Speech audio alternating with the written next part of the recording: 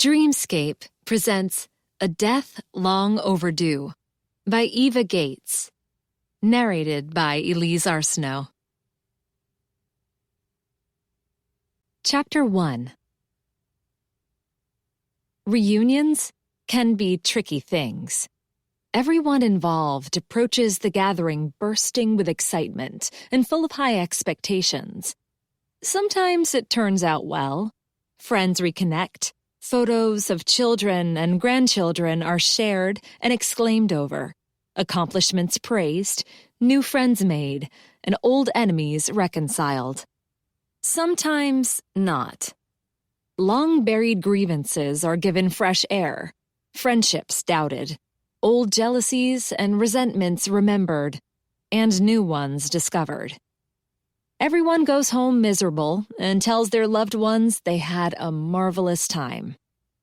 10 years later, they do it all again. I don't actually know this from personal experience.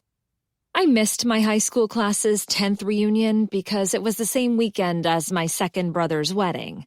I would have preferred to attend the reunion. My brothers and I are not close, but family is family, my mother says when it suits her to think so. Besides, my sister-in-law has no sisters or female cousins, so I had to be a bridesmaid. I'll never forgive her for that frilly, shocking pink dress I was forced to wear. I'm short enough that I looked like a cartoon character in it. The humidity had done its work on my curly dark hair, adding to the cartoon aspect, and the color didn't go well with the bad case of sunburn I'd suffered the weekend before. Last year, I missed my college's 10th reunion because I'd just arrived here in the Outer Banks to take up the post of assistant director of the Body Island Lighthouse Library. Everyone wrote to tell me they'd had a marvelous time. Right now, I was sincerely hoping Bertie James's 40th reunion to mark her class's first day of undergrad studies would turn out to be the success she was expecting. Our exhibit might not exactly be worthy of the Bodleian, Charlene Clayton said, referring to the great English library where she'd worked for a few years. But it's impressive enough. Speaking as a North Carolinian, Bertie replied, I'm mighty impressed. Your friends and colleagues will love it. I added under my breath, I hope. We stood back and admired the display. The history of libraries in North Carolina. Charlene and I had gathered artifacts from near and far and worked hard over the past few days to put it together. We were proudly showing it off to Bertie James, our boss and the library director. The idea for the exhibit had been Charlene's, something to show Bertie's college class when they gathered tomorrow evening for the start of their reunion weekend at the Body Island Lighthouse Library. We'd put the display together in secret, working into the night after Bertie had left for the day, our activities concealed behind old sheets strung across the entrance to the library's alcove, and keep out signs prominently displayed. When the library was open, we'd stationed Charles, one of our more formidable staff members, at the entrance to keep the curious, Bertie most of all, out. Now it was time for the big reveal. At closing time on Thursday evening, library staff, board members, invited friends of the library, and lingering patrons had gathered to see it. Charlene ripped away the sheets. Charles returned to his favorite wingback chair next to the magazine rack to wash his whiskers and have a snooze. And everyone had suitably oohed and awed. I doubt, Ronald Burkowski, our children's librarian, said, the Bodleian could have done better with the materials available. Bertie clapped her hands. You people are amazing. I'll second that, Charlene said modestly. Meow, added Charles from his chair. The exhibit was a collection of old photographs of libraries in North Carolina, as well as items librarian friends had sent us, or we'd been able to uncover in the depths of the town hall basement. Stuff was down there that probably hadn't been seen by a human being since the building was first built. We'd found a real card catalog and displayed it with the narrow drawers open to show the neat rows of little typewriter-printed cards. There was also a selection of photos showing enormous rooms full of row upon row of the neatly labeled wooden cabinets. Charlene pointed to a sign I'd hung on the back wall next to the window, showing a woman's plump red lips with her index finger pressed to them and the word silence in loud black print. I cannot begin to imagine how they kept the kids quiet when story time let out. I have a vision of them descending the stairs in a calm, neat little row, Ronald said, faces scrubbed, hair combed, socks pulled up, shirts tucked in, not saying a word under the stern eye of the children's librarian. Not. One of the photographs was of two women in floor-sweeping skirts, high-necked blouses with puffy sleeves, and hair pulled sharply back, organizing a bookshelf, and another showed a woman on horseback, with a jaunty hat and split skirt, cradling a stack of books in her free hand. We laughed over a staff picture from the 1960s of the librarians, all women, of course, with their big hair and orange and brown dresses or twin sets with pearls. Photos of patrons showed more big hair, along with flowery orange or checked pants or jeans with wide lower legs they called bell-bottoms. A stern-faced librarian, complete with horn-rimmed glasses, hair pulled back into a tight bun, and high-necked blouse, sat behind a huge manual typewriter, her fingers poised above the keys. We'd dragged a similar machine out of storage, dusted it off, and displayed it next to a still-sharp letter opener, a memento of some long-ago Nag's Head anniversary. "I've just noticed," Charlene said, "there isn't one man in any of these pictures. Librarian was a woman's career back then, and still largely is," she acknowledged Ronald with a smile and nod that he returned. "But even the patrons in these pictures are all women." "Is that Bertie's office in that picture?" Mrs. Fitzgerald, the chair of the library board, said. "It must be. The window's the same, and there's a slice of the moss showing.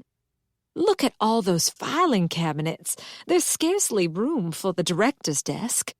Never mind that hideous broadloom covering up the marvelous original flooring." "The floor in my office isn't that old," Bertie said. "The broadloom was pulled up along with layers of plywood and linoleum and some rotting hardwood back in the 1990s, and new wood laid down then." "I feel so old," my Aunt Ellen, one of the friends of the library, said. "I remember this stuff like it was yesterday, and now it's ancient history." A small stack of books had been placed on one side of the desk. I opened the cover of one to show everyone the withdrawal slip. A small cardboard pocket had been glued to the inside of the cover, and a handwritten record of people who checked the book out and a stamp for the day it was due back had been slipped inside. The book was The Celestine Prophecy by James Redfield, and the last due date for it was July 11th, 1995. The book itself had suffered some damage, a spilled cup of coffee by the look of it, which would be why it had been removed from circulation. All these years later, we still got requests for that book. 1995, Aunt Ellen muttered. Ancient history. "At least we've no cuneiform tablets or rolled-up parchment scrolls to show you," Charlene said, with what I thought was a tinge of regret. "The Lighthouse Library," Mrs. Fitzgerald said, "came late to computer cataloging, as I remember.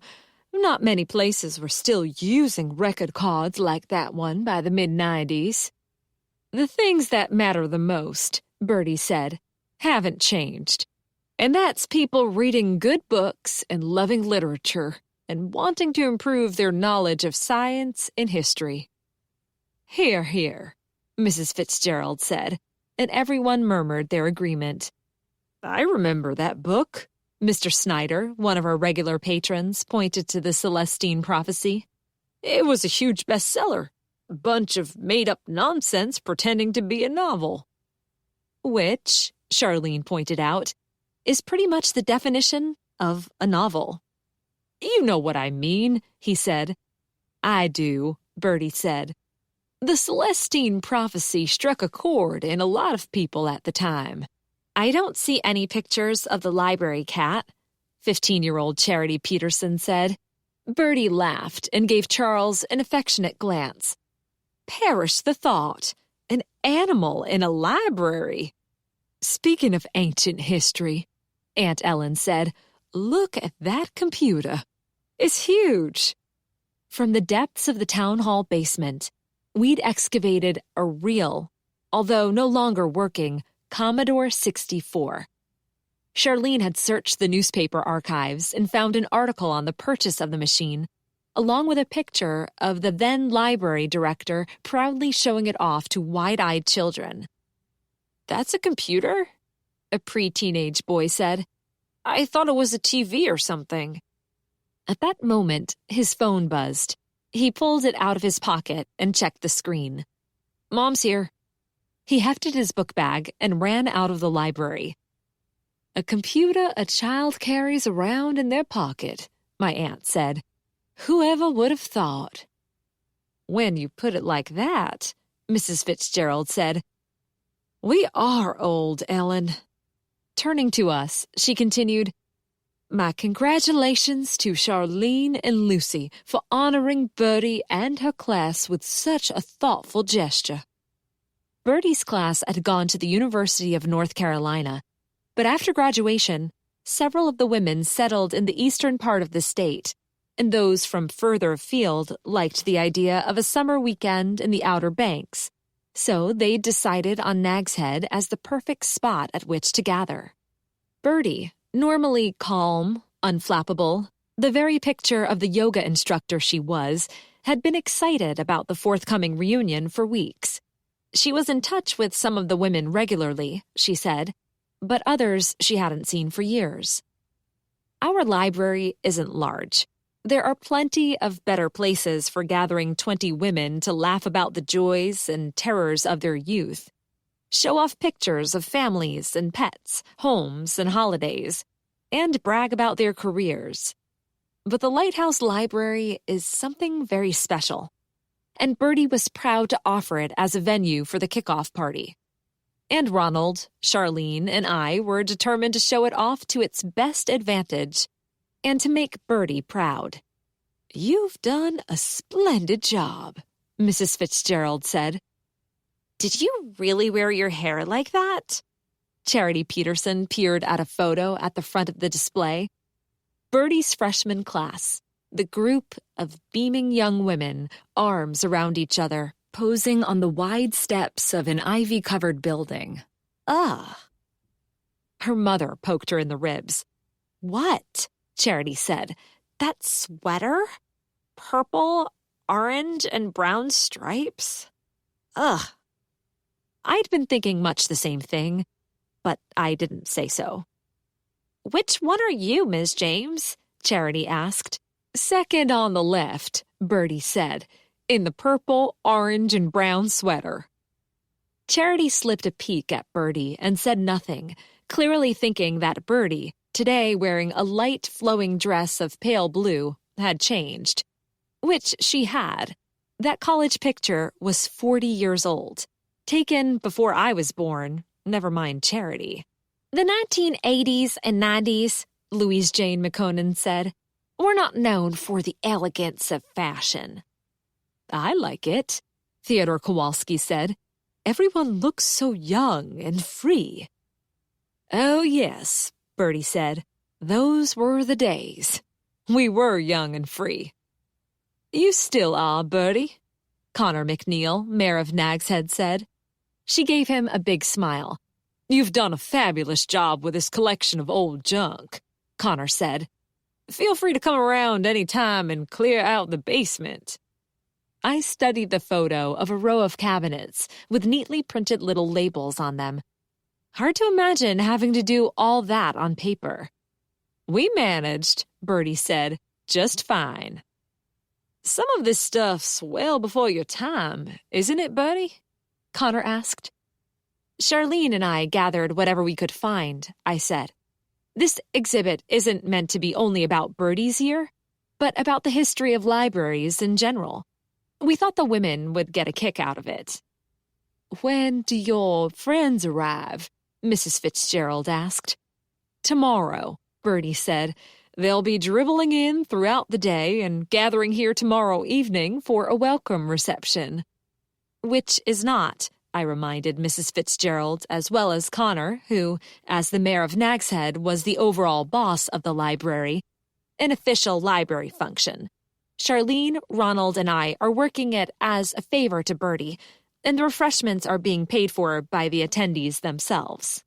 The four, including Charles, and one must never forget Charles, employees of the Body Island Lighthouse Library, were a close group and extremely fond of Bertie. We'd do just about anything for her, including acting as waitstaff and cleaning crew for her college reunion. We'd been through some tough times together, and Bertie always had our backs.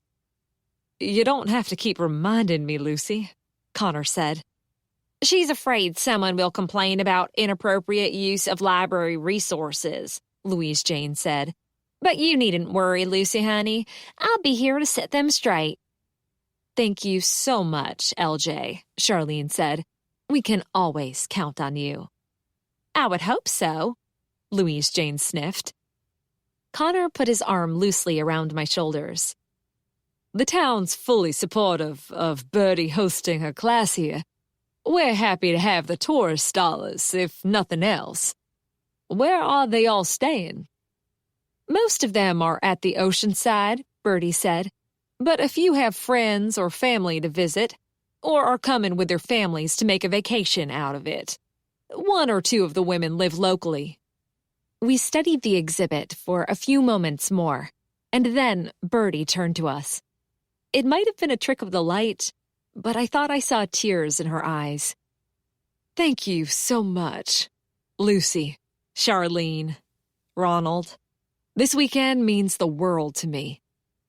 Louise Jane shifted from one foot to the other and cleared her throat. And you as well, Louise Jane, Bertie said. You've proven yourself to be a valuable member of our library community many times. Louise Jane waved her hand in the air and sniffed again, but I could tell she was pleased. I can't wait to show it to Helena, Bertie said. She's going to love it. Is she in one of these pictures? Connor pointed to a picture of the 1990s-era library staff. I don't see her, Bertie said. She wasn't one for the limelight, Aunt Ellen said. She pretty much stayed inside her office and never came out unless she had something or someone to criticize. I cast a quick glance at my Aunt Ellen, who rarely ever had a bad word to say about anyone. Helena must have rubbed her the wrong way somehow. Helena Sanchez had been the library director before Bertie. I'd never met her because, on retirement, she moved to Florida, and as far as I knew, she'd never come back before now. It was just a coincidence that she was in the Outer Banks for a visit at the same time as Bertie's reunion. But when Bertie heard about it, she invited her predecessor to come to tonight's party, mainly to see our historical exhibit and talk about the old times in libraries. Charles leaped off the shelf and landed nimbly at my feet. He rubbed himself against my legs and meowed as though to say, Enough of this standing around and talking. It's dinner time. Bertie agreed.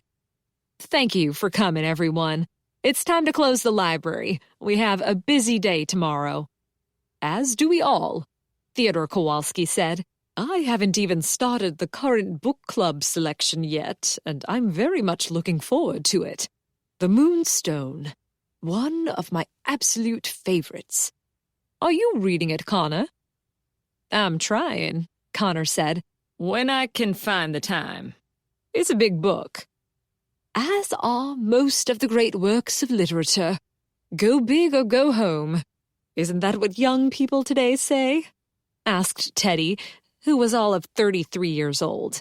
He, unlike almost every other person on planet Earth, likes to pretend he's older than he is. He thinks it gives him and his rare book-dealing business a more serious air. "The Moonstone?" Charity asked. "Is it about travels to space? I like those old-timey books about rocket ships and weird aliens."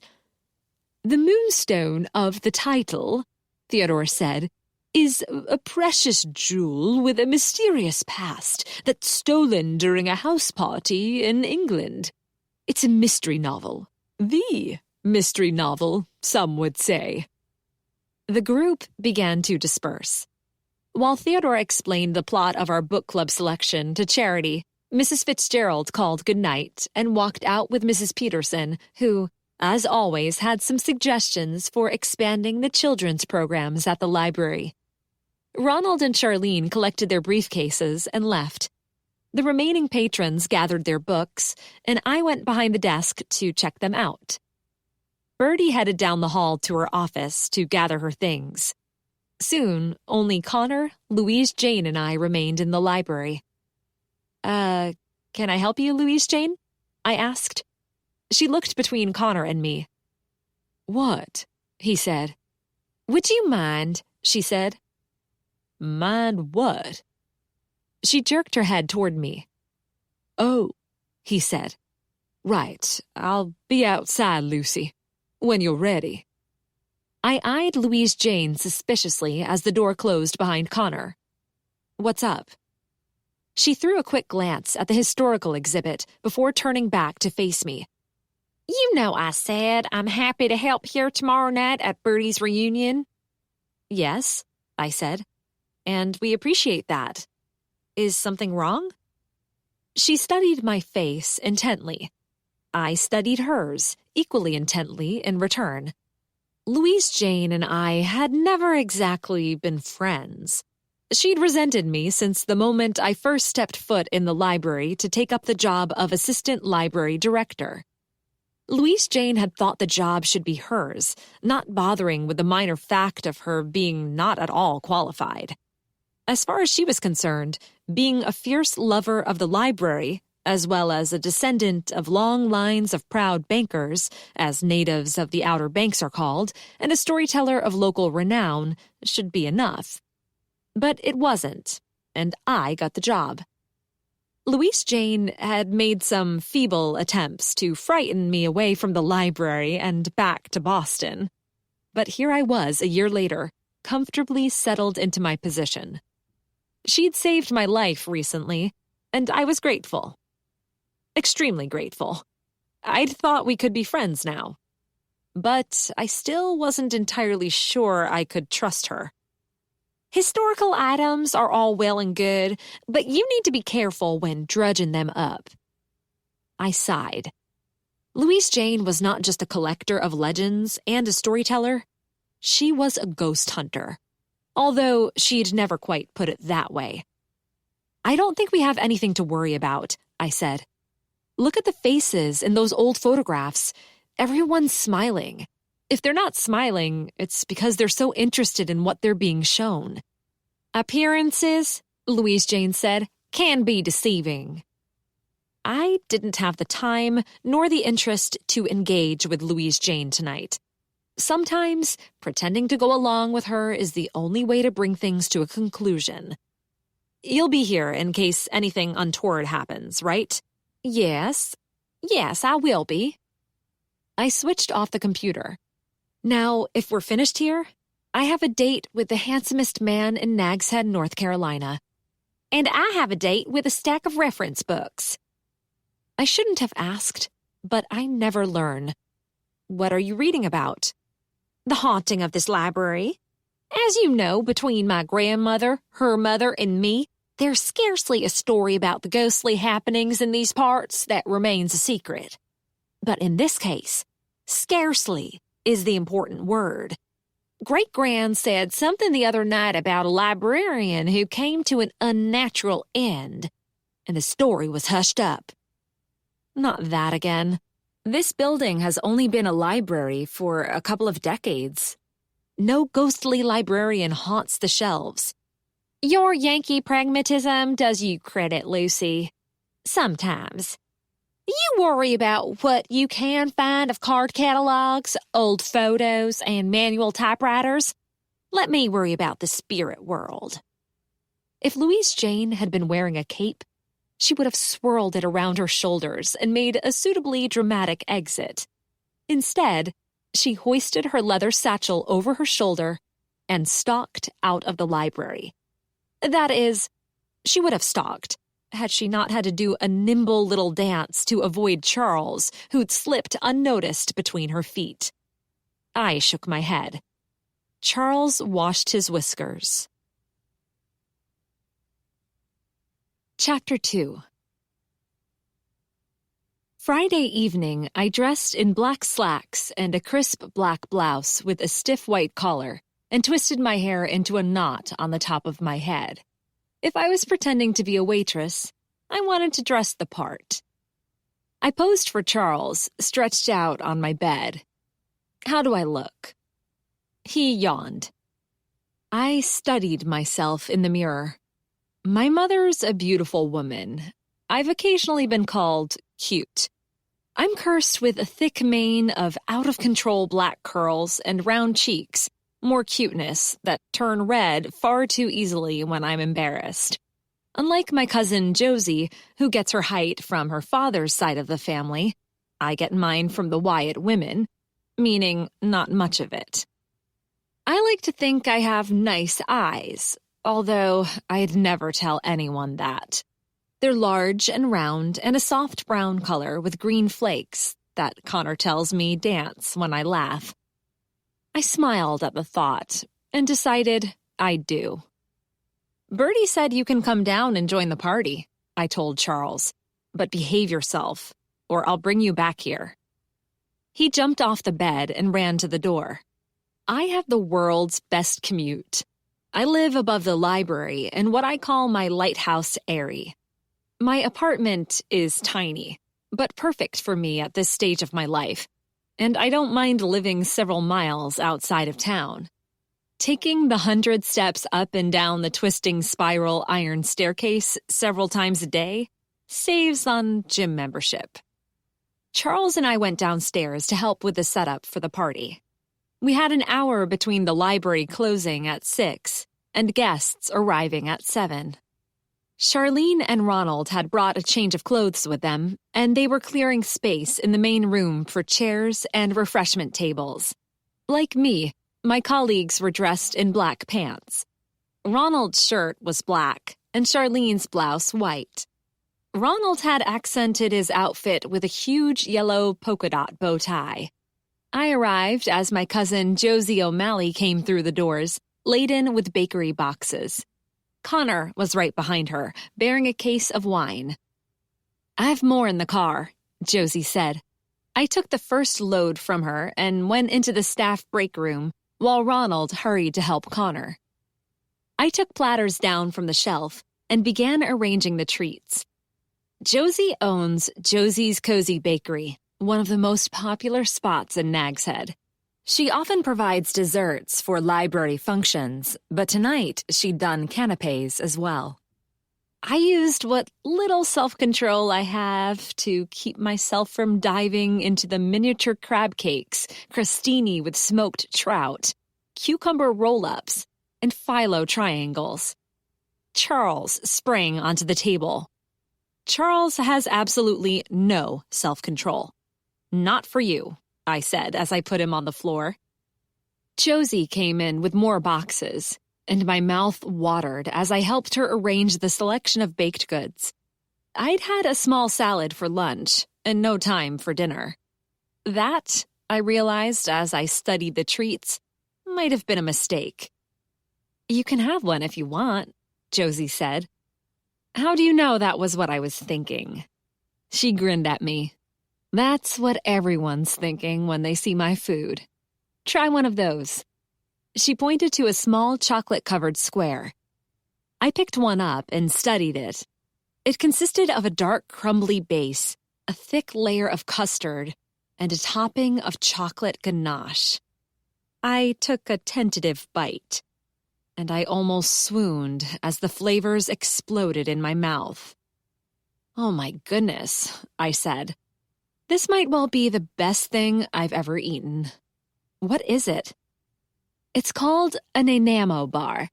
A baker friend of mine moved to Vancouver Island, and she sent me the recipe.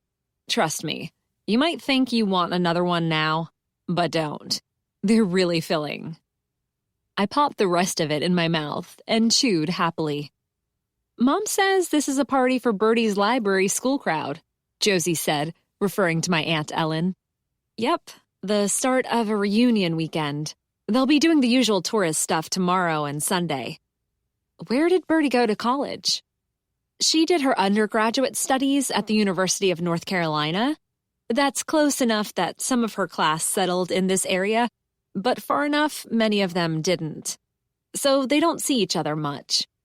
I gather it's the anniversary of the first day of class, when they all met, not their graduation. This is strictly a classmates' weekend, from what Bertie tells me. Meaning the women didn't bring husbands and families with them, or if they did, said husbands will be left to their own devices. Not hard to entertain oneself in the Outer Banks in summer." Josie studied the arrangement of canapes, cookies, squares, and tarts on the trays. "How's that look?" "Good enough to eat." She laughed. "Be sure you have a peek at the historical exhibit Charlene and I put together before you leave. The only non-schoolmate coming tonight will be Helena Sanchez, who was the library director here before Bertie. She also went to North Carolina, but before Bertie and her crowd, so Bertie invited her." "Did you ever meet Miss Sanchez?" Josie's pretty face twisted. "I've met her, but only once or twice, when I was with Mom." "Was your mom a Friends of the Library member back then?" "She was. I vaguely remember hearing her telling Dad she was going to quit. Something about not being able to get along with the director. That was several years ago, and I had plenty of other things on my mind, so my memory of that fleeting conversation might be faulty." Shortly after that, Ms. Sanchez retired, Bertie was hired, and Mom stayed on. "If you're okay here, I'm off. Jake's taking the night off work, and we're having a date night." "Have fun," I said. Josie had married Jake Greenblatt over the winter. She still had that newlywed glow about her. I hoped she always would. I walked her to the door, and we hugged goodnight. Then I turned to face into the room. Connor and Ronald had set up the bar, and Charlene was arranging plates and cocktail napkins on the table where we'd put the food. Most of our bookshelves are on rollers, and we'd pushed them back to create a larger space for people to mix and mingle. We were expecting 21 guests, which was easily doable even for our small library. We'd had far larger parties before. Somehow, the Lighthouse Library seems to be able to stretch at the seams to accommodate everyone who wants to come in. "I offered Ronald a hand when the guests arrive," Connor said. "But he says the three of you have it all under control." "We do," I said. "The food's made, so all we have to do is serve, tend bar, and keep things tidy. And then clean up, of course, so we look like a library at opening time tomorrow." He pulled me into his arms and kissed me lightly on the top of my head. Then, conscious of Ronald and Charlene trying not to watch us, he pulled away. "Good night, Lucy." "Good night," I said. He touched my arm lightly and called, "Break a leg," to Ronald, who had a background in theater before becoming a librarian. On the way out, Connor held the door for Louise Jane. Ronald and Charlene stopped what they were doing to stare. I might have stared myself. "Goodness," Charlene said. "Where did you get that?" Ronald asked. "A little something from the back of your mother's closet?" I asked. "I always believe in dressing the part." Louise Jane wore a proper maid's uniform, circa 1920s. Calf-length black dress, buttoned to the throat and down the sleeves, white apron, black stockings, thick-soled black shoes. Her hair was pulled back and tucked under a crisp white cap with lace trim. She surveyed the room. "You seem to have everything under control in here. Has the food arrived?" "It's in the break room," I said. "I'll help you bring it out, then." "We're waiting until the guests arrive. Then you and I will circulate with the dishes. Ronald's tending bar, and Charlene will keep an eye out for potential spills or dirty napkins needing to be whisked away, and talk to the guests about our historical display." One eyebrow rose. "Do you think that's wise, Lucy, honey? The room will get quite crowded. We don't want any accidents." "Which is the potential spills part of my job, LJ," Charlene said. "It's all been decided. No need to worry your pretty little head about it."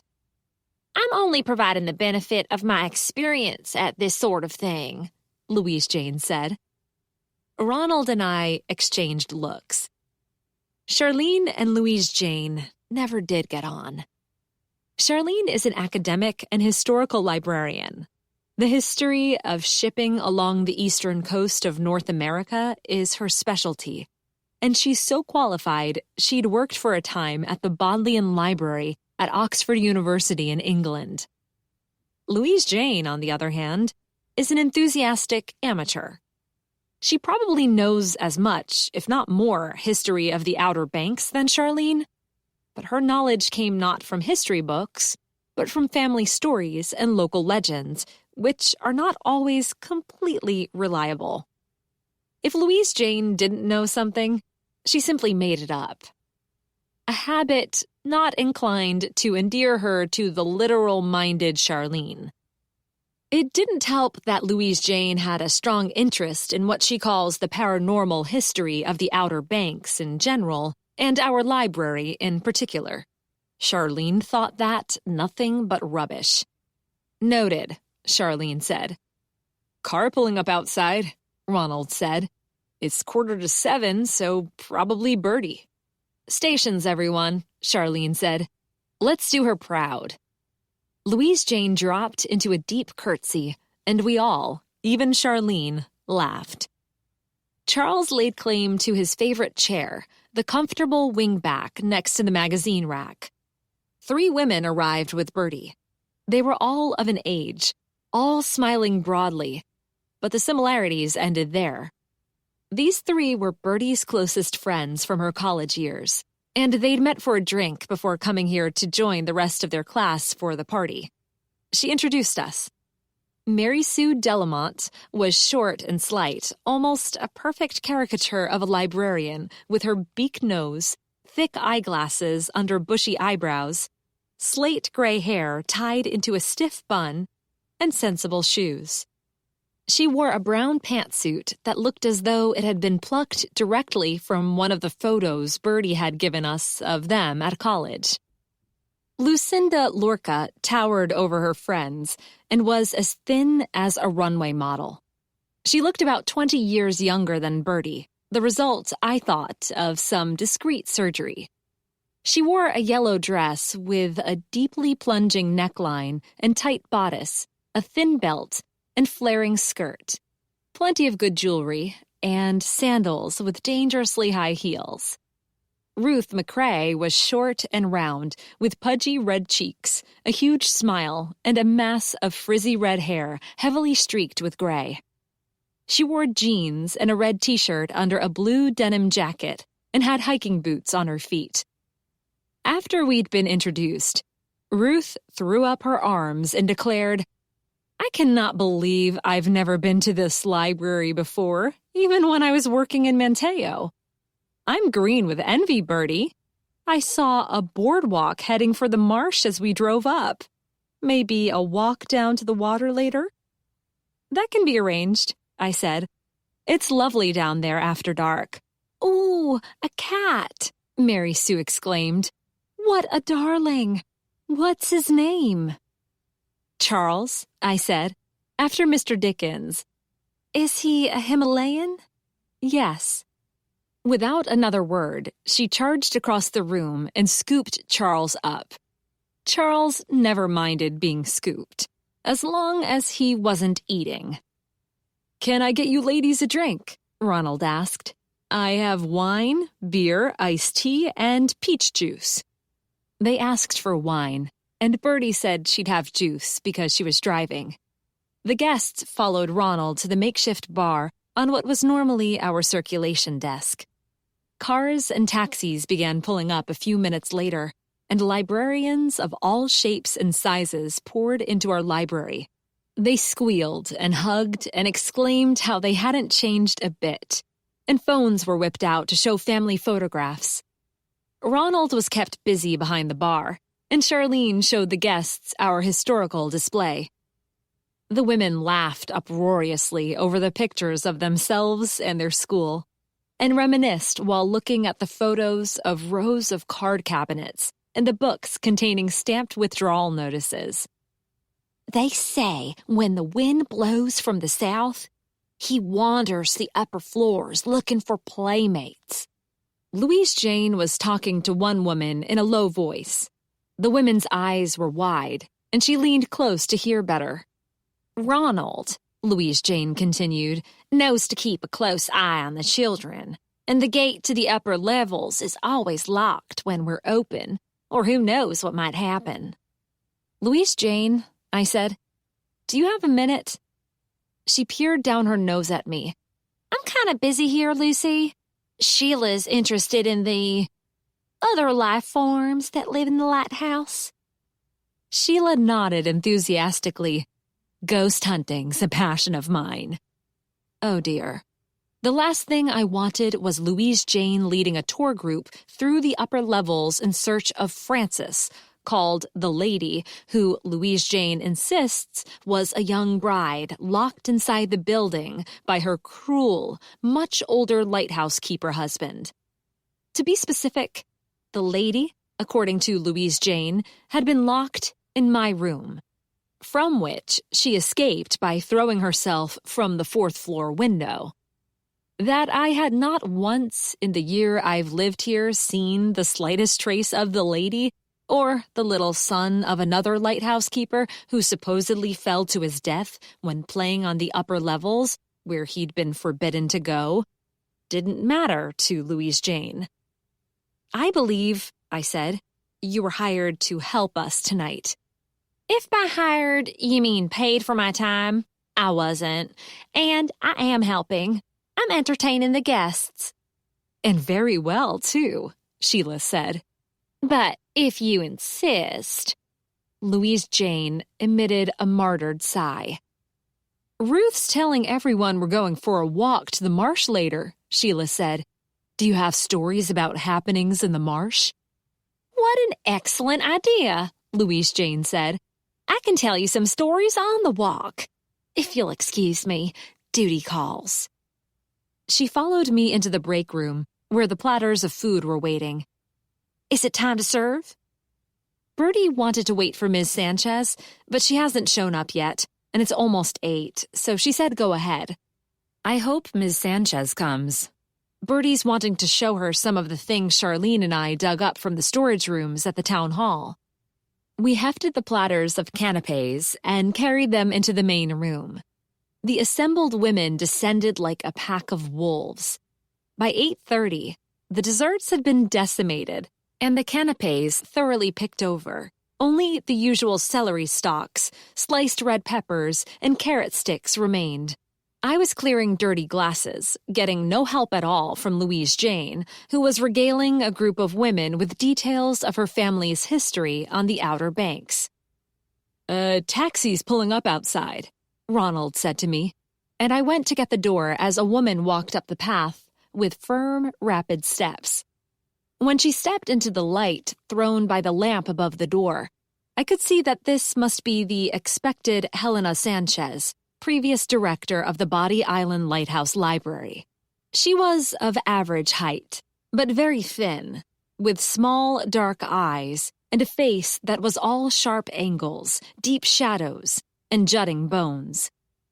The skin on her face formed deep crevices, and her iron-gray hair was tied in a thick bun at the back of her head.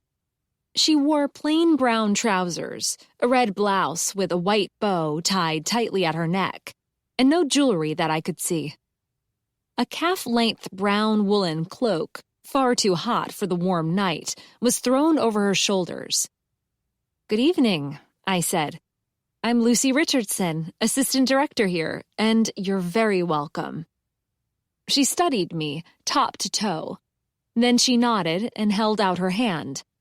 I took it in mine, surprised at its strength. "I'm Helena Sanchez. I believe I'm expected." "And so you are," Bertie said behind me. "Please come in." I stepped out of the way, and the new arrival walked into the library. "It's a pleasure to have you here," Bertie said. "I'm sure it is," Miss Sanchez replied. "You must have missed the Lighthouse Library," I said. "Not particularly." She glanced around the room. A few of the women smiled at the newcomer, but most of them were occupied with their friends. Charles leaped onto the bookshelf behind us. Ms. Sanchez stared at him. "A cat," she sniffed, "roaming free in a library. Wouldn't have been allowed in my day. Standards are slipping, Albertina. You need to guard against that." "Charles is a valued member of our library family," Bertie said. "The children in particular get a great deal of pleasure out of him, and he's an excellent therapy cat for some of the lonely elderly who come here in search of company. Can't abide cats myself. Thoroughly nasty creatures." Charles hissed. Ms. Sanchez hissed back. Charles jumped off the shelf and disappeared in the sea of legs. Ruth McRae broke out of the pack and approached us, glass of wine in hand. "Helena, it's been a long time." Ms. Sanchez blinked at her. "Ruth McRae? We worked in Manteo together before you left to work at the Lighthouse Library." "Oh, yes. I remember you. You've put on weight." Ruth's eyes widened in surprise. "Well, it has been a few years. I think that's allowed. I hope you're enjoying your retirement. I can't wait until it's my turn." "I keep myself busy." Ms. Sanchez pointedly didn't ask Ruth anything about what she'd been doing all these years. "Okay. Well, nice to see you." Ruth wandered away, shaking her head. Ms. Sanchez glanced around the room. "I recognize some of these women. Is that Lucinda Smith, talking to the man in the yellow tie? What on earth has happened to her face?" "She's Lucinda Lorca again," Bertie said. "After her divorce, she went back to her maiden name. Looks like she's fishing for a new husband," Ms. Sanchez said, as Lucinda laughed at something Ronald said. I threw Bertie a look. She returned it with a shrug. One of the other women broke away from the pack and greeted Ms. Sanchez with a smile and outstretched hand. "Nice to see you, Helena." "Margaret Hurley." Ms. Sanchez did not return the smile. "You must know some of these women," Margaret said. "Let me take you around." "I'd rather have a drink." Ms. Sanchez headed for the bar. Margaret hesitated and then followed. "She's rather blunt," I said when Margaret and Helena Sanchez had melted into the crowd. "So it would seem," Bertie said. "I didn't know her well. I didn't work here when she was in charge. I was hired from outside. She interviewed me, but that was the extent of our contact. When I arrived to start work, no one said anything, but I got the feeling the staff were not entirely unhappy to see her go. I'm going to show her the display. Excuse me, Lucy." Bertie stepped away, but before she could reach Helena, another woman came up to her. "Great party, Bertie. I absolutely love your library. It was so nice of you to think of having our opening reception here." "It's my pleasure," Bertie said. "I happen to have some pictures of my grandchildren in here somewhere. Would you like to see them? My son Kevin's a pediatrician. Did you know that?" "I don't believe I did." Bertie politely bent over the woman's phone to see the pictures. I chuckled and looked around for something I should be doing. 3 women were at the circulation desk, chatting to Ronald, who seemed to be having a great time. Helena Sanchez pushed her way through them and managed to give Lucinda Lorca an elbow in the ribs. Lucinda stepped out of the way. Whatever she'd been about to say died on her lips. Her eyes widened and her face tightened. She stared at the newcomer. Ms. Sanchez gave her a glance, dismissed her, and said to Roland, "I'll have a glass of white wine. If you have anything decent, that is.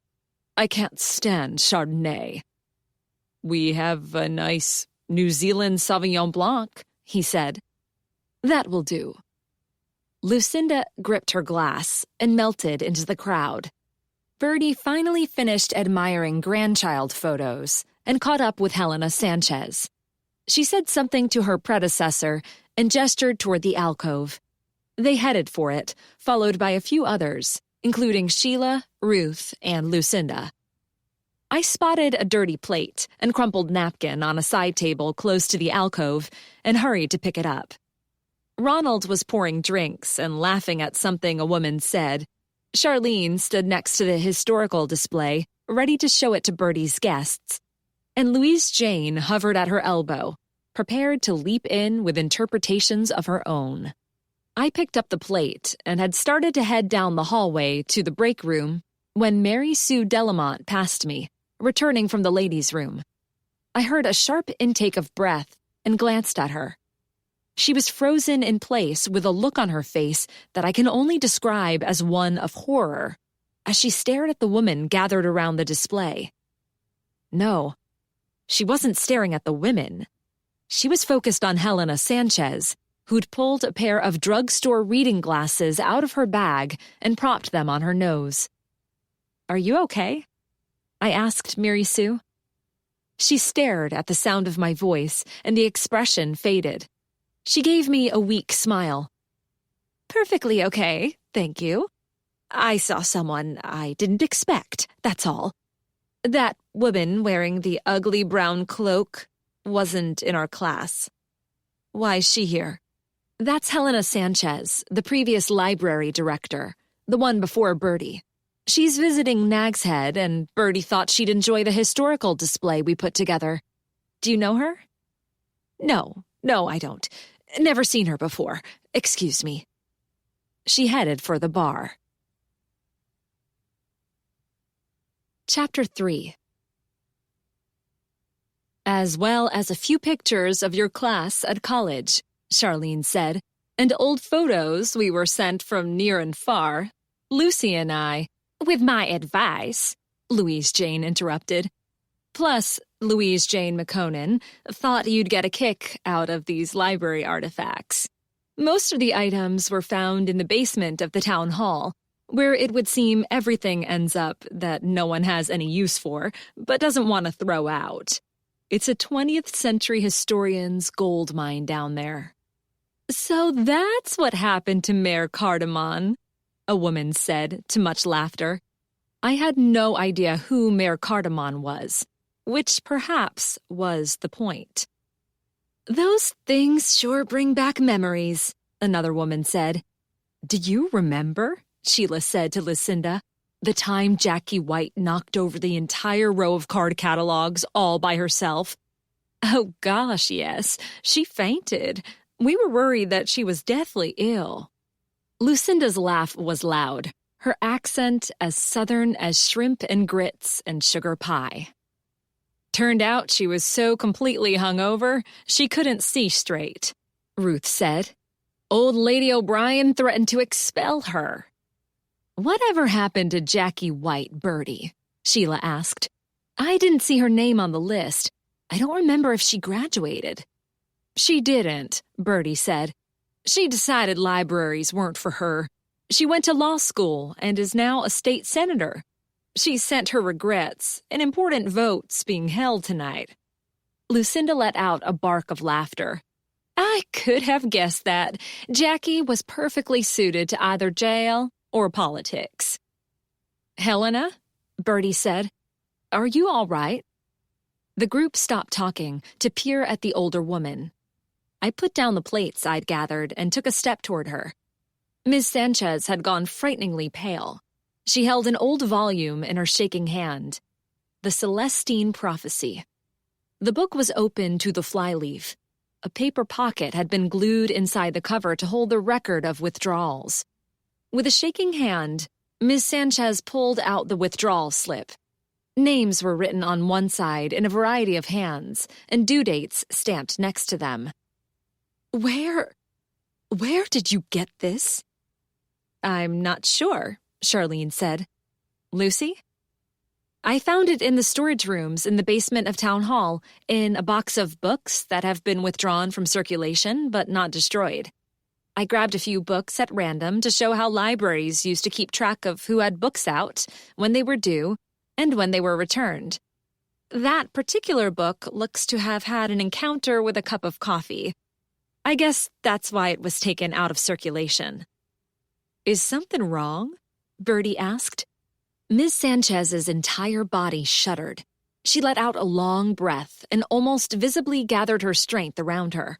Her shoulders straightened, and she lifted her head to look directly at Bertie. Wrong? No, not at all. A flood of memories, that's all. How quickly time passes. She glanced once more at the withdrawal slip, and then returned it to its pocket. She closed the book and placed it on the table. The other women looked between her face and the book.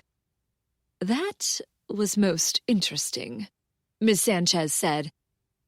Thank you, young lady. It's getting warm in here, don't you think? Beads of sweat had popped out on her forehead.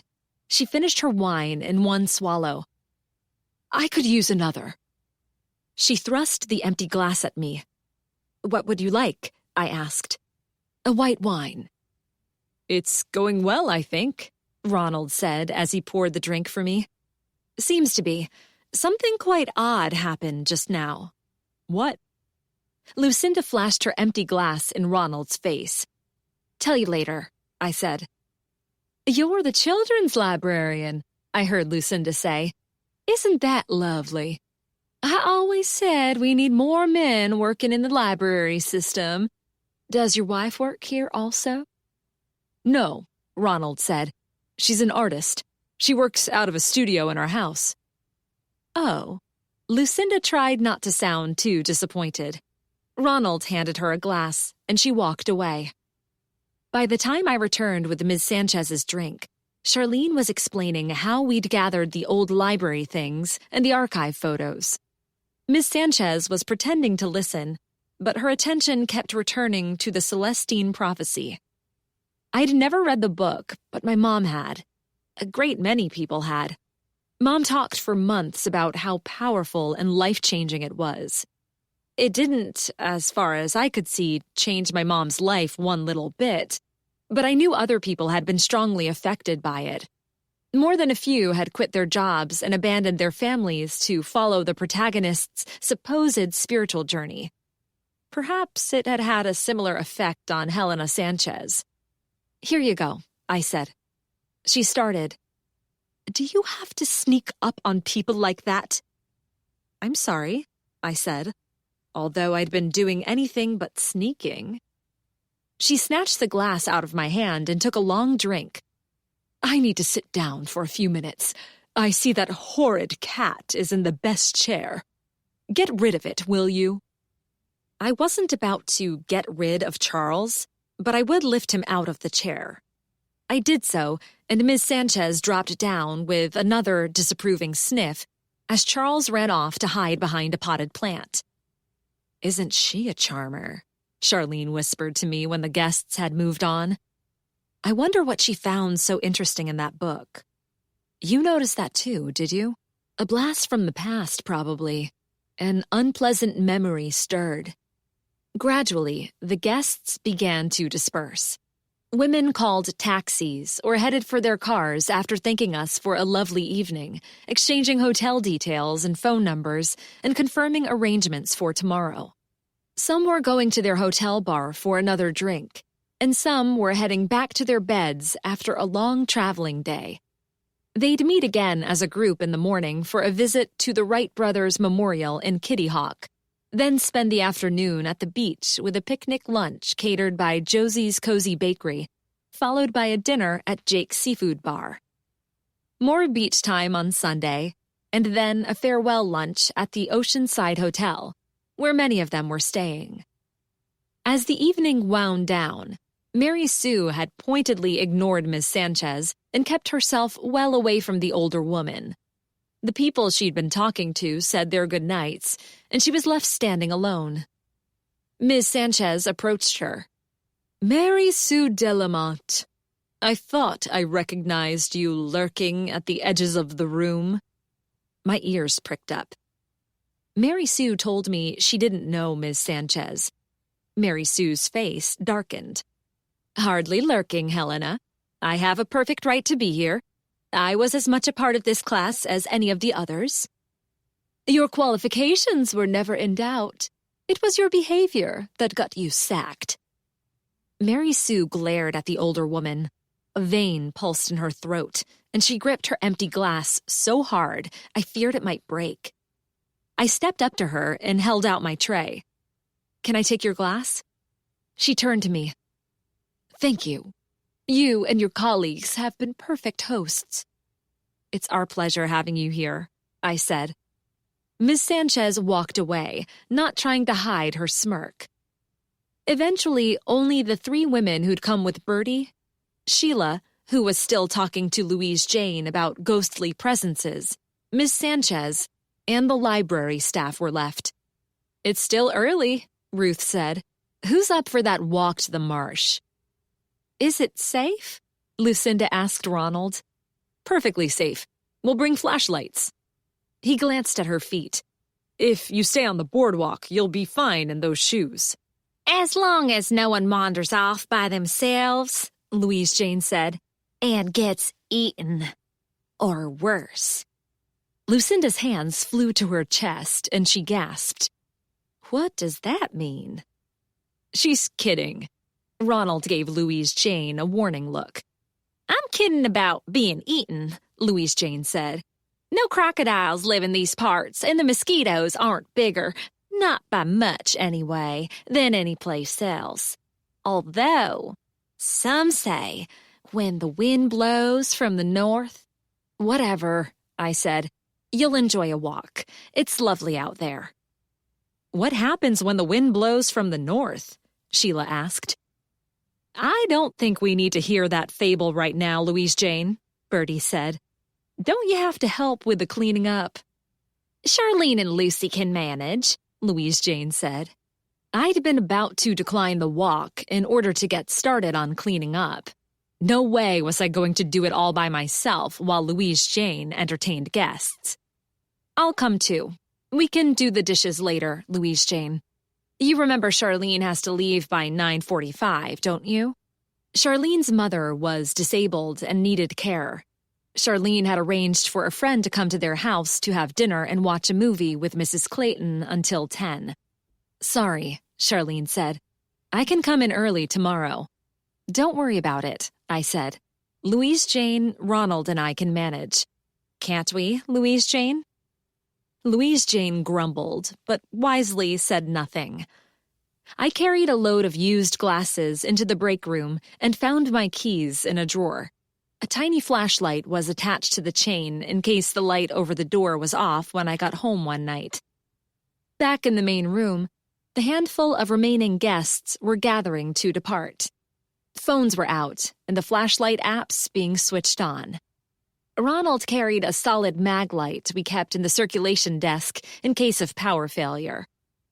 Bertie explained that the 1,000-watt light high above us in the great first-order Fresnel lens flashed in a regular pattern of 2.5 seconds on, 2.5 seconds off, 2.5 seconds on, and 22.5 seconds off. When it was off, it could be very dark outside if the night was cloudy. We were quite a distance from the lights of Nag's Head to the north.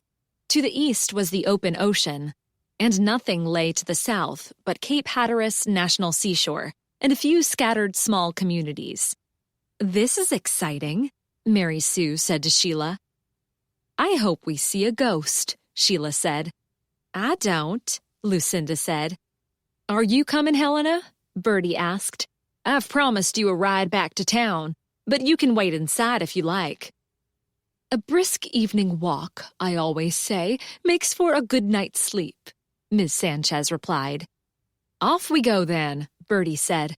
"We'll only be a few minutes, Lucy, so no need to lock up after us." "Can Charles come?" Mary Sue cradled the big cat in her arms. "He'd love to," I said, "but better not. The birders won't thank us if they hear he's been running through the marsh."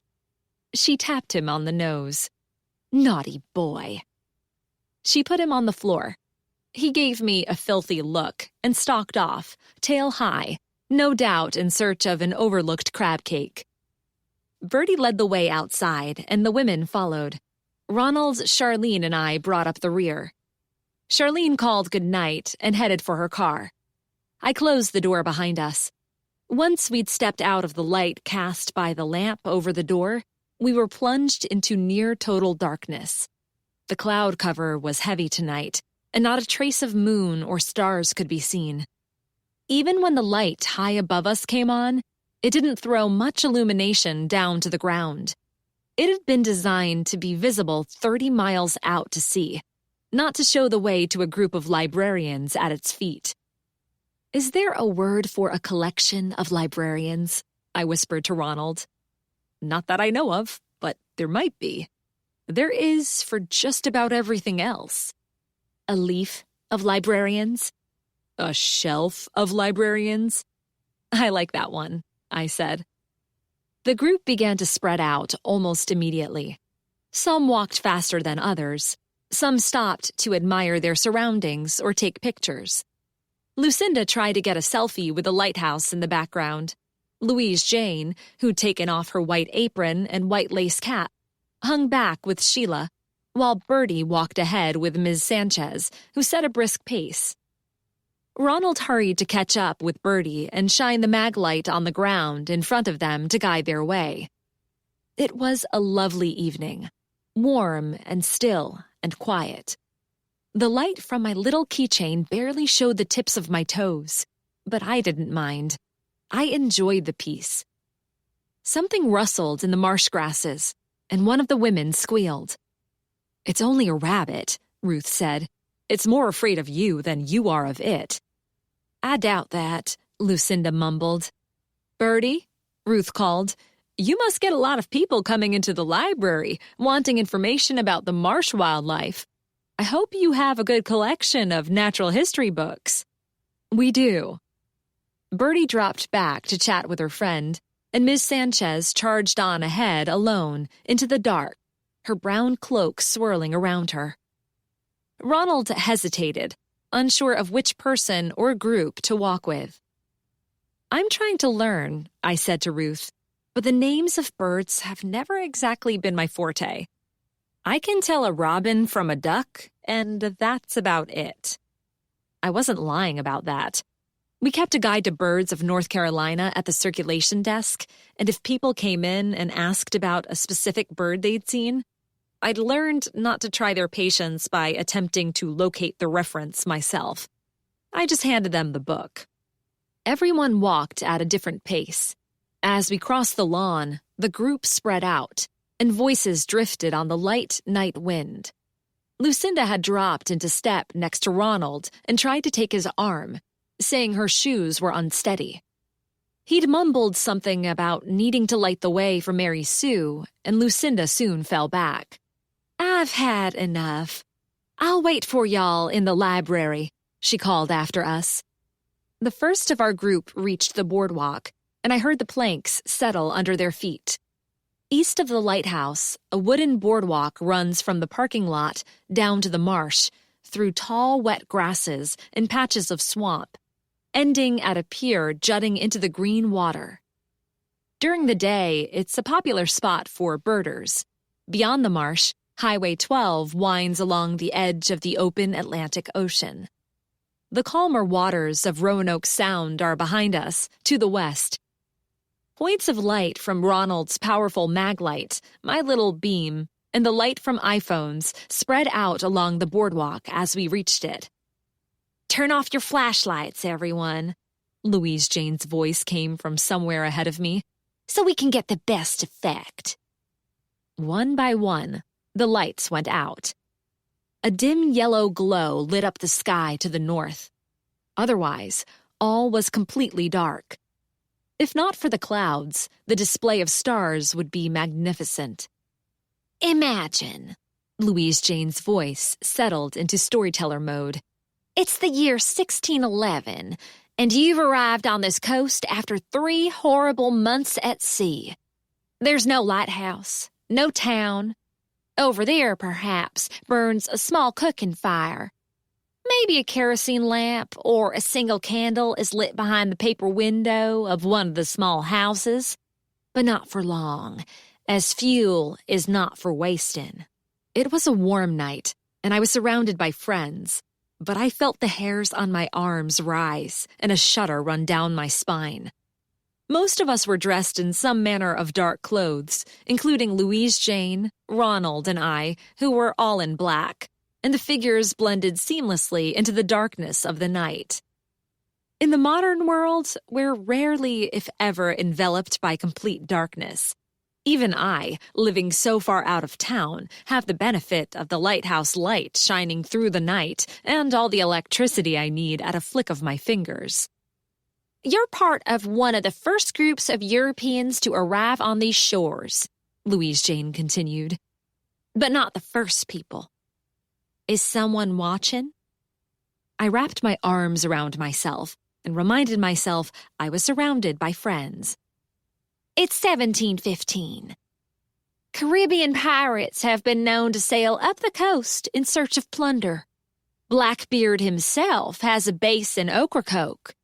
With no lighthouse to warn of the treacherous currents in the graveyard of the Atlantic, sailing is dangerous.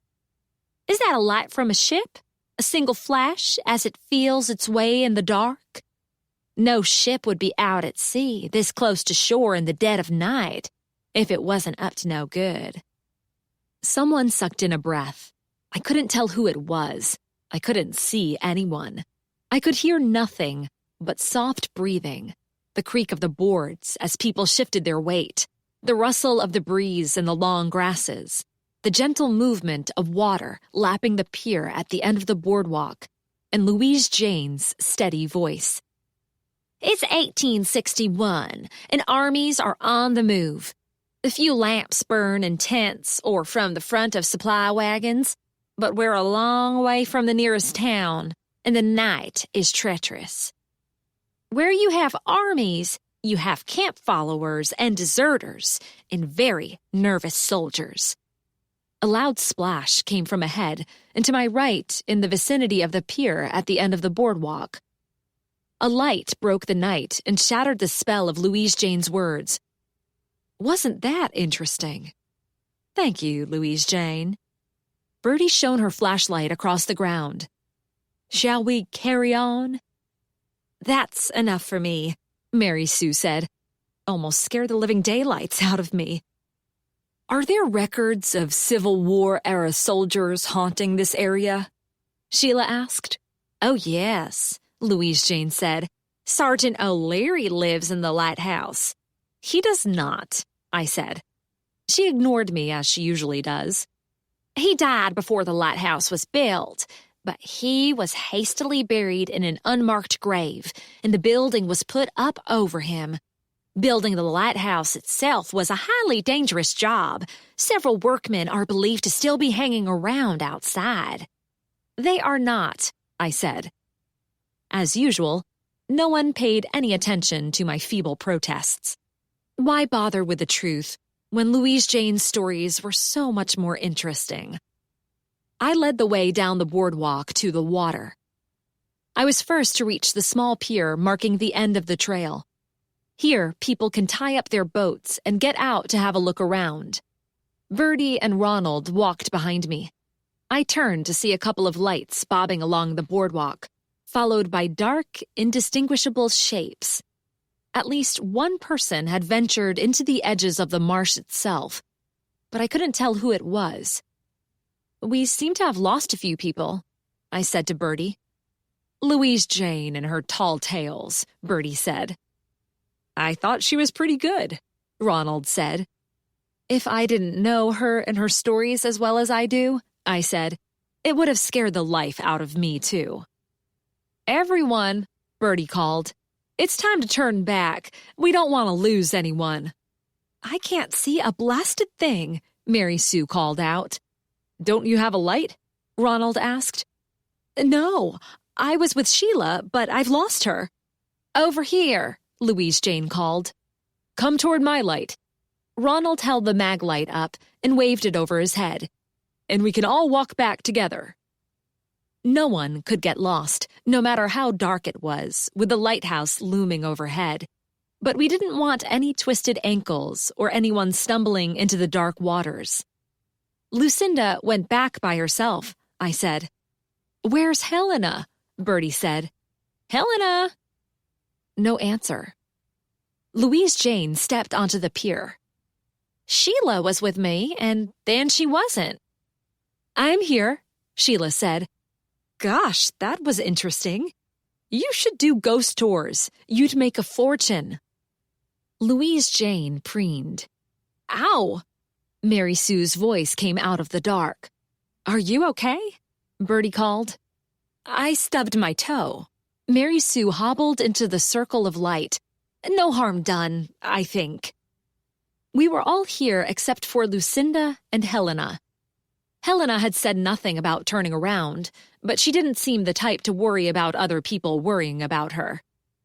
"Helena!" Bertie yelled. "Are you out there?" Silence. "She probably gave up on the walk and is waiting for us at the library," Ronald said. "Is everyone ready to go back?" "I need to come out here tomorrow," Ruth said, "and have a proper look around in the daylight. It should be at its best as the sun's rising. Anyone want to join me?" "Not me," Sheila said. "I'm looking forward to a huge pot of coffee and a long, luxurious breakfast in the hotel restaurant." "Must be nice," Mary Sue said. "My husband will be wanting a full-cooked breakfast as he does every Saturday and Sunday morning." I had overheard snatches of conversation earlier and knew that Mary Sue lived in Nag's Head. She was no longer a librarian, but worked as a realtor. "You must get an incredible number of birds out here in the morning," Ruth said. "It's a popular spot for birders," I said. "Particularly in the fall, when migrating birds stop here for a rest on their way south." Ruth leaned over the railing and peered into the dark water. "I thought you said there aren't any crocs around here." Mary Sue squealed, leapt back, and crashed into Louise Jane. Louise Jane grabbed her arm to keep them both from falling, and Mary Sue mumbled apologies. "There aren't," Bertie said. "You must be looking at a log." "I don't think that's any log." I leaned over the railing next to Ruth and peered into the darkness. Something was floating in the water, bumping gently against the pylons holding up the wooden dock. And it was a lot bigger than a duck or a Canada goose. "Ronald," I said, "shine that light down there, would you?" He did so. The mag light caught a flash of white skin and brown cloth and tendrils of gray hair caressing the surface of the water. "Oh my gosh!" Ruth yelled. "Someone's in there!" Ronald clambered over the railing and jumped into the water. I was right behind him. The rest of the women rushed to the edge. Mary Sue screamed and kept on screaming. I'd jumped without thinking, but thankfully the water only came up to my waist. Ronald still had a firm grip on the mag light, and he held it high so we could see. I fought my way the few feet to whatever lay in the water as weeds and long grasses tugged at my legs and thick mud filled my shoes, trying to pull me down. I reached it first, and Ronald helped me turn it over. The dark, vacant eyes of Helena Sanchez stared up at us.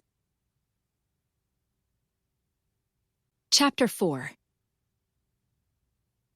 Ronald began mouth-to-mouth resuscitation while Bertie called 911. Still standing in the warm, gentle waters of the marsh, I cradled Ms. Sanchez's head. I felt something warmer and thicker than water on my fingers and lifted my hand. Blood glistened in the light from the women's phones and flashlights. 5 sets of wide, frightened eyes peered over the railing down at me. "They're coming," Bertie called, "but they'll be a few minutes. Is she—" Ronald glanced at me and gave his head a quick shake. "Bertie," I called, "why don't you take the other women to the library? We'll wait here for the medics." "Excellent idea," Bertie said. "Come along, ladies. Let's get out of these people's way."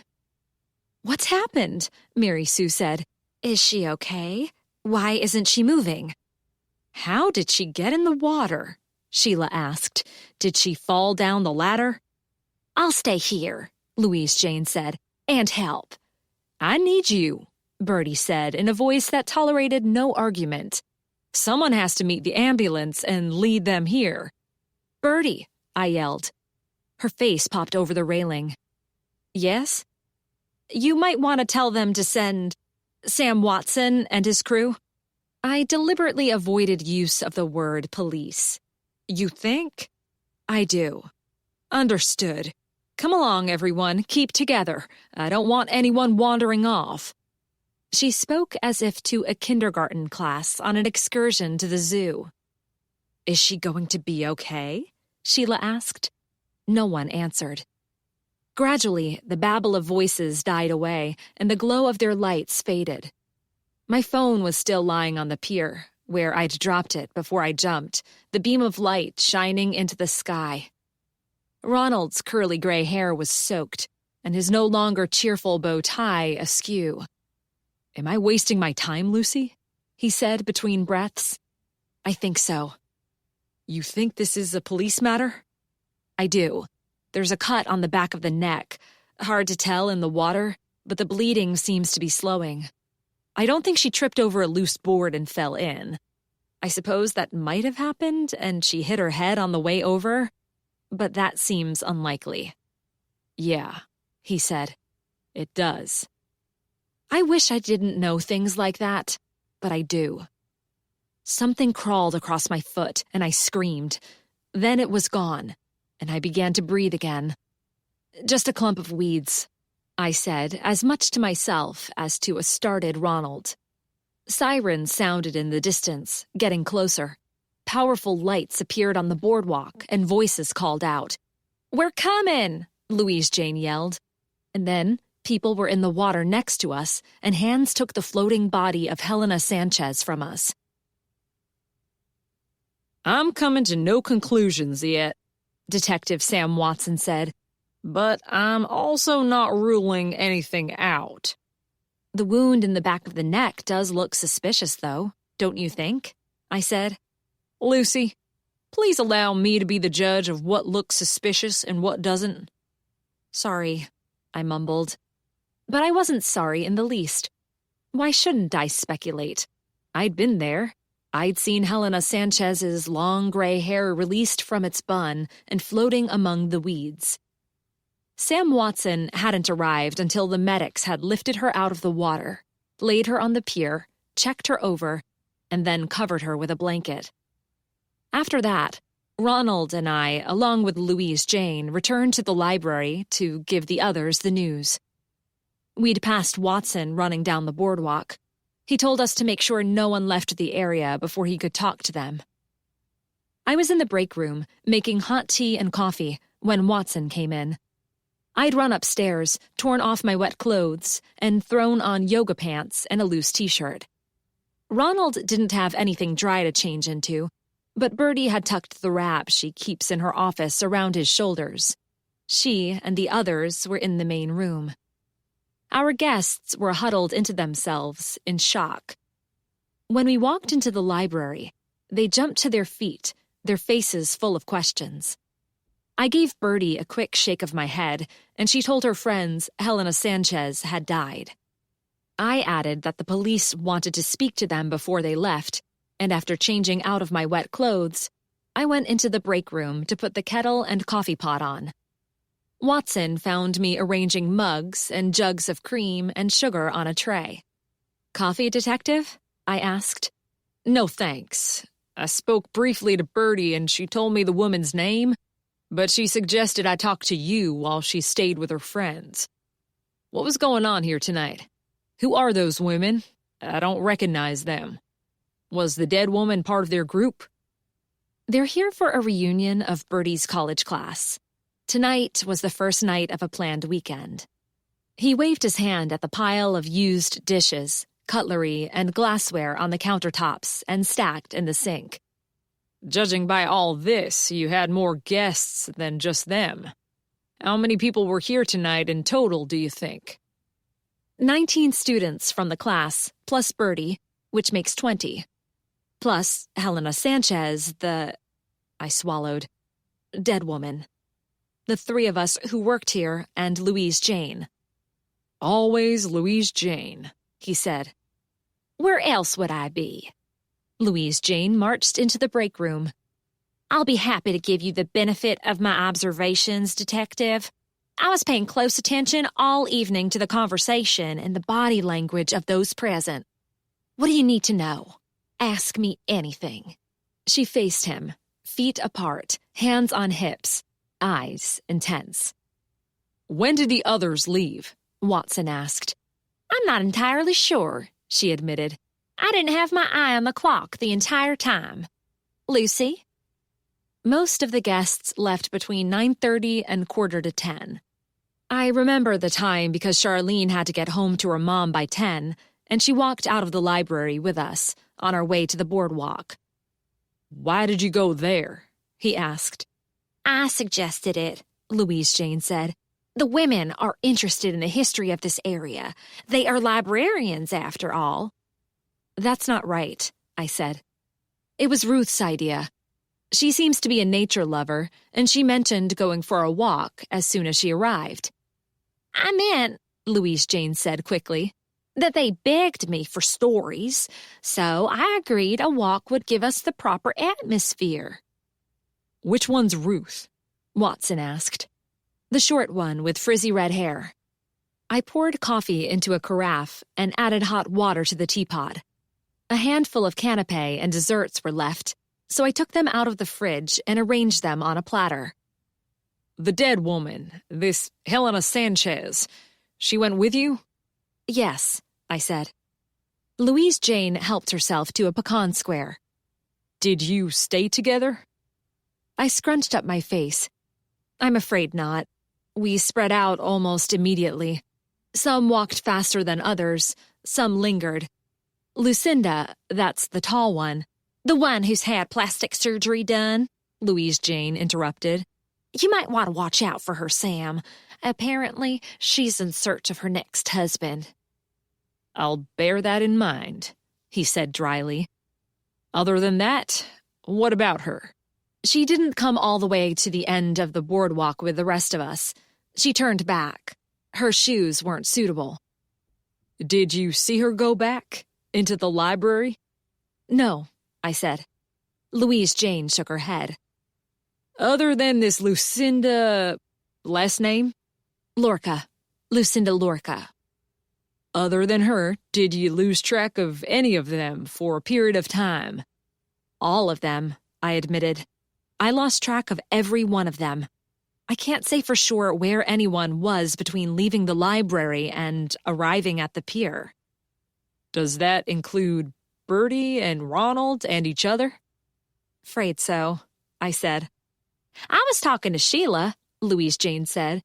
"She's particularly interested in the paranormal history of—" "Were you with her all the time?" he asked. No. I guess not." Louise Jane popped the last bit of the square into her mouth. "Sorry." "I don't think we can help you, Detective," I said. I'd never met any of those women, including Ms. Sanchez, before 7 o'clock tonight. I thought about Mary Sue's obvious antagonism toward the dead woman, but said nothing. There was a history there, but it was up to Mary Sue to tell the detective. Me neither, Louise Jane said. Even Bertie hasn't seen most of them for years. I'll talk to them now. Watson left the kitchen. I picked up the tray, loaded with mugs, teapot, coffee carafe, containers of cream and sugar, and napkins. Louise Jane grabbed a crab cake and followed Watson. I sighed, put down the tray, balanced the plate of food on the edge, and staggered out under the load. Mary Sue rose to her feet to help me when I came into the main room. She took the coffee jug and teapot, and I put the tray on the circulation desk. Please, I said, help yourselves. Ruth and Lucinda gave me weak smiles. Sheila kept her head down, twisted her hands in her lap, and said nothing. Mary Sue stared out the window, although all she'd be able to see was darkness. Bertie and Ronald stood together in the alcove, Ronald dripping dirty water on the floor. Charles had resumed his place in the wing-back chair. Officer Holly Rankin stood against the door, watching and listening, saying nothing. My friend, Butch Greenblatt, had been the first officer to arrive, and he was down at the water, overseeing the forensic examination of the pier and adjacent area. I studied each of the women, their feet in particular, trying not to be too obvious about it. Whoever had killed Helena, and it still had to be determined if someone had, and, if so, whether it was one of the women gathered here, had reached the pier before the rest of us. That scream, abruptly broken off, I'd heard as Louise Jane spun her tail, must have been Helena. It had come from the direction of the pier. Most of the women's shoes were damp, and some had long grasses or a bit of mud stuck to the soles, but none of them looked as though they'd been in the water, meaning the killer, if it was one of these women, hadn't climbed over the railing of the boardwalk and run off. She'd either slipped around us on the boardwalk, unnoticed in the dark, or remained where she was and fell in with the rest of the group as we reached the pier. She must have nerves of steel. Watson allowed Bertie and her friends to serve themselves refreshments, and then he cleared his throat and said, "If I can please have your names, where you live, and what brings you here tonight." Bertie's guests glanced at each other. "I might as well go first," Sheila said. "I'm Sheila Jameson, and I live in Virginia Beach, where I'm a librarian at the public library. I'm here for the college reunion and staying at the Oceanside Hotel." Mary Sue Delamont. "I'm a real estate agent in Nag's Head. I'm part of the reunion. Because I live locally, I'm not staying at a hotel, but at my own house." She gave the police the address, and Holly Rankin wrote it down. "My name is Lucinda Lorca. I live in Los Angeles, California. Like Mary Sue, I don't work as a librarian anymore, but I wanted to catch up with my old friends. I'm also staying at the Oceanside Hotel. Most of the out-of-towners are." Ruth McCrae, Baltimore. "I'm a librarian at Johns Hopkins University. Like the others, I'm staying at the Oceanside." "Thank you," Watson said. "Can you tell—" "Louise Jane McConan, Nag's Head. "Thank you, Louise Jane. I know who you are." "Just stating it for the record." "Noted. Bertie, you go first. What can you tell me about Helena Sanchez?" "She was the director here immediately before me. She moved to Mount Dora, Florida, I believe, when she retired. That was 10 years ago, and until tonight, I haven't seen her since. I'd heard she was visiting the area, and I thought she'd enjoy seeing the display Lucy and Charlene put together, so I invited her to join us tonight." "You say she was visiting. Visiting who?" "Whom?" I said. "Pardon me, Lucy?" "Visiting whom, not who." I ducked my head. Sorry. Bertie gave me a fond smile. Then she turned back to Sam Watson. "I don't know, except that it was somewhere in Nag's Head. I don't know anything about her private life. I've had no contact with her since she left the library 10 years ago, and I didn't know her before that." How did you know she was in Nag's Head? She ran into Ellen O'Malley in town, and they exchanged phone numbers. Ellen told me. I guess I thought Helena would enjoy seeing the library again. I was wrong about that. What do you mean? She didn't seem to be having a good time, that's all. Maybe she had something on her mind. I can't say what that might have been, if anything.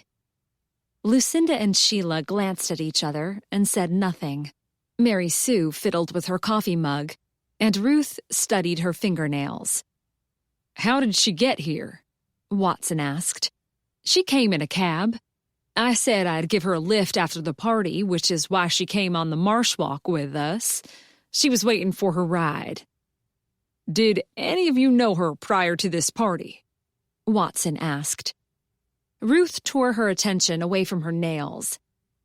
I worked with her in Manteo for about a year.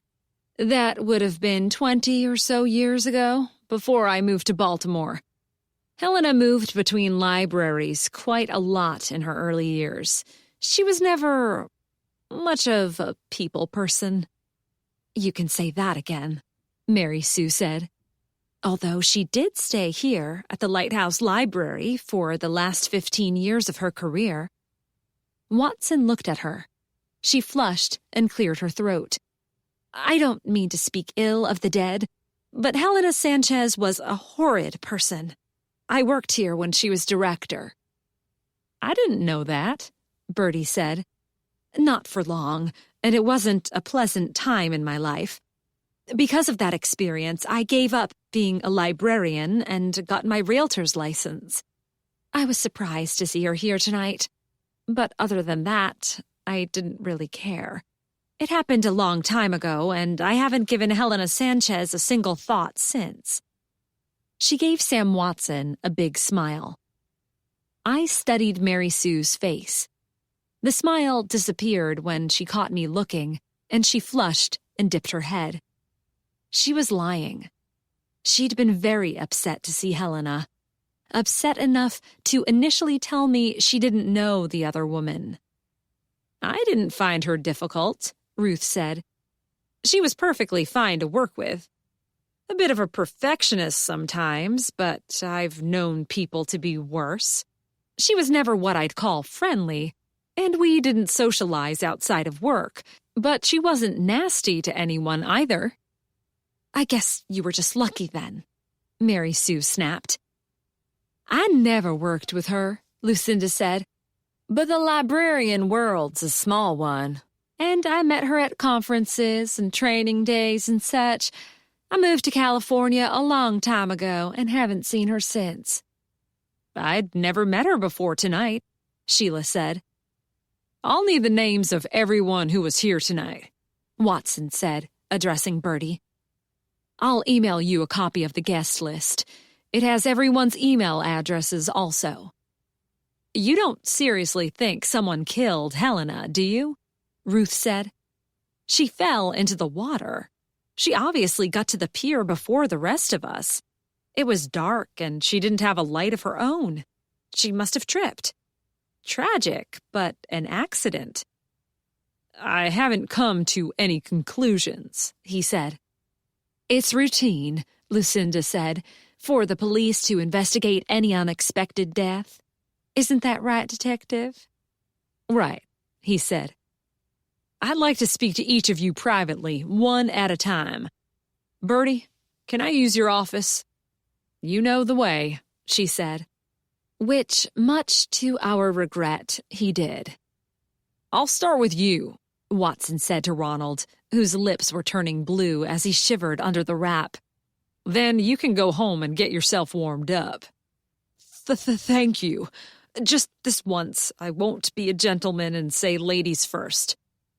Ronald got to his feet and headed for the hallway, followed by Watson.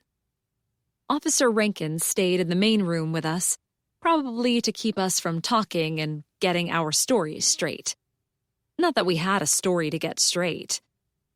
Once more, Louise Jane said, strange happenings are afoot at the Lighthouse Library. I'm available to offer any help you need, Lucy. Why would I need your help? She jerked her head toward the listening officer. This has nothing to do with me, I said. I'm not getting involved. Are you a private detective? Sheila asked. That's exciting. I thought you worked here. I do work here, and I am not a private detective. Lucy has sometimes helped the police with their inquiries, Louise Jane said. 4 sets of eyebrows rose. I don't think that expression means what you think it means, Louise Jane, I said. What does it mean? Helping the police with their inquiries doesn't mean you are helping the police with their inquiries. It means you're being questioned prior to being arrested. It does? Yes, it does. Don't you read British police procedurals? Why would I do that? In my limited free time, I prefer to read North Carolina history or historical fiction. I hope this doesn't spoil our weekend, Lucinda said. It shouldn't, Mary Sue said. Most of us didn't know the woman, and if we did, we didn't like her. That's rather unkind, isn't it? Ruth said. I'm being honest, that's all. Mary Sue checked her watch. I hope this doesn't take too long. I'm tired. Ronald was soon back. He said good night and left. Watson asked Mary Sue to join him in Bertie's office. While we're waiting our turn to talk to Detective Watson, I said to Louise Jane, we can finish the cleaning up. You go ahead, she said. Bertie started to stand. I'll give you a hand, Lucy. I meant we as in Louise Jane and me, not you. This is your party. I need to be doing something productive. So do I, Ruth said. Come on, everyone. Many hands make light work. And they did. Before long, we had the library spick and span and ready to open tomorrow. If we did open tomorrow. Do you think Watson's going to order us to keep the library closed until further notice? I asked Bertie as I rinsed out the coffee maker. I see no reason. The death happened outside. They were stringing police tape around the boardwalk when we left. That should be enough then. I hope. Watson finished questioning Mary Sue, Ruth, Lucinda, and Sheila, and called for a police car to take them back to their homes or the hotel. Can I ride in the back?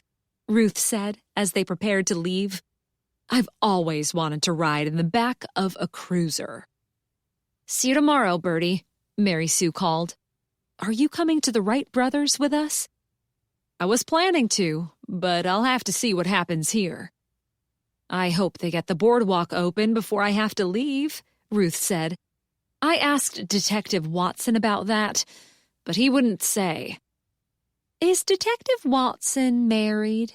Lucinda asked me. Afraid so, I said. I know his wife well. They're very happy together. Too bad, she said.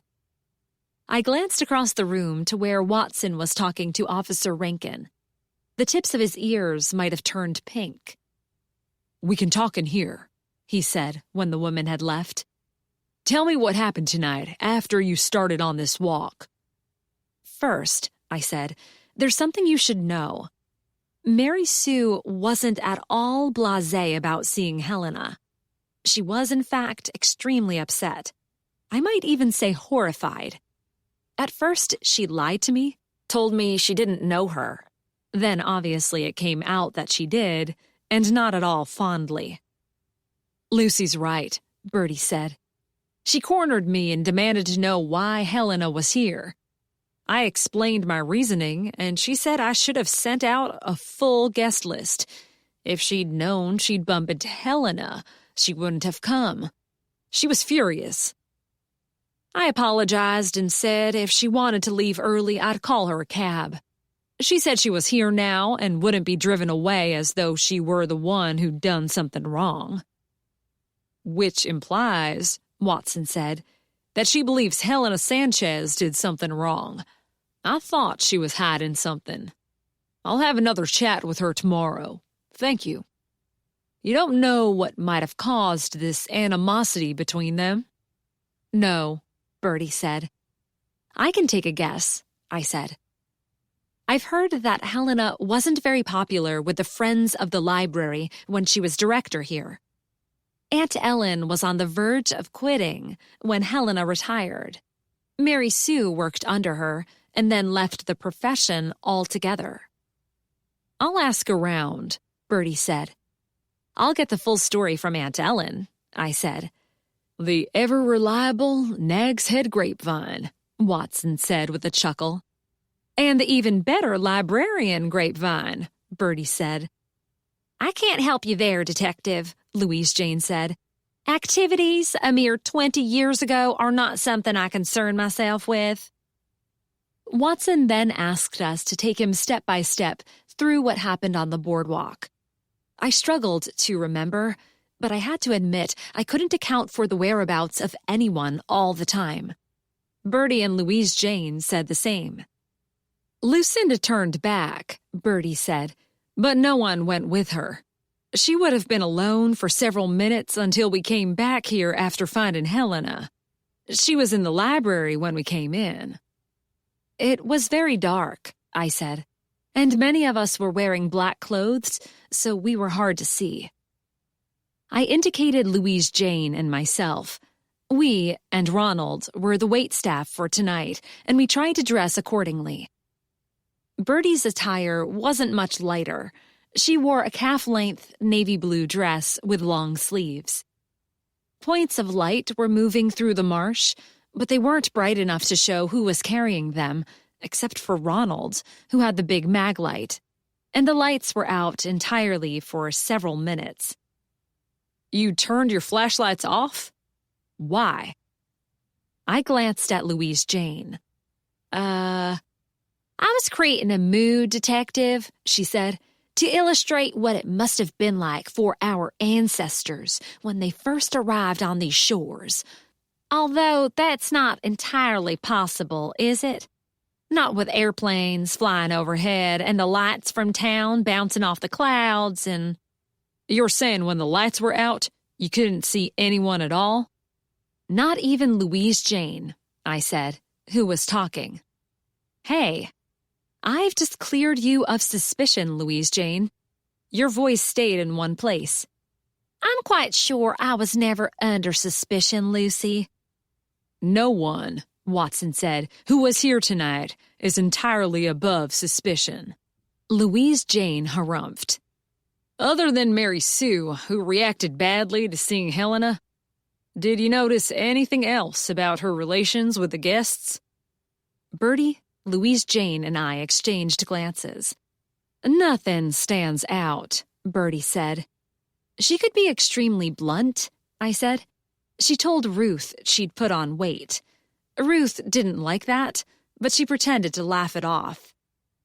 If every woman killed a person who commented on her weight, Bertie said, there wouldn't be many people left, in jail or out of it. I wouldn't know about that, scrawny Louise Jane said smugly. I have to say, I continued, Helena Sanchez didn't exactly try to be friendly. She was blunt, as Bertie said, and rude, and didn't much care who she offended. I remembered her shoving people out of her way to get to the bar. Thank you for this, Watson said. You can go home now. We won't need to close the library, Bertie, but we will keep the boardwalk sectioned off for a while yet. I have people trying to track down where Helena Sanchez was staying so we can notify her next of kin, and I'll have officers calling the guests who were here tonight. The ones who left before you went for this walk. Have you considered that maybe this didn't have anything to do with Helena coming here tonight? I asked. Perhaps someone was following her, saw their chance, and took it. Anyone could have been out in the marsh tonight, beyond the beam of our lights, silently following us, watching us. I shivered at the thought. Lucy, Louise Jane said, for once, you've come up with an excellent idea. I wouldn't say that's all that rare, I said. I said I couldn't help you, Detective, Louise Jane said. But perhaps I can after all. As we all know, the marsh can be a hive of supernatural activity on the darkest of nights. We all know that, do we? Watson said.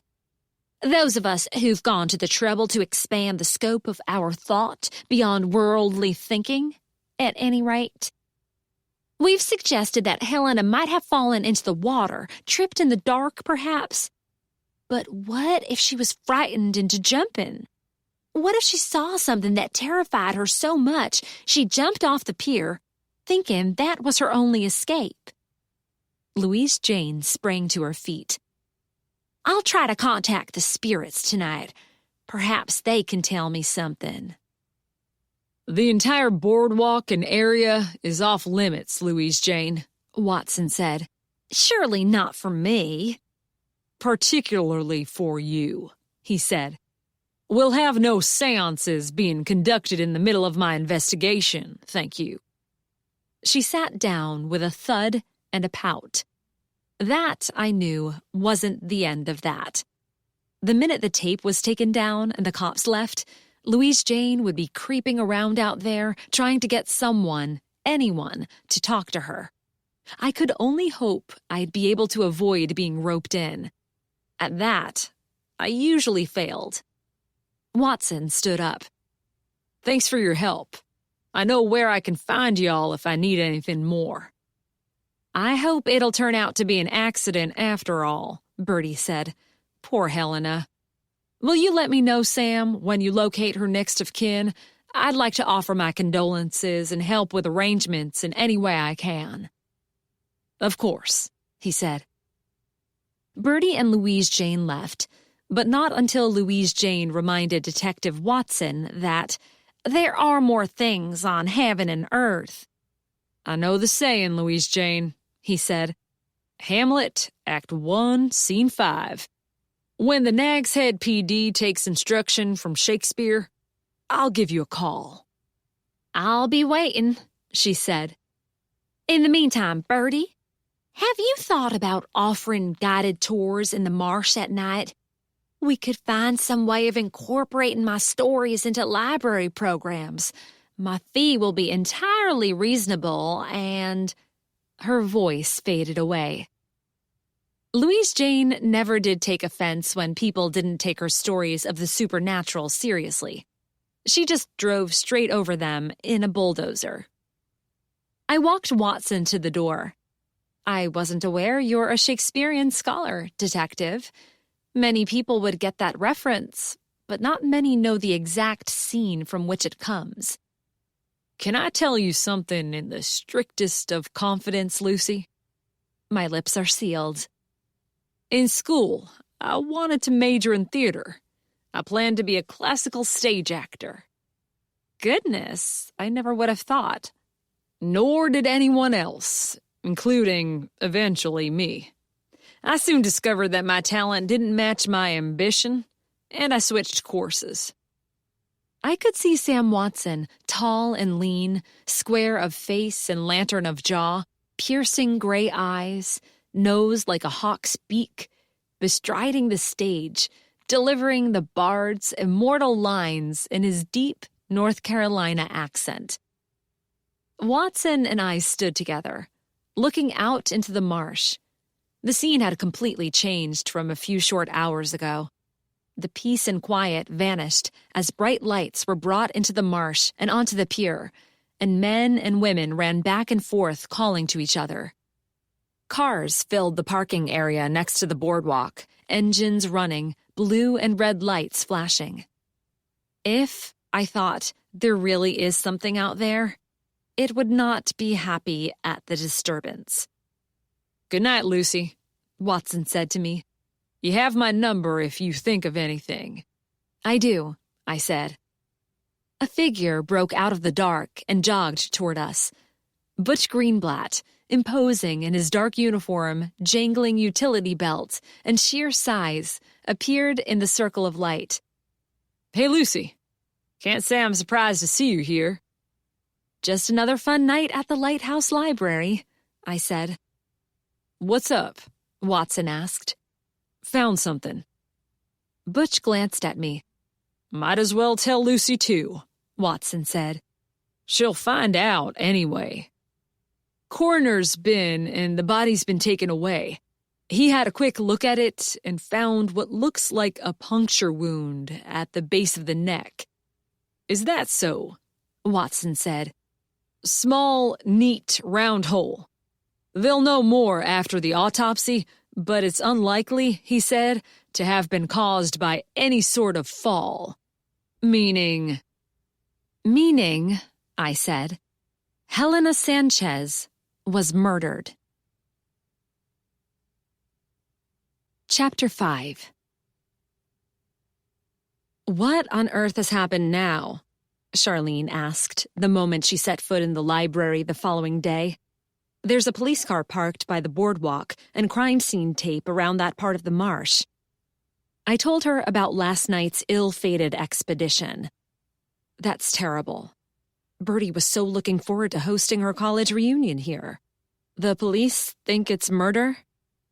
That's the assumption they're going with. At least it was when Watson left last night. I haven't heard anything new since.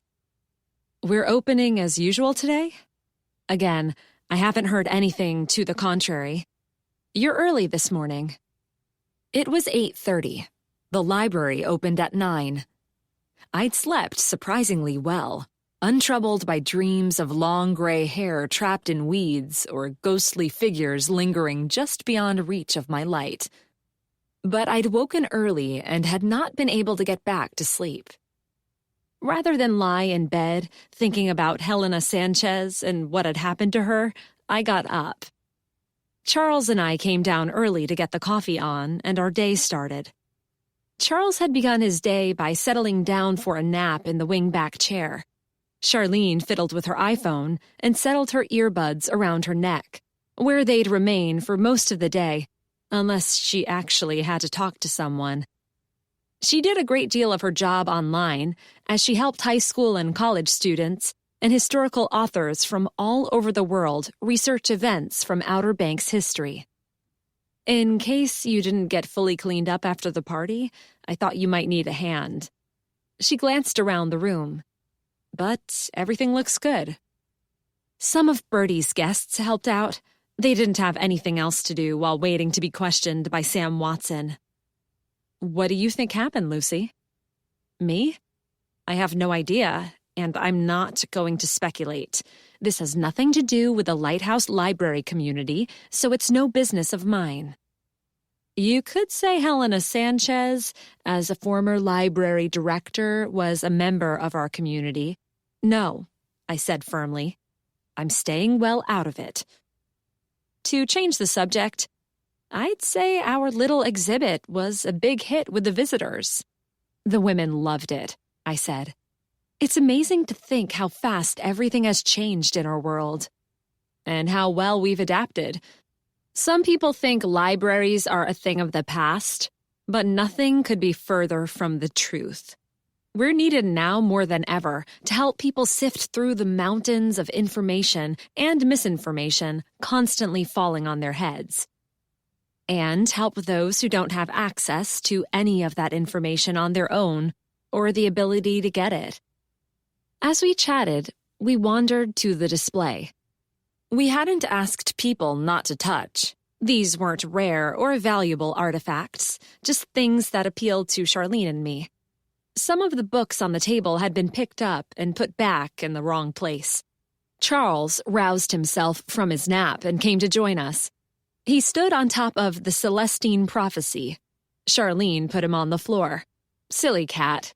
He's been playing with this stuff.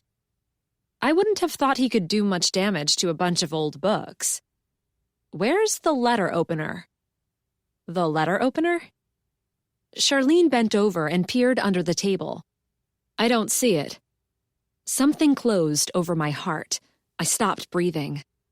The letter opener. It's not here. It's pretty heavy, but Charles might have been batting it around. I tried to calm my breathing as I helped Charlene search. "We have to find it," I said.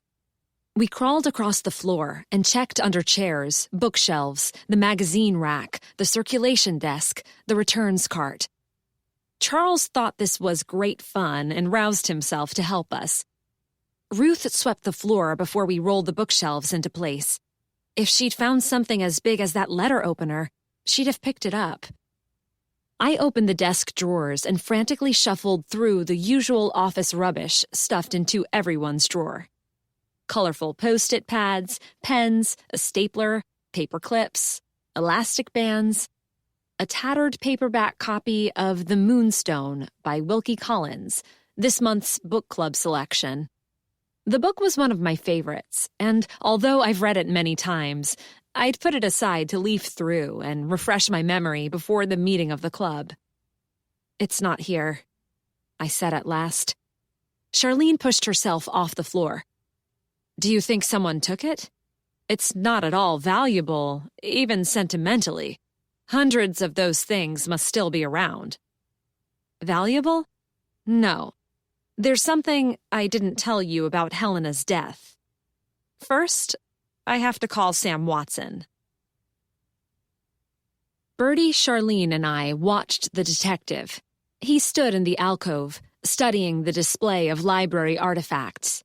Butch Greenblatt was next to him. "You're sure it was here, Lucy?" Watson asked. "Positive."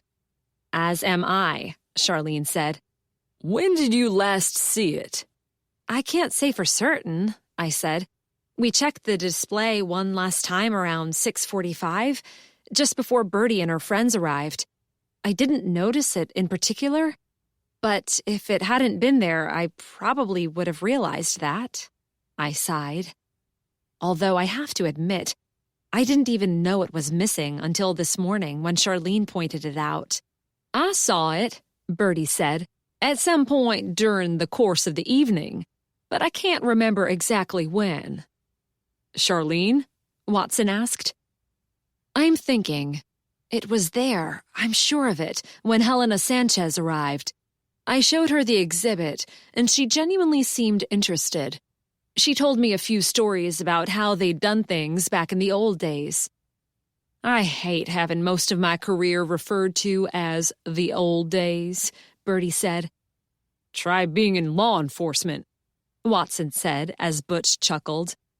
The detective turned to face us. "If you do find it, let me know right away. The autopsy's scheduled for noon, so I'll know more about the cause of death then." "You could try asking someone at town hall to find you one of those," I suggested, "to compare with the missing one.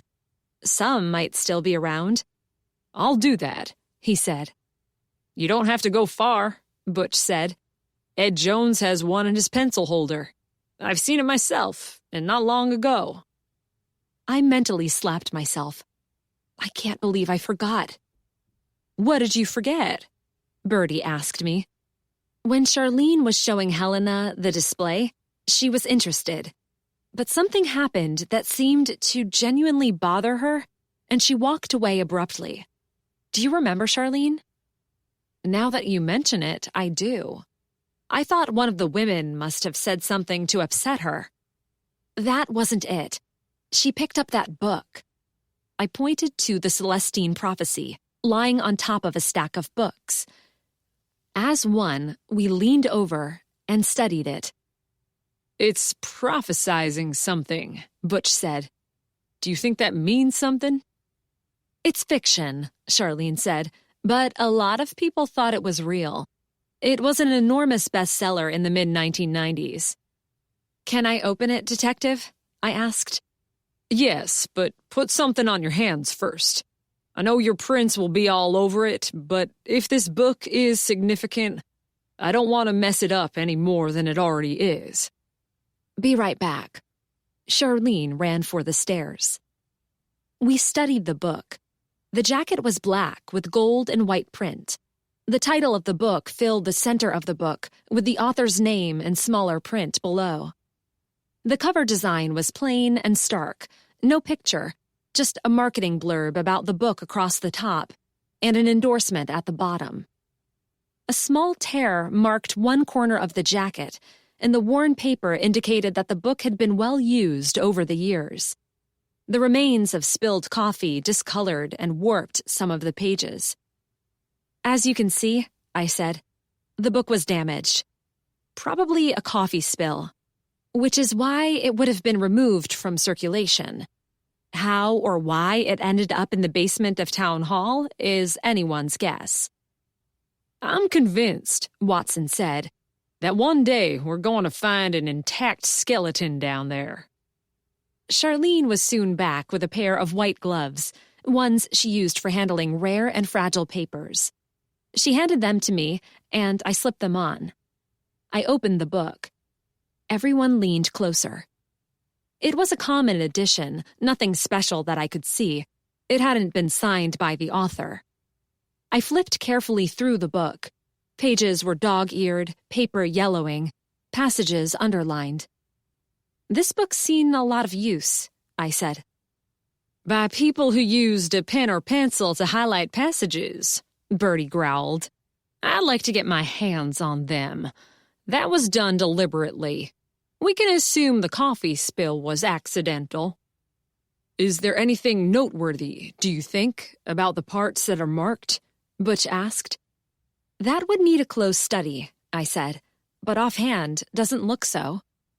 "Might this book have any particular value?" Watson asked. "Monetary, I mean." "I suppose it could be a special edition, although it doesn't look like it. I can ask Theodore to check," I said. "Thanks." We pulled it out of the basement for no reason other than it came quickly to hand. We displayed it open to the flyleaf so we could see the withdrawal record with its signatures and date stamps. As one, they all stared at the book. Even Charles, perched on top of a high shelf, moved closer for a better look. Charlene sucked in a breath. That's it. Helena wasn't interested in the book itself. She pulled out the withdrawal record and looked, the only word I can think of is horrified. "You're right," I said. "Now I remember." I slowly turned to the cover. We all leaned in. I'm sure I was holding my breath. The little paper envelope glued to the inside of the cover was empty. I breathed. "It's gone." "What's gone?" Butch said. "The card," Charlene said. "In the days before computers, libraries used paper to keep a record of who'd taken out books and when they were due." "I remember, I think," Watson said. "Can I show you another?" Charlene said. "If you can without leaving prints." "My prints are all over everything," Charlene said. "So are Lucy's, Bertie's, probably everyone who was in the library yesterday. This isn't a hands-off display. We made it for people to enjoy." "Nevertheless, let Lucy and her gloves do it." I opened the next book on the stack, A History of the Civil War in North Carolina, and pulled out the card. It was almost full, dates stamped on the right column and handwritten signatures in various colors of ink on the left. The final date was November 15th, 1996, and it had been signed out by one Jane Jones. "When someone took out a book, they wrote their name here, or the librarian did it for them," Bertie explained. "And the librarian stamped the date the book was due back. This card was then filed away as a record until the book was returned. A slip was put into the book with the due date on it as a reminder to the borrower."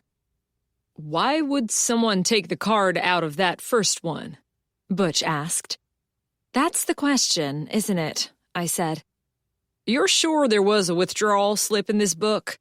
Watson said. "Absolutely," Charlene said. "That was the only reason it was part of our display."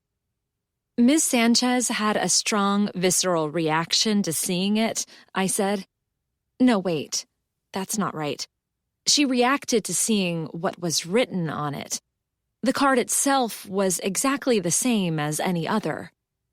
"Where's this card now?" Butch asked.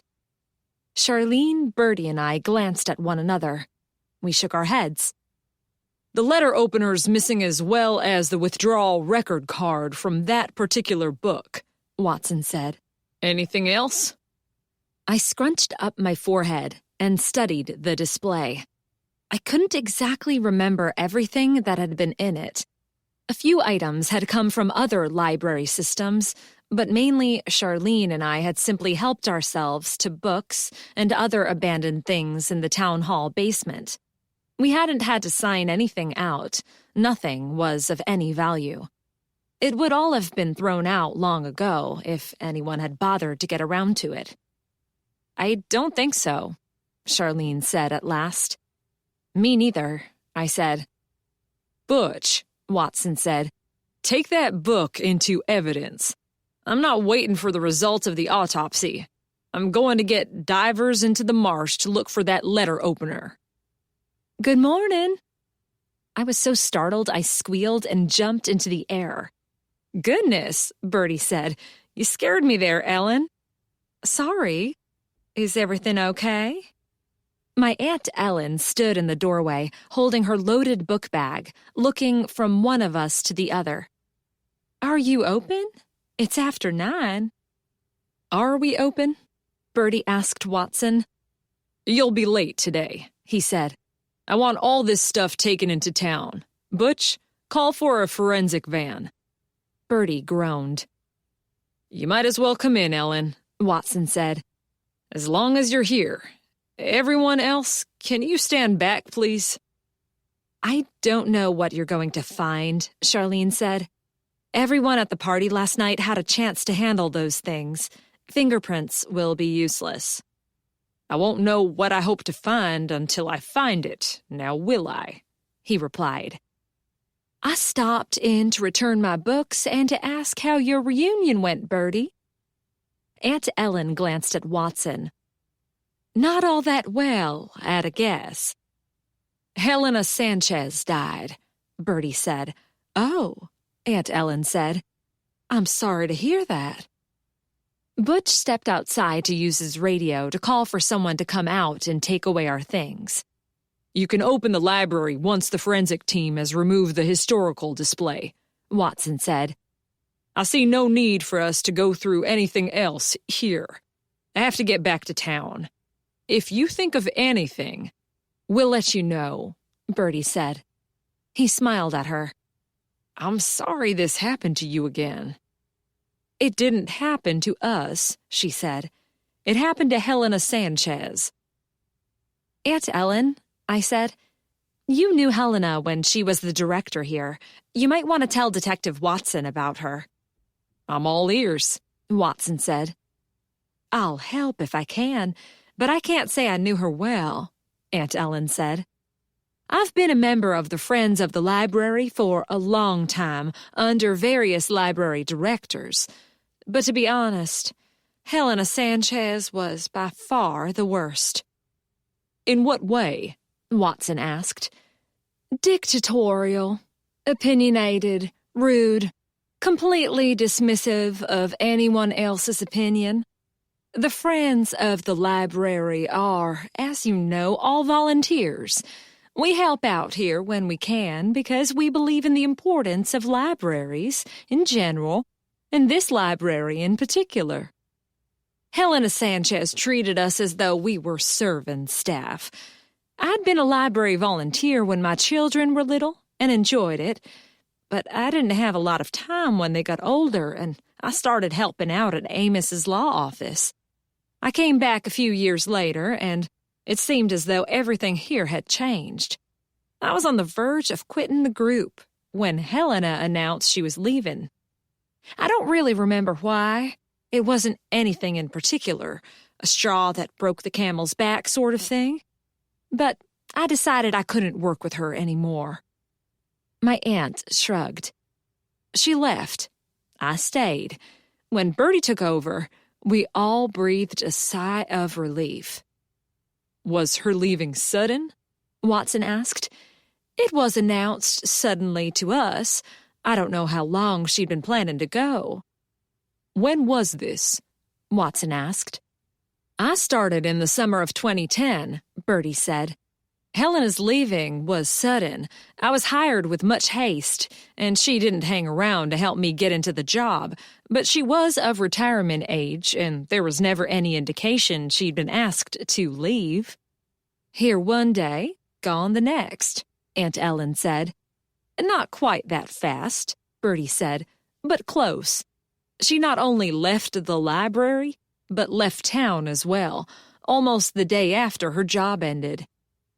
I've been told it was you who told her about the party here last night, Watson said to Aunt Ellen. How did that come about? I was surprised to see her in town, Aunt Ellen said. If I could have, I would have avoided her, and she probably wasn't all that keen to talk to me. But we recognized each other at the same time, so we stopped to chat. The only thing we have in common is the library, so I mentioned Bertie was doing an excellent job as director.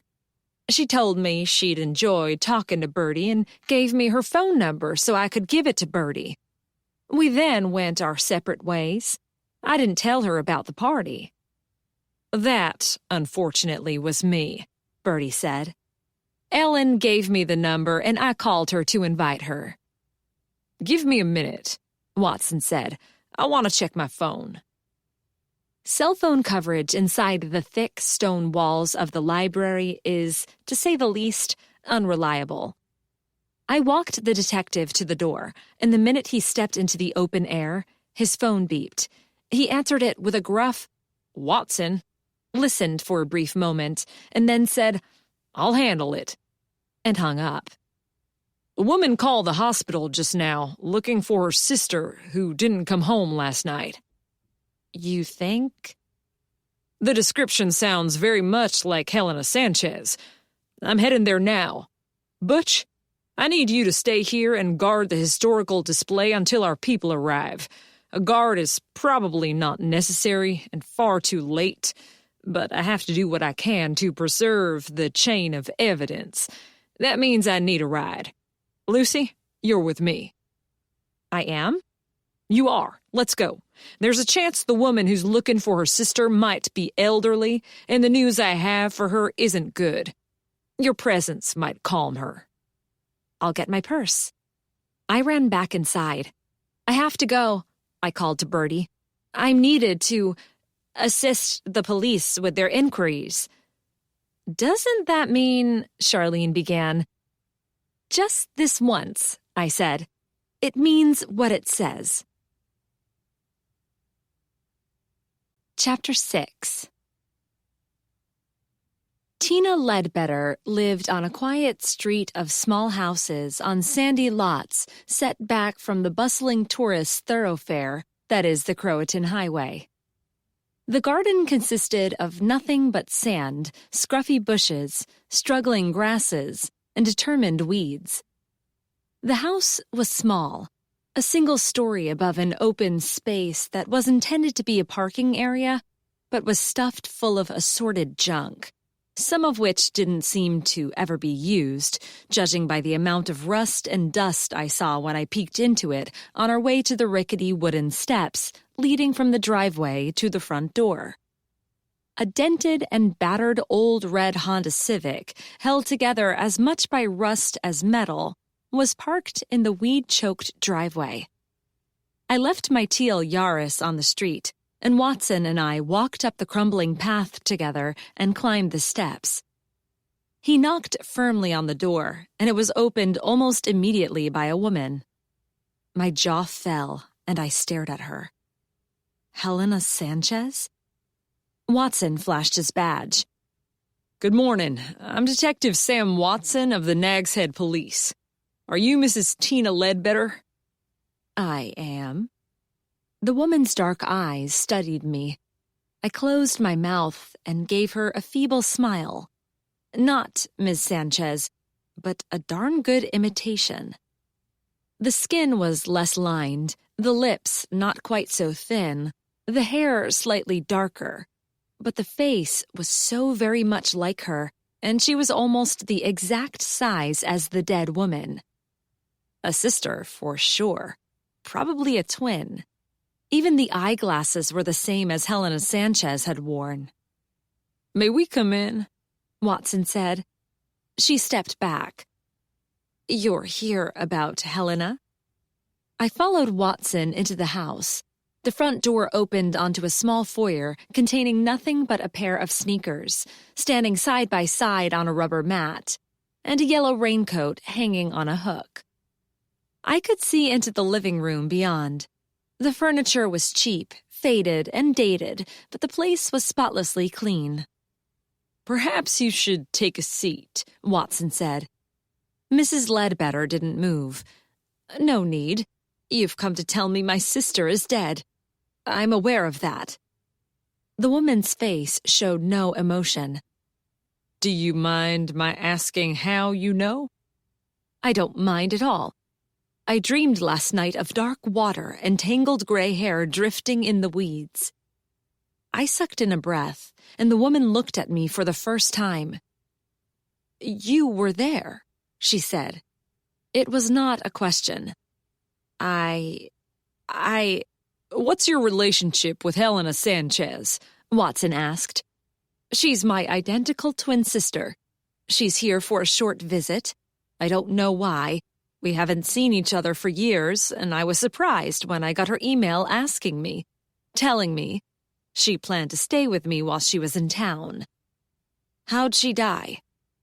"She was found in the marsh near the lighthouse." Mrs. Ledbetter nodded. "You seem to have some knowledge of that fact." "As I said, I saw it. I dreamt it. Do you have a twin, Detective?" "No, I don't." "Then you can't understand. There was a bond between my sister and me that nothing could break, even though we might have wanted it to. When she departed this life, I knew it. If I had gone first, she would have seen it and known. Thank you for coming to give me the news." She opened the door. "You called the hospital looking for her?" I asked. Watson had told me not to say anything, to let him do the talking, but I couldn't help myself. The words burst out all on their own. Although he probably wouldn't see it that way, he said nothing. "I didn't know if she'd been found," Mrs. Ledbetter said. "What do you mean when you say you might not have wanted these bonds between you?" Watson asked.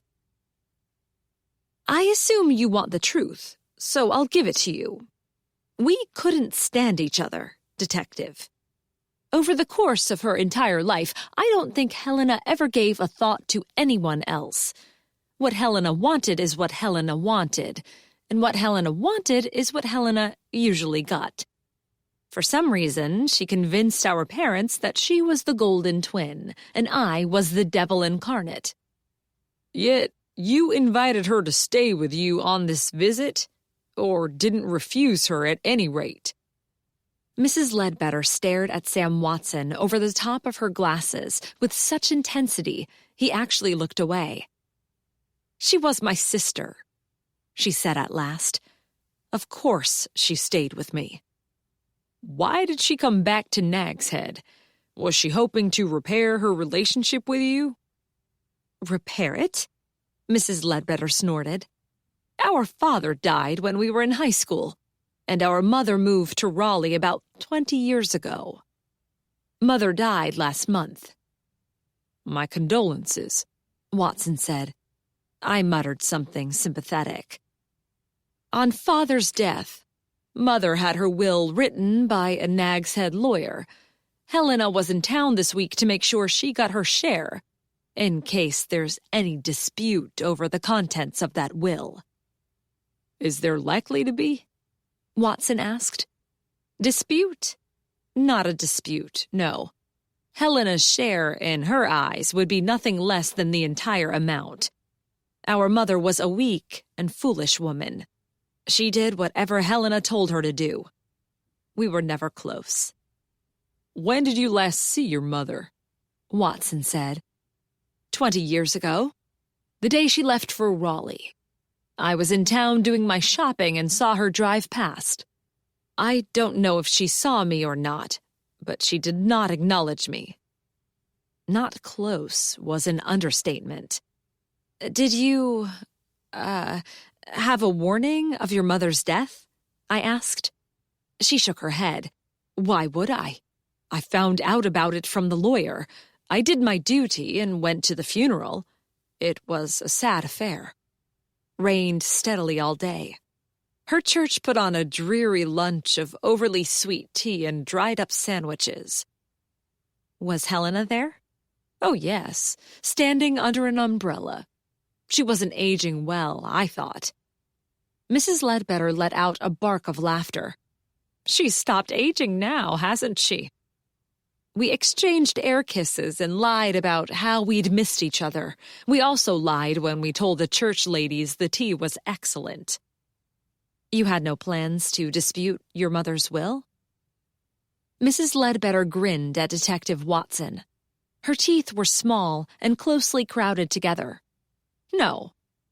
Looks like now I'll get it all, won't I? Serves them right." "What were you doing yesterday evening?" he asked. "Not out killing my sister or anyone else, if that's what you're asking. But if my word's not enough for you and you insist on the details, I'd been at a movie and got home around 7 o'clock. Helena was here. She was going, she said, to a party, of all things. I didn't know she had any friends. She called a taxi and it came for her around 8:15. I watched television until midnight and went to bed. She had not come home, nor had she called to say where she was." "Were you concerned that she hadn't come home by then?" "Of course not. What do I care what she got herself up to? I slept soundly and woke shortly before 7. I remembered my dream vividly and knew my sister was dead." Chapter 7. "There's a family Christmas dinner I don't ever want to be invited to," Watson said. I drove us back to the police station. Watson wanted to check in with a forensic team and make a few phone calls. He also wanted to pick up a car so he wouldn't need me to drive him around anymore. Drat. "What do you think, Sam?" I dared to ask. I used his first name, hoping he'd think we were friends or something, and he could talk freely to me. "I scarcely know what to think, Lucy. At least she didn't try to pretend she and her sister got on well. I'll call the mother's lawyer and ask to see the will, although I can't imagine why she'd lie to me about that. I'll find out if Helena had a will of her own. Tina Ledbetter might not be in line to inherit everything, not if Helena, who got her mother's inheritance first, had other ideas." "Do you suppose there's much of value to inherit?" "I've no idea. Sometimes it doesn't matter. People can kill over who gets Grandma's favorite teapot. If one sibling was favored over the others, the principle of the thing can be all that matters. As for her knowing her twin had died because she dreamt it," he shook his head. "She heard the news somewhere. It may be that someone at the hospital or in the coroner's office has loose lips." "Tina wasn't at the library last night," I said. "She didn't come inside, anyway. That means she didn't take the withdrawal slip, or the letter opener." "We don't know the letter opener was used in the killing, Lucy, so don't speculate. We also don't know if the withdrawal slip is of any importance. It might have fallen on the floor and someone tossed it in the trash." "No librarian," I said firmly, "would ever throw away a piece of library property, no matter how old." I pulled to a stop at the front of the police station, and Watson got out. He shut the car door and then hesitated. He turned back and tapped on the window. I lowered it. "Do something for me, Lucy," he said. "Ask Louise Jane what she knows about the sisters. Tina Ledbetter, in particular. I want to know if Tina was messing with me because it amused her to do so, or if she genuinely believes she has some psychic abilities. If she moves in that sort of circles, Louise Jane is likely to know." "Happy to be of help," I said. Watson ran up the steps of the police station. Before driving away, I eyed the front of Town Hall, on the other side of the laneway. I thought of dropping in to see Connor. Maybe I could convince him to take a break and join me for a cup of coffee at Josie's Cozy Bakery. I gave him a call, but it went to voicemail. Perhaps he was in a meeting. I waved in the general direction of the mayor's office and drove away. I might be helping the police solve a murder, but merely thinking of Connor McNeil took me to a happy place. I hoped thoughts of me did the same for him. By the time I arrived at the library, more police cars were in the parking lot, and more yellow tape cordoned off the path to the water's edge. A police boat was anchored off the pier, and I could see signs of divers in the water. A handful of people milled about at the top of the boardwalk, trying to get a look at what was going on, while Officer Rankin, the very picture of boredom, told them to keep back.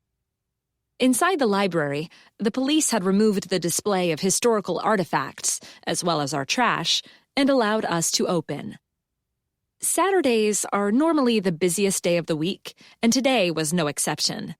Parents were arriving with their primary school children for today's North Carolina history story time. Locals were loading up on books to enjoy at the beach, and tourists were checking out the lighthouse, as well as the library itself. Unfortunately, we didn't have a display of library artifacts to show them. The police had taken everything away, and the alcove was empty. On the second floor, Ronald was getting ready to receive his little patrons, along with Charles, who loved nothing more than story time. Above him, Charlene was in her office, surrounded by reference books. On the ground floor, my Aunt Ellen, in the role of library volunteer, staffed the circulation desk, while Bertie shelved books off the returns cart. Bertie didn't normally work on Saturdays, but in light of what happened here last night, she'd come in case of any new developments. "Learn anything?" she asked me. I glanced at the patrons, pretending not to be listening. Bertie jerked her head and led the way down the hall to her office. I trotted along behind. "Did you know Helena has a twin sister living in Nag's Head?" I asked her when we were behind closed doors. "No, I didn't. I don't know anything about her private life." I told her quickly what Tina Ledbetter had had to say. "Quite the family situation," Bertie said. "Let's hope Helena's death was a family affair. Watson clears this up quickly, and you and your friends can get on with your reunion. Is the group expedition to the Wright brothers still on?" "It is. I'll be leaving shortly to join them. I don't know that the trip's entirely appropriate in light of Helena's death, but to be fair, Helena wasn't part of our reunion. I heard from Ruth earlier. The police sent a couple of officers around to the Oceanside this morning to take statements from the party guests who'd left last night before our walk. They, the women, that is, were quite excited about being questioned. Most of them said they hadn't even spoken to Helena, but they had noticed her. The police are searching the water under the pier. Looks like they've brought in divers. They're looking for the letter opener, I assume. Ronald will have his hands full trying to keep the children interested in his story when they could be watching police divers at work. I assume there's been no sign of the missing withdrawal slip?" "No," Bertie said. "I think that's more important than Detective Watson seems to realize. Why would someone steal an old library card? Assuming it was stolen and didn't get thrown in the trash, or someone used it to wipe their fingers and then put it into their bag." "Did you search the party trash?" My boss grinned at me. "Charlene did that as soon as you left, under the careful supervision of Butch. It's been taken away for further inspection." If we'd had a pack of pre-teenage boys here last night, I'd agree it might be possible they threw it out or used it as a napkin. But librarians? That's pretty much unthinkable. Bertie rummaged in the bottom drawer of her desk and got her purse. "I'm off. Call me if there are any developments, please, Lucy." I accompanied her to the main room and waved her out the door. "I remember Helena Sanchez. a patron was saying to Aunt Ellen. Meanest woman on God's green earth. She dropped a stack of books on the desk, and I caught a glimpse of swords, leather jerkins, horses, and dragons. She came in every Saturday morning to return one bulging bag of books for another. I wondered where she found the time to read them all.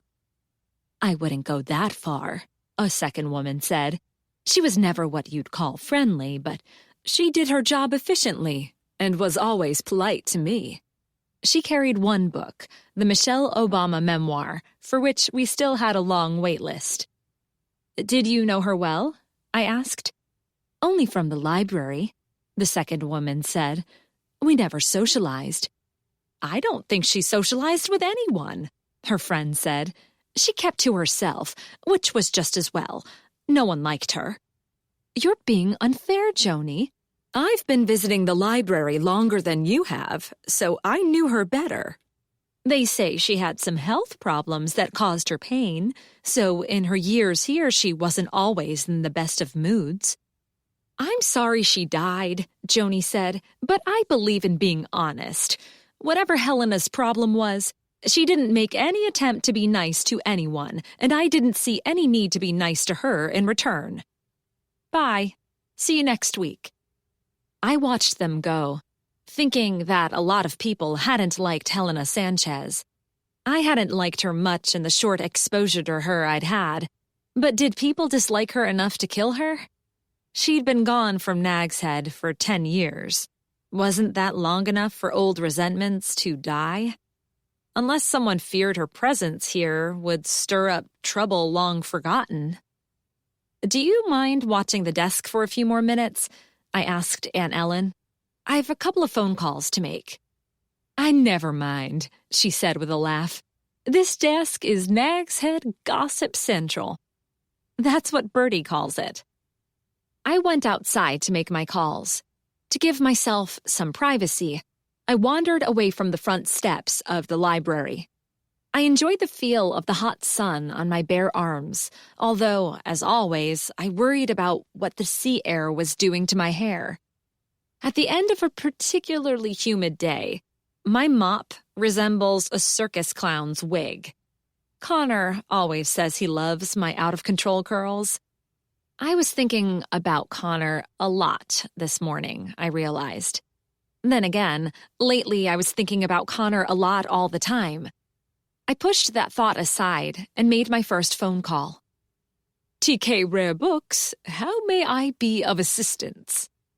The voice was that of a distinguished Englishman in his 50s or 60s, tempered by years of cigars enjoyed in gentlemen's clubs and good whiskey served in crystal tumblers with just a splash of water by hovering waiters. Hi, Theodore. It's Lucy here. Hey, Lucy. What's up? This voice belonged to the same man, but it was that of a Nag's Head native in his 30s who'd never smoked a cigar or enjoyed a glass of good single malt in his life. Theodore Kowalski thought the accent, plus the Harris tweed jackets and spectacles of plain glass, gave him gravitas in the world of rare books. I'm wondering if you know anything about the Celestine prophecy. Apart from what everyone knows, that is. I saw a copy of it in your historical display. Is that the one you're asking about? It is. It was published in 1993 by Warner Books, and ours appears to be a first edition, but a later printing, if that means anything. Warner Books is now Grand Central Publishing. Hundreds of thousands of copies of the Celestine Prophecy were produced, and it's still in print. Unless the copy you have is signed by the author or contains some sort of error that caused that particular print run to be pulled, I can't imagine it's of any value. Do you think it's of some significance? That's the question. Did you hear about the death at the library last night? I did. I was on Twitter this morning and saw news of it there. Most unfortunate. I didn't see mention of the deceased's name or anything about a missing book. The book's not missing. The police have it. We don't know if it means anything at all. It might not, but the dead woman saw it shortly before she died, and she had a strong reaction. That's all. So we're curious. I can check into it, he said, but that won't necessarily mean anything. Perhaps the book was of some personal importance to this lady. Perhaps. When we're talking books, potentially rare and valuable books, you're my go-to person, Theodore. I appreciate the thought, Lucy. Let me see what I can find out for you. I smiled at the pleasure in his voice. Some people thought Teddy, with his false English airs and his moldy old books that barely provided him a living, a fool. But I knew him to be a loyal friend of the library, a true lover of literature, and a kind man. We hung up, and my next call was to Louise Jane. More police activity, she said. I was hoping they'd be gone by now so I could get in there and solve this murder for them, but instead, they've brought in more people. How do you know what's going on here? Because I can see them. I can see you. You're wearing a yellow dress. I whirred around.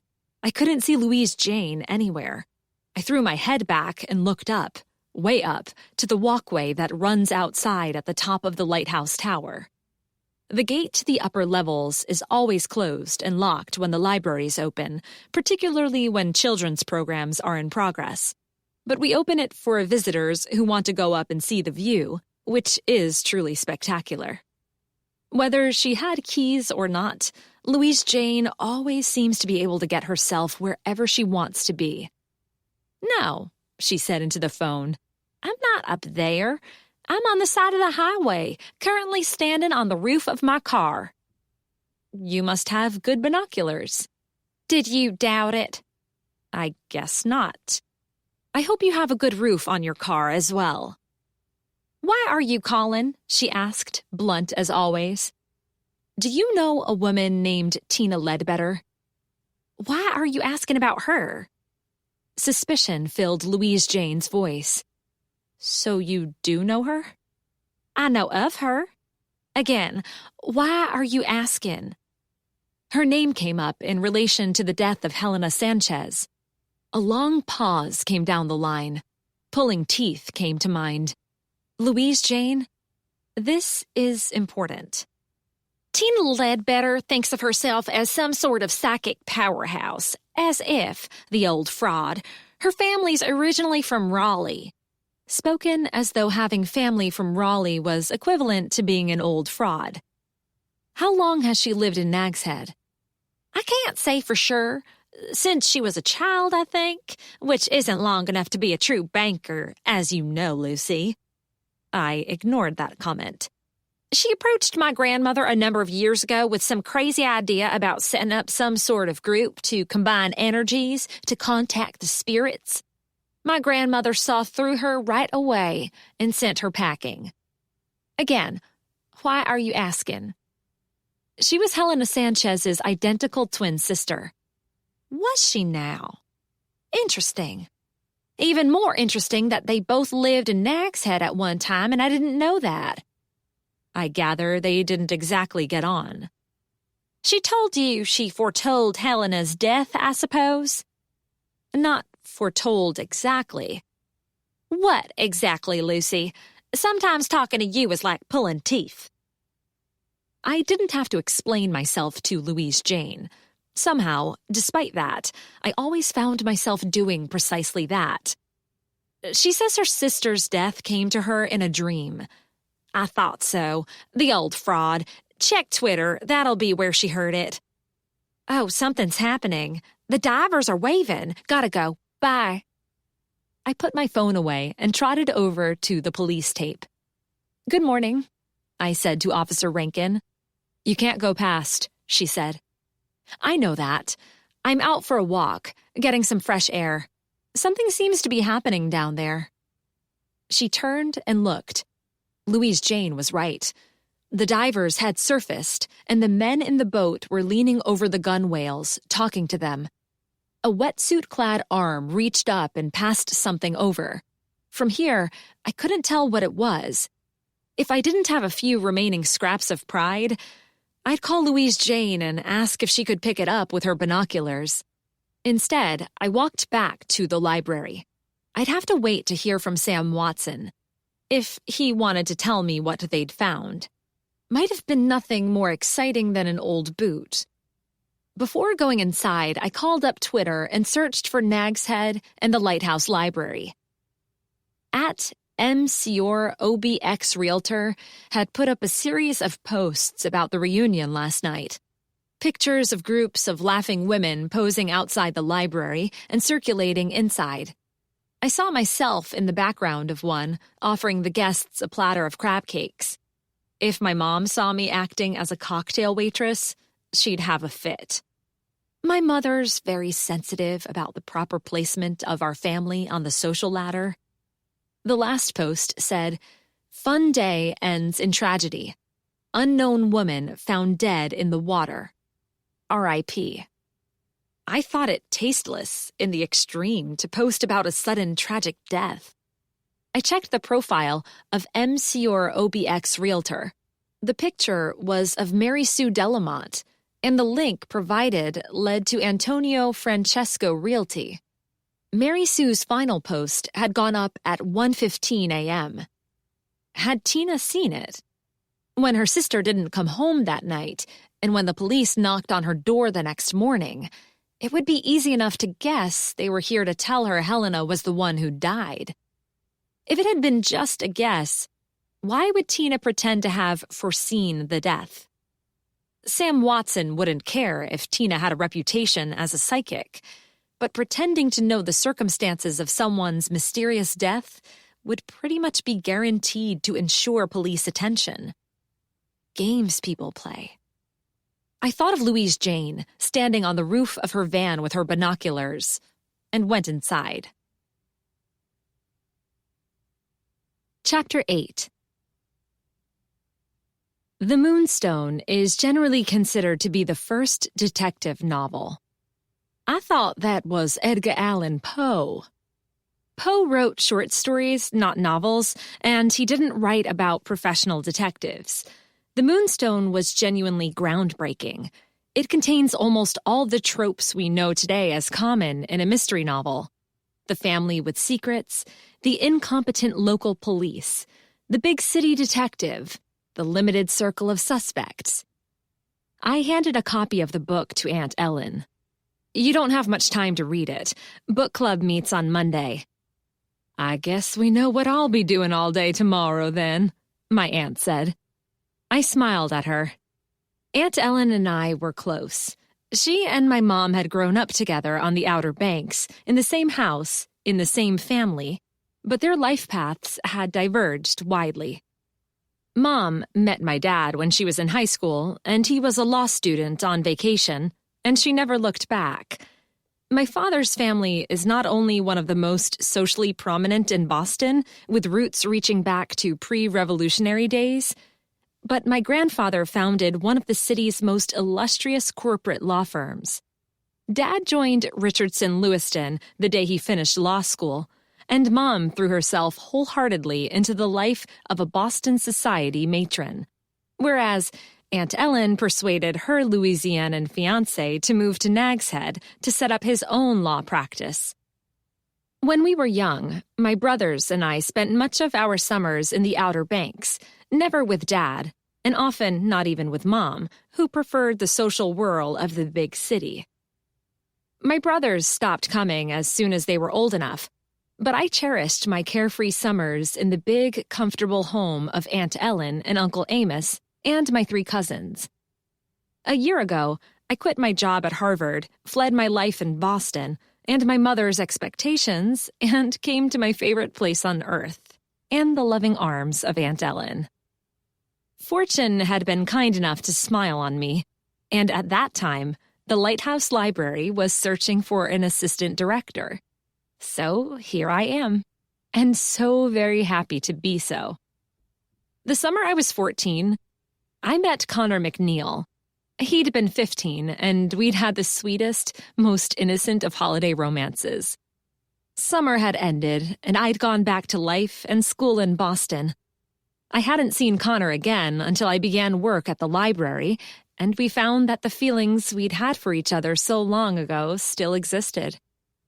"If you're okay to take over here, Lucy," Aunt Ellen said, pulling me out of my memories, "I'll be off.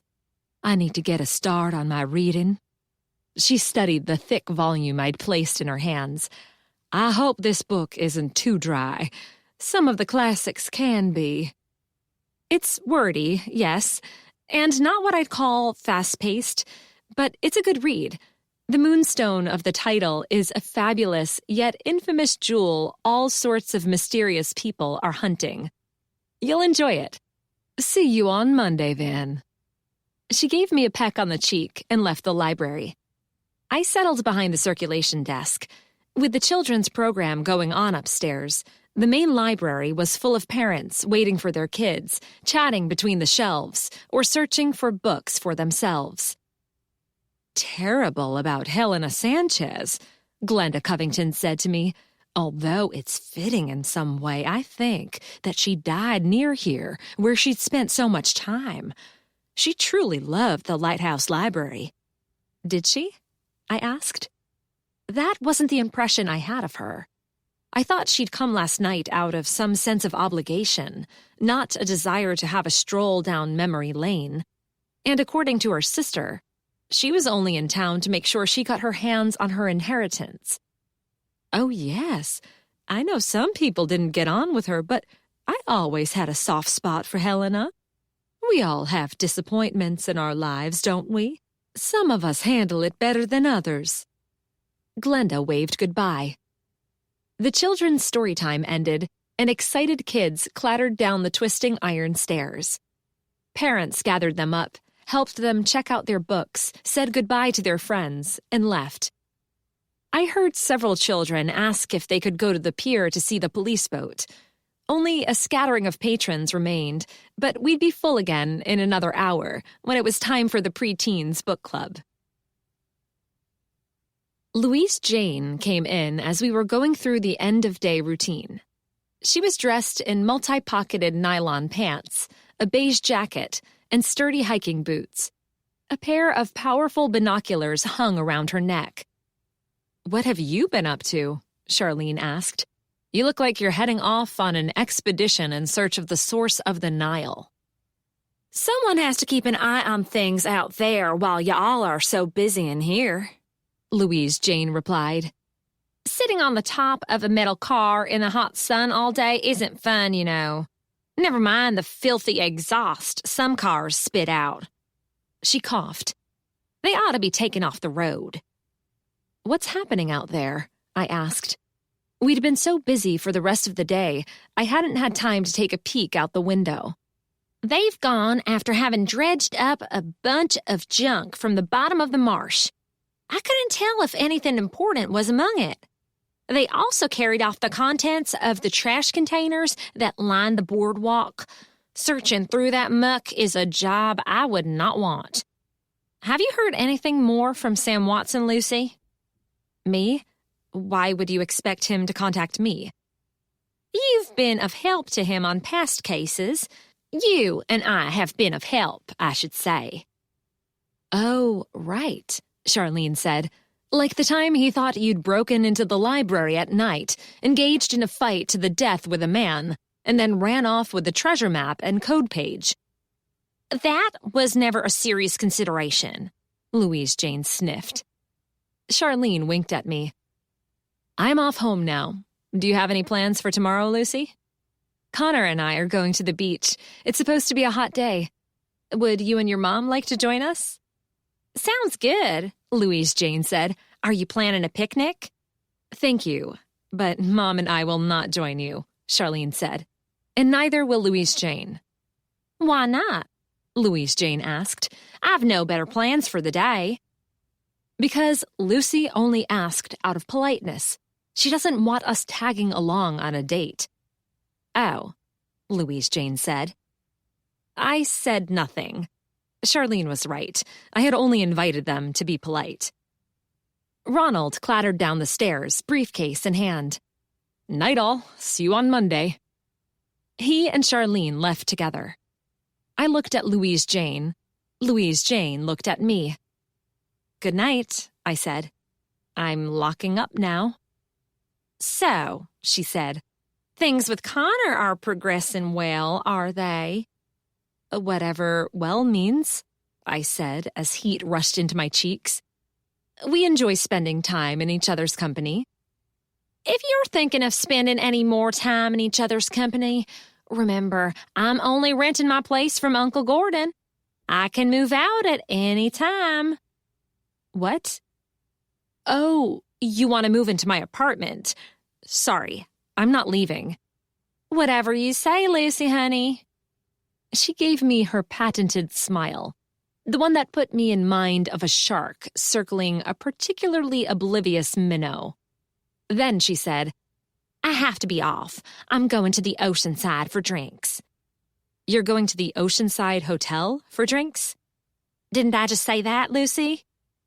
She wouldn't have dangled that bit of information in front of me if she didn't want me to beg for more details. I shouldn't have asked.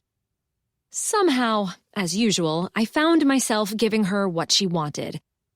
Well, yes, you did. I mean, who are you having drinks with? Sheila called me earlier and mentioned that some of the reunion group will be gathering in the hotel bar before dinner. She thought they'd be interested in hearing things I know about the history of the hotel, the stories the hotel management doesn't want the guests to hear. Oh, right, those stories.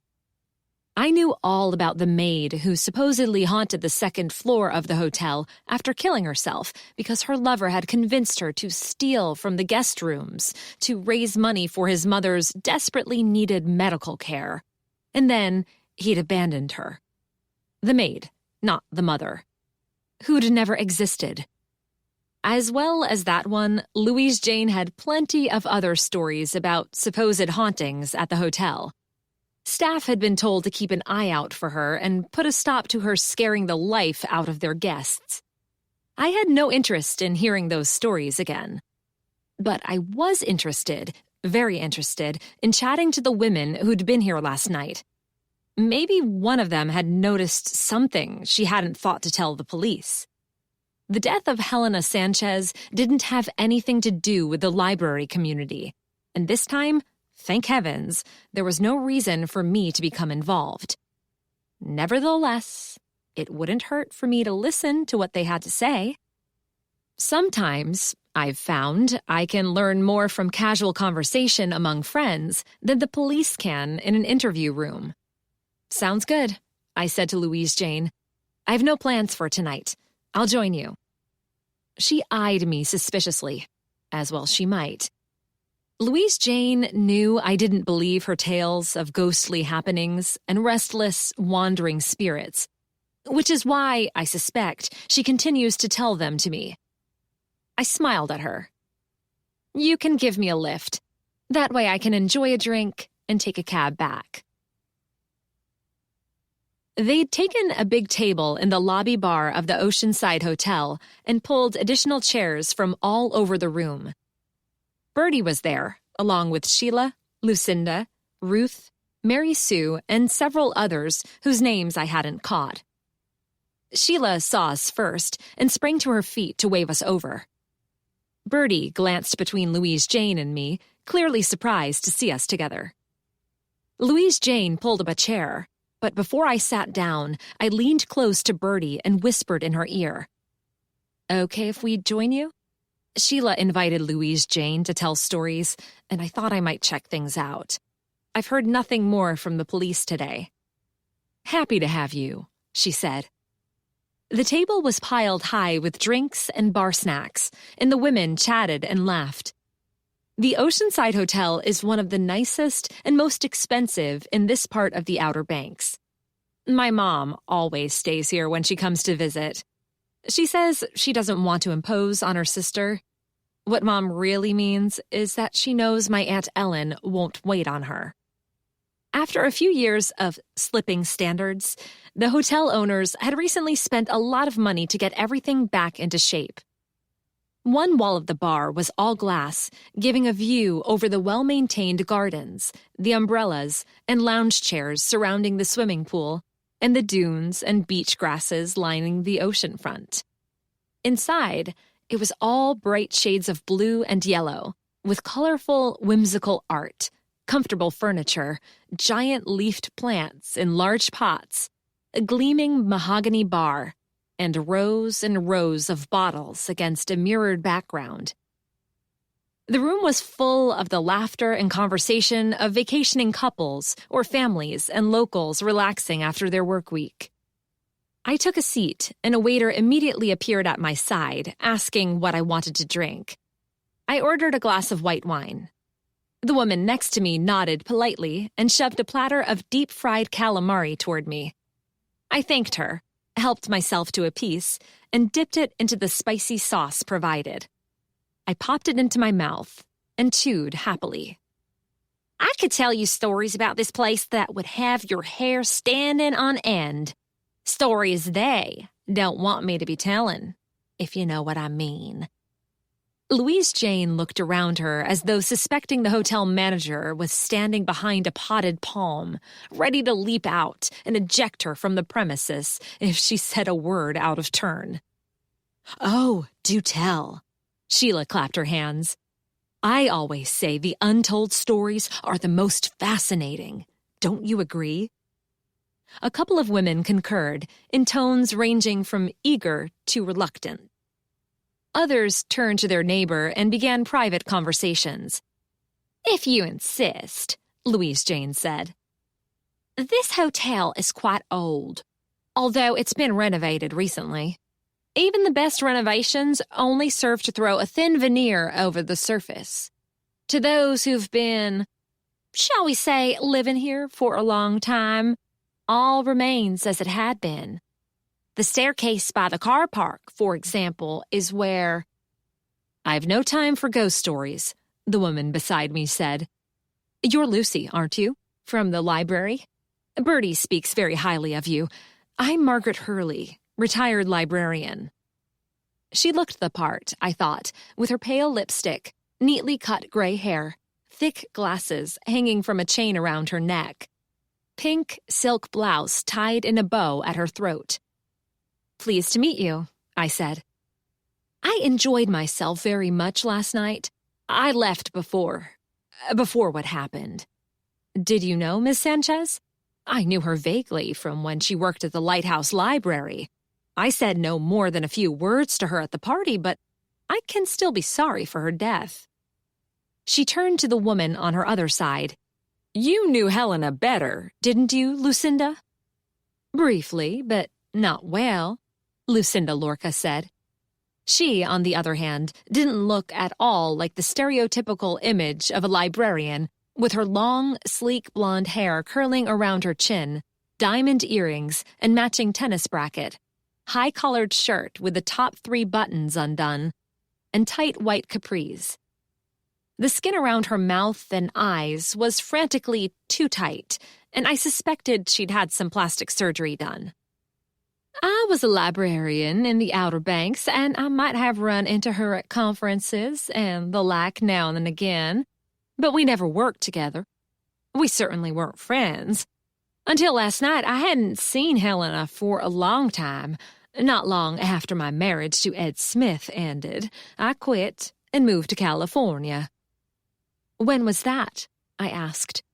1993. She laughed lightly. "So long ago. Best thing I ever did, moved to California." She patted her hair. "I'm in television now." "That must be exciting," Margaret said. "It is. I love every minute of my job. I'm not an actor, although I think I would have made a good one. I work strictly behind the scenes. I'm an assistant to one of Hollywood's most successful showrunners." She went on to mention the TV programs her boss was responsible for, including my mom's favorite legal drama. The waiter arrived with my glass of wine and a beer for Louise Jane. Several of the women ordered another drink. "If you want to talk to someone who knew Helena much better than me," Lucinda said, "you should try Mary Sue." "Mary Sue?" Mary Sue had been studying the contents of her glass and not taking part in any of the conversations swirling around her. Her head jerked at the sound of her name. "Yes?" You knew Helena, Lucinda said. Didn't you work together at the Lighthouse Library? Mary Sue's face tightened. As you well know, we talked about that last night. I don't need to be reminded again. But I do, dear. Lucinda smiled at her. I'd seen that expression before, when I'd been roped into watching TV with Mom, when the really nasty woman got her supposed enemy in a corner at a cocktail party. I don't think I ever heard the full story of why you gave up your career. Mary Sue drained her glass. She said nothing. You're in real estate, I believe, Lucinda said. That must be so interesting. It's a living, Mary Sue muttered. Margaret glanced between Lucinda and Mary Sue. You must see some wonderful homes around here, she said. Sometimes, Mary Sue said. I loved every minute of my library career, Margaret said. I can't imagine having done anything else. I wasn't ready to retire, but George, that's my husband, he's a few years older than me, when he retired, he wanted to travel. I have to admit, we've been to some marvelous places. Last year, we were in Vietnam, and this year, we're planning a Mediterranean cruise, and she forced me out. Mary Sue snapped. She fired me because I needed to take time off when Roger took sick. It was the absolute lowest time of my life. I had one child still in college, a husband without a job, and then him getting so sick and not nearly enough health insurance to take care of him. And Helena Sanchez fired me because she said I wasn't able to do my job anymore. Not only that, but she blackballed me all over eastern North Carolina. No other libraries would hire me. You think I want to spend my time showing shoddily made, overpriced beach houses to stuck-up rich people from New York City? What other options did I have after Helena Sanchez ripped my dreams as well as my livelihood away from me? All conversation at the big table died. Even Louise Jane was left with her mouth hanging open. Everyone stared at Mary Sue. Tears filled her eyes. She rubbed at them and twisted in her chair. Where is that waiter? She snapped her fingers together, and he hurried across the room to our table.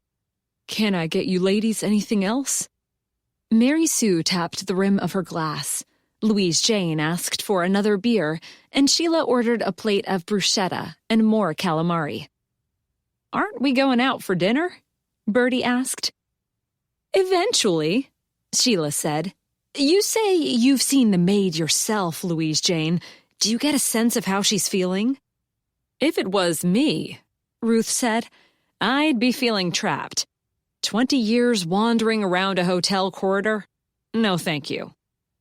It's interesting how small the library world is, isn't it? Lucinda said. Did you ever work with Helena, Ruth? I did. We were at Manteo Library together, but not for long. She left there when she got the director job at the Lighthouse. After that, we continued to run into each other at conferences and the like. She had a good reputation at one time, although in her later years people didn't speak as favorably of her. Bertie? She was an excellent librarian, Bertie said. When I took over at the Lighthouse Library, I found everything in admirable shape. Notably, Bertie didn't say anything about Aunt Ellen and the volunteers being on the verge of quitting because of Helena's leadership. I remember now, Lucinda said. Gossip had it that she was bitterly estranged from her sister and her parents. Does anyone know what that was about?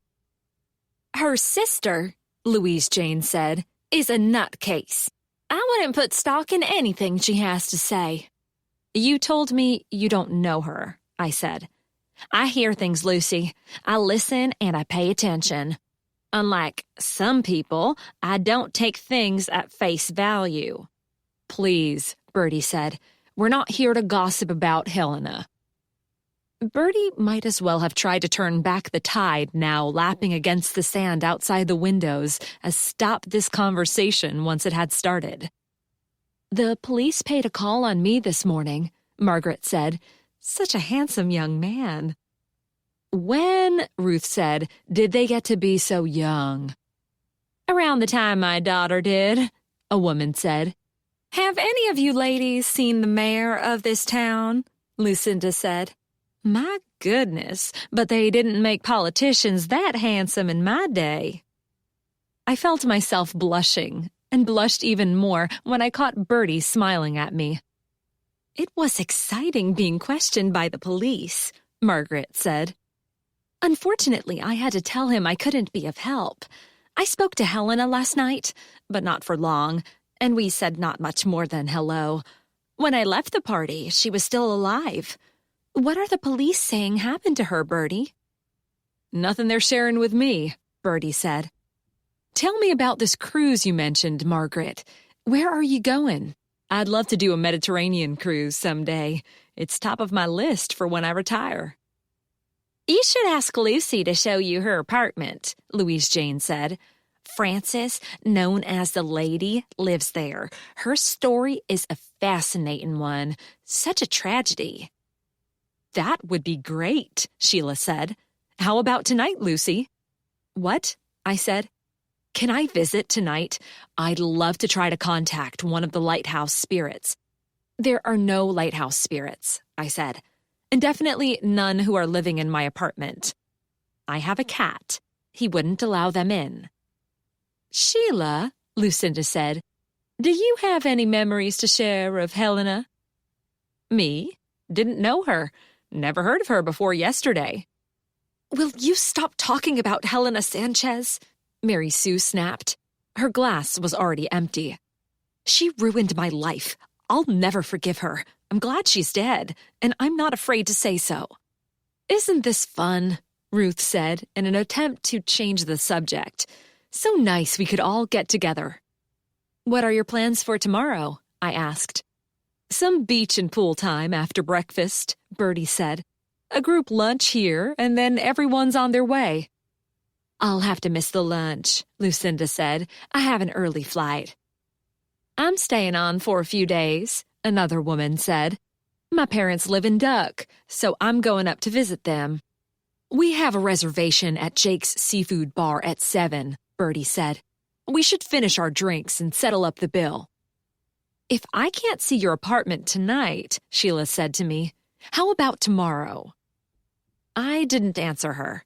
Something, or rather, someone, had caught my eye. Tina Ledbetter had slipped into the room when I wasn't looking and had taken a stool at the end of the bar. Despite the low lights, she wore enormous sunglasses and her hair was hidden under a big straw hat. An untouched glass of beer rested on the counter in front of her, and she was staring at our table. She caught me watching and didn't look away. Chapter 9. Connor picked me up at 11 on Sunday.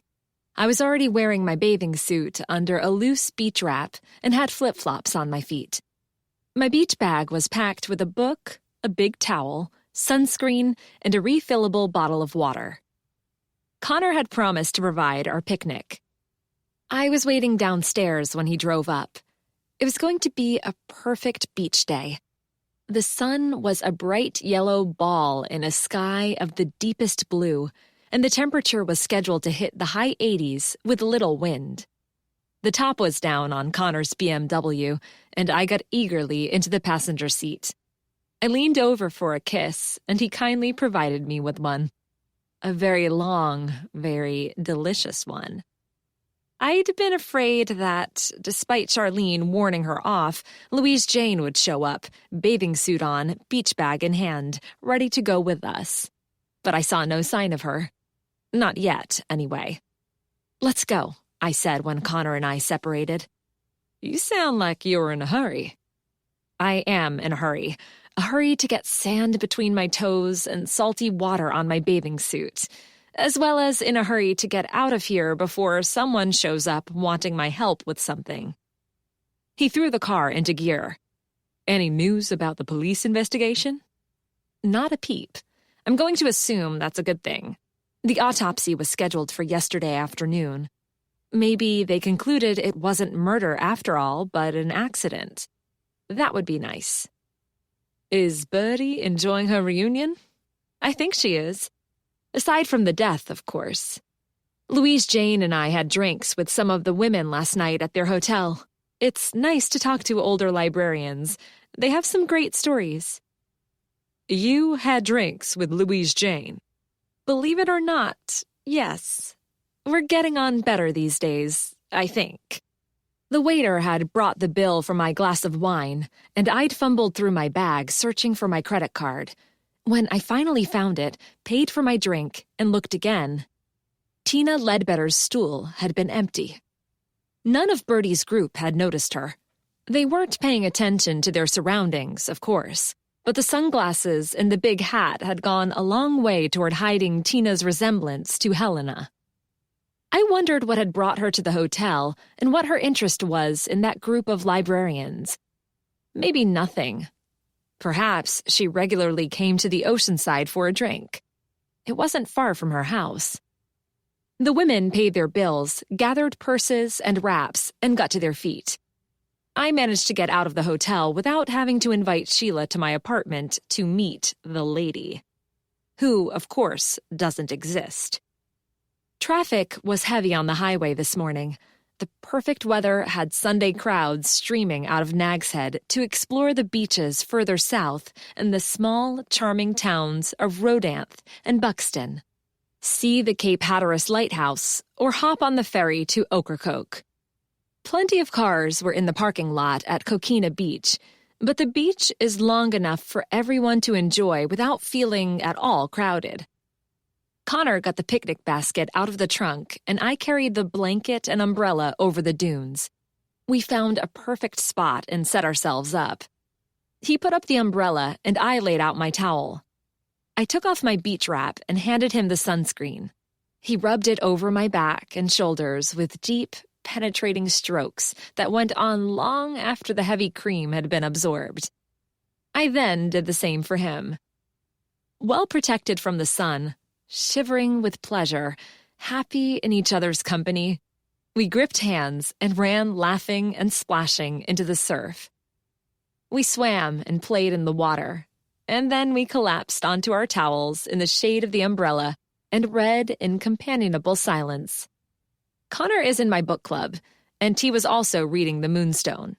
The local cops aren't all that efficient in this book, are they? He said at one point.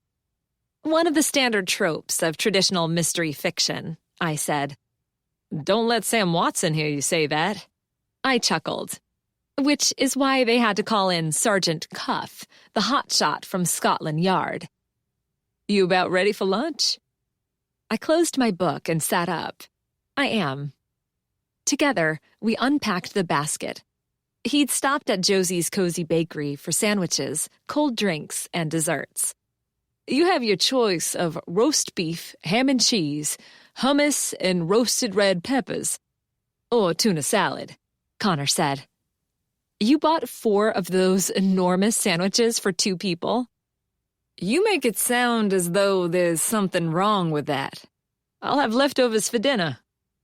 Tuna, please. He handed me my sandwich, and I unwrapped it and dug in. As we ate, we watched the activity on the beach. Waves along this stretch of the coast can be high and the riptide dangerous. But today, the sea was calm, so some people swam close to shore, while others played in the surf. Small children filled plastic pails with sand and dumped them out again, while older ones kicked balls around. Families enjoyed picnics, and further down the beach, fishermen sat in folding chairs next to their long, arching poles, beverage of choice in hand. Colorful kites bobbed and swooped in the distance. A perfect day. I peeked into the picnic basket, hoping he'd bought one of Josie's famous coconut cupcakes, my favorite. Other than her pecan squares, which are also my favorite. Of course, I also love the dream cake she makes from an old family recipe. Connor cleared his throat. Lucy. The tone in his voice had me stop thinking about baked treats. I looked up. His face was flushed, and his eyes bright. I wondered if he was suddenly coming down with a fever. What? Are you okay? He cleared his throat again. It is a perfect day, Lucy. There can be many more perfect days. Yes, I agreed. The weather's supposed to stay good all week. I mean, beyond this week. Lucy, what I'm saying is... From the depths of my beach bag, my phone rang. Instinctively, I reached for it. Leave it, Connor said. Let them leave a message. I'll just take a peek and see who it is. Oh, it's Detective Watson. I looked at Connor. I should get this. It might be important. He sighed. Yes, I guess you should. Good afternoon, Detective, I said. Sorry to bother you, Lucy, but we found something I need you to have a look at, and Bertie's not answering her phone. She's having a farewell lunch with her college crowd. What is it? You'll see when you get here. How long will it take? I'm at Coquina Beach with Connor. 10 minutes. See you then. He hung up. He needs me to come to the police station right now, I said. They've found something important. Connor began gathering up the picnic debris. Did he say what it was? No. I guess we should go then. What were you talking about when he called? Did you want to make some sort of plans? Some sort, he said. It'll keep. I felt somewhat odd walking into the Nag's Head police station in my bathing suit, beach wrap, big straw hat, and flip-flops. Connor didn't look all that mayoral in shorts with a rip in the right pocket, sandals, t-shirt, and Boston Red Sox cap, my Christmas present to him. But it was the Outer Banks on a hot Sunday in July, so no one had a right to expect anything more formal. Sam Watson was waiting for us by the front doors when we arrived. You didn't invite me to see this, Sam, Connor said. Whatever it is. Do you want me to wait out here?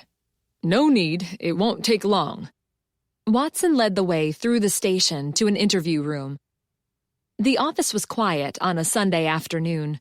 Butch Greenblatt was the only other person at work, pounding at a computer keyboard, his fingers almost too big for the keys, and he lifted a hand in a wave as we passed. The air conditioning was turned up far too high, reminding me I was seriously underdressed. The interview room was sparsely furnished, but not intimidating, and not too dreadfully uncomfortable, apart from the temperature. Sam nodded toward a chair, and I sat, trying not to shiver too obviously. Connor stood behind me. A plain beige paper folder lay on the table. It wasn't thick, so it couldn't contain much more than a few sheets of paper. Watson opened it, took out a sheet of plastic that he laid in front of me, and then he closed the folder. I leaned in for a closer look, and I felt Connor do the same over my shoulder. It's a library withdrawal slip, I said. We found this in a trash can near the boardwalk at the lighthouse. Does this look like the slip you told me was missing from the library? I studied it carefully. The card was about 4 inches square, yellowing with age. The title of the book and name of the author were typewritten across the top. A line of names in different hands and inks ran down the left-hand column, and dates were stamped on the right. It does. I'm pretty sure it's the same one, the Celestine Prophecy. I suppose it could be a slip from another book with the same title, but that stretches coincidence to the breaking point, don't you think? I do, Watson said. Connor muttered his agreement. The paper had been torn into many pieces. Some of them were smudged with traces of I didn't want to know what. Someone had carefully reassembled the card as though it were a jigsaw puzzle. We put it back together as best we were able and checked it for fingerprints, Watson said. We came up with a lot of prints, some older than others. One partial's a match to Helena Sanchez. I thought back to Bertie's party Friday night. The women gathered in the alcove exclaiming over the historical display. I'm almost certain Helena touched it, She started to take it out of the pocket and seemed to see something that upset her. Find any other identifiable prints, Sam? Connor asked. Charlene Clayton's. Natural enough, I said. Charlene and I put the exhibit together. I don't think I touched this particular item, though. Some smudges, some partials that will be too small to identify without a good match. Lucy, you said no librarian would throw something like this in the garbage. Do you still maintain that? Absolutely. No one is more protective of a written legacy than librarians, not even the police. You'll destroy this if you don't need it anymore. We would need a very good reason to do that. Not all the women in Bertie's class are still working librarians, Watson said. No, but they were trained to be. I'm not saying none of the women at the party threw this away. All I'm saying is no one did it mindlessly. Someone didn't want it found. Yet you have found it, Connor said. What does it mean? Lucy? Watson asked. And that was a very good question. Why would someone think they needed to get rid of this common withdrawal slip? I studied it carefully. The title of the book was typed in capital letters, the signatures handwritten in various types of ink, the dates stamped. I didn't recognize any of the names, and the dates themselves, ranging over 6 months from the beginning of 1995, were of no significance I could see. I've absolutely no idea. Sorry, Sam. That's okay. I'm going to show you one more thing. This is a photograph of something our divers found in the water under the pier. He took another page out of the folder. I recognized it immediately. That's the souvenir letter opener that was part of the exhibit. All one of the same, Connor said. Those things were handed out by the bucketful in 1986 to celebrate the 25th anniversary of the incorporation of the town of Nag's Head. There are plenty of them floating around. Pardon the pun. This one hasn't been in the water long, Watson said. No more than a couple days, at a guess. Probably less. There are no prints on it, not even any partials, meaning it was probably wiped down before being thrown in the marsh. Is there any, trace of it being used? I asked.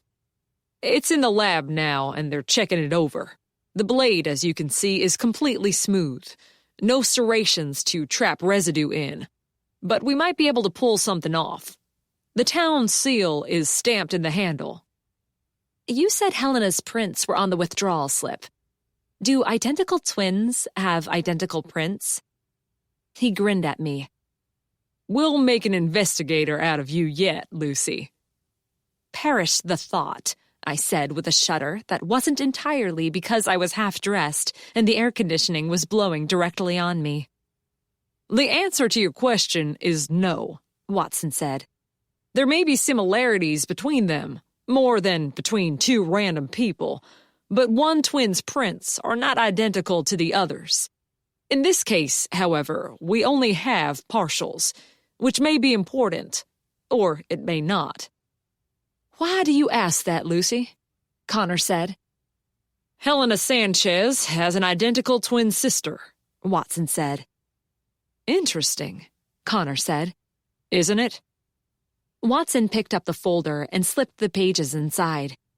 He crossed the room and opened the door. Thanks for coming down so promptly, Lucy. Connor, I hope I haven't spoiled your day. Connor shifted from one foot to the other. No problem, I said. We were about to leave the beach anyway. What happens now? I'm concentrating on the women who went on the walk on the boardwalk after the party on Friday. Present company accepted, of course. Unless you knew Helena Sanchez and haven't told me. I never met her before Friday evening, I said firmly. I didn't know the woman, and I had no reason to kill her, but being involved in a police investigation, no matter how innocent one might be, is always stressful. Watson hadn't included Bertie in his statement, and I wasn't pleased about that. Surely he couldn't be thinking Bertie might have been responsible for the death of Helena Sanchez?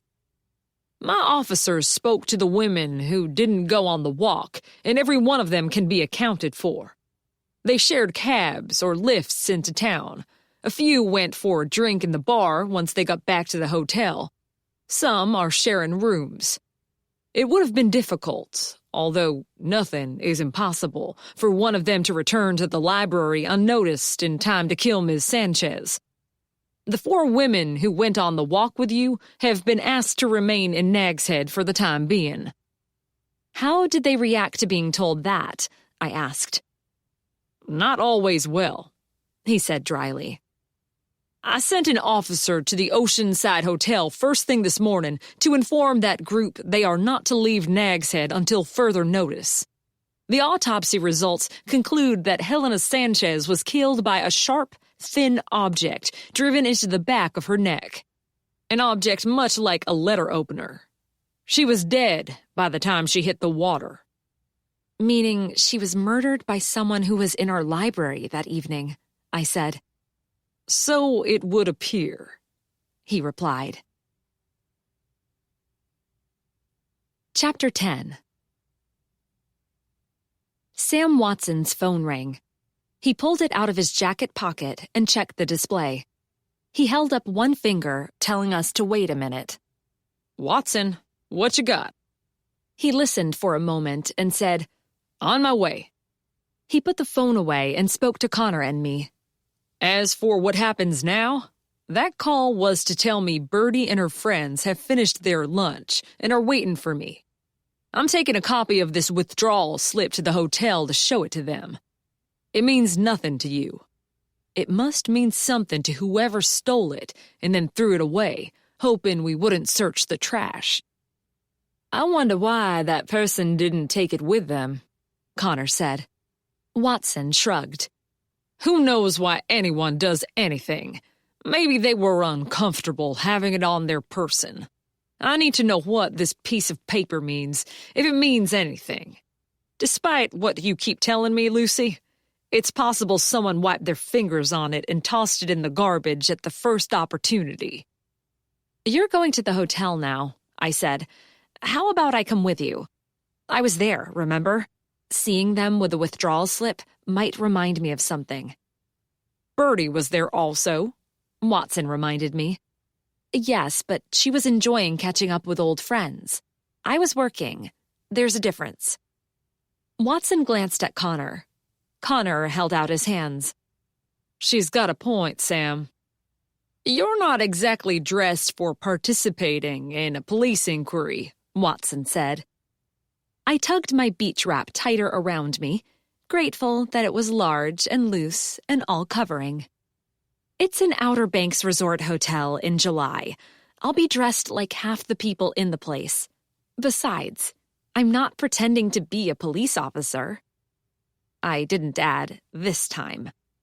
Okay, Watson said. You might as well come. I see no need at this point to question the women privately or individually about the withdrawal slip.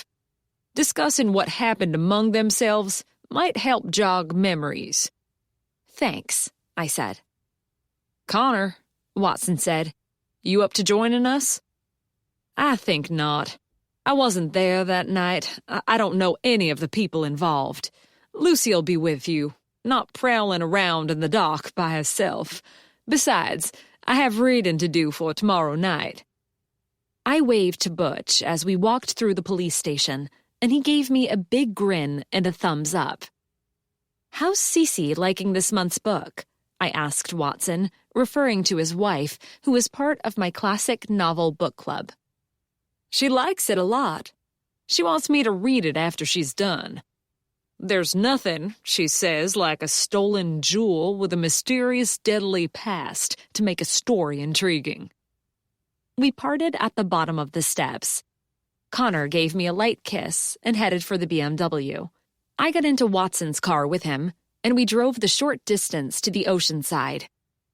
We found 14 of the women, plus Bertie, waiting for us in a meeting room under the stern eye of Officer Holly Rankin. 3 of the reunion attendees, we were told, had left late Saturday night, after dinner, and 2 early this morning. Watson confirmed he had their contact information and said he'd give them a call later. Most of the women had taken seats around the table.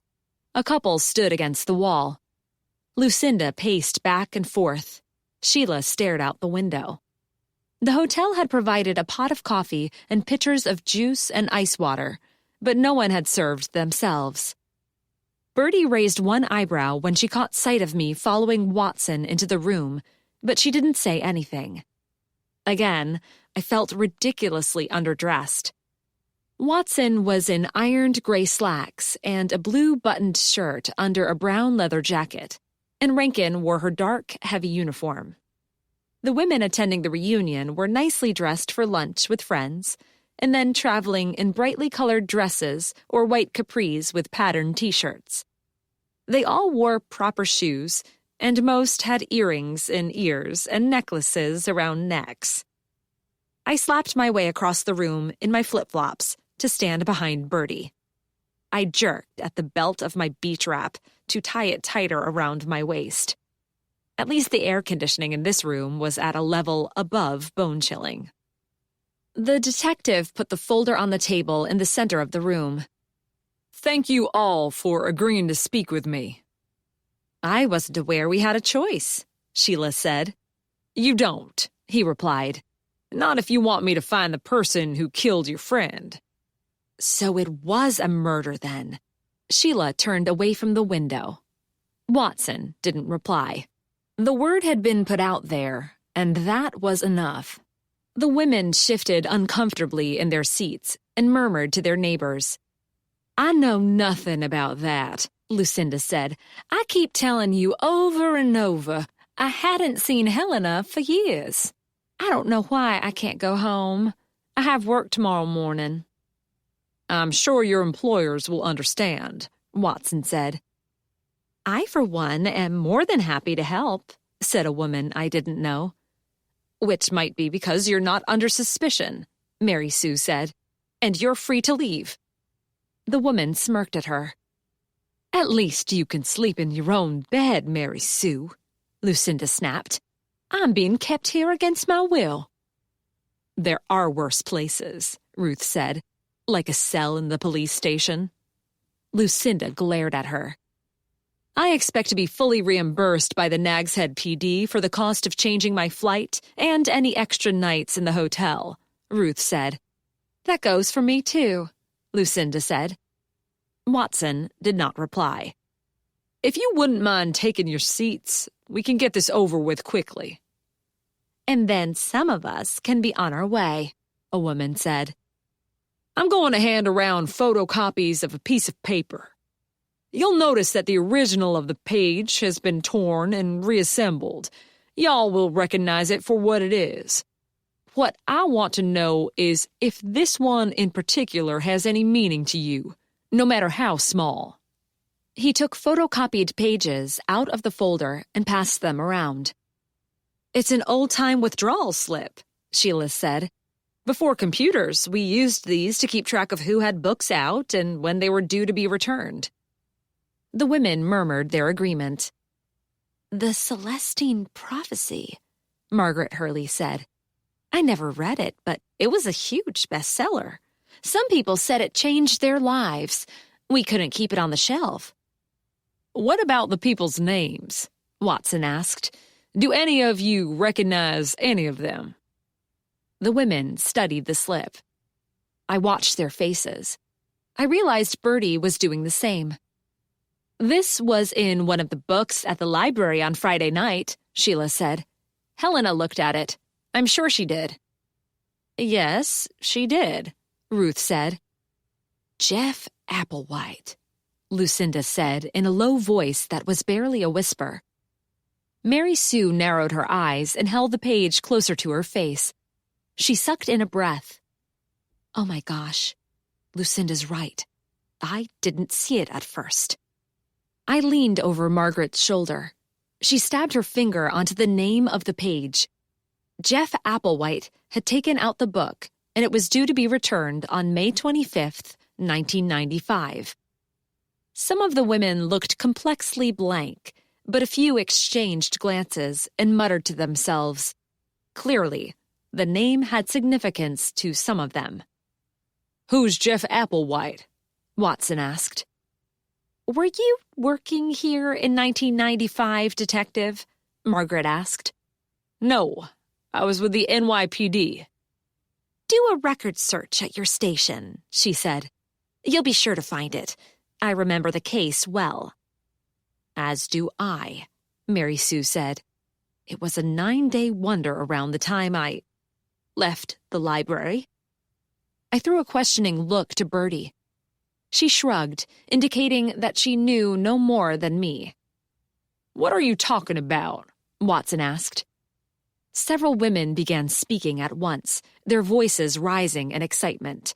"One at a time, please," Watson said. "Jeff Applewhite disappeared in spring of 1995, Margaret said. "I don't remember the exact date, but I remember the story very well indeed.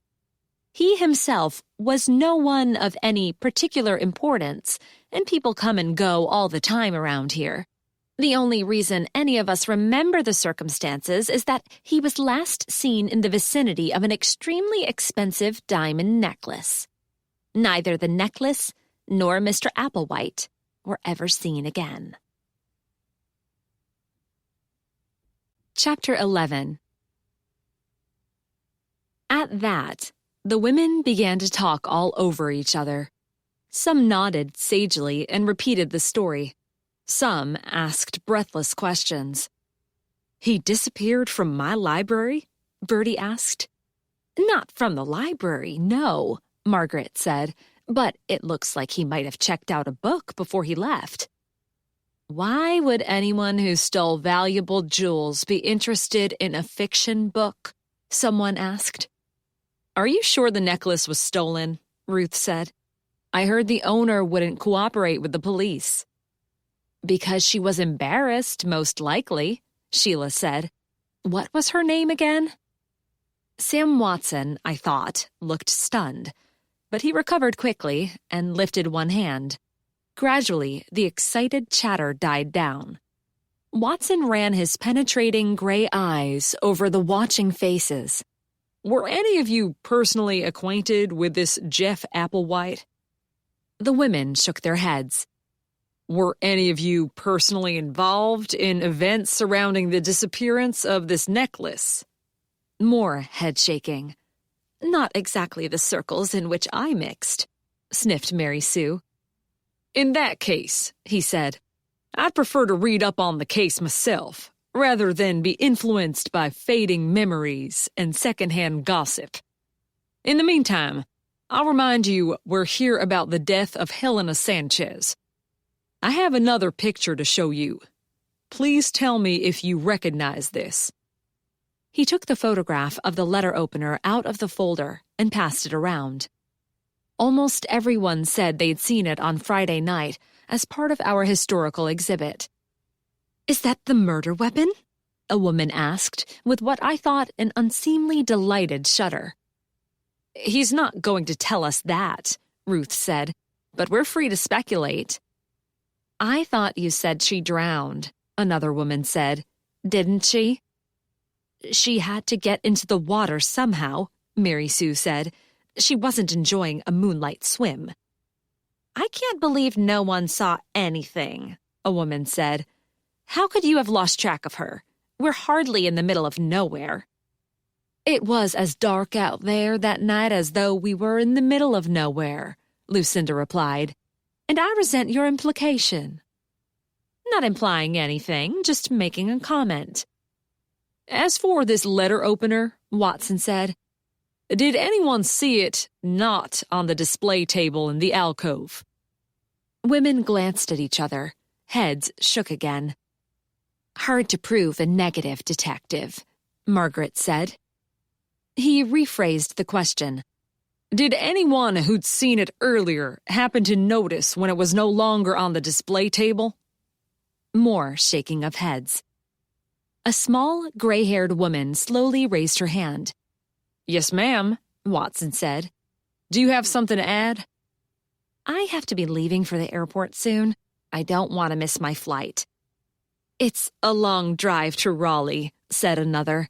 I don't like to be on the roads after dark. I think we're finished here. Watson gathered up the papers and put them back in the folder. Thank you for your time. If anyone remembers anything at all, about events of Friday night or Helena Sanchez, please get in touch with me. I have your contact details if I need further information. Those of you who need to be on your way are free to leave now. If you've been asked to remain in Nag's Head pending further developments, I trust you'll do so. Some women bounded out of their chairs and bolted for the door. Some lingered unsure. A few hugged and exchanged kisses and promises to keep in touch. I want it on record that I object to being treated like a common criminal, Lucinda Lorca said. Television is a highly competitive business. If I have to stay here much longer, I might not have a job to go back to. Duly noted, Watson said. Mary Sue, do you have room for me at your house? Lucinda asked. What? Mary Sue said. I don't want to stay in this hotel a moment longer. It'll be much nicer to move into a friend's home. I'm sure it'll only be for a day or two. I don't... Great. That's arranged then. I'll get my stuff packed and meet you in the lobby in a jiffy. Lucinda ran past Holly Rankin and out the door. Mary Sue looked at Bertie. You can say no, Bertie said. Too late now, Mary Sue said. I don't suppose you have room for me too, do you? Sheila asked. This is an expensive hotel. No, sorry. Our house isn't very big, and my son... Mary Sue's voice trailed off. Why don't you and I get a room together, Sheila? Ruth said. If we share, it'll help with the cost a bit. I'd like that, Sheila replied. Thanks. Mrs. Hurley, Watson said. I have one question about this Jeff Applewhite and the stolen jewels. What was the name of the owner? Rachel Blackstone, Margaret said. Bertie's jaw dropped. Rachel Blackstone, I said. You don't mean... She does, Mary Sue said. The same Rachel Blackstone who still lives in Nag's Head and chairs all those fundraising committees for the hospital and other charities. Do you know this woman? Watson asked Bertie and me. We do. Very well, Bertie said. She's a regular at the library, I said. She's a close friend to my Aunt Ellen. Did either of you know about this theft? No, I said. Me neither, Bertie said. It happened before my time here. I find it interesting that no one talks about it anymore. Out of respect for Rachel, most likely, Margaret said. It was a long time ago. I'm going back to the station, and I'm going to read up on the records of the case. The fact that the name of a man who disappeared after allegedly stealing a valuable piece of jewelry is on the withdrawal slip that appears to have some nebulous connection to a current case is probably meaningless. Plenty of other people took out that book and wrote their names on the slip. But stranger things have happened. Officer Rankin, let's go. Rankin moved herself away from the wall. I picked one of the photocopies off the table. May I keep this, Detective? Sure, he said. Mary Sue followed Watson to the door. How long are you going to keep them here? I don't want that woman in my house any longer than necessary. I can't say, Mrs. Delamont, but I'll remind you that you also are not to leave town without my permission. I haven't done anything, she protested. Glad to hear it. Watson paused in the doorway and then turned around. Sorry, Lucy. I forgot. You came with me. Do you need Officer Rankin to drive you back to the lighthouse? I'll take her, Bertie said. He gave us a nod and left. Rankin followed him out.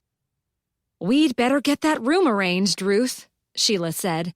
I hope the hotel's not fully booked. Otherwise, we'll be at your place, Mary Sue, son or not.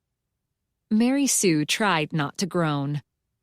"It would be just like our college days," Ruth said. "We can watch scary movies and stuff ourselves with potato chips and pizza and throw sleeping bags on the floor." "I doubt my 60-year-old bones would care for that," Sheila said as they left the meeting room.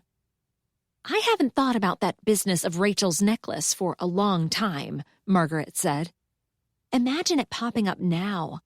I wonder if it did have something to do with Helena. I don't suppose we'll ever know. It was nice seeing you, Bertie. It's been too long. I'd like to keep in touch." "As would I," Bertie said with a smile. Soon, only Bertie and I remained in the meeting room. A housekeeper slipped in and began clearing away the untouched drinks. "Are you thinking what I'm thinking?" Bertie said to me. "Oh, yeah." I dropped into the chair next to her and took out my phone. It might well be a coincidence that this Jeff Applewhite took out that book from what's now our library around the time he disappeared with a purloined necklace. But I saw the look on Helena's face when she saw that withdrawal slip. She read something there that meant something extremely important to her. And that something was not a happy memory. We began tapping on our phones. In 1995, the internet was in its infancy. There wasn't a lot of detail available about the case, but Bertie and I were able to find some information, mainly because the necklace, that apparently had been stolen, was of considerable significance, and people who cared about rare gems had followed the case closely at the time and speculated ever since. The night of April 30th, 1995, Rachel Blackstone threw a party at her family's beach house in Nags Head. The party had gotten out of control, and neighbors called the police. It was not, apparently, the first time that happened. Rachel was known to be what was euphemistically described as a wealthy, fun-loving young woman. "Doesn't sound like the Rachel I know," Bertie said. "No, it doesn't. It might not be the same person." "It has to be her. Same name, right age, home in Nags Head. Rachel's a woman of considerable means, family money." We read on. The police had left after asking a few partygoers to move their cars, and the party continued, much to the annoyance of the neighbors. "This is interesting," I said. "Rachel didn't report the theft. Her mother did, and then not until several days had passed. Perhaps Rachel didn't realize it was missing. Police searched for a man by the name of Jeffrey Applewhite, who'd attended the party. He's described as having recently moved to Nags Head. And there the story seems to end. Applewhite was never found, and the necklace is still missing, to the dismay of gemologists everywhere." "Do you really think this has something to do with the death of Helena?" "I can't see how, Lucy. I didn't know Helena at all well, but she stayed in Nags Head for a long time after this happened.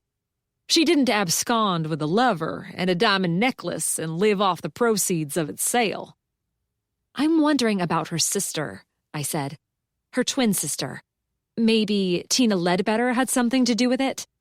Although I've been to her house, not exactly the mansion of a master criminal." Bertie put her phone away.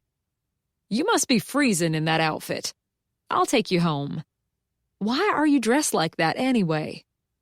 Connor and I were at the beach when Watson called saying he needed me to come down to the station and look at the withdrawal slip.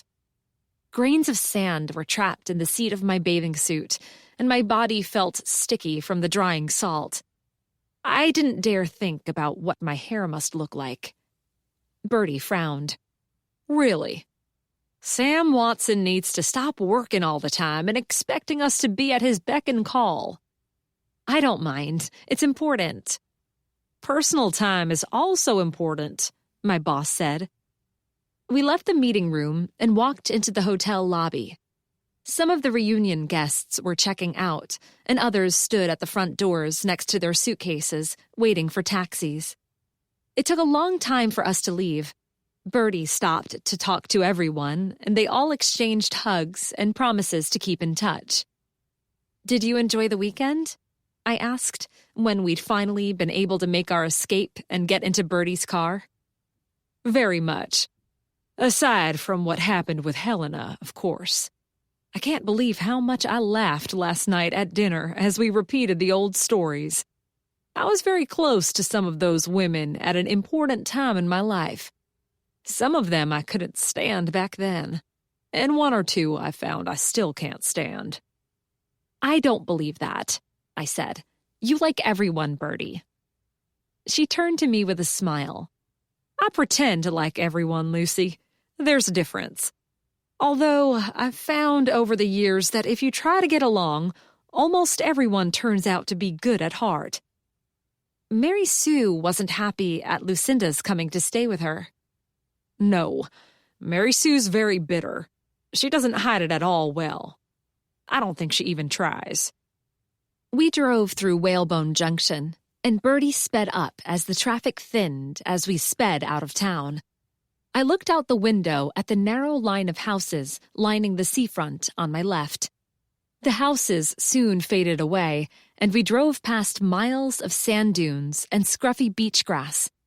The Body Island Lighthouse appeared in the distance to our right, its black and white bands serving as a landmark to ships at sea, the paint as individual as the pattern of the light at night.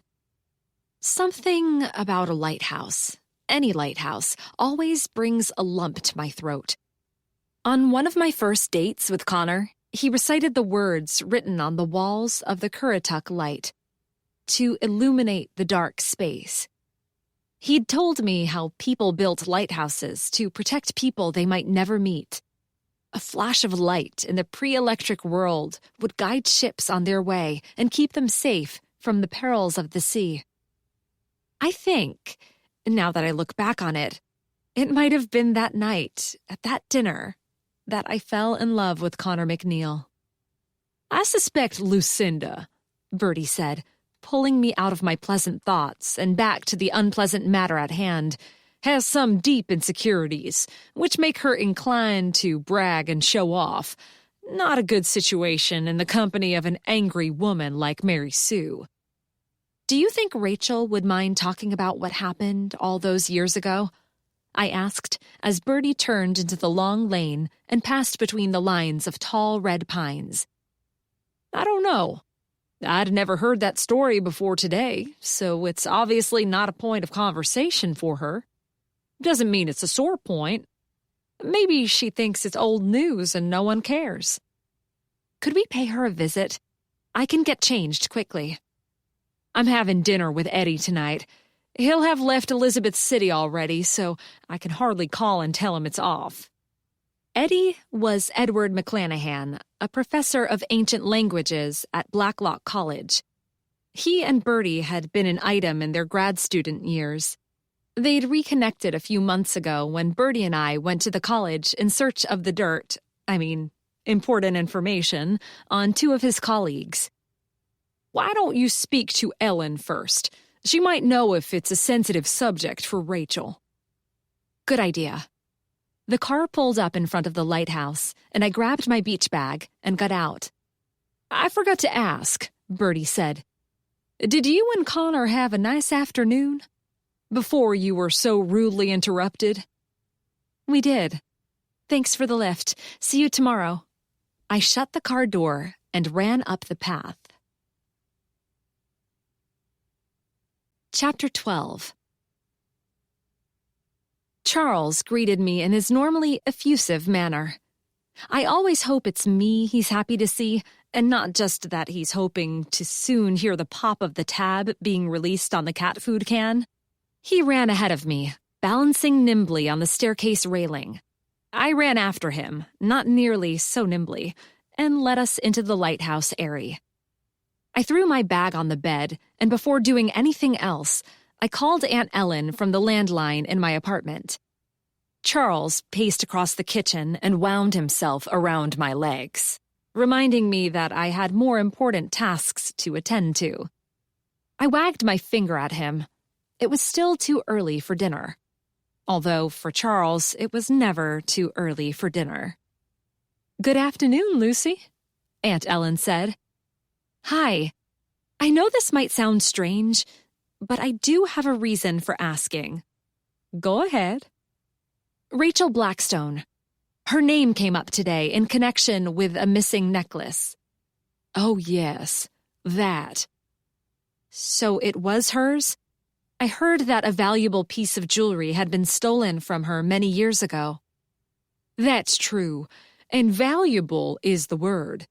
It was a family heirloom containing a legendary diamond and worth a considerable amount of money. It was never recovered, and Rachel feels guilty to this day about it. You mean she had something to do with its disappearing? No, not at all. Guilty that she didn't take better care, I mean.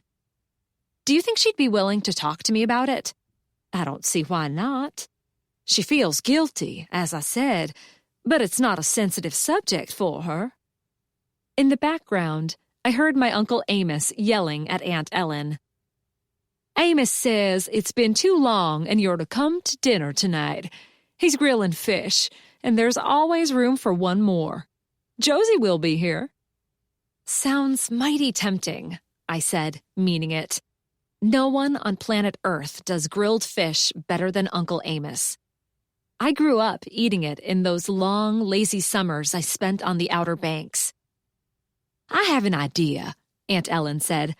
I'll invite Rachel, too. I know she's in town. We have a meeting of the museum board tomorrow. That would be great. If she's not comfortable talking about what happened, I'll drop the subject. Josie's expected around 6. Come when you're ready. If Rachel's not free, I'll tell her you want to pay a call on her another time. We hung up, and I checked the time. It was 5 o'clock now. I fed Charles, who was attempting to make me believe he was about to expire from sheer starvation any minute now, and then jumped into the shower. I stood under the hot water for a long time, grateful to be washing all that sand and salt out of my hair and off my skin. I pulled on a light summer dress of red cotton splashed with yellow and blue.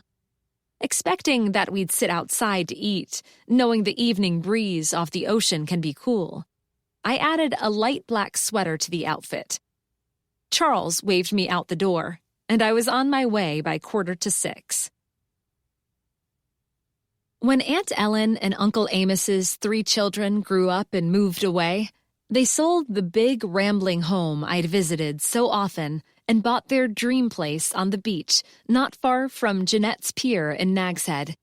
It's a beautiful house, painted a cheerful yellow, made up of several stories in the standard Outer Banks beach style, perched on the edge of the dunes with a view of the open ocean. It's smaller than the house they used to have, but more than adequate for their needs now and for visitors they continue to get regularly. Like most beach houses, theirs stands on stilts, with a garage and storage rooms on the ground level and the living areas on the upper floors. I climbed the steps, and Aunt Ellen opened the door to me with a smile. She wrapped me in an enthusiastic hug. "Sorry I didn't bring anything," I said, "but you did give me rather short notice." "You never need to bring anything except yourself, honey, and you know that." "I do," I said. "I spoke to Rachel and she accepted my invitation to dinner with enthusiasm. She was pleased to hear you and Josie will be joining us." Aunt Ellen led the way upstairs. The main living area is open plan, the walls painted white and the rooms full of cheerful, comfortable blue and yellow furniture. Paintings of Outer Banks scenes by local artists add to the riot of color. Josie and Uncle Amos were waiting for us on the deck that runs off the thoroughly modern steel and glass kitchen. Josie jumped to her feet to greet me with a hug, and Uncle Amos said, "Get you a drink?" "A tea would be nice. I'm driving, so I'll have a small glass of wine with dinner." The table was set with 5 places.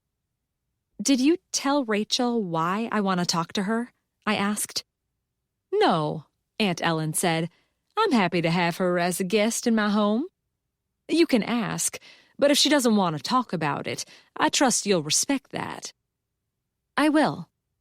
I accepted a frosty, ice-filled glass from Uncle Amos and sat down. "Why do you want to talk to her?" Josie asked. "There's the door now," Uncle Amos said, and Aunt Ellen excused herself.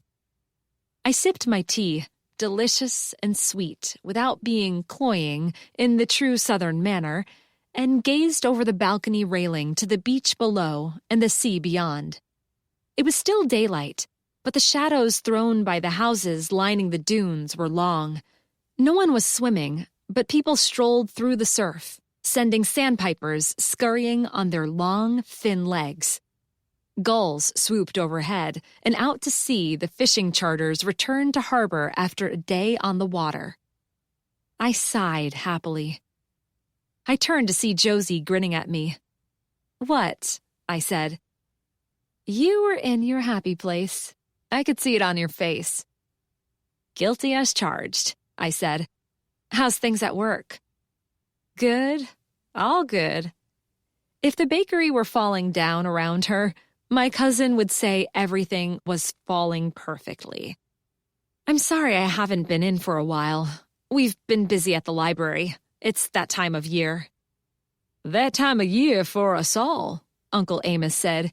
"Even for me, although Steph's taken on more of the workload these days." Stephanie Stanton was one of my closest friends, girlfriend of Butch Greenblatt, and Uncle Amos's law partner.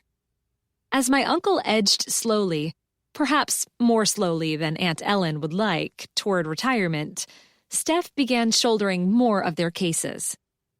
Uncle Amos rose to his feet as Aunt Ellen and Rachel Blackstone came onto the deck. My aunt carried an enormous bouquet of fresh, short-stemmed red roses, accented by white daisies and leaves of green hosta. "Look what Rachel brought me," she said with delight. "And at such short notice, too." "They're gorgeous," Josie said, giving Rachel a hug. "Grown by my own hand," Rachel said. "You know Lucy, don't you?" Aunt Ellen said. "From the library?" "Of course," Rachel said with a light laugh. "Everyone knows Lucy." "Everyone loves Lucy," Josie said. That might make a good name for a TV show." "Never heard that one before," I said, and we all laughed. Oh yes, I'd been reminded of the old Lucille Ball TV show I Love Lucy many times, particularly when I'd been dating a man named Ricky. Thank heavens, I always thought, I don't have red hair.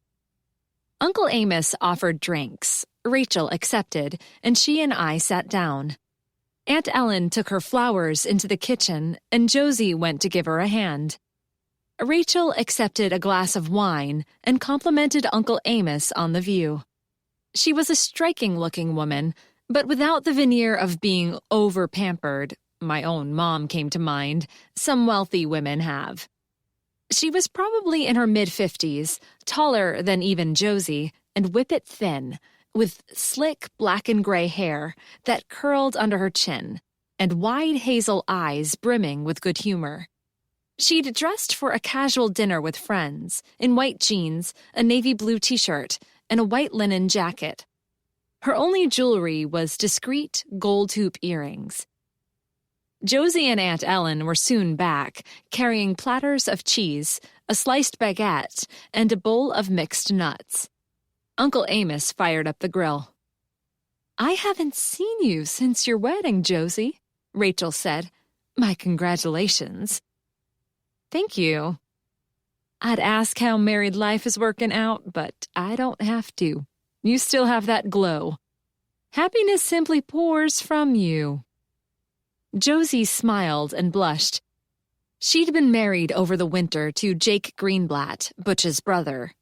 Jake owned Jake's Seafood Bar, one of the most popular restaurants in Nags Head, where he was also the head chef. With his work hours, he didn't often get to family dinners. Aunt Ellen sat down and accepted a glass of wine from Uncle Amos.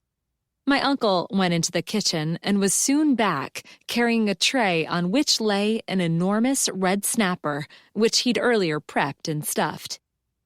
I picked up my glass of tea and twisted it in my hands. I spoke hesitantly, unsure of the reception my question would get. I hope you don't mind, Rachel. I have something I'd like to ask you. If you don't want to talk about it, that's okay. That sounds serious, she said. Go ahead. Did you hear about the woman who died outside the library on Friday night? I did. It was on the news. Her name was Helena Sanchez. She was the library director until about 10 years ago. Did you know her? I don't believe I did. She would have been there before my time. It's only since Bertie took over that I got involved in the library. I knew of her when she lived in Nag's Head, but I don't recall having any contact. I knew her sister, though, Tina. You did? Tina and I were friends at one time, in our wild youth. Tina Sanchez, she was then. She has since married and divorced, I've heard. I haven't seen Tina in ages. I don't know if she's still living in this area. She is. Rachel put down her glass. She studied my face intently. Perhaps she saw something there she could trust, because she gave the slightest of nods and began to speak. When I say wild youth, Lucy, I mean it. That was not a good time in my life. Why are you asking about Helena? The police are calling her death a murder. Rachel nodded. So I've heard. Something strange happened a short while before she died, and your name came up. She looked surprised. It did? How odd. In what context, may I ask? I glanced at Aunt Ellen. She gave me a slight nod, telling me to continue. Uncle Amos stood next to the gas grill, beer in one hand, metal tongs in the other, supervising the cooking of his fish, but still listening closely to our conversation. Jeffrey Applewhite. Goodness, that is a blast from the past. Rachel glanced at my uncle. Is there news about the necklace? Not that I know of, he said. She picked up her glass, took a sip, and said, Go on, Lucy.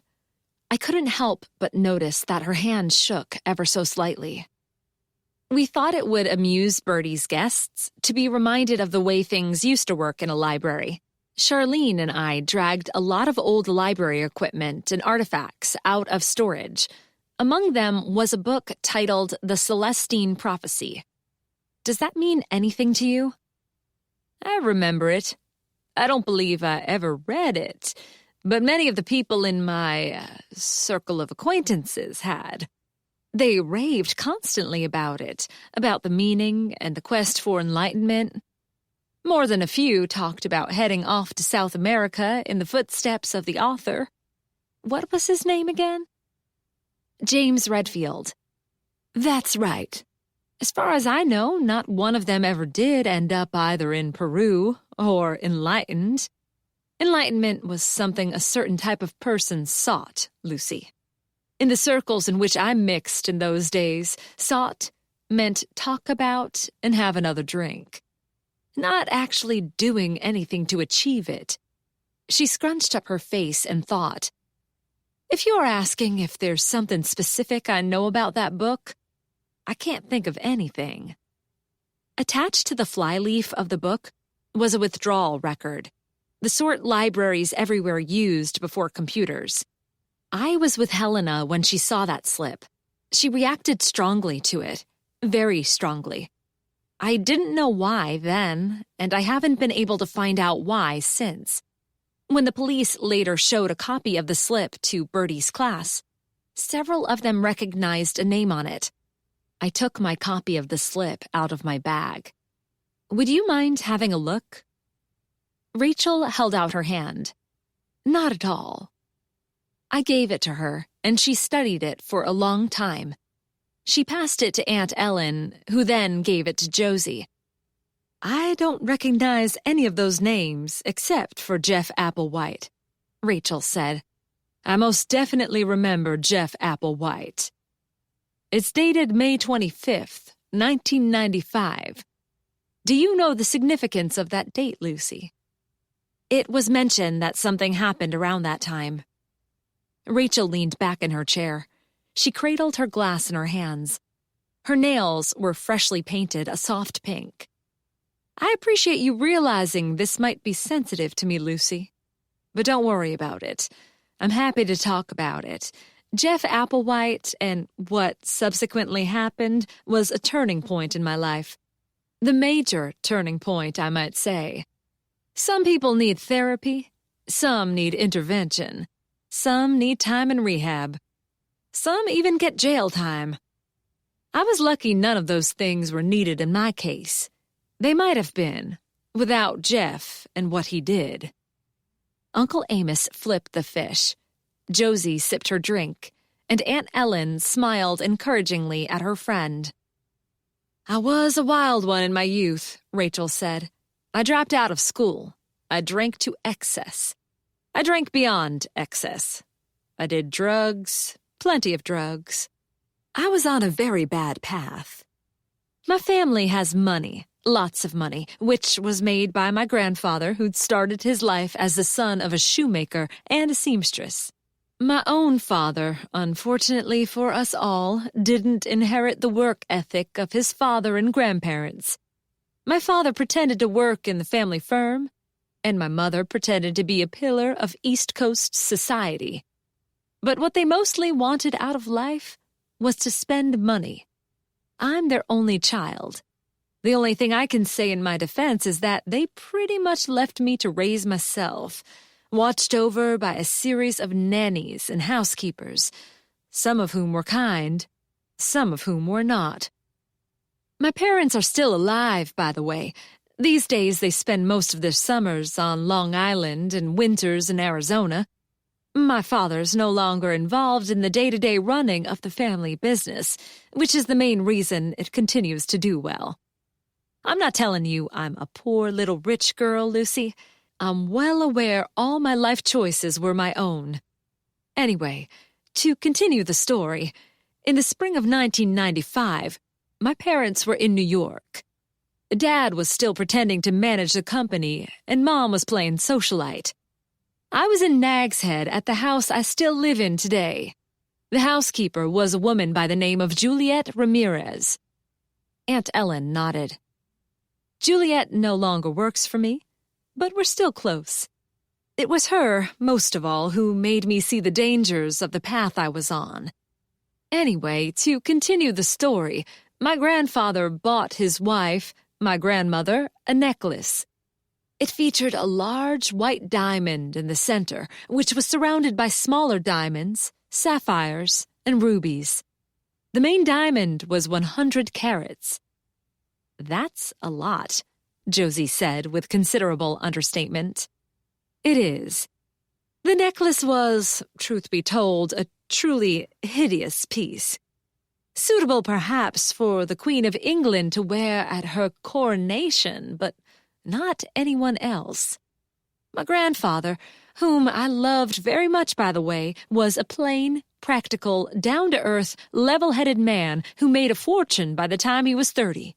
He loved his wife, my grandmother, with a passion, or so people tell me.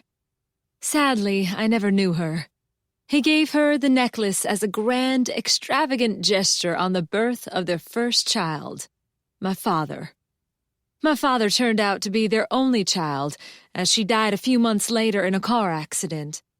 They'd been invited to a state dinner at the White House, which took place the month after she died. She'd planned to wear the necklace to that for the first time. Grandfather was completely devastated at her death and threw himself totally into his businesses, thus making even more money. My father was raised by servants, so I guess I can't blame him too much for abandoning me in my childhood.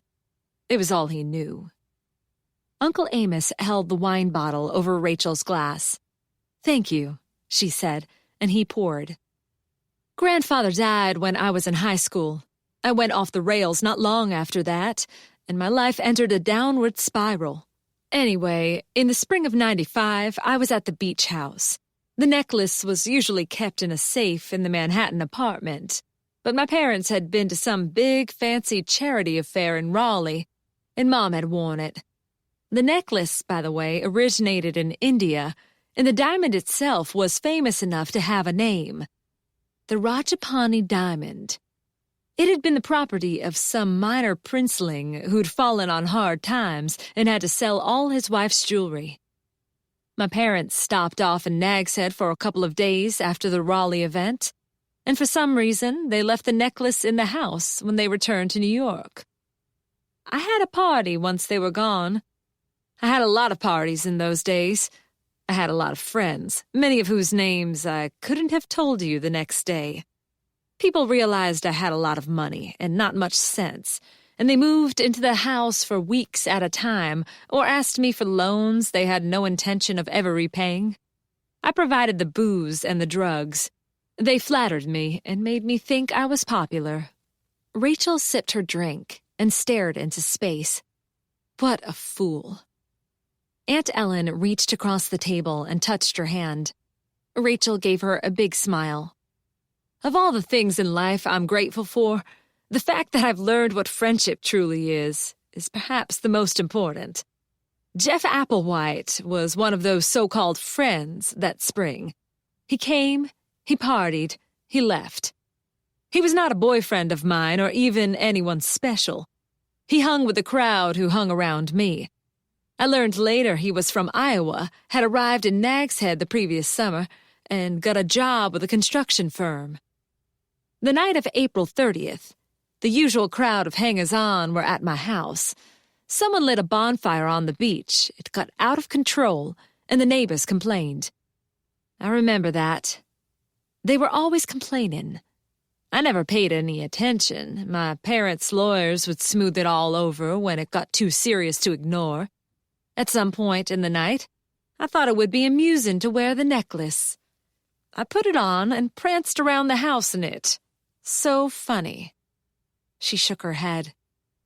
Was Tina Sanchez at the party? I asked. She might have been, Lucy.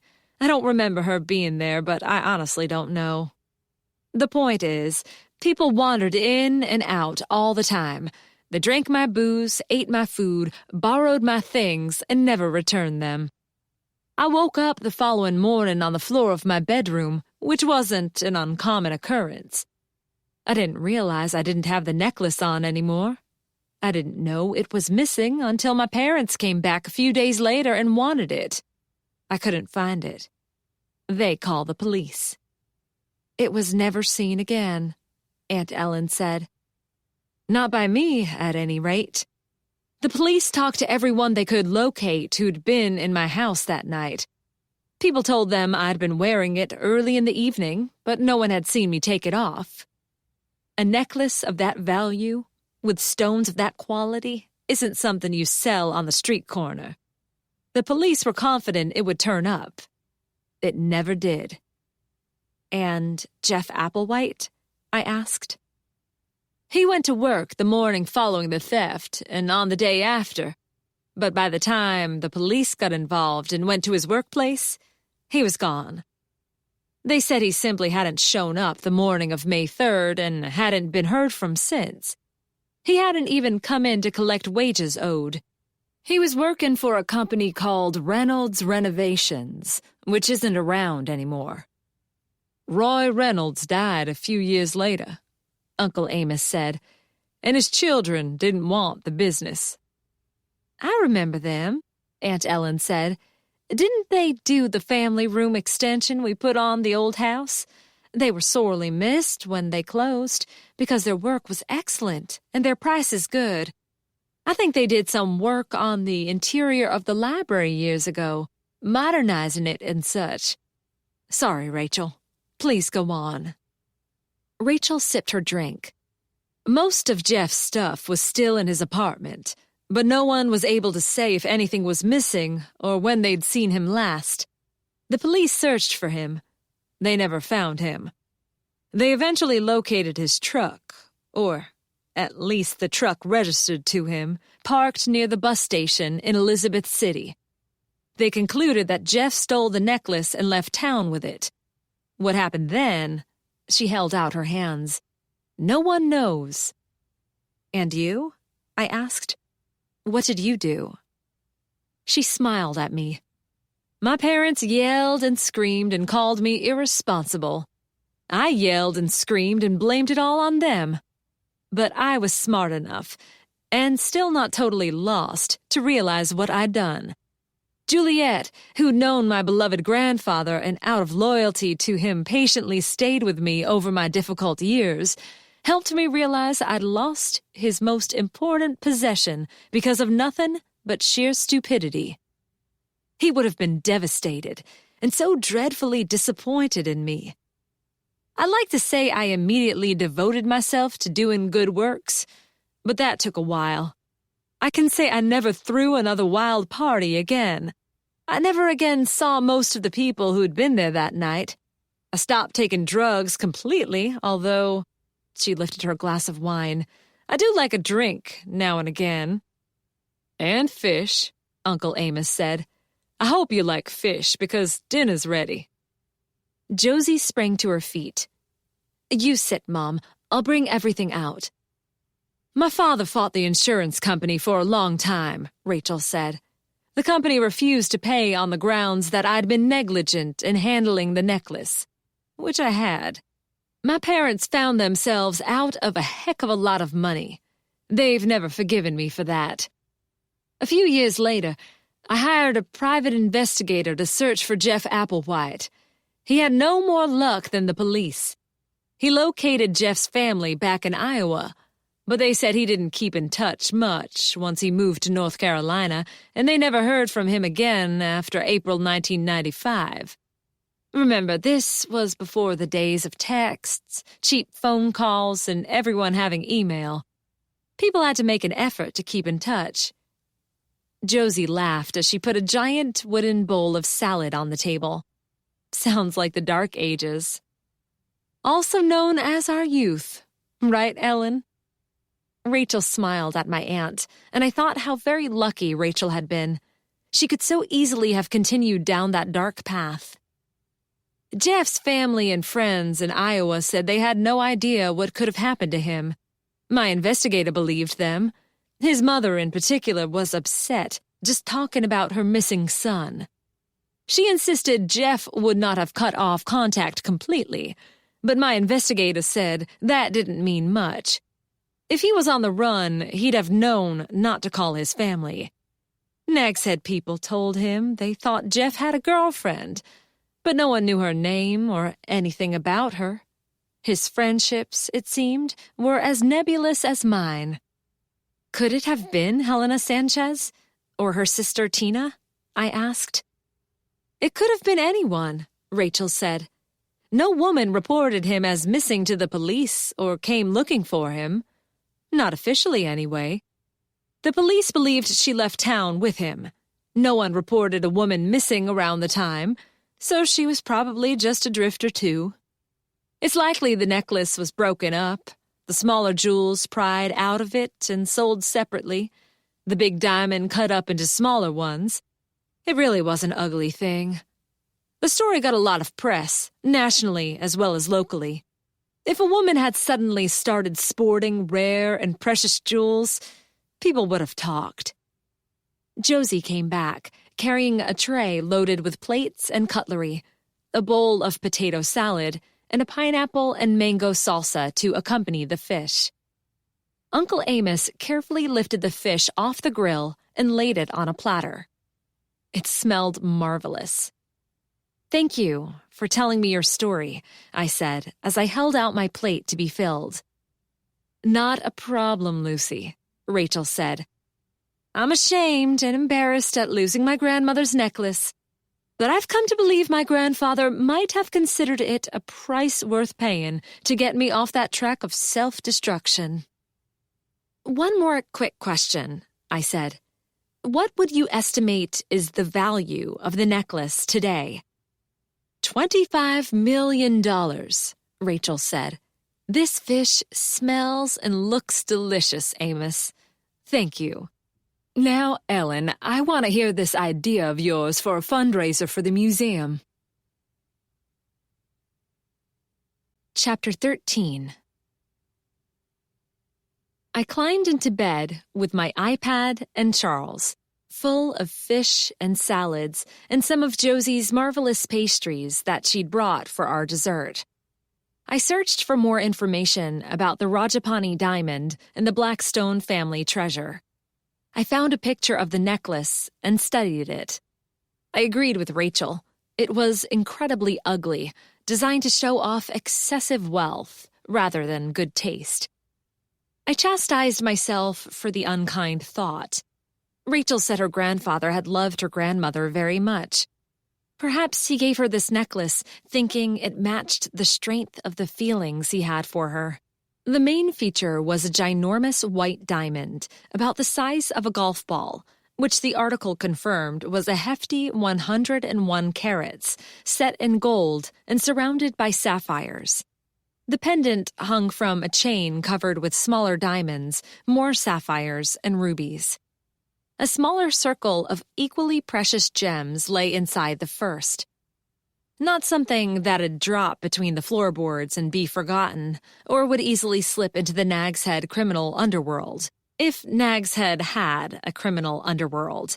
That was something I didn't know and didn't want to know. Articles on the necklace told me the main feature, the big diamond, was named the Rajapani diamond after the Indian prince who'd had it cut into its current form.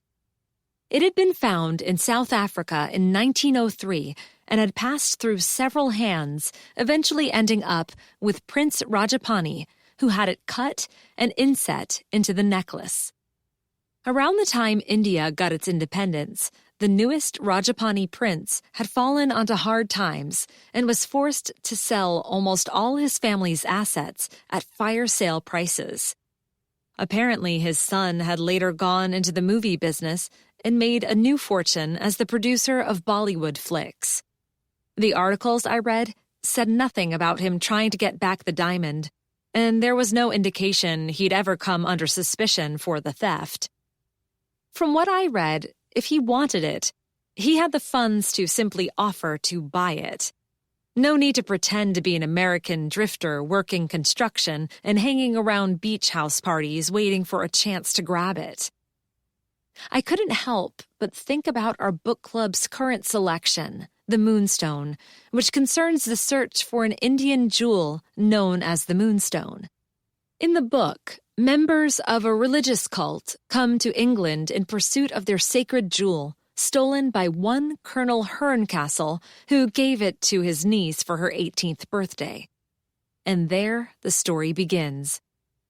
As far as I could tell from my search of the internet, the Rajapani diamond had no supernatural or religious significance. It was simply worth a heck of a lot of money.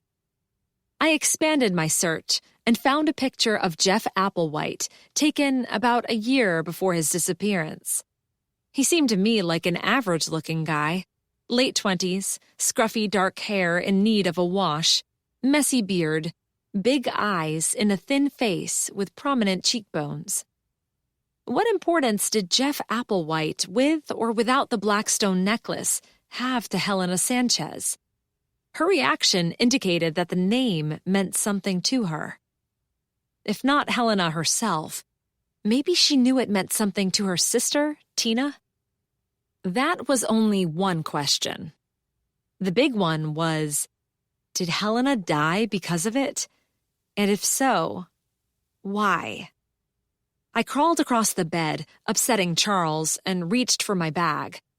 I pulled out the photocopy of the withdrawal slip. Jeff Applewhite had withdrawn the Celestine Prophecy from the Lighthouse Library. It was due to be returned on May 25th, 1995. If at that time the library's withdrawal period was the same as it is now, 3 weeks, he would have taken the book out on May 4th. The party at Rachel's had been on April 30th. What had Jeff done in the 4 days following the fateful party, other than visit the library to check out a book? What day had he disappeared? Rachel said he hadn't shown up to work the morning of May 3rd. Was it possible Jeff Applewhite had stolen an incredibly valuable diamond and planned to skip town with it, with or without an unknown girlfriend, but he stayed long enough to drop into the library and sign out a book? Charlene and I had found the volume in the library's box of damaged books in the town basement, so he must have returned it. That made absolutely no sense. I had to call Detective Watson. He might not be aware that the date on the withdrawal slip was the day the book was due back, not the day it had been taken out. I climbed out of bed with a sigh and walked across the room to the phone. It rang as I put my hand on it, and I jumped. Hello? Lucy, I hope I'm not calling you too late, Watson said. No, I'm still up. I have a library question, and Cece's not home yet. Shoot, I said, before thinking maybe that was a poor choice of words. In 1995, how long could you take a book out of the library? I laughed. Good question. Such a good question. I was about to phone you with the answer. 3 weeks. Meaning Jeff Applewhite took out the Celestine Prophecy on May 4th. 4 days after the disappearance of the Blackstone necklace, and 2 days after the disappearance of Jeff Applewhite himself. Right. I have to wonder, Watson said, if a man who's in illegal possession of a multi-million-dollar necklace has the concentration to be thinking about reading. I was thinking much the same thing. Good night, Lucy. Good night, Detective. The following morning, I told Bertie what I'd learned about Jeff Applewhite and the Blackstone necklace and the Rajapani diamond. She let out a sharp puff of air, leaned back in her chair so far the springs squeaked, and said, My goodness. As I always did when I came in this room, I studied the painting hanging on the wall behind Bertie's desk, showing a woman doing a downward dog on the beach as the sun rose behind her. $25 million, she said at last, for a necklace. Hard to believe, I know. Not just a necklace, but one that originated with some minor Indian prince. Have you read The Moonstone? Long ago. The moonstone of the title is a jewel, right? Right. An extremely valuable jewel people from India have come to England in search of, with the intention of returning it to their idol from which it was stolen. You're thinking international criminals took the Blackstone necklace? Not at all. I'm pointing out the coincidence. That's all. It's quite likely Jeff Applewhite stole it that night, probably with no idea of what he was going to do with it. Maybe even as a prank. Very funny, ha. Sounds like the type of thing the people who hung around Rachel in those days might have done. Then people of the sort who do know what to do with something like that found out about it and took it off him, either before or after he left Nag's Head. He's probably at the bottom of the ocean. But that's nothing but conjecture on my part. Perhaps I've read too many mystery novels. One can never read too many mystery novels, Bertie said. What's of interest to us, to the police I mean, is what Helena Sanchez knew about Jeff and why that information might have gotten her killed. I asked Rachel if Helena had been at her party, and she said no. She didn't associate with Helena, but it was possible Tina was there. Tina and Rachel were friends when Rachel was in her wild period. You want to talk to Tina? If you don't mind. It's Monday, and we're usually slow here on Mondays. Ronald's off today, but I can watch the desk for a while. Thanks, Bertie. I'll try not to be too long. Are you going to phone and let her know you're coming? I never like to do that. Always better to catch people off guard, I've found. I'll try her house first. If she's at work or out, I'll have to call and arrange a time. I don't like how experienced you're getting at things like this. Believe me, Bertie, I don't like it either.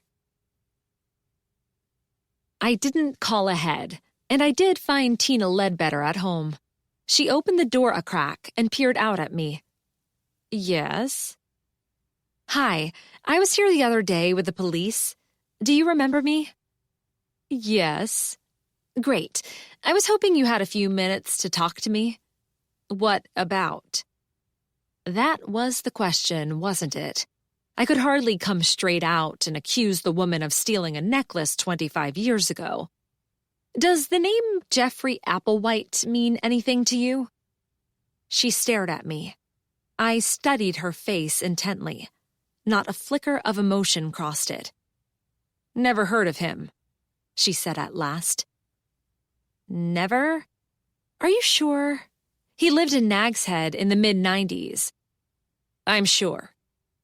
It's rather uncomfortable standing here on the porch. It's so hot today. Do you mind if I come in? I gave her what I hoped was my biggest, friendliest smile. She didn't smile in return, but she did open the door a crack and take a step out of my way. I slipped past her into the house. The foyer was small and dark, and the first thing I noticed was that it was crowded with large cardboard boxes. I took a discreet peek into one of them, empty. Are you moving? Is that any of your business? I guess not. Just asking. If you must know, yes, I'm moving. I'm leaving this dump at last and going to Mount Dora. That's in Florida. I know.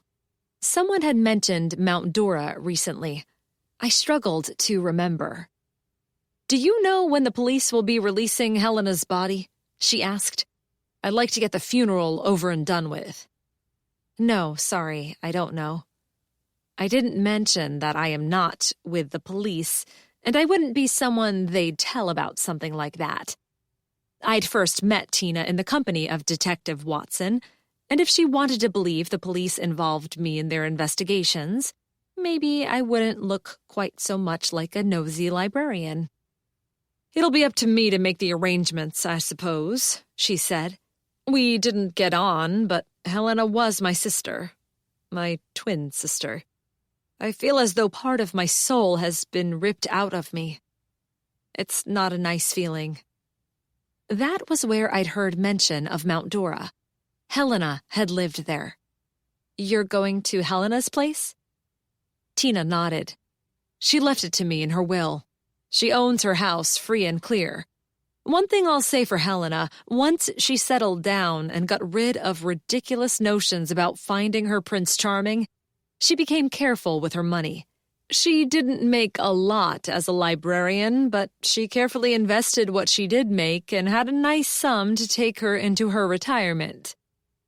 I was about to offer my condolences once again when Tina let out a burst of laughter and punched the air with her fist. And now it's all mine.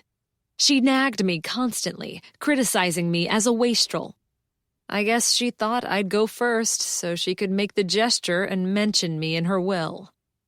Tina held out her arms, indicating the small house, the empty foyer. I did the same for her, but that didn't mean much. The mortgage on this dump is pretty large. Helena's house and savings, plus what our mother left her, will set me up nicely. I've never been to Florida, but I've been reading up on it. The paranormal history of Mount Dora is nothing like here in Nag's Head, but it does have some interesting points. I'm sure I can get up to speed quickly, with the proper influences.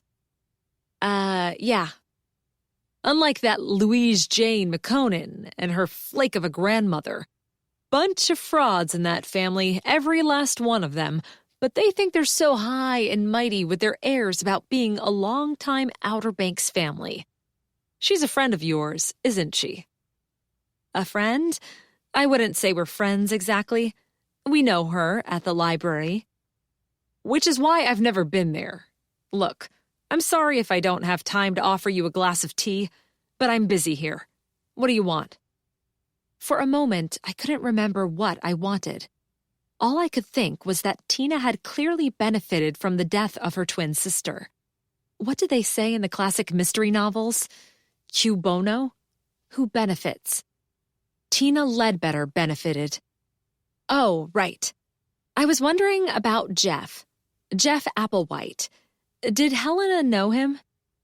Considering I told you I've never heard of the guy, it's unlikely I'd know if Helena did.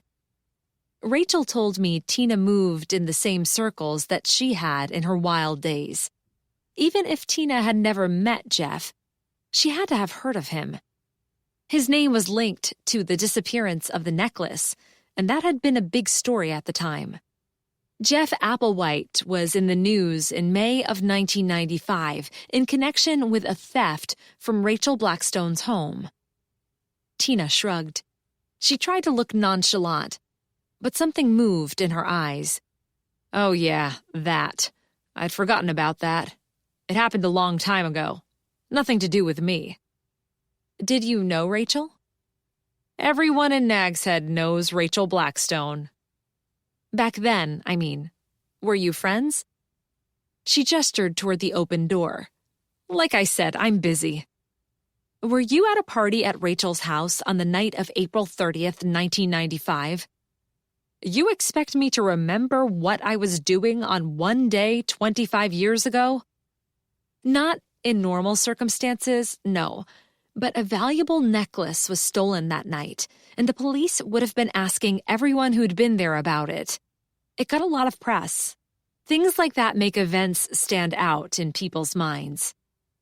Whether I was at this party or not, I don't see that it's any of your business. Just curious. Was Helena there? Did you and Helena go together? Was Helena friends with Jeff? She stepped toward me and loomed over me, invading my private space. I don't like these questions, and I don't think I like you. If you don't leave right now, I'm calling the cops. No need to get aggressive, I said. Isn't there? I took a step backward, then another. Thanks for your time. The door slammed shut, barely missing the tip of my nose. Chapter 14. Monday evening, the Body Island Lighthouse Library Classic Novel Reading Club met to discuss The Moonstone by Wilkie Collins, written in 1868. As I told Aunt Ellen, The Moonstone is considered to be an important novel in the evolution of crime and mystery fiction, and I was looking forward to discussing that with the group. The club has a core component who come to most meetings and decide which books to read, but anyone's welcome to attend. The full club rarely meets in the summer months, as people have other things on their mind in the long, warm, lazy evenings, so I was surprised at the number of people who made their way down the long driveway between the tall red pines tonight. As I usually did, I stood at the front door, greeting people as they arrived and directing them to the meeting room on the third floor. Josie was one of the first to get here, and she brought, as she usually did, bakery boxes full of delicious treats to get the meeting started. Earlier, I had arranged jugs of tea and lemonade and glasses and napkins on the table in the meeting room. Josie went up to lay out her offerings and then joined me downstairs. "I don't think I've brought enough," Josie said as we watched cars jostle for position in the parking lot. "I wonder what's brought all these people out tonight. I would have thought a stroll on the beach or dinner on the patio at Jake's would be a better option." "Word's gotten around that Jeff Applewhite's name has been linked to the death of Helena Sanchez," Josie said. "I overheard several groups talking about it in the bakery today. Nothing like a long-ago mystery to get everyone interested in it again. And as Jeff's name was also linked to the disappearance of the Blackstone necklace, and the Moonstone is about the theft of a rare jewel." I sighed. "I bet most of these people haven't even read the book." Butch Greenblatt and Stephanie Stanton, my Uncle Amos's law partner, walked up the path, hand in hand. We exchanged hugs and kisses. "Did you read the book?" I asked. "Loved it," Steph said. Butch studied the ground at his feet.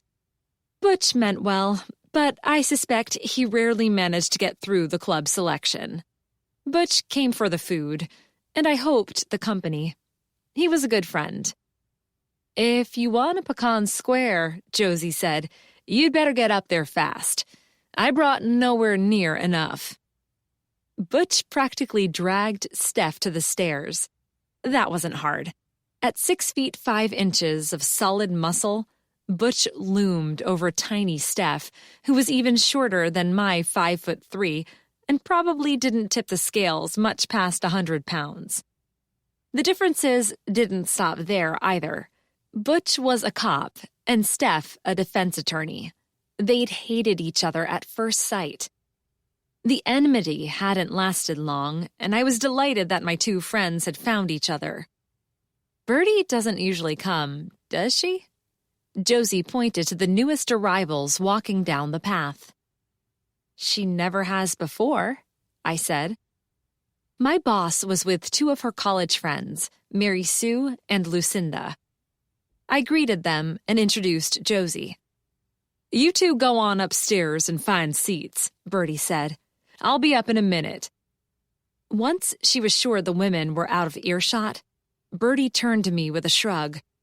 Hope you don't mind my coming, Lucy. Of course not. We were supposed to be meeting for dinner, but Mary Sue heard about the meeting tonight and wanted to come, although she's never been to your book club before. She told Lucinda, who's staying with her, much to Mary Sue's displeasure, and Lucinda decided to tag along, so they called me and roped me into it too. They're not the only ones of your friends joining us, I said, as Louise Jane's van came to a shuddering halt and 3 women stepped out. Looks like Louise Jane's brought Sheila and Ruth. I left them messages earlier about dinner plans, but never heard back. Look who I just happened to run into, Louise Jane said when they reached us. I doubted any such happenstance had been involved. Louise Jane told us you're discussing the Moonstone tonight. I love that book, Ruth said. I jumped at the chance to have another look at your library. Sheila shifted her big canvas tote bag from one shoulder to the other. I didn't get upstairs the last time I was here. Is it possible to go all the way to the top? Yes, but I'll unlock the gates for you, Louise Jane said. No clouds are out tonight, so you'll get a great view of the sunset. Come on. Lucy? Where did you last put the keys? I glanced at Birdie. In the second drawer of the circulation desk, Louise Jane. I have the run of the place, you know, Louise Jane said as they went inside. That's the least they can do for me, considering all the help I give them with research and... Birdie gave me a what-can-you-do shrug and went inside. A few more people arrived, including several I didn't know. I welcomed them all warmly. Should be an interesting discussion. Theodore Kowalski had come tonight in his Harris tweed jacket, paisley cravat, plain glass spectacles, and full-on upper-crust English accent. I hope so, I said. He stepped closer to me, and I caught a whiff of tobacco. I know Teddy doesn't smoke. He must spray the stuff on like other men do aftershave. He lowered his voice. I was planning to come early to catch a private moment with you, but I was delayed. What about? He glanced at Josie. My lips are sealed, she said. Very well. You asked me to look into the providence of that old copy of the Celestine Prophecy. Oh, yeah, I said. Right. Did you learn anything? I learned nothing, which is itself momentous. The copy you have here, the one I saw on Thursday afternoon, was mass-produced as part of a regular print run. The book is still in print. Your copy is not only not signed nor distinctive in any other way, but it's water-damaged. It is, in fact, of no more value than to assist one in lighting a fire on a frosty winter's night. I suppressed a shudder. Please don't ever say that to a librarian, Theodore. We have nightmares about burning books. Just making my point. Point taken. Thanks. I appreciate your help. Any time, Lucy. Any time. He adjusted his spectacles, gave us a small bow, and went inside to join the meeting. The line of cars coming down the driveway had thinned. I checked my watch. 10 minutes after 7. Might as well get this show on the road, I said to Josie. If anyone's late, they can ring up. I locked the front door and led the way through the main room to the twisting iron stairs. The metal clattered beneath our feet as we climbed. The gate between the 3rd and 4th floors was open, meaning Louise, Jane, and Sheila hadn't come down yet. The meeting room was packed, and all the seats were taken, leaving Butch and Theodore to lean up against the walls. The platters on the refreshments table contained nothing more than crumbs, and not many of those. Charles had taken his usual place for book club, on Mrs. Fitzgerald's lap. Charles loved book club. Josie and I took places next to Butch. Before we begin the meeting, Mrs. Fitzgerald sniffed with disapproval as she looked around the crowded room. She stroked Charles steadily, and Charles purred in return. So nice to see such an enthusiastic turnout to our little book club, but I have to say, I hope no one here has such incredibly bad taste as to be interested in discussing the Moonstone, only because of the real-life events that transpired here recently. 1 or 2 people had the grace to flush. We're Bertie's old college friends, Mary Sue said. We're all either current or former librarians. Then you are welcome, Mrs. Fitzgerald said.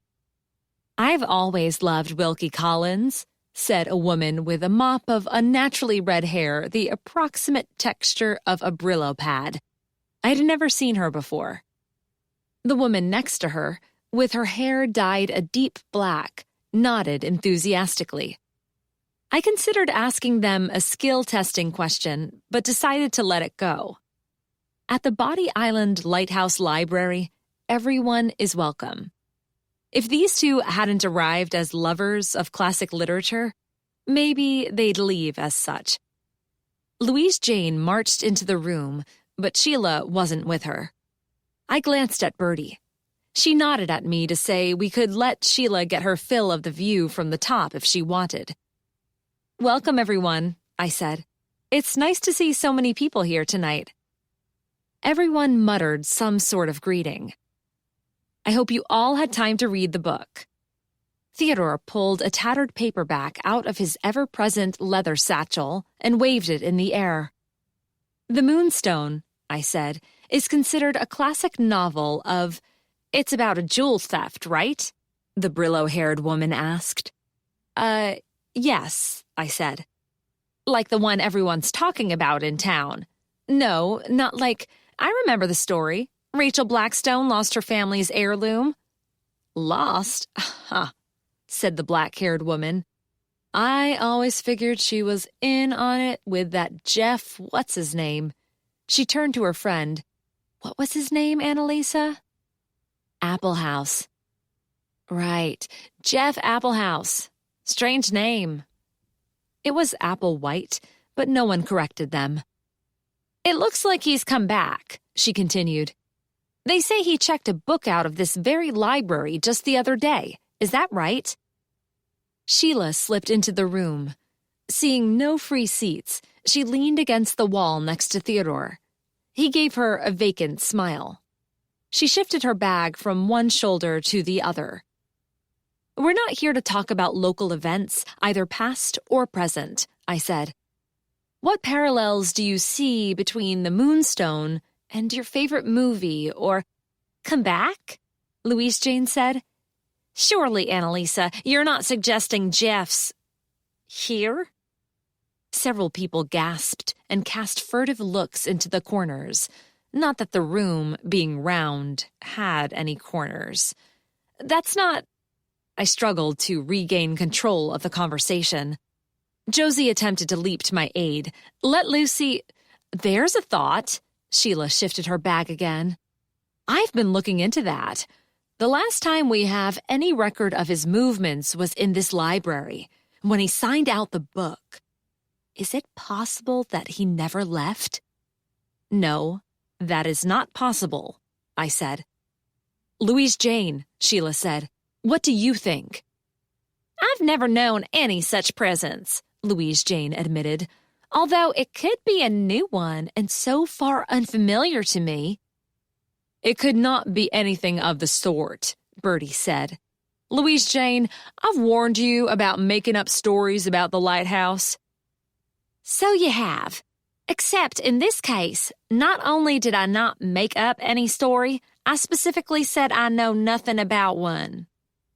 She's got you there, Theodore said. Enough about Jeff Applewhite, Lucinda said. I'm sick and tired of hearing about him. Did you know him? Mary Sue asked. I did not, Lucinda snapped. I'd left Nag's Head before he did, whatever it was he did. Neither, it seems, did anyone else know him. But it's all you people talk about around here. Oh, for heaven's sake, not that dratted cat again. Charles had leaped onto her lap, and she shoved him off. He's only trying to be friendly, Mary Sue said, although I can't imagine why. She bent over and rubbed her fingers together. Charles went to join her, and she scratched behind his ears. I swear he threw a smirk over his shoulder at Lucinda. Has anyone seen a picture of the black stone necklace? Annalisa asked. Does it look like the moonstone? It does not look like the moonstone, I snapped, and it has nothing whatsoever to do with the book we're here to discuss. Butch came to my rescue. He stepped away from the wall and crossed his arms over his powerful chest. Even out of uniform, dressed in casual chinos and a short-sleeved blue T-shirt with the logo of the Toronto Blue Jays on it, he looked like nothing but a cop. The case of Jeffrey Applewhite and the Blackstone necklace is still open at the NHPD. Anyone who has any information about it is welcome to come down to the station during business hours and make a statement. Otherwise, I wouldn't like to see such a sensitive matter being subject to common gossip. I might be forced to assume that a prurient interest indicates that an individual or individuals know details they're not willing to discuss with the police. He had everyone's attention, although more than a few people pretended not to be embarrassed. Good. Butch resumed his post against the wall. Lucy, I'm particularly interested in the character of Sergeant Cuff. He doesn't come into the story until it's well underway. How does everyone feel about that? Would you like him to have made an appearance earlier? Maybe learn more about him? We don't know anything at all about his personal life, do we? I said. Yes. Good question, Butch. You did read the book. Of course I did, he said. I always do. Annalisa and her companion were embarrassed into silence, and the meeting continued along the lines I'd hoped for. Bertie and her friends seemed to enjoy the discussion. Ruth, in particular, had an in-depth knowledge of not only the book itself, but the work of Wilkie Collins and his friends and contemporaries. I gratefully gave up leading the conversation and settled back to learn something.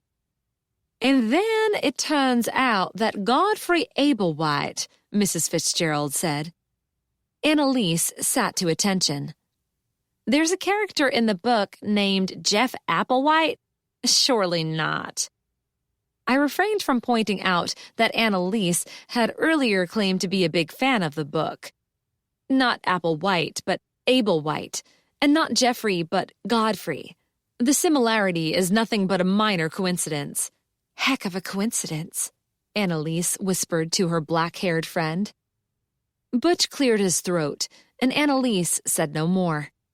Before much longer, she nudged her companion and said, Oh my goodness, I forgot a prior appointment.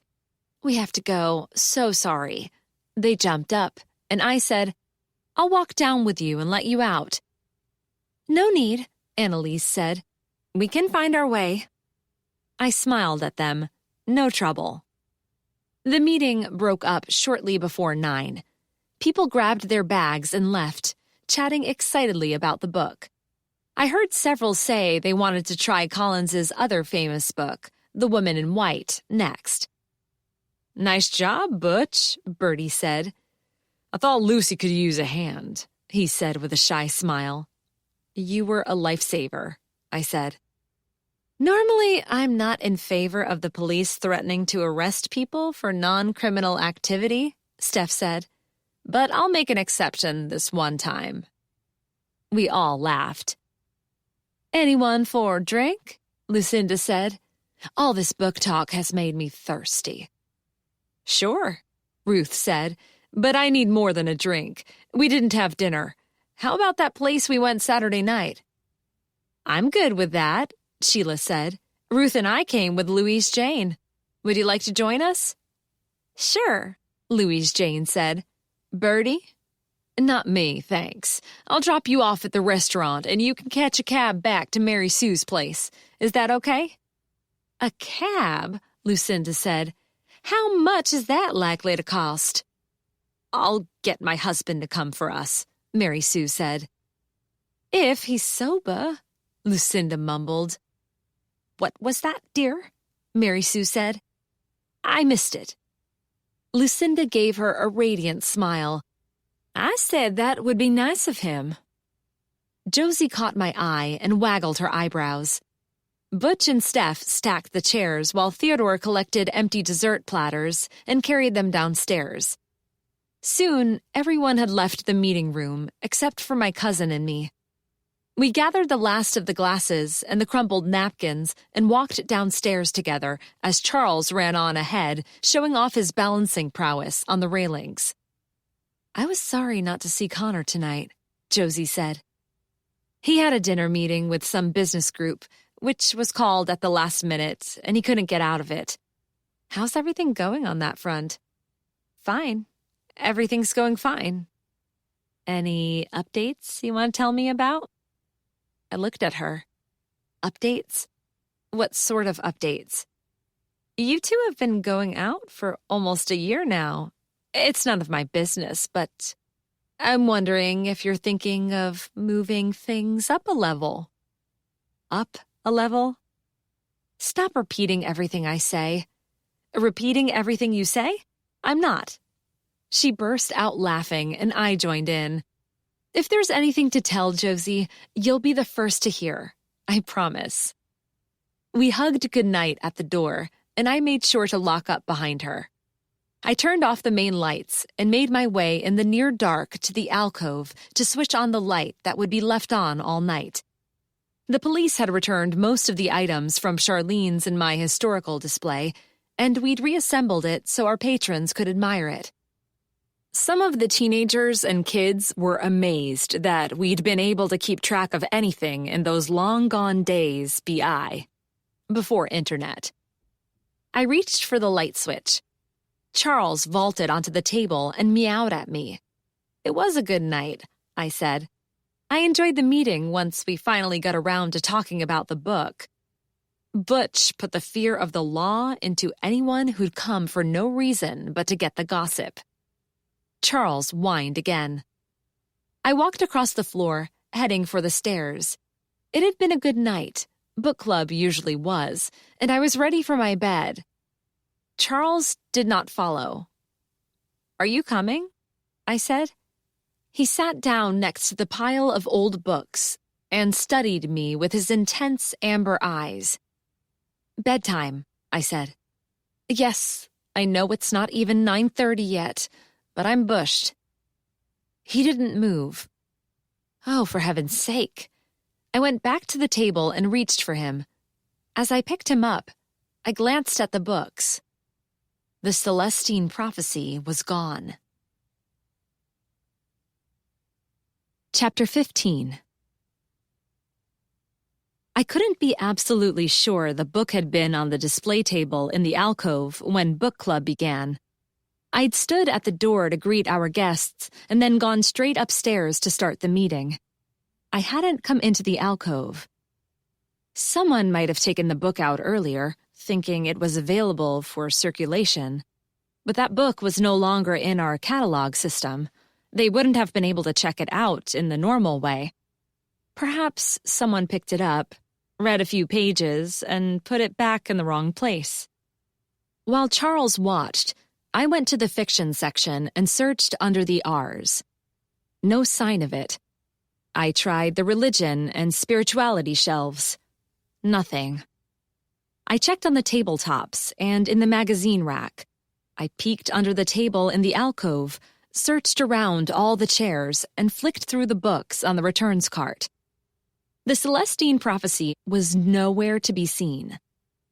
I let out a puff of breath and dropped into a chair. I wouldn't normally give a thought, and certainly not at this time of night, to a missing book. It would turn up. They usually did. Someone had shelved it incorrectly, thinking they were helping us, or slipped it into their book bag without thinking, and would return it along with the rest of their books. That book was nothing special. It wasn't rare or valuable, or of any particular interest to anyone. It had been removed from circulation when it got damaged. The only thing that made it stand out was that it was the book that, apparently, Jeff Applewhite had checked out in the days surrounding the theft of the Blackstone necklace and his subsequent disappearance. "Okay," I said to Charles, "it's gone. What do I do about it?" Charles washed his whiskers. I decided at this point in time to do nothing. I'd stood at the door, greeting book club members and guests, and those who'd barged into our meeting under false pretenses. Admittedly, I hadn't focused my eagle eye on what was going on in the main room, but I would have been aware. I should have been aware anyway of what was happening. No one, as far as I knew, had browsed the shelves or gone into the alcove. All the book club members headed immediately upstairs when they arrived, most of them hoping Josie's goodies wouldn't have all been snatched up yet. The only people who hadn't gone directly to the third-floor meeting room were Louise Jane and Sheila. Louise Jane had found the key to the gates and unlocked them. They'd gone to the upper levels, supposedly so Sheila could see the view from the very top. Louise Jane had come in shortly after to join the meeting, leaving Sheila alone. When Sheila joined us, she'd been holding her bag, a bag big enough to contain a regular-sized hardcover book. She'd fussed with that bag all evening, but never opened it or took anything out of it. Sheila, I was convinced, had taken the book. Whatever for was the question. I didn't call Louise Jane and demand she put Sheila on the phone. I didn't go to Jake's seafood bar and track them down. I did nothing. I decided to wait to see what Sheila wanted with the Celestine Prophecy. Earlier in the summer, while doing much-needed renovations to the Lighthouse Foundation, we'd uncovered a code page and a hand-drawn map dating from the Civil War, hidden deep underground. This, I thought, wasn't the same. Nothing at all was unusual about our copy of the Celestine Prophecy. It was a standard library copy of a mass-produced novel. It happened to have been taken out by a suspected thief around the time he disappeared, but I couldn't see what the book itself had to do with that. Theodore had checked into the provenance of our volume and found nothing at all out of the ordinary. He might be wrong.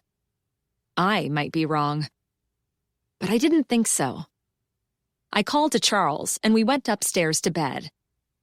Sheila had some plan for the book, and I'd wait for her to reveal herself.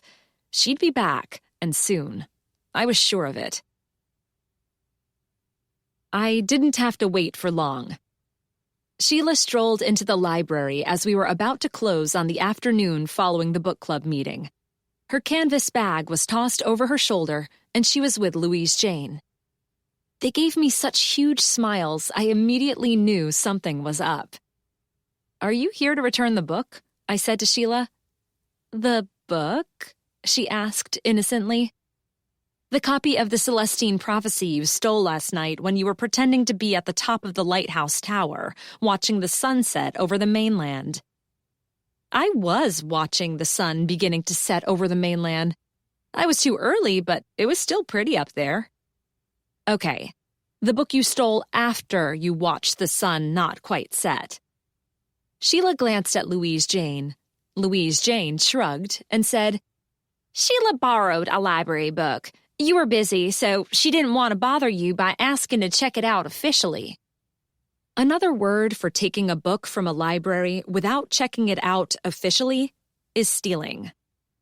Whatever. Sheila dug in her bag and produced the purloined volume with a flourish. I've brought it back. Thank you. Is Bertie in? Louise Jane asked. I am. Bertie stepped into the room, and Louise Jane and Sheila turned to her with their big smiles.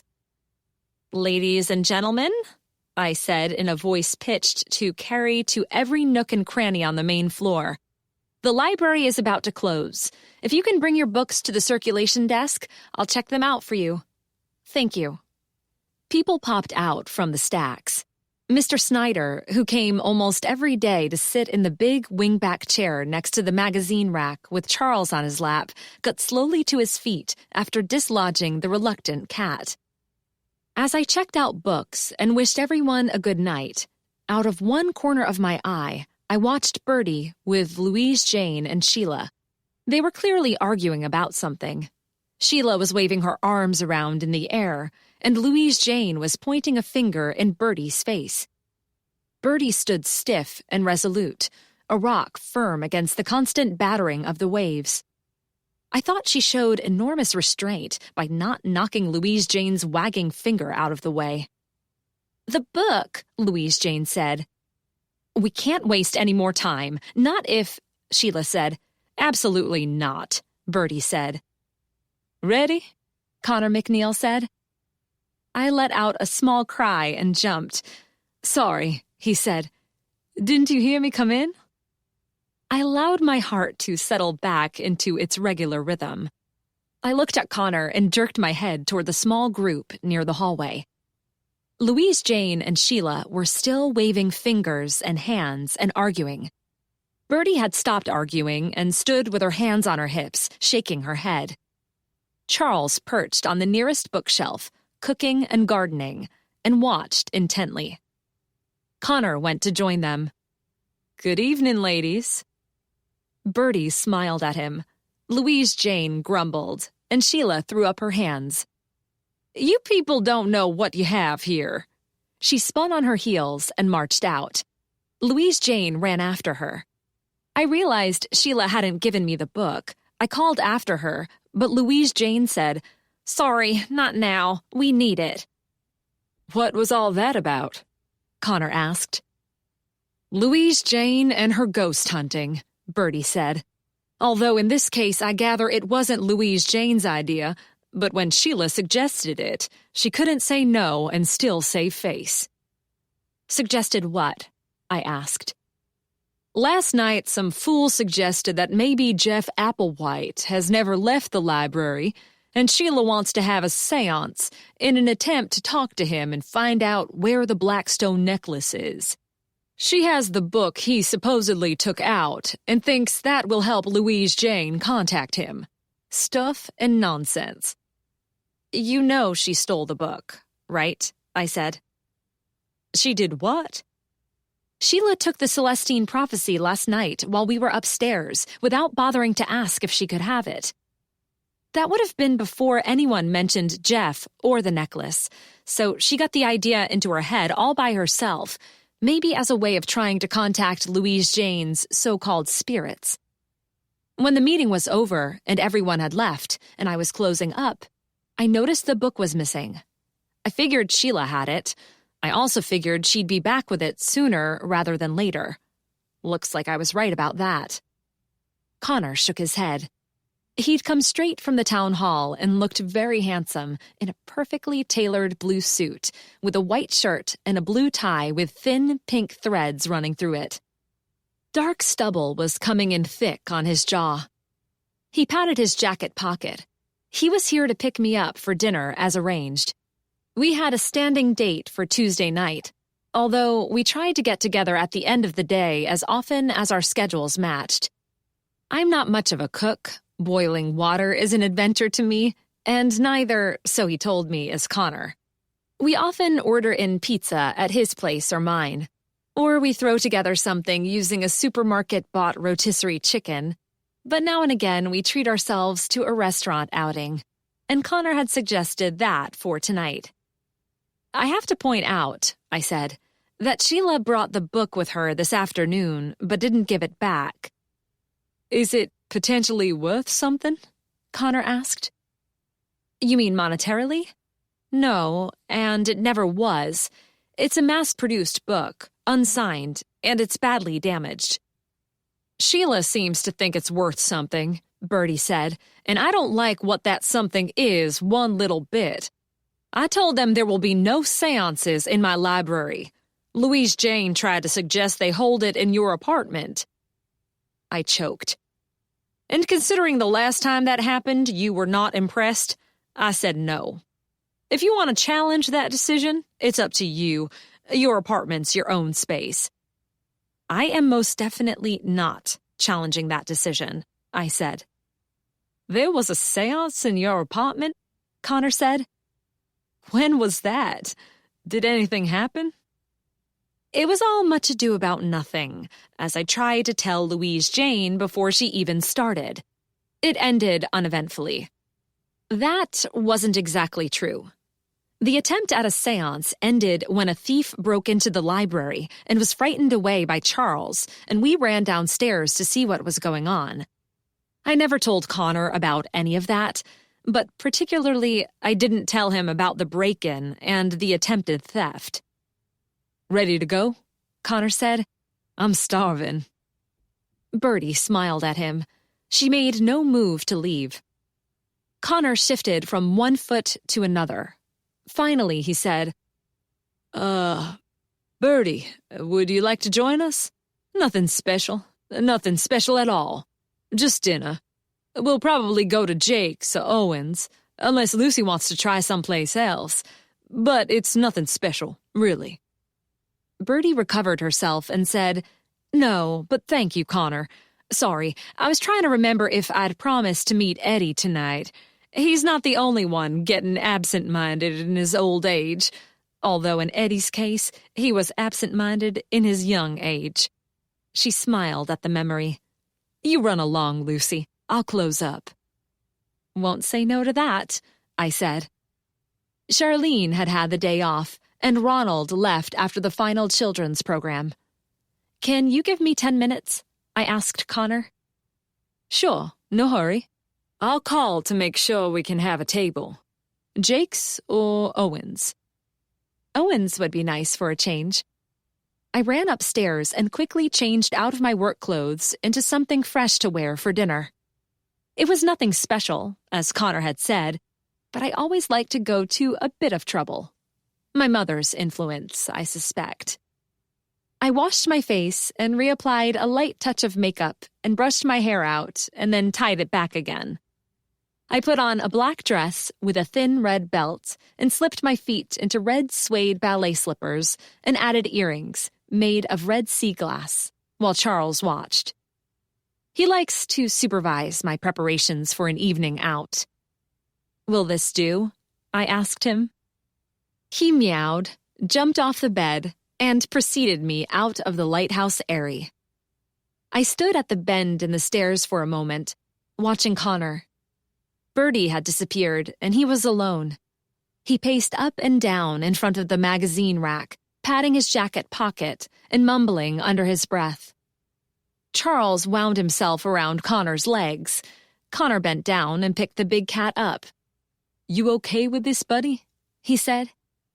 Charles meowed and rubbed his head into Connor's chest. Okay with what? I asked. Connor whirled around. Lucy, I didn't see you there. Sorry, I didn't mean to sneak up on you.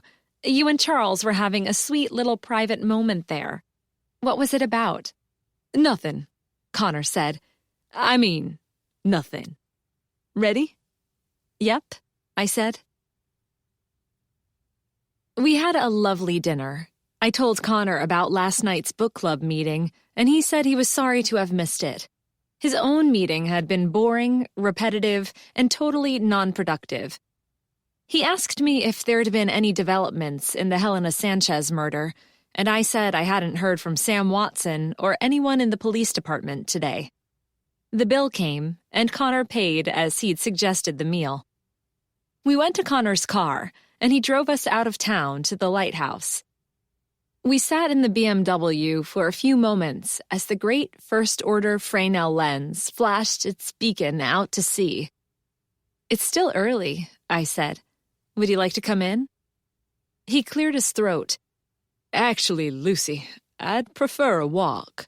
How does that sound?" "It sounds perfect." "Is that Louise Jane's car over there?" He pointed to a rusty old van. "It is. I wonder what she's doing here at this time of night." "As long as she's not trying to break into the library once again, I don't really care." "She came with Sheila earlier. Maybe they drove into town together and she left her van to pick up later."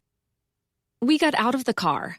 Connor took my hand in his, and we headed for the boardwalk. All was quiet. A light breeze blew from the east, bringing the taste of salt and the scent of the ocean. A half moon hung high in the sky, throwing enough light to almost see by. Connor took out his phone and switched on the flashlight app. In the marsh, frogs croaked and insects chirped. A bat flew overhead. I took a deep breath of the salty air as we stepped onto the boardwalk and the planks creaked beneath my feet. I love it here. "As do I," he said. We walked toward the pier, holding hands, each of us wrapped in our own thoughts. "So calm, so peaceful," I said.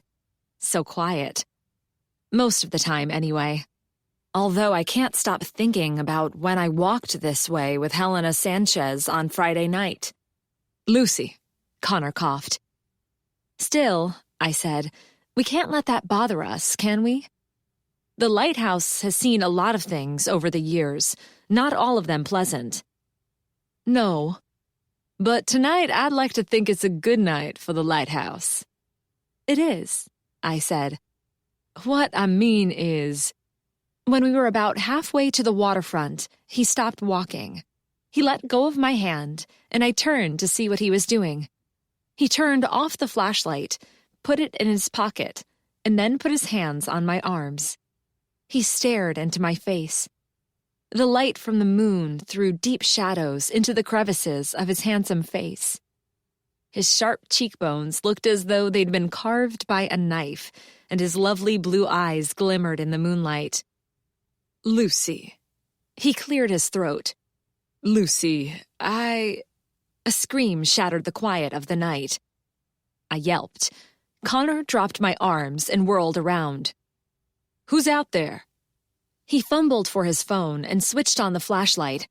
A woman screamed again. Footsteps pounded the boardwalk, coming from the pier, heading our way.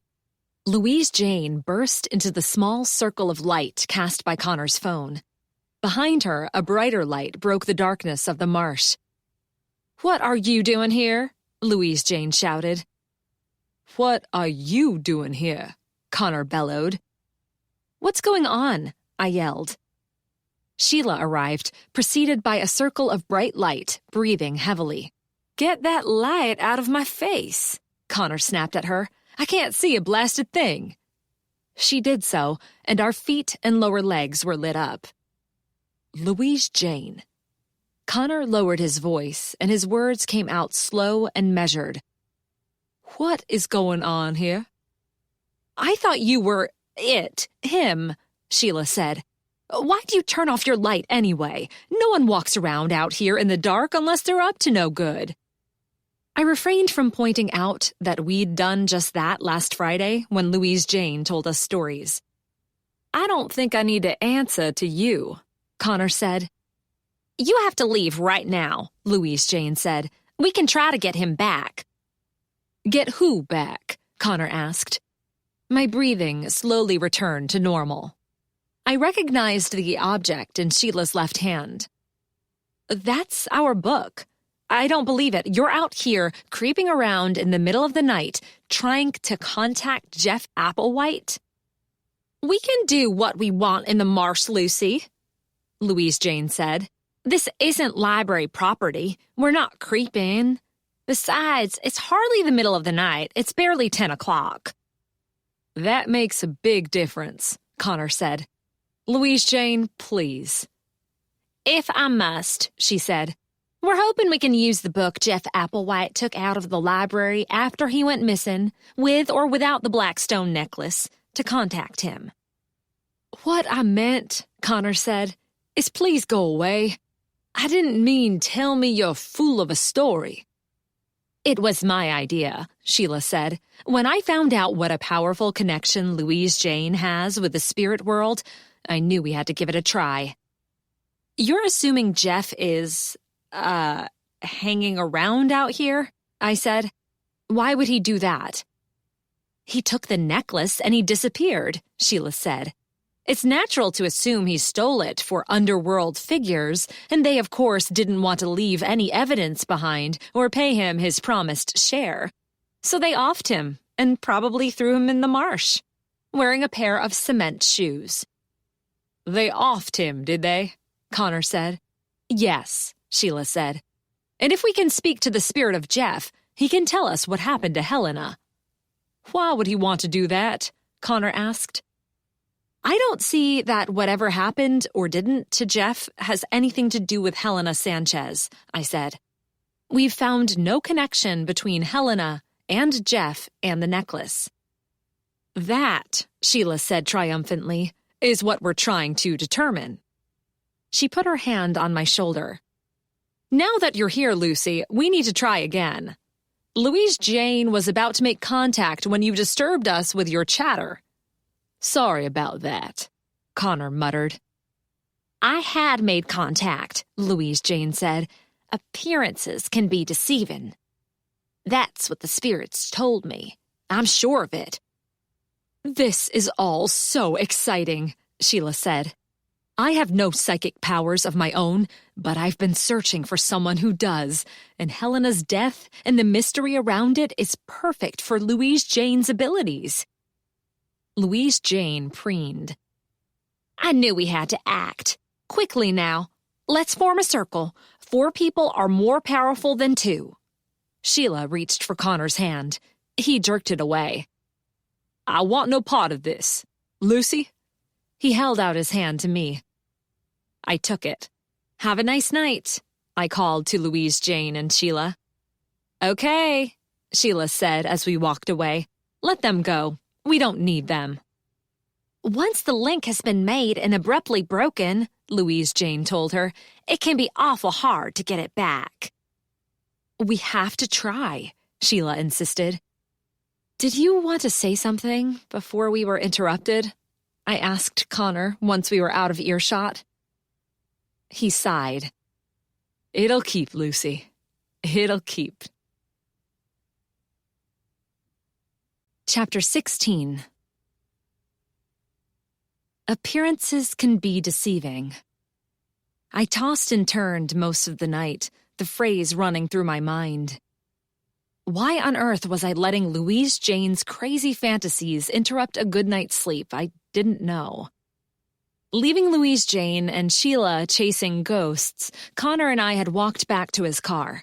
He'd kissed me long and hard before breaking away and studying my face, his expression dark and serious. What? I said. There's never a dull moment with you, Lucy Richardson, is there? Sometimes I think that's not necessarily a good thing. He wrapped one of my curls around his index finger, gave it a gentle tug, and then he laughed. Let's keep it interesting, shall we? Yeah, okay, I guess. Good night, Lucy. Good night. He opened the car door, hesitated for a moment, and said, How about we go away on Saturday evening? I mean, really away. Someplace nice and quiet and secluded. My cousin has a vacation house in Rodanthe. Nothing fancy, just an old weather-worn cabin near the beach. She's away at the moment, and anyone in the family's welcome to use it when she's not there. We can go up Saturday after you finish work, spend Sunday doing nothing much at all, and have you back Monday morning in time for opening. Sounds perfect, I said. I'd like that a lot. Great. He kissed the top of my head and got in the car. I walked up the path, knowing he'd be watching until I was safely inside. I hesitated before stepping into the circle of light cast by the lamp over the front door and looked out over the marsh. I could see no trace of Louise Jane and Sheila's lights. I'd turned and waved to Connor and let myself into the lighthouse. The idea of the quick little romantic getaway sounded marvelous. Rodant's a tiny, perfect seaside town of weathered houses on stilts, waves washing over the highway, sand blowing onto everything, and people who truly want to get away from it all. It's not far from Nag's Head, but it seems as though it's in another world. I love living in the lighthouse area, but it does sometimes seem as though my personal life and my work life blend into each other more than can be good for me. I couldn't even go for an evening stroll with my boyfriend without tripping over library business. If the death of Helena Sanchez could be considered library business, and I suppose it could, as she died in the vicinity of the library, in the company of library staff and visitors, after an event at the library. Appearances can be deceiving. A short break would be nice. Connor, I thought, could probably use it. He'd seemed on edge tonight. His mind had been elsewhere at dinner. And he'd kept patting his suit jacket pocket, as if needing to confirm something was there. Important notes, or the outline for a speech, maybe. When Louise Jane interrupted us on our walk, he'd seemed genuinely angry, rather than mildly amused, as he usually was by her antics. Charles was curled against the small of my back, breathing softly, and I enjoyed his warmth through the sheet and light comforter, but I still couldn't sleep. Appearances can be deceiving. They certainly could. I'd had a shock when I'd first seen Tina Ledbetter, thinking for a moment Helena had come back to life. My eyes flew open and I sat up. Charles protested at being disturbed. Was it possible Tina had pretended to be Helena the night of the party at the library? I'd mistaken her for her twin when I first saw her. The resemblance to her sister was so strong that when Tina had been watching Bertie's crowd at the hotel bar, she'd hidden her face under dark glasses and a ball cap so as not to be recognized. I'd believed Tina couldn't have killed her sister because Helena had, as far as I knew, been killed by the letter opener, and the letter opener had been in the library alcove during the party. Charlene and I found it in the town hall in the dust-covered boxes of cast-off library supplies. I'd placed it on the table in the alcove as part of our historical display. When exactly had I last seen it? I struggled to bring images of Friday night to mind. The party, serving food and cleaning up. Keeping one eye on Charles. Chatting to Bertie's guests, everyone laughing about how much the world of libraries had changed. Everyone except Helena, who I hadn't heard laugh once all night. The letter opener had been on the table when she'd been admiring the display. I was sure of it.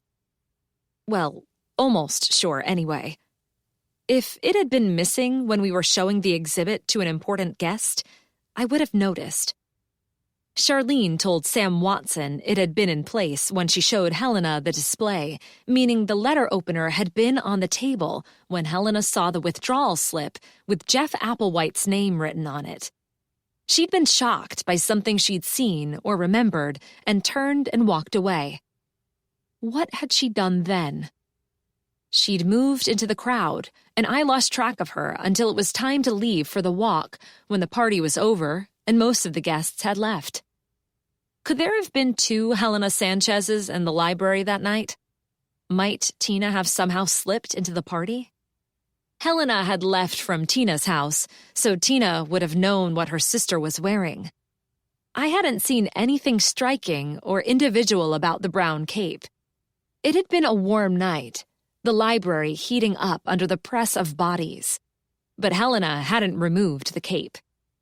Was it her habit to keep her coat on indoors? Did she feel cold? Never mind the weather. Did her twin sister know that? The reunion group didn't know Helena well or at all. Even those who'd worked with her claimed not to have seen her in years. No one seemed to like her all that much, so no one other than Bertie sought out her company at the party. I hadn't been paying a lot of attention to everyone.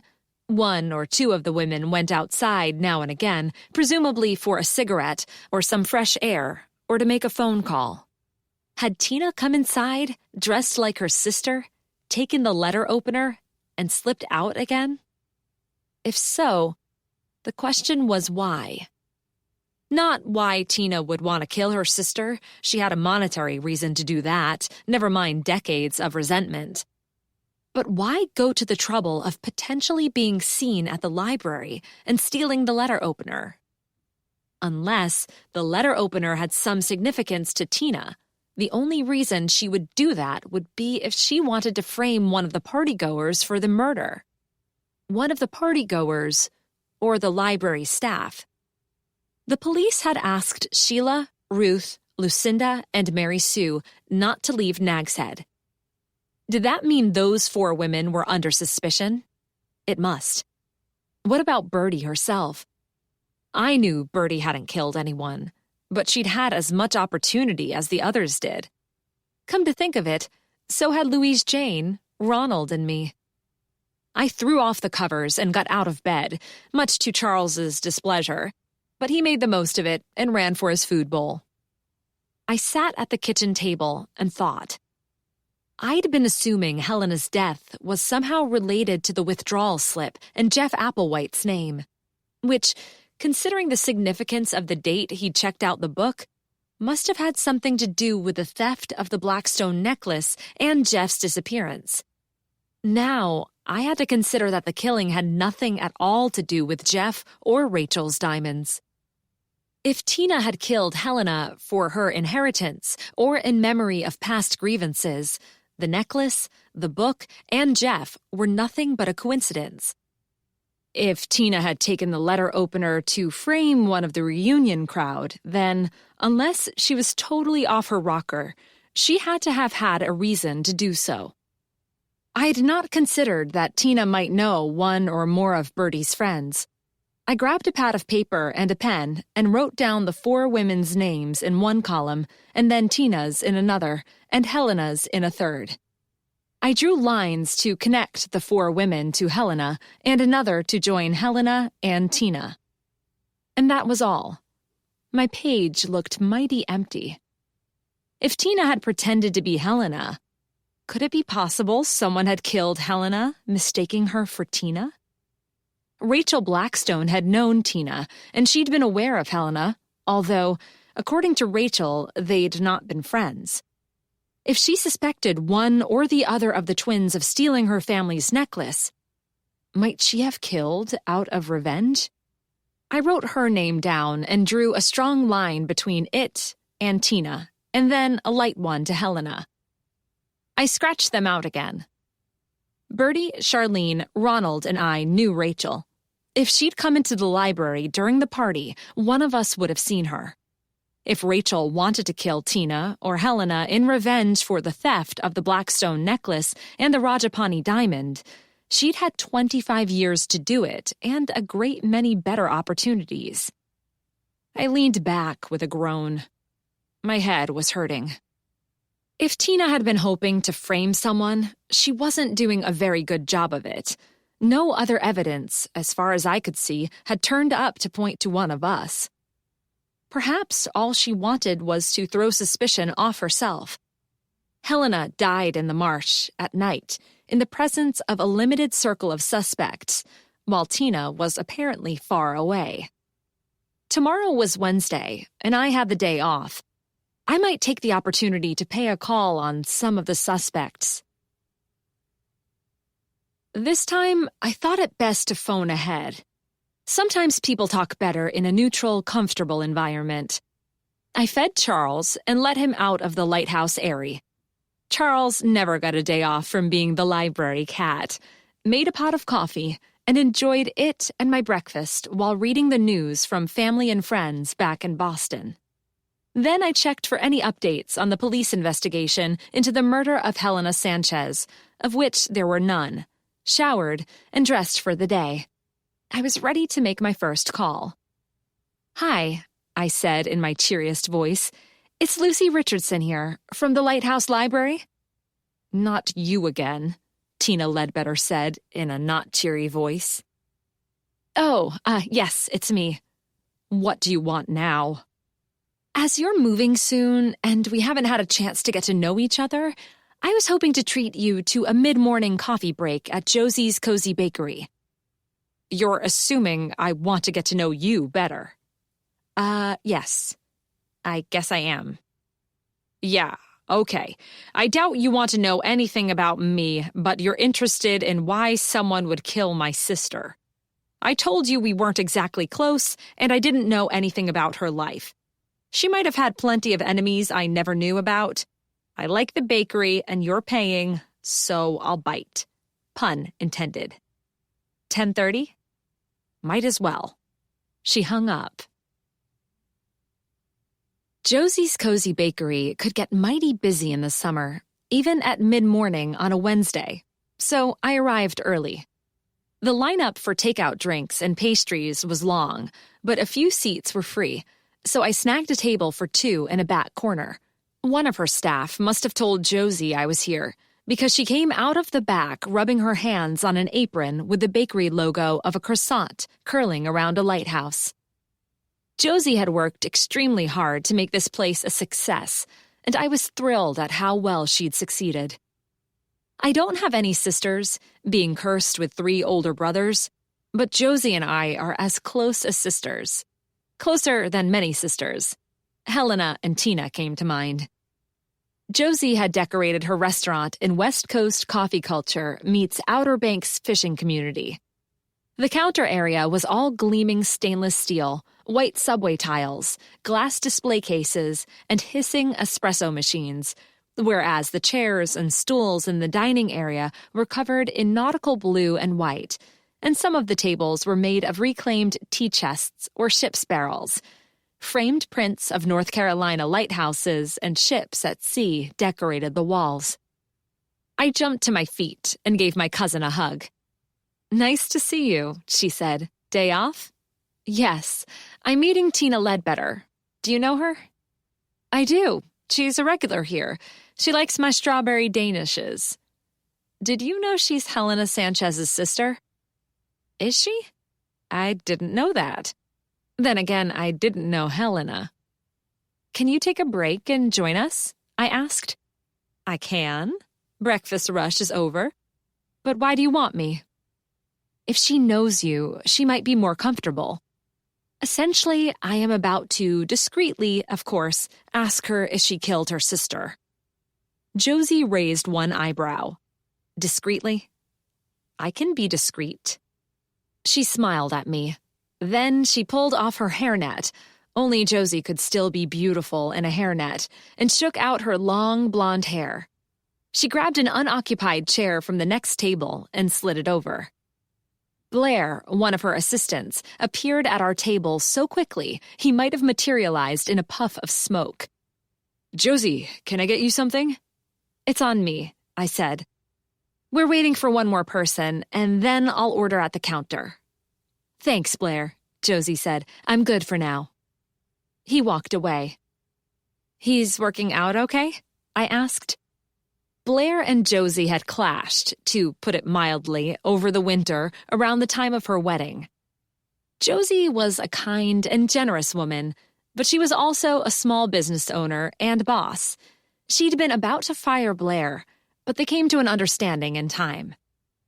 He realized this job was just about his last chance, and he dropped the hard-done-by attitude and promised to try harder to get on with Josie and the rest of the staff. "He's coming along fine," she said. "I'm considering giving him the opportunity to work behind the register when Allison leaves next week for her sister's wedding in Rochester." Here's Tina now. I got to my feet and waved. I had to remind myself that the woman approaching me was not Helena Sanchez. Tina scowled at me, but she allowed herself the slightest of smiles when she saw Josie seated at our table. "I hope you don't mind," I said. "Josie needs a break, so I asked her to join us." "Don't mind at all." Tina sat down. "What can I get you both?" Tina asked for a strawberry Danish and a black coffee, and Josie ordered a bran muffin and coffee with cream. I went to the counter and joined the line. When it was my turn, I placed their order as well as one for a blueberry scone and a cup of hot tea for me. "We'll bring everything over for you, Lucy," Allison said. "Thanks." When I got back to our table, Tina was telling Josie about her upcoming move to Florida. "I'm not hanging around here any longer than I have to. The police are being cagey about when I can plan Helena's funeral." She looked at me as I slipped into my seat. "Do you know anything about that, Lucy?" "About Helena's, arrangements? Sorry, no." "I thought you were in with the police." We leaned back to allow Blair to place our food and drinks in front of us. "Thanks," I said to him. "Always a pleasure, Lucy," he said with a smile. They know how I take my tea here, and Blair had brought me a small jug of milk, not cream. I poured a splash into the hot, fragrant liquid. I wouldn't exactly say I'm in with the police. They don't tell me anything that's not for the general public. Whatever, if you are talking to them, you can always tell them I didn't kill Helena. I almost spat out my tea. I glanced at Josie. Her eyes were wide, and a slice of her muffin was frozen halfway to her mouth. I'd been wondering how to gently ask Tina what she knew about her sister's death. Obviously, I needn't have bothered. She bit into her Danish. "The cops have been nosing around my house, asking questions, always questions about my relationship with Helena. They were interested when they found out I'm the only one mentioned in her will. I asked them how bad their family relationships are if they think leaving everything to your twin sister is suspicion for murder." That went down about as well as you'd expect. That cop, the not bad-looking older one, he doesn't have much of a sense of humor." "You mean Detective Watson?" "Yeah, him." She chewed and shrugged.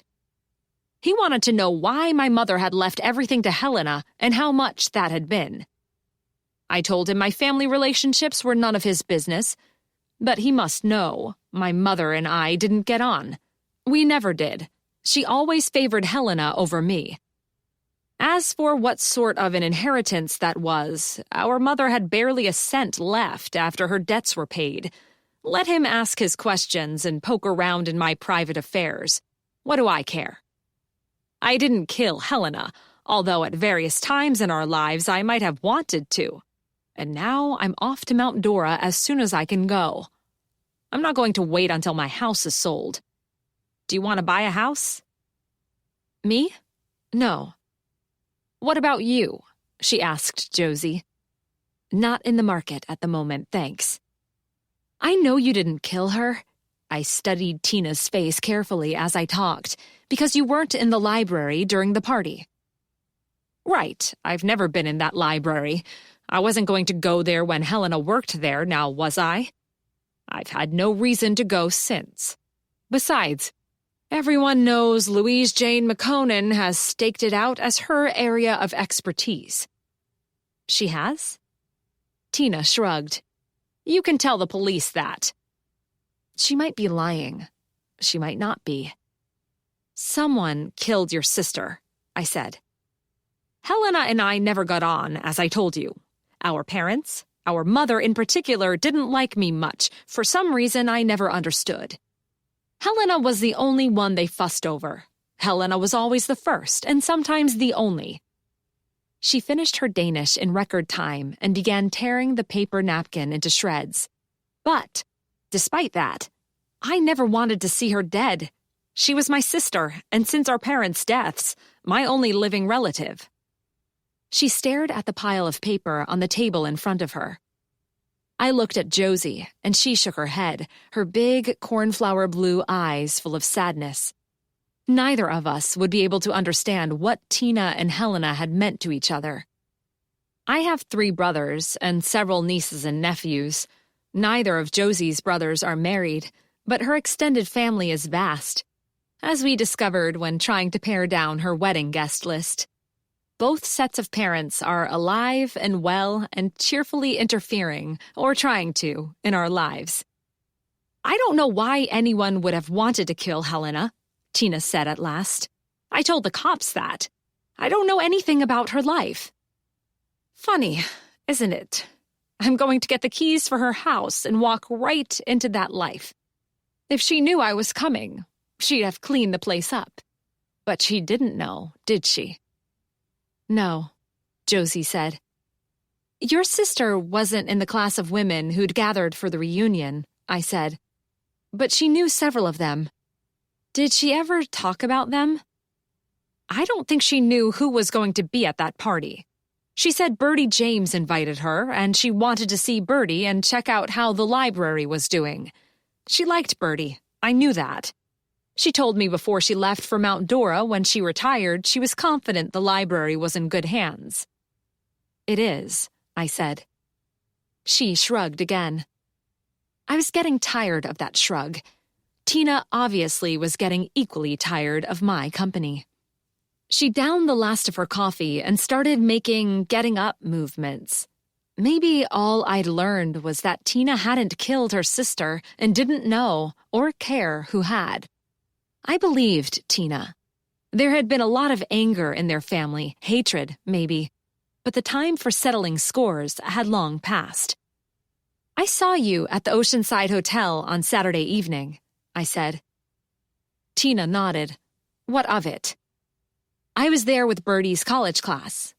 I saw you. Can I ask what you were doing there, watching us? None of your business, Tina said. I know that. I'm only trying to understand what happened the night your sister died. She hesitated. Okay, it doesn't matter. A friend of mine works in the kitchen there. He'd heard that my sister died at the Lighthouse Library, and he called to tell me a bunch of library people were in the bar, laughing and having a great time, as though a woman hadn't died the day before. That's not entirely fair, I said. Some of those women came a long way for their weekend, and Helena wasn't part of the reunion group. Most of them had never met her before Friday. I'd never met her before Friday.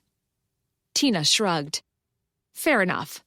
I didn't expect sackcloth and ashes and weeping and wailing. I thought I'd check them out, that's all, in case I recognized anyone. From Helena's past, I mean. I didn't. No reason I should. I never met anyone she worked with. You didn't introduce yourself. She looked genuinely surprised. Why would I do that? No reason. I have to go. I have packing to do. I've never been to Mount Dora, Josie said, but I've heard it's nice. I hope you like it. Tina picked her bag off the floor. I'll like it well enough. I would have liked Hawaii better, but that didn't work out for her. Huh. I knew she was just blowing hot air with all that talk. Helena talked about moving to Hawaii? I asked. Why didn't she? That plan ended as suddenly as it began. She was going to run away with some guy to live on a private island in Hawaii. I guess the guy decided to go without her. If there ever was a guy, which I doubt. Wait a minute, I said. Back up. She told you she had these plans? She bragged about it. I was having one of my not-so-good periods, and she came to check up on me. She probably made it up to make me feel even worse about my own life. Helena could be like that. When was this? Do you remember? Tina glanced between Josie and me. Does it matter? It might. She leaned back in her chair. As I said, it wasn't a good time for me. My husband walked out on me, leaving me with nothing but his bills, and I wasn't doing so good. Helena did me one favor in her life, and she found me a therapist and convinced me to see her. She, the therapist, helped me a lot, and things turned around for me because of that, so I sort of remember when Helena was talking about Hawaii. Spring of 1995. I couldn't help sucking in a breath. What? Tina said. She told you she was running away with some guy in the spring of 1995? Did she tell you anything about him? His name? What he did or where he came from? How she knew him? Her Prince Charming, she called him. Barf. As if any man with the money to buy a private island in Hawaii would have the time of day for the likes of Helena Sanchez. She did say they met when he was working in the library, but that's all. Prince Charming. You told me earlier she settled down and forgot about her Prince Charming. I thought you were speaking in broad terms, not about a specific person. What of it? You also told me you'd never heard of Jeff Applewhite. Is that still the case? If I told you so, then that's the case. I don't lie. Tina laughed. Unless I want to. Could Jeff have been Prince Charming? Brad Pitt could have been Prince Charming for all I know. Look, as interesting as all this is not, I have to be going. I've a lot to do getting ready for the move. I have one last question. These plans Helena talked about, if it was spring 1995, it was around the time the Blackstone necklace disappeared. Can you think of any connection between your sister and the necklace? No. I knew Rachel Blackstone. Not well, but we hung out sometimes. Helena wasn't ever a part of that scene. I told you the other day I didn't remember if I'd been at Rachel's house when the necklace was stolen. But that isn't right. I do remember, and I know I wasn't at Rachel's party that night because I'd just started to get some help. My therapist told me I had to stop hanging with that crowd. I knew about the party. No one was ever invited. People just spread the word and showed up. I considered going despite what my therapist said, but at the last minute I changed my mind. I've always been glad I wasn't there. The cops were asking questions about that party for a long time, and at that time of my life I didn't care for contact with the cops. Come to think of it, I still don't care for contact with the cops. Surely, you can't possibly think Helena's death has anything to do with that party and the disappearing necklace. I always assumed Rachel gave it to someone and was afraid to tell her parents what she'd done, so she claimed it had been stolen. Rachel searched for it for a long time, Josie said. She hired private detectives and all that. Tina shrugged. Whatever. I was losing her. Tina was on the verge of getting up and walking away, so I spoke quickly, trying to express the urgency I felt. Helena never told you what happened with Prince Charming and why they didn't go to Hawaii? Helena stayed in Nag's Head for another 15 years, but I didn't speak to her again for a long time. My therapist wanted me to try to make friends with my sister. She said it was important for my progress. But when I called her, Helena hung up on me. I never tried again. I always figured she was too embarrassed to tell me her prince had skipped town without her. She continued working at the library. She retired. She moved to Mount Dora. Tina stood up. And that's all I've got to say about it. Goodbye. She looked at Josie. About the only thing I'm going to miss from these parts is this place. Good luck, Josie said. We watched Tina weave her way through the tables and out the door. Wow, Josie said. I get mad at Noah and Aaron sometimes, but I've never not wanted to ever see my brothers again. What awful parents, pitting one twin against the other. If that's what happened, Helena might have told a different story. True, but you have to admit that anyone who likes my Danishes can't be all bad. I smiled at my cousin. Tina's bitter, and I doubt she'll be any happier in Mount Dora. We take our problems with us wherever we go, but I do wish her well. What do you think about what she had to say about Helena and this prince of hers? Prince Charming. I only met Helena once, and according to things I've been hearing, She changed a lot over the years, but I wouldn't have thought her the type to dream about finding Prince Charming. I dredged up what I know about Snow White, the fairy tale featuring the strangely named Prince Charming. Apple. You want an apple Danish? I haven't made any lately. Snow White's given a poisoned apple by her wicked stepmother and falls into a coma. Prince Charming comes galloping along and saves her. Apple, Snow White. Apple White. You think that was a reference to Jeff Applewhite? Seems a heck of a stretch. It is a heck of a stretch, but right now, a stretch is all I have. The timing's right. Helena bragged to her sister about running away with some guy she called Prince Charming. The Blackstone necklace is stolen, and Jeff Applewhite disappears. Helena doesn't go with him, so we can assume he'd been spinning her a story. Then, all these years later, she sees his name on an old library card and is freaked out. I can buy that, if what you're saying is true. But why would someone kill her because of what happened so long ago? Someone who was at the party must know something about Jeff that Helena did not. Not until Friday night. Chapter 17. I left Josie's and drove to the Nag's Head police station in a flurry of excitement. I needed to talk to Sam Watson and tell him what I'd learned. I'd established a direct connection, although only speculative, between Jeff Applewhite and Helena Sanchez. Watson wasn't in. I walked back down the steps, unsure of what to do next. If I should do anything next. I like to think I've helped the police with their cases before, but they never actually welcomed my help. More than once, I'd been ordered to stay out of it. Hey, Lucy, what's up? Butch Greenblatt was coming up the stairs, and he gave me a big grin. I grinned back. Hi. I wanted to talk to Sam, but he's not in. I don't suppose you know where he's gone and when he'll be back? Nope, sorry. Can I help? I learned something about Helena Sanchez I think he'll be interested in. Call him and leave a message. I'll do that.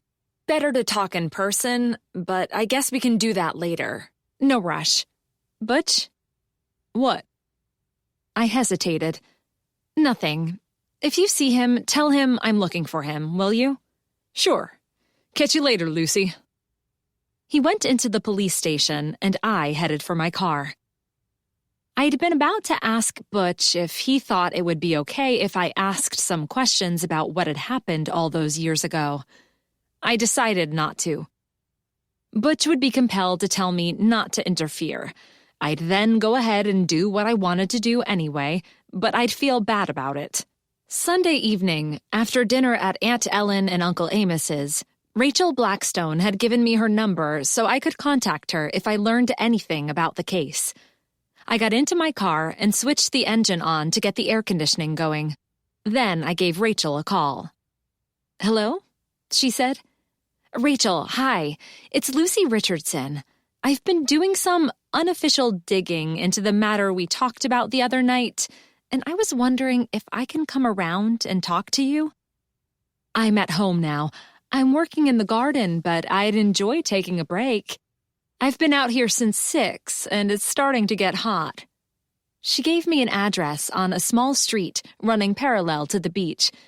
"Come around the back. The gate's unlocked."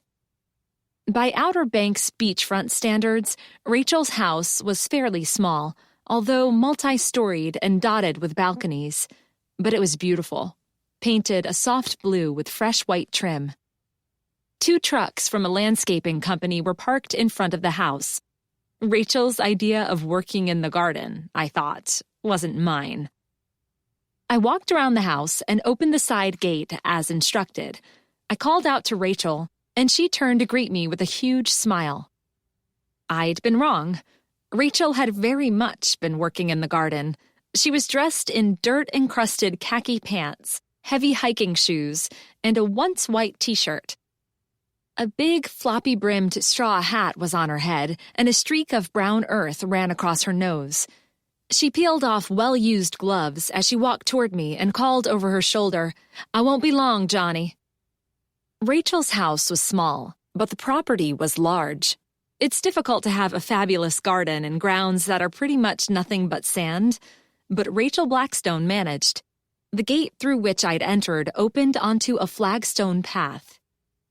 Rather than an attempt at a lawn, pebbles and small stones surrounded the pathway, which meandered gently through the property, eventually ending at a seagrasses-lined trail leading through the dunes to the beach beyond. Urns and pots of all sizes, overflowing with lush tropical plants and pale green succulents, bordered the flagstone path and were scattered around the yard. The central feature was a small pond with a gently splashing fountain and a stone statue of a graceful woman in the center. A single wooden chair sat next to the pond, making, I thought, the perfect place for morning contemplation with a cup of coffee and the newspaper, or for relaxing in the evening with a glass of wine and a good book. The white fence surrounding the turquoise pool was edged with small palms and ferns and pots of flowers. One man was raking the pebbles while another trimmed foliage. The man Rachel had spoken to, Johnny, was on his knees digging a hole surrounded by several small bushes still in their garden store containers. "Excuse the mess." Rachel took off her hat and brushed a lock of hair out of her eyes. I held out my arms to encompass the splendor around me. "I don't see any mess. This looks fabulous. Beyond fabulous. What a marvelous oasis you've created here." She beamed, clearly pleased at the praise. "I'm glad you think so. I love working in my garden, but I take a rather lackadaisical approach to it. After resisting for years, I'm opening it to the public on Saturday as part of the garden tour fundraiser for the Grandmothers Helping Grandmothers anti-AIDS campaign. I intended to do the work myself to get everything in tip-top shape, but I finally had to admit that's far beyond my capabilities, not to mention the time I have left. So I asked Johnny and his crew to give me a hand. Shall we have a seat?" She led the way down the curving path and through a delightful iron gate, all swooping swirls and curlicues, to the pool area. The sparkling water looked so appealing, I wished I'd brought my bathing suit. White wicker chairs, cushioned in red fabric, were placed around a table next to the house. Matching red umbrellas shaded the seats from the sun. Rachel pulled off her gloves and tossed them and her hat onto the table. "I'm in need of a drink. Can I get you something? I've lemonade and tea in the fridge, both made fresh this morning. Johnny and his gang work up a powerful thirst." "Lemonade would be good, thanks." She slipped through the French doors into the house. I leaned back in my chair and admired the view. The ocean wasn't visible over the white fence, but I could hear the soft pounding of the surf and see brightly colored kites dipping and bobbing in the brilliant blue sky. Wrapped in appreciation of my setting, I started at the sound of the doors opening behind me. Rachel came out carrying a tray with a pitcher of ice and lemonade and 2 plastic glasses. Store-bought cookies were arranged on a plate. She put the tray down, poured the drinks, and handed me mine. "Thanks," I said. She sat opposite me and studied me with her deep hazel eyes. "So, what did you want to ask me? I assume it's something about the necklace. I realize you've thought a lot about it over the years. That would be an understatement. Sometimes a new person asking fresh questions can help. Go ahead." I took a sip of the lemonade. Far too sweet. Rachel slid the plate of cookies toward me. I accepted one and bit into it. I thought it dry and flavorless. I guess I've been spoiled by the plethora of homemade treats served at Josie's Cozy Bakery. I've been thinking about the library withdrawal slip that seems to be at the heart of this. It has Jeff Applewhite's name on it, meaning he signed the book out of the library. You're the only person I've met who remembers him, but from what you've said, he doesn't sound like a library user. One of the few things that sticks in my mind about Jeff, Lucy, is that that's precisely what he was. A reader, at any rate. He usually wore a baggy trench coat with lots of pockets. It was unseasonably hot the night of the party, but he kept that coat on. The police speculated that he'd put the necklace into a pocket and simply walked out the door with it. He always had a book with him, stuffed into a coat pocket. So yes, he was a reader. I doubt he had much money. He was nothing but an unskilled construction worker, and in the days before cheap e-books, the library was the place to go for people who didn't have money to buy books. The library still is, I said firmly, the place to go for people who don't have money to buy books, never mind electronic devices. Point taken. She took a cookie and chewed thoughtfully. I let her think. He was a good-looking guy, she said at last. Nothing special. I'm not talking movie star quality, but in good shape, clean, and always well-groomed. I remember that about him, too. Good bone structure and good teeth. Funny how it's all coming back. That didn't sound like the Jeff in the picture I'd found online. In that one, he looked like a street bum. Still, people can clean themselves up when they want to. This peaceful moment is yours. Rest in it, breathe in it, and let it soothe you before the story resumes.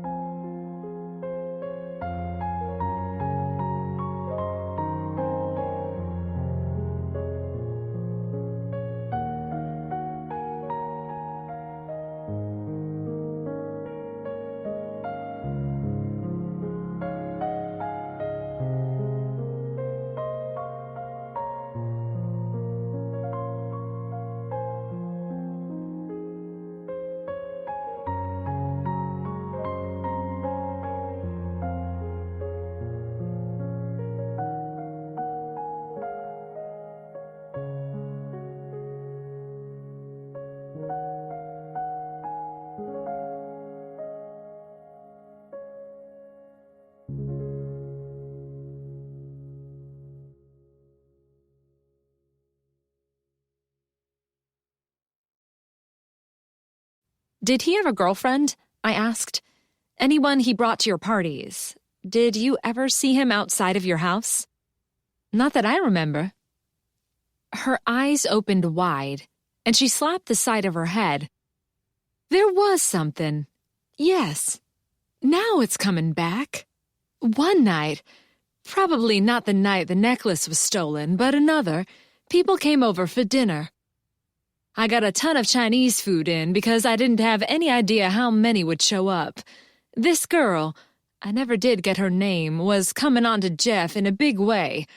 He clearly wasn't interested, and another girl, again, no name, told the first one she was wasting her time because Jeff went for the brainy sort. Jeff and the guys all laughed at that. I laughed too. I remember that now because she, the first girl, realized she'd been insulted, and she punched the second girl. They got into a real physical fight. We laughed even more.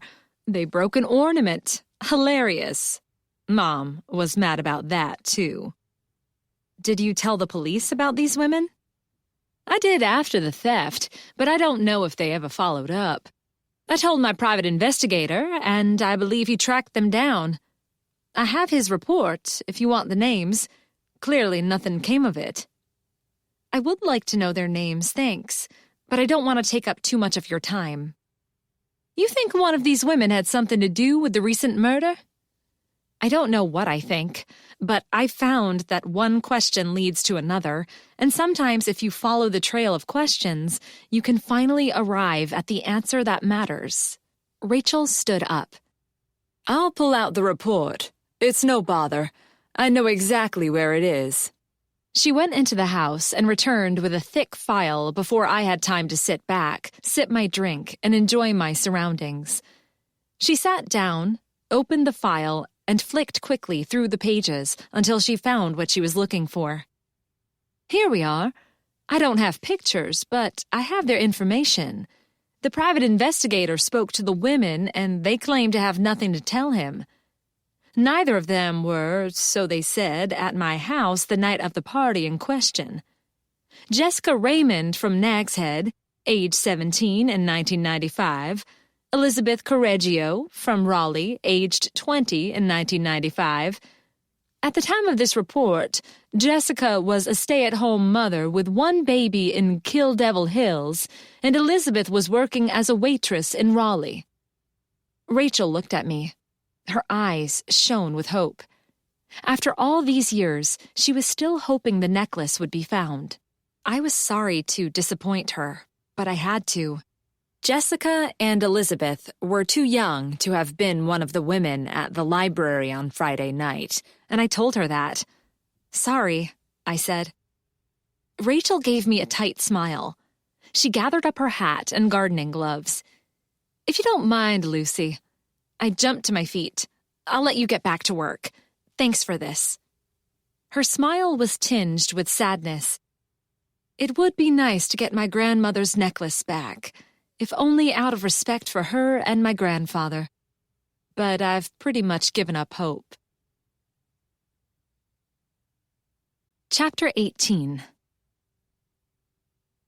Where to go next? I sat in my car in front of Rachel's house, thinking it all over. That had been a dead end. This entire line of questioning was probably a dead end. I had to consider that Helena might not have been reacting to Jeff's name at all. Maybe she'd suddenly remembered something that upset her, and I had no chance of ever finding out what that had been. Today was my day off. Another fabulous day on the Outer Banks. I could go to the beach. I could visit the Elizabethan Gardens and Manteo, or take a hike on the dunes at Jockey's Ridge State Park. I could treat myself to a nice lunch out, or go shopping for some badly needed new work clothes. I could just go home and relax in my apartment and read.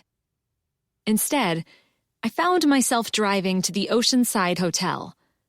Sam Watson couldn't keep Bertie's friends in town forever. He'd have to let them go home soon if he didn't come up with something new. I didn't have phone numbers for Ruth or Sheila, but I was in luck and found them by the hotel pool, wearing their bathing suits, stretched out on lounge chairs in the sun, icy glasses next to them. "Hi," I said. Ruth lowered her book and peered at me from behind a pair of enormous sunglasses.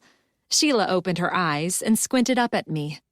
The sun was directly overhead, a ball of fire in a cloudless sky. I wondered if I should point out to Sheila that her chest was turning a bright pink. Instead, I said, "Nice day." "It is," Ruth said. "I have to say I'm not entirely unhappy at being confined to this place." She glanced around the pool deck. Sparkling water, splashing children, laughing parents, comfortable chairs. Even a waiter fetching fresh drinks and clearing away the used glasses. When I told my boss I can't come in as I'm under police orders to remain in Nag's Head, she insisted I give her the name of the officer in charge. She had to make sure I wasn't lying about something like that. The miserable old bat. My husband wasn't happy at having to cook his own dinners, either. She lifted her arms and stretched. Let him suffer for a change. I could get used to living like this. "I'm not pleased," Sheila said. "My granddaughter's birthday party's on Sunday, and if I have to miss it, I'll be seriously angry." "What can we do for you, Lucy?" Ruth asked. I felt awkward looming about them, staring down, fully dressed, while they looked up at me, shading their eyes with their hands. I dragged a lounge chair over and dropped into it. "How did it go last night?" I asked Sheila, after Connor and I left. "What happened last night?" Ruth asked. "You ruined the scene," Sheila said, "totally and completely. Louise Jane tried to call them back, but everyone had fled." "Call who back?" Ruth said. "I wondered where you'd gotten to last night." "I was assisting Louise Jane," Sheila said, "while she attempted to contact the spirits of the marsh." "Oh, yeah, that." Ruth's eyes were concealed by dark glasses, but I was pretty sure she was rolling them. "I keep trying to get a handle on Helena, and I can't," I said. "Tell me about her." "Not much to tell," Ruth said. "We worked together in Manteo for a few years in the early 90s. She was a competent librarian, pleasant enough. We were friendly at work, but didn't socialize outside. I was married with young children, and she wasn't, so we had nothing in common other than the job. If you don't mind my saying so, when you met her on Friday, she said you'd put on weight." "So she did, and so I have. What of it? I have to admit, Lucy, the comment surprised me. I don't remember her being nasty." "People change," Sheila said. "Did you know Helena?" I asked. "Never met her before in my life." "Did you ever meet Helena's sister?" I asked Ruth. "Her name's Tina." "No, I didn't know she had a sister. No reason I should know." "Anything else you remember about her?" "I don't remember Helena particularly well at all, Lucy. We meet so many people over our lives and our careers." She chuckled. "She had a terrible weakness for historical romances. I remember that. You know the sort, what they call bodice rippers. Handsome pirates and beautiful aristocrats and daring do on the high sea." Sheila laughed. "Don't knock it. I had my romantic period, too. Then I got married. That killed that fast enough." An image of Connor McNeil flashed into my mind. Was I having my romantic period in real life? Would it end someday? I pulled myself back to the subject at hand. "Helena was a romantic." "Oh, yeah," Ruth said. "Waiting for her Mr. Right. Poor thing. Looks like he never showed up." Mr. Right. Prince Charming. I stood up. "Thank you for your time." Ruth settled back in her chair and reached for her book. "Anytime. Tell Detective Watson he can keep us here as long as needed. Another month might be nice." "My husband had a few things to say about the cost," Sheila said. "He suggested I move to a budget motel, but I told him I'm sharing a room, so that mollified him a bit." At least we didn't have to move into Mary Sue's place, Ruth said. I bet Lucinda's having a ball of laughs. Not. She returned her attention to her book, and Sheila leaned back in her chair and closed her eyes. Sheila? I said. She opened her eyes. Yes? The sun can be strong at this time of day. You might want to be careful. She glanced down at herself. When I was back in the cool of the hotel lobby, I took out my phone and checked 411.com. Only one family named Delamont lived in Nag's Head and had a landline. I took a chance it was Mary Sue, another chance she'd be home, and drove over there. The house was small, with paint peeling off the window frames and the door, an unattended yard, and a weed-choked driveway. A recently washed beige SUV was parked outside. I parked on the street and walked up the path. I glanced in the SUV as I passed and saw a stack of open house signs piled in the back. Mary Sue, I remembered, was a realtor. This must be the place, and it must be her car. My luck was holding. I rang the bell, and Mary Sue opened the door. Her dark blue skirt suit, worn over a white blouse with a bow at the neck, and her stockings and pumps were too hot and formal for the day. Her gray hair was tied tightly back, and she blinked at me from under her thick glasses. Recognition crossed her face, and she said, "Lucy, what can I do for you?" "I'm hoping to take a few minutes of your time to talk to Lucinda and you about Helena Sanchez. Is that okay?" "Not really." She glanced at her watch. "I have an appointment." "Lighten up, Mary Sue. Let the girl in." Lucinda appeared behind Mary Sue, looming over the shorter woman. Mary Sue ducked her head and stepped back. "I hope you're here to tell me I can go home," Lucinda said. "You won't hear anything like that from me, sorry. You might as well come on in anyway. Coffee's on, or we can get you something cold if you'd prefer." "I'm fine, thank you." I glanced at Mary Sue. It was her house, and thus her place, not Lucinda's, to invite me in and offer refreshments. "Never mind her," Lucinda said. "She doesn't really have an appointment. She's just wanted to get out of here and make me think she's busy." "That's not true," Mary Sue said. "It's open house day for realtors. Some promising properties are coming onto the market." "If you say so." Lucinda took my arm and gave me a broad wink. She didn't try to be subtle about it either, and Mary Sue noticed. She flushed. Lucinda almost dragged me down the hallway to the kitchen. The kitchen was spotless, but seriously in need of some updating. The floor was brick-patterned linoleum, the countertops brown laminate, the fridge and stove yellowing white, and the tiles on the backsplash behind the sink showed Dutch windmills and fields of tulips. "Have a seat." Lucinda gestured to the chipped and scarred pine table as she opened the fridge and stuck her head in. She pulled out a bottle. "There's some wine left? How about that?" "No, thank you." "You shouldn't be drinking at this time of day." Mary Sue's tone was highly disapproving. "Maybe not, but as I don't have to go anywhere today, I'll suit myself if I want to." Lucinda put the bottle back and took out a can of Diet Coke. "You sure I can't get you one, Lucy?" "No, thank you." Lucinda sat down. Mary Sue hesitated and then did the same. They looked at me. "As I said, I've been thinking a lot about Helena and wanting to know more. You both worked with her, didn't you?" "We were never at the same library." Lucinda popped the tab on the can. "But we met at conferences, regional librarian meetings, that sort of thing. I can't tell you much about her, Lucy. I scarcely remember her." "She seems to have remembered you," I said. Lucinda peeked at me from under her false eyelashes in a gesture that was far too girly for a woman of her age. It was midday in a beach town in the summer. She was staying at the home of a friend who didn't want her there, and Lucinda was made up as though she was about to step in front of the cameras for her close-up. "I like to think I'm memorable, even after all these years." Mary Sue snorted. "You knew her better," I said to Mary Sue. Yeah, I knew her. She worked in Manteo for a number of years. When Ruth was there, that's right.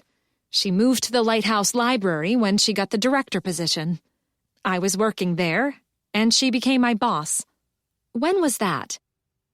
January 1995. We didn't work together for long. She fired me for absolutely no reason. When? May 1995. Okay, so I took some days off and lied about why, and I left early without asking a couple of times when she'd gone into town or something, thinking she wouldn't be back. But what of it? Everyone does that sort of thing. Roger was sick, and we were having money troubles, and I had a lot of things to worry about. I said nothing and tried to keep my face expressionless. The events of the spring of 1995, I was convinced, were key to this case. It wasn't my fault, Mary Sue said. The work in her office was getting on Helena's nerves, and she took it out on the person who happened to be a suitable target at the time, me. What do you mean, work in her office? Was someone else using her office at the same time? Not that kind of work. Some renovations were being done inside the library, and the director's office got a refresh. A new paint job, some minor cracks in the walls were repaired, new windows put in. A whole new floor was the major part of it. All the dust and noise and interference, that means. We've all had horrible bosses, Lucinda said. I could tell you stories of things that happen in Hollywood that would curl your hair. She glanced at my out-of-control mop of frizzy black curls and burst out laughing. Bad joke. Sorry. We're not talking about Hollywood, Mary Sue snapped. Although, I thank you once again for reminding us that you work there. Lucinda glanced at me, lightly slapped her hand, and rolled her eyes. I pretended not to notice. Helena wasn't so bad at first, Mary Sue said. Tough? Yes. But fair. I can't say I ever liked her. She wasn't one for getting on with the staff on a personal level, but she was an okay boss. Then, out of the blue, she turned on me. Come to think of it, she probably did me a favor. It was time to move on. Judging by the expression on her face, even Mary Sue didn't believe that. My colleagues said the place wasn't the same without me. Helena must have needed me more than I knew. She went off the rails after I left, people said. The Lighthouse Library wasn't a nice place to work anymore. I'm glad to hear it's back the way I remember it. Now Bertie's in charge. Lucinda put her hand on top of mine. Her eyelashes fluttered, and she stared deeply into my eyes. I shifted in my seat. I hope you're not making something out of nothing, Lucy. Helena hadn't lived in Nag's Head for a long time. She would have had time to make plenty more enemies since then. Someone must have followed her to the library and took the chance to rid themselves of her. Unpleasant, I know, but so is life sometimes.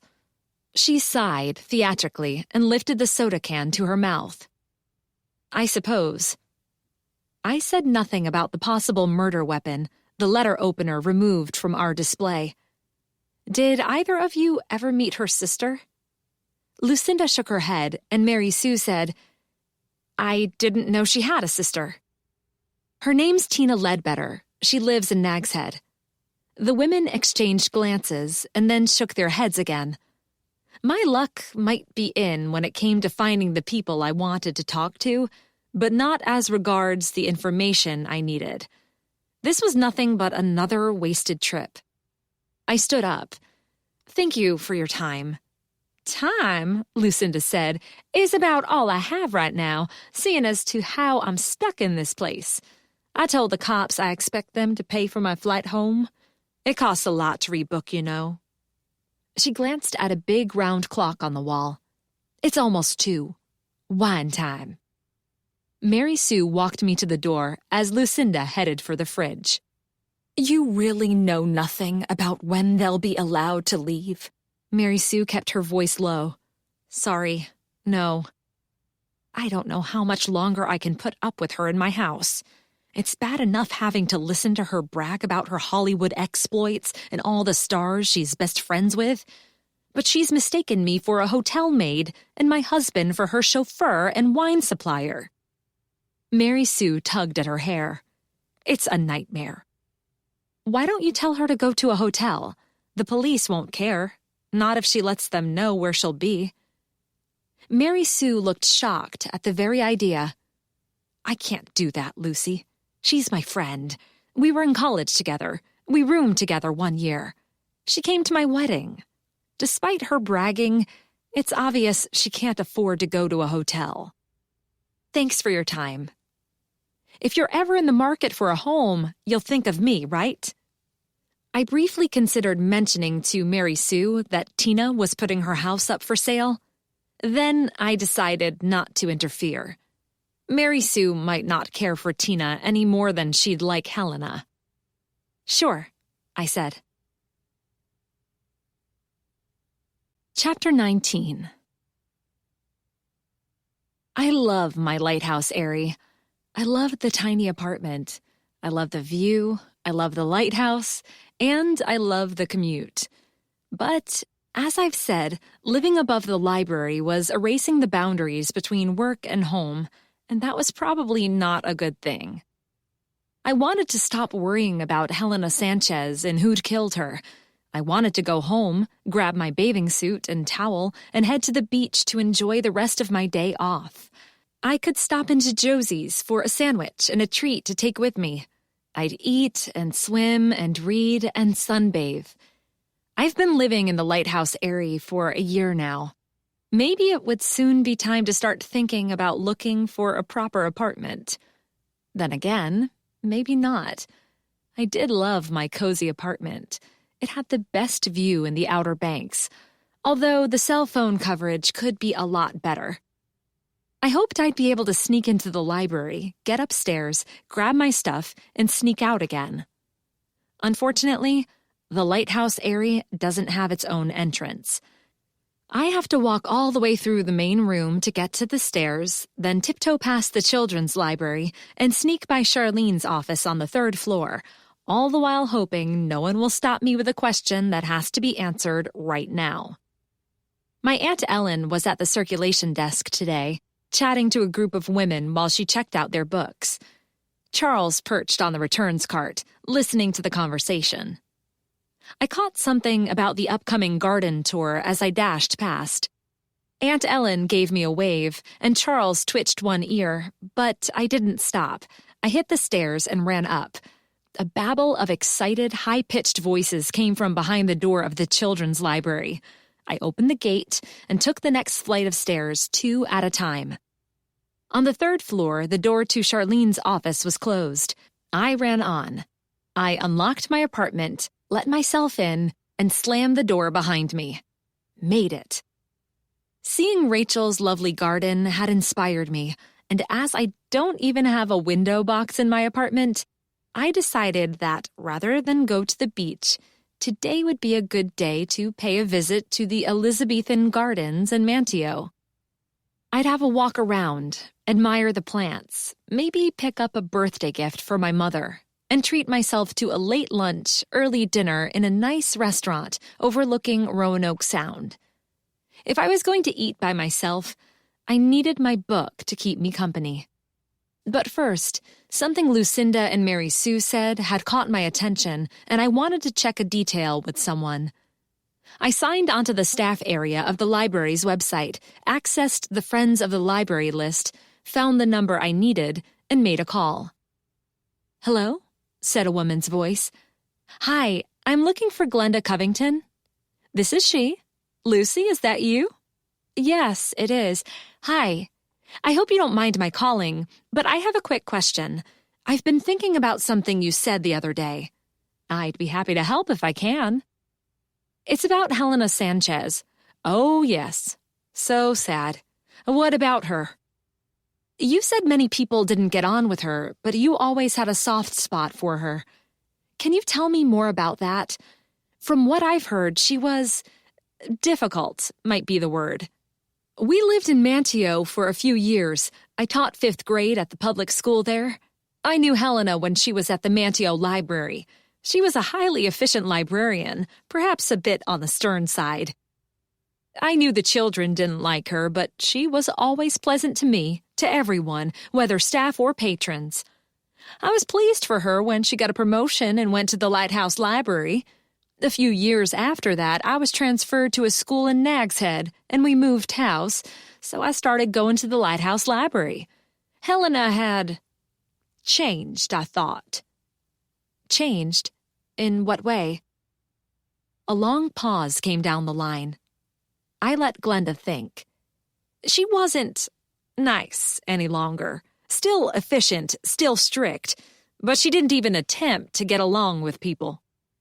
She'd never been the friendly sort, the sort to make friends easily, or to want to make friends. She didn't associate with the patrons, except to do her job, but when she did, she'd always been pleasant enough. At the Lighthouse Library, she was different. That's about all I can say, Lucy. Some people speculated that she was experiencing pain and didn't want to show weakness, but I didn't see signs of that. I wondered if she'd had some crushing disappointment, a betrayal so great it changed her view of people and the world, or perhaps reinforced her inclinations. But I never knew what that might have been. It certainly wasn't something I could ask her.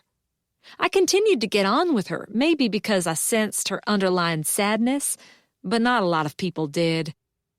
While she was the director, I was about the only member of the Friends of the Library who stayed any length of time. When she retired, I don't think the staff even had a party for her. I was genuinely sorry to hear she died. I wish I'd known she was visiting Nag's Head, but I never heard from her after she retired and moved away. Thank you for telling me. Am I helping, Lucy? Do you know who killed her? No, I don't. I'm sorry. You take care, dear, she said, and hung up. I grabbed my book off the night table, stuffed it into my bag, and headed out, ready to enjoy the rest of the day without worrying about the death of Helena Sanchez. When I got to the second floor, Children's Story Hour was letting out, and I descended the rest of the steps, surrounded by a pack of excited kids, as well as an excited cat. Charles leaped onto the railing and walked down next to me. Bertie had come out of her office and was standing by the front door, waving goodbye to the children and chatting to their parents. A long line of kids gripping their books waited for Aunt Ellen to check them out. I ducked my head and ran for the door. Lucy, Mrs. Peterson popped out from behind the stacks. There you are. Ronald told me you were off today. Never mind. I won't take much of your time. I've been thinking about programming for teenagers. As you know, my charity is 15 now and getting too old for the children's library, as excellent a librarian as Ronald is. It's time that she curses, foiled again. I shifted from foot to foot, my smile straining my face. Mrs. Peterson had 5 daughters. In charitable moods, I considered her to be stalwart of the library in general, and the children's library in particular. In less charitable moods, I thought she was a pest. She had social ambitions for her daughters that her family's financial situation simply couldn't accommodate. Therefore, as she couldn't afford a private library and librarian for her children, she simply decided to treat the Body Island Lighthouse Library and Ronald as such.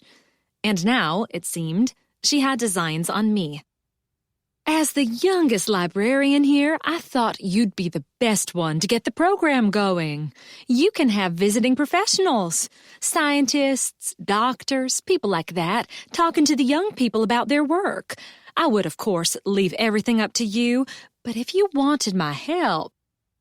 I searched for an opening in the stream of words, but nothing presented itself.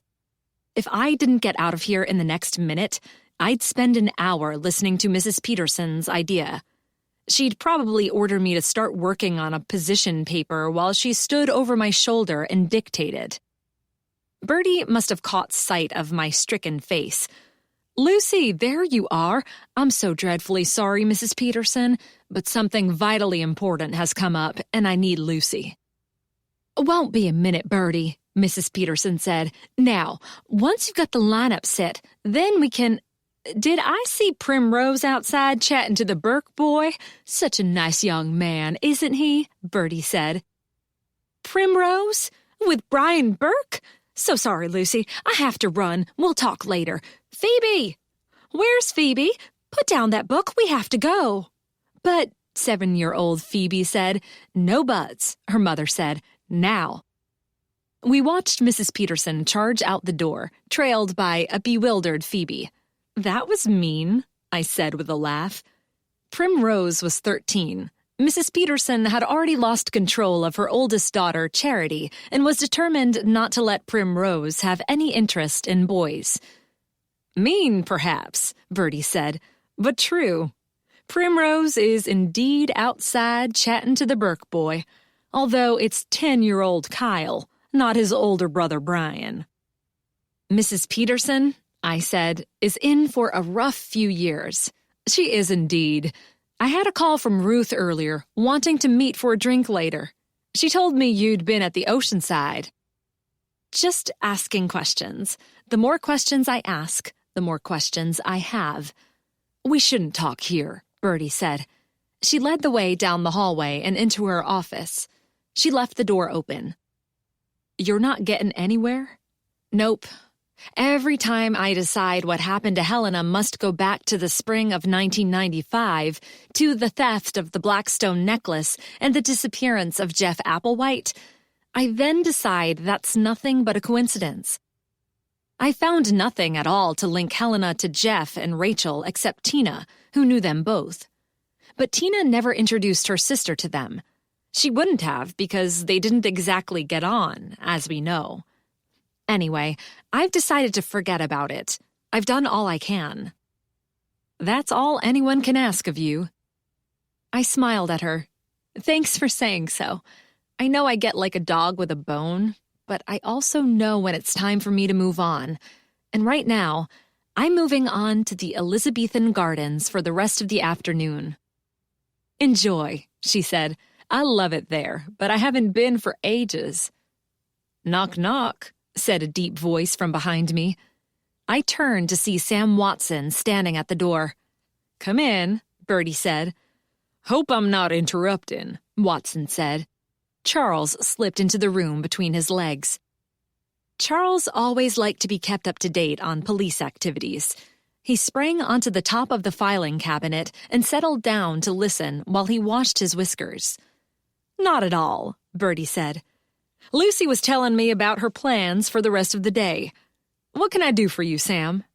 Nothing, really. I just popped in with an update. Elizabethan Gardens forgotten. I made no move to leave. I wanted to take another look at the boardwalk and the marsh. Sometimes it helps to go back to the scene, clear my mind, try and imagine how things went down. And did it? I asked. No, he said. I've been in contact with the Mount Dora police, and they have nothing important to tell me about Helena Sanchez. She had no police record, and her neighbors say she was a quiet woman who kept to herself.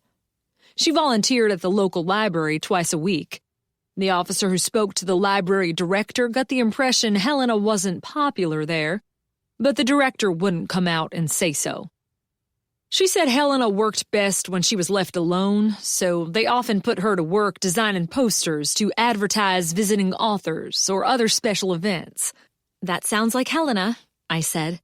She didn't get on with a lot of people.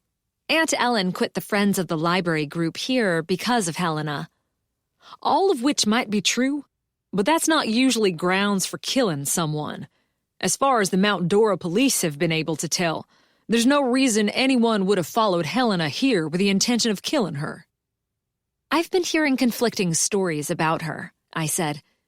Ruth told me she was friendly enough on a professional level when they worked together in Manteo, but Mary Sue hated her when she was at the Lighthouse Library. I'd put that down to the usual personal conflicts, except that, as I said, Aunt Ellen couldn't work with Helena either. Aunt Ellen likes most people, but she doesn't suffer fools gladly. Not that Helena was a fool, but you know what I mean. Not everyone is liked by everyone, Bertie pointed out. I can think of a few popular people I'd cross the street to avoid. Personalities clash. True, but I'm thinking it's more than that. More in what way? Watson asked.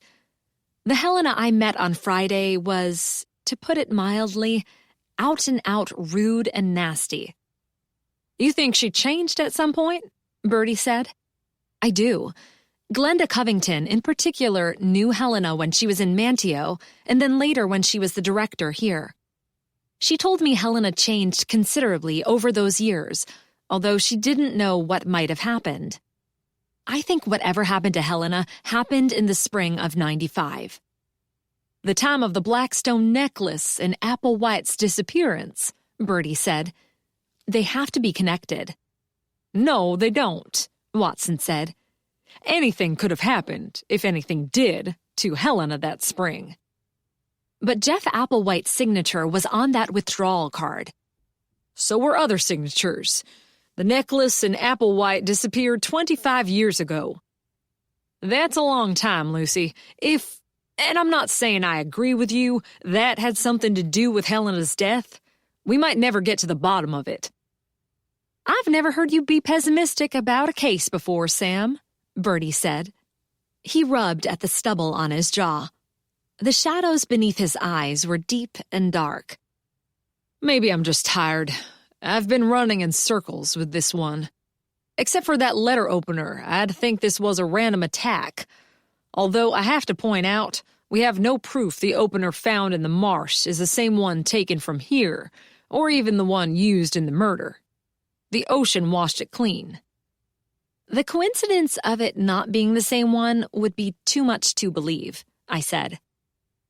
I need proof, above all, to take to court, Lucy, he said. Which is why I can help you, I said. I go where my instincts take me, and don't worry about court. Which is why, he said with a twinkle in his eye that belied his words and lifted some of the darkness from his face, I don't ask for your help. I assume you've been checking into the backgrounds of the women who were on the walk with Helena, Bertie asked, who, I hate to remind you, are my friends. I have. Again, nothing comes up that might indicate a life of crime or an overwhelming need for revenge against someone who might have wronged them years ago.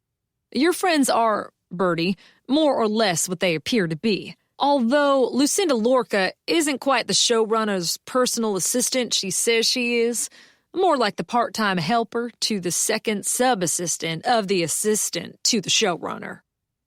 Charles snorted. I won't even try to work that relationship out, Bertie said, but I suggest you not read anything into that.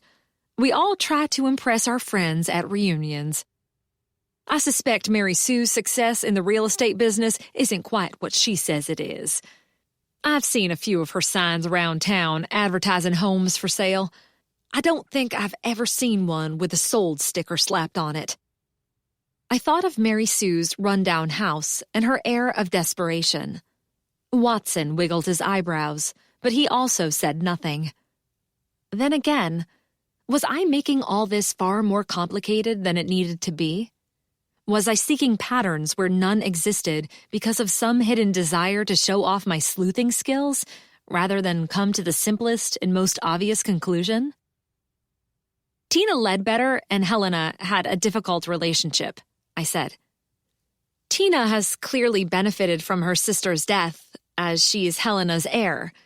Maybe all this other stuff is nothing but a coincidence, and Tina finally decided it was time to get revenge on her sister for what she sees as a life of wrongs and inherit at the same time. She's anxious to get to Florida and start her new life. Maybe she followed Helena here and hid outside in the dark, waiting for her chance, and followed us to the pier. And just happened to have a Nag's Head anniversary letter opener in her pocket. I didn't say that last part out loud. She knew Helena was dead before you told her.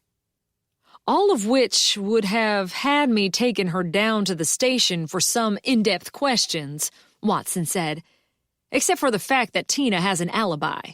A good one. Oh, I said. You didn't tell me that. Believe it or not, Lucy, I don't tell you everything. Right. At 10:15 last Friday evening, Tina was threatening to call the police on her neighbors who were having a barbecue in the backyard and playing their music, according to Tina, too loud. It's not the first time they've clashed and threats have been made. Tina stuck her head over the fence to yell at them, so she can be positively identified, and they're confident of the time, as the homeowner checked his watch and told Tina that at that time of the evening, noise bylaws don't apply. Tina went back inside.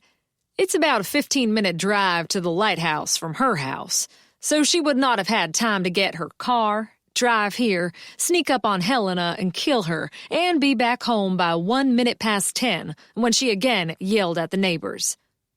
"Oh," I said. For what it's worth, lest you believe the neighbors are some sort of biker gang or the type of hard rock fans who can be bribed into lying to the police, they're in their 70s and had gathered like-minded friends to enjoy a cello recital by Yo-Yo Ma over their vegan burgers and quinoa salads. Not everyone, Bertie said, is a fan of classical music. True. The police have been called more than once to Tina's complaints about her neighbors, and vice versa. The neighbors were, they told me, overjoyed when they saw a for sale sign go up on her lawn. After I leave here, I'm going to call Lucinda, Ruth, and Sheila and tell them they can leave Dare County tomorrow, pending no new developments. I'll also be lifting restrictions on Mary Sue Delamont's movements. He wished us a good day and left. So that's that, I said. Not necessarily, Bertie said. Sam will keep digging. You know he will. Yes, but he's got other cases on his plate, and once the women are gone, it'll be harder for him to talk to them. And I won't be able to either, I thought, but didn't say out loud. Tell me about them, please. I know you haven't seen most of them in a long time, but what do you remember? I remember, Bertie said, good times. We were young and free, passionate about our courses, loving college, loving being away from home, stretching our wings. I shared a dorm with Lucinda, Sheila, Mary Sue, and Ruth our freshman year. I stayed in touch with them more than the other women in our class, mainly because we all settled in eastern North Carolina, and we'd get together occasionally as a group when one of us organized something. But sometimes even the closest of friends drift apart, and that's the way it should be, Lucy. People grow and change. From his post, Charles nodded sagely. Ruth, Sheila, and I remained librarians, but Lucinda moved to California, and Mary Sue went into real estate. Ruth, Sheila, and Mary Sue married and had children. Lucinda married and divorced twice, and I never did. A bell went off in my head, and I realized I'd been missing something all along. When did Lucinda go to California? I don't know. She was working as a librarian somewhere in this area, and she knew Helena. Then she quit and went to California to work in television. She told me when that was, but I don't remember. Can you find out when she actually left? You think it matters? I don't know what matters until I know. You could ask her. She might not tell me the truth. Margaret Hurley is our class record keeper. She kept track of us as much as she could, wanting our contact information to organize events and keep us in touch. She might know. Can you ask her, please? Bertie reached for her phone. She scrolled through her contact list, gave me a nod, and then made the call. I could hear the tinny voice on the other end that indicated she'd reached a recording. Hi, Margaret. It's Bertie James here. I have a question for you about our class. Give me a call when you get a chance. Bye. Let me know what she has to say, I said. As for me, I'm off to the gardens. Enjoy, Bertie said. I turned around and collided with Louise Jane. I let out a screech, and Louise Jane threw up her hands. For heaven's sake, I said, don't sneak up on people like that. Charles jumped off the filing cabinet and landed on the edge of Bertie's desk. Louise Jane stroked him, and he purred happily. The traitor. Louise Jane made a poor attempt to hide her smirk. Sneak up? I'd hardly call walking down a corridor in a public building in the middle of the day sneaking up. What are you two talking about anyway? More developments on the case? Isn't today your day off, Lucy? I was just leaving. You shouldn't spend so much time here. I've been reading up on the importance of a proper work-life balance. You're not married, Lucy, so your job is just about all you have in your life, but I have a perfectly fine work-life balance, thank you, and a good group of friends. Bertie and I were discussing non-library business. Too late, I realized I'd once again snatched the bait. Louise Jane reeled in her catch. My point exactly. You need a larger group of friends. Now, to the purpose of my visit, Sheila and I put our heads together, and we've come up with a plan to help Lucy get to the bottom of the murder. Help me? Everyone knows you've been asking questions all over town, Lucy. If you want to be a detective, you need to be more discreet. I'm not going undercover. Louise Jane, Bertie said, I doubt very much I want to hear what you and Sheila have decided, but you'll tell me whether I want to hear it or not, so you might as well go ahead. Louise Jane dipped her head. Thank you, Bertie. After our adventure in the marsh on Tuesday night— What adventure? Bertie said. That doesn't matter now. We had no luck summoning anyone except for a couple of young lovers who didn't seem at all happy at being summoned. What lovers? Bertie asked. She must have read my face, which wouldn't have been hard as I had turned a bright scarlet, and she quickly added, Oh, never mind. The police are going to allow Sheila and the others to go home tomorrow. How do you know that? I asked. Watson left here a few minutes ago. He hasn't told them. I snapped my mouth shut as I realized, too late as usual, that I'd just confirmed what was probably only a guess on the part of Louise Jane. She smirked. Haven't you figured out by now, Lucy, honey, that I have my sources? The police station is a modern building, but the ground on which it stands has been occupied for a long, long time. More likely than an unworldly informant, I thought, Louise Jane has a friend or a distant cousin working for the police who keeps her up to date about goings-on there. Anyway, she went on, as they will be leaving, we have one night, and one night only, to attempt a recreation. I hope you noticed, I said, that I haven't asked what you meant about summoning. I don't want to know. And I don't want to know what recreation you're talking about, Bertie said. Sure you do. Louise Jane gave Charles a final pat. He strolled across Bertie's desk and settled on the computer keyboard for a nap. Tonight, we'll gather together the people who went on the walk on Friday to reenact the events of that night, including you, Bertie, plus Lucy and Ronald. My cousin Jolene is about the same age and height as Helena, although quite a bit heavier, come to think of it. Never mind, it'll be dark. Jolene will play Helena. I, of course, will be on high alert, prepared to speak to any of the marsh spirits who want to help us understand what happened. Why would they want to do that? I asked. Do what? Help us understand. Because I'll ask nicely, Lucy, honey. Now, you tell Ronald, and I'll get Sheila to call Lucinda, Mary Sue, and Ruth. We won't tell them what's happening, of course. We'll say it's a farewell party. Come to think of it, you'd better make the call, Bertie. I'm not tricking my friends into participating in one of your wild fantasies, Bertie said. And that is that. I suppose you're right. Besides, women of— She coughed and avoided looking at Bertie. A certain age don't usually start parties after 9. It'll be better coming from Sheila anyway. She'll invite them to join her on a pleasant evening stroll on the library grounds. No one can object to that. I don't know, Bertie said. Fortunately, Louise Jane said, I do. What harm can it do? If nothing happens, we'll all drive into town for a farewell drink at the oceanside. Very well. Bertie reached for her phone.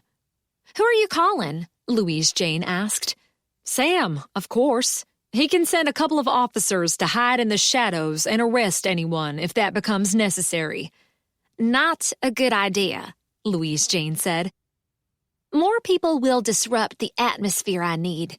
We have to enact events as closely as possible as they happened on Friday night, and we didn't have a bunch of cops tramping around in their big boots, frightening the birds and yelling at each other. I checked the weather forecast for tonight, and the conditions will be much the same as they were on Friday. Weather exerts a powerful influence over the spirit world. Do they not like going out in the rain? I asked. Louise Jane ignored me. We can't, Bertie began, but she stopped when I gave her a jerk of my head. Louise Jane's back was to me as she faced Bertie, feet apart, hands on hips, ready to argue her point to the death. I nodded at Bertie and lightly tapped the side of my head, indicating that I had an idea. I guess, Bertie continued, it can't do any harm, except to the reputation of this library. As library director, I suppose I'll have to assume responsibility for that. I knew you'd agree, Bertie. You can always be counted on to see reason. Louise Jane turned and beamed at me. You're always so negative, Lucy. You need to get some control over that. Me? I'm off. We don't have much time. I'll call Sheila now and fill her in on the plan. Bertie, you speak to Ronald. He might have plans for after work, Bertie said. He can change them. Tell him to be here at 9:30. We left at 9:45 on Friday, and we'll do the same tonight. You're filling Sheila in on your plan, Bertie said. What if she's the killer? Won't you have tipped her off? Sheila's not the killer, Louise Jane said. How can you be so sure? She's as eager as I am to contact the spirits and ask what really happened that night. She wouldn't be, would she, if she'd killed Helena? Try to dress in the same clothes you were wearing that night. That will help with the accuracy of the recreation. Louise Jane left. Charles lifted his head and looked from Bertie to me. I decided not to point out to Bertie that the documents on her computer screen was filed with rows of E's. What? Bertie said. Have I agreed to? I tiptoed to the door, listened, and then quickly stuck my head out. I looked up and down the hallway. Neither Louise Jane nor anyone else was lurking in the shadows, listening. Nevertheless, I closed the door, approached Bertie's desk, and spoke in a low voice. Louise Jane's invisible friends aren't going to reveal themselves to us tonight or any other night, and they're certainly not going to point skeletal fingers at the guilty party.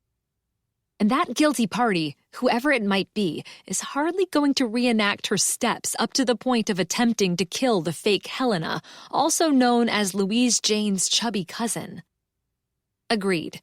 So why are we doing this? Because I have an idea. It might not be much of an idea, but as Louise Jane said, if it doesn't work, we can all go to the hotel and have a laugh about it over a drink. Charles leaned closer in order to hear better. Chapter 20. I never did get to the Elizabethan Gardens. Instead, I took my phone into the marsh where I could be sure of not being overheard and made a call. I then put my head down and charged through the library, determined not to get trapped into making polite conversation or answering questions, and ran upstairs to my apartment. Once safely locked inside, I took out a pad of paper, a pen, and several different colored highlighters, made a pot of coffee, got my iPad, and sat at the small table in the kitchen. I wrote down everything I knew about the four women: Lucinda, Sheila, Ruth, Mary Sue. Unlike Louise Jane, I wasn't ready to remove Sheila from the suspect list.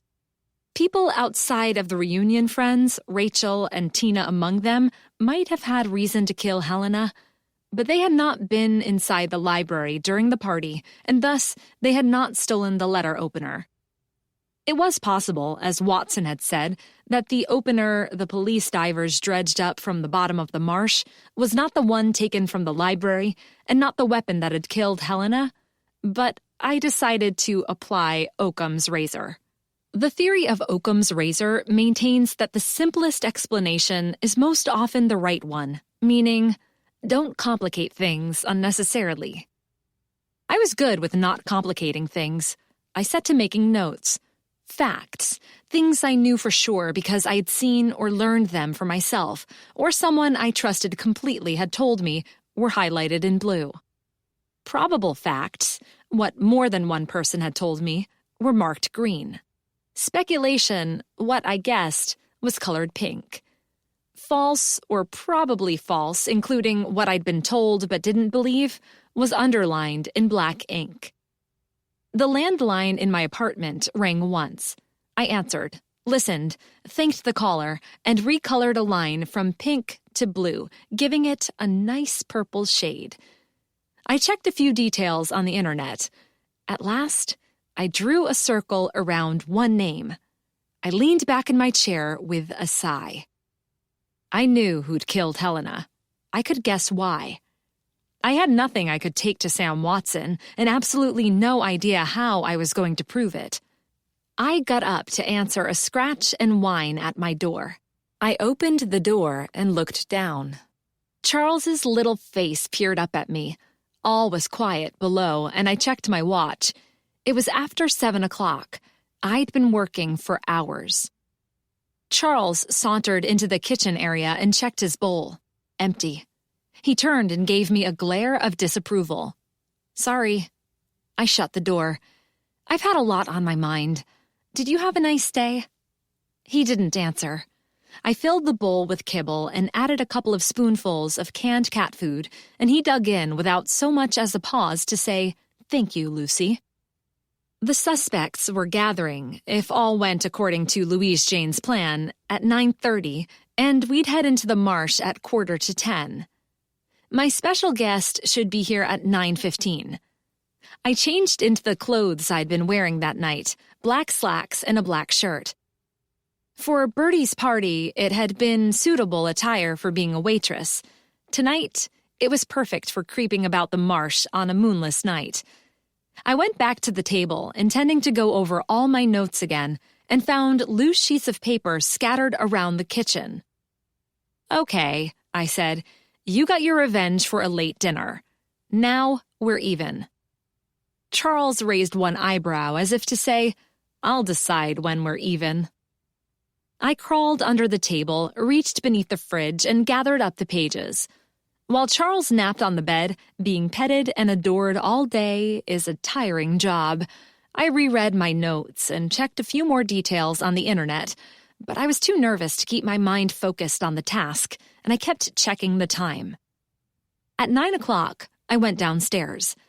I had to do some nimble footwork to get out the door without a sudden, attentive Charles.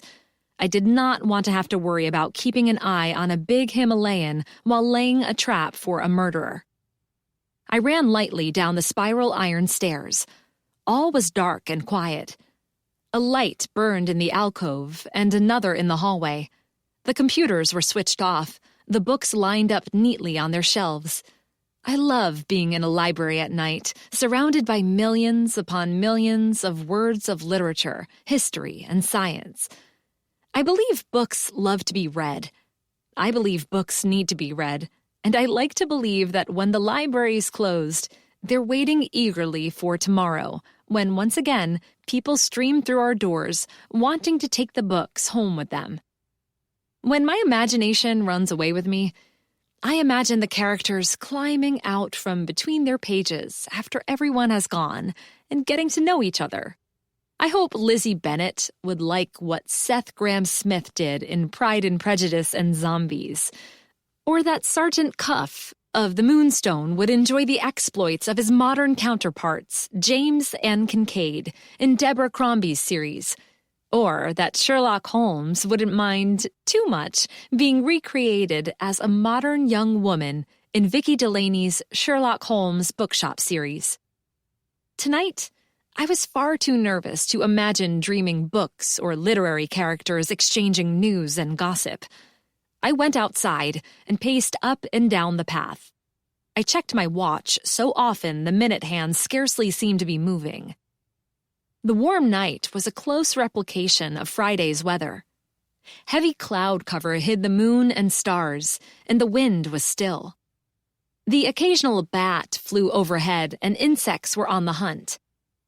At long last, lights lit up the row of red pines, and a car approached. My heart sped up. It settled back down when I recognized Ronald's car. I ran to greet him. "What on earth is going on?" he said the moment he had one foot on the pavement. "Bertie told me we're going to try to reenact Friday night. Are you sure that's wise, Lucy?" "I'm not sure in the least, but it's worth a shot. Just be on alert, please. And watch what's going on." "I can do that. Here comes Bertie. She told me to wear the same clothes I had on that night."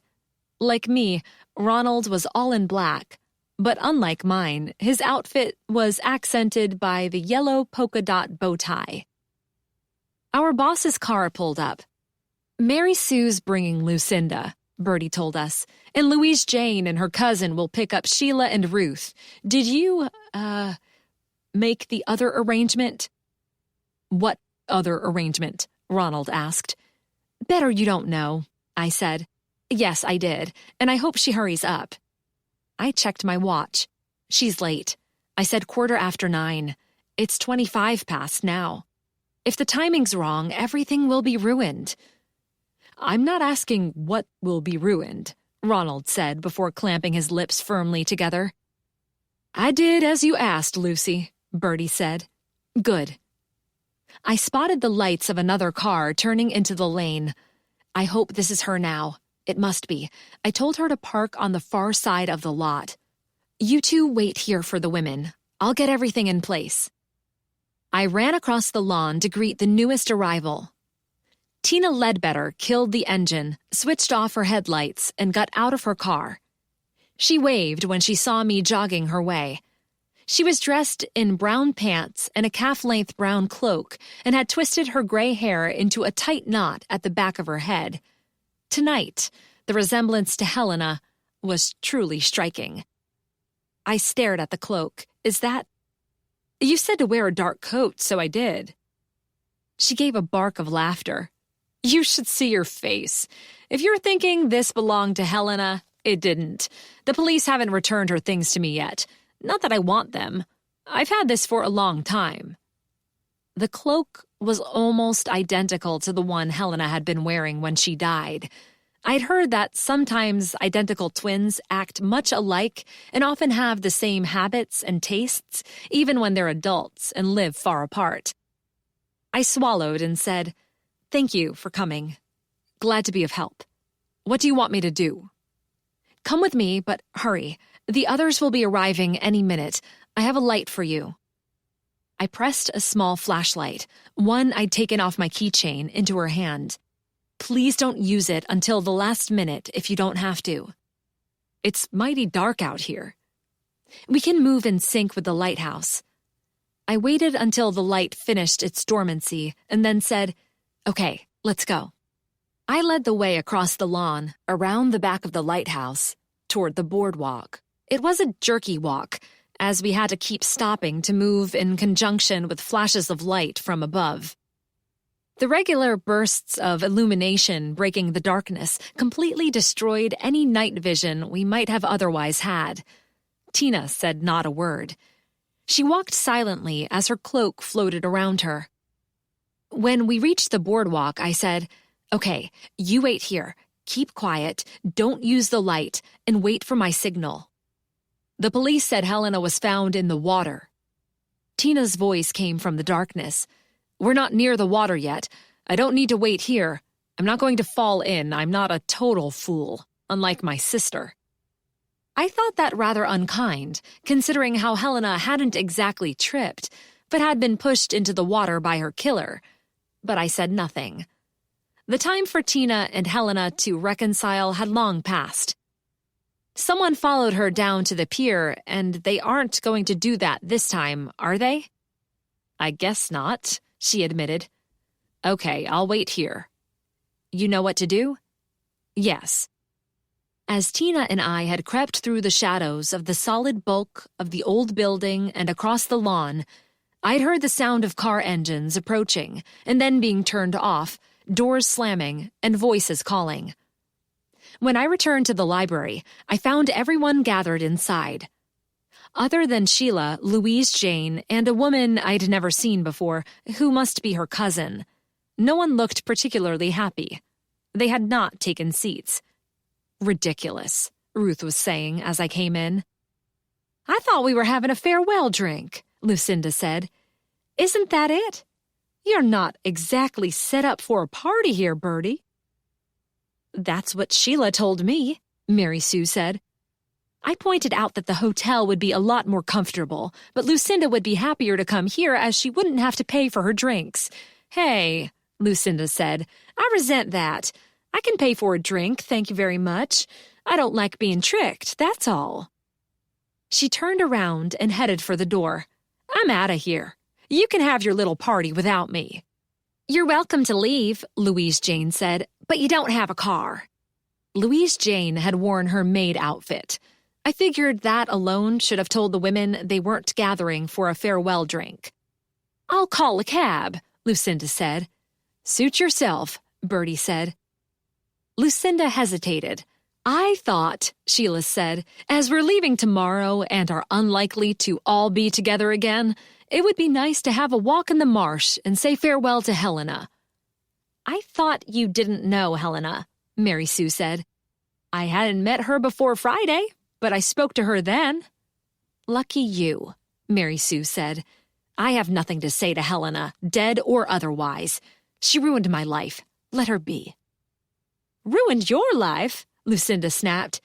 It seems to me that you have a roof over your head. You have children and grandchildren and a good job. You have a husband, although I'll admit he's not much of a catch. Mary Sue burst into tears. A good job? You mean that horrible real estate gig? Running to and fro at all hours of the day and night, at the beck and call of people who have no intention of buying, but want to wander around the inside of beach houses. I work so hard, but I haven't sold a house in over a year. We're up to our eyeballs in debt. I loved being a librarian. All I ever wanted to be was a librarian, and she took it away from me. Bertie patted Mary Sue's shoulder awkwardly. Lucinda edged back into the room. I hope you're not implying that those of us who stayed in the library field are rolling in dough, Ruth said. It's not exactly a lucrative occupation. At my library, the cutbacks have been so heavy that we had to get moving. My plan threatened to fall apart if all the women wanted to do was stand around inside and tell the others how unfairly life had treated them. I threw a look at Louise Jane. As pleasant as this is, Louise Jane said, I have to admit you're right. Sheila brought you here under false pretenses. Hey, Sheila said, don't blame me. It was your idea. No, it wasn't. I distinctly remember you saying, We're all here now, Ronald said. Even me, who has better things to do tonight. What's up, Louise Jane? Louise Jane believes she can contact the spirits of the marsh, and they'll tell us what happened to Helena, Sheila said. They must have seen it all. Under the proper circumstances, they'll reveal what they saw. Isn't that right, Louise Jane? Oh, for heaven's sake, Ruth said. Sheila, you always were too gullible for your own good. I remember the time in junior year when Leslie Connolly convinced you to write her paper for her. You were almost kicked out of school. It wasn't Leslie, Ruth said. Wasn't it? Under the right circumstances, Louise Jane said, the spirits might be persuaded to reveal themselves. I myself have seen them on more than one occasion. See, Sheila said, told you so. I remembered one incident of Louise Jane creeping out about in the marsh while on the phone to her great-grandmother asking what to do next. For her pains, she ended up cold and wet, pretending not to be discouraged. I didn't bother to point that out to the group. Instead, I said, Great idea. It's almost 10. We have to get going if it's going to be as close as possible to the time we left on Friday. Ronald gave me a look. Whatever, Ruth said. I've nothing better to do tonight. Nothing better than getting a good night's sleep, Mary Sue mumbled. Ronald opened the desk drawer and reached for the mag light. Louise Jane said, We don't want that. Why not? I had it on Friday. That's the one thing we'll have to do without. The light's too strong. The spirits won't like it. I'm not wandering around in the dark without a light, Mary Sue said. We'll have small flashlights and cell phone lights, Louise Jane said. Just not that one. Ronald closed the drawer with a shrug. Okay, but if we're reenacting Friday, then who the heck are you? Lucinda pointed to Louise Jane's cousin, who so far hadn't said a word. I couldn't help but notice that she didn't bear the slightest resemblance to Helena. She wore a long black winter coat, way too heavy for this warm night. Her name doesn't matter, Louise Jane said. She'll play Helena. The cousin smiled and waved. Can this get any more ridiculous? Ruth muttered. I bet it can, Ronald grumbled under his breath in return. Now remember, everyone, Louise Jane said. Try to stick as closely to the path you took on Friday as you can remember. Helena, you keep to yourself and stay out of the light. What do I do? The cousin asked. You're pretending you're Helena, and I just told you what to do. Oh, right. Sorry. Stay out of the light. Got it. Ready? Louise Jane asked. She didn't wait for anyone to reply before saying, Let's go then. Now remember, do what you did on Friday. I'll be on high alert for any paranormal presence. But if you sense something, give me a shout. I sense, Mary Sue said, that it's past my bedtime. I sense, Ruth said, a drink at the hotel bar calling my name. Louise Jane threw open the door. Connor McNeil stood there, his hand raised to knock. He blinked in surprise. Louise Jane stifled a yip of shock, but recovered quickly. Sorry, Connor, we're busy. Private party, women only. Connor spotted Ronald waving at him from the back of the crowd and raised one eyebrow. Women and librarians, Ronald said. I'm sure we can make an exception in his honor's case. No, we cannot, Louise Jane said. If Connor tags along, it'll spoil the atmosphere. What's happening? Connor asked me. This doesn't look like much of a party. He was dressed in a sharp suit, crisp white shirt, and silk tie. His unruly hair was combed flat, he was freshly shaven, and he'd applied too much aftershave. None of your business, Louise Jane said. I gave him an apologetic shrug as Bertie stepped forward. Actually, as the library's owned by the town, and as Connor's the mayor of our town, it is his business. He can stay. For a moment, Louise Jane looked as though she was about to argue, but recognizing that time was quickly passing, she gave in. Okay, you can come. Be quiet and unobtrusive. She marched out of the library. The line of women followed her. Ronald followed them. Bertie and I were last. I wasn't expecting you tonight, I said to Connor. Is something wrong? Wrong? No, nothing wrong. I was hoping to find you and I was surprised to see all those cars. He took a deep breath and then spoke as though the words desperately wanted to be said. As I haven't had much luck in saying what I have to say, Lucy, I hope to find you here alone and we could talk. I guess this isn't going to be the time either. He patted his jacket pocket. Come with us, I said, grabbing his hand. We can talk later. Somehow, I don't think the mood will be right later. Bertie gave him a huge grin. Never give up, Connor. Never give up. The prize is worth the effort. What on earth are you two talking about? I said. Never mind. We have to catch up with the others. Chapter 21. We trooped across the lawn to the boardwalk in a tight group. Some people seemed to be taking this more seriously than others. Ruth told everyone she was disappointed when the police told her she could leave. She'd been enjoying the enforced vacation. Sheila bubbled excitedly as she walked next to Louise Jane, constantly asking if Louise Jane sensed anything yet. Louise Jane finally snapped at her to be quiet. Mary Sue asked Bertie if she'd ever thought about selling her house. "What do I do now?" Fake Helena asked. "You do nothing and keep quiet, as I told you," an exasperated Louise Jane said. "Okay, sure is hot out here tonight. Do I have to keep this coat on?" "Yes." Fake Helena stepped in a hole and pitched forward. She gave a startled yell and would have hit the ground face first had Ruth not grabbed her by the arm with a cry of, "Watch it there!" Louise Jane muttered something impolite.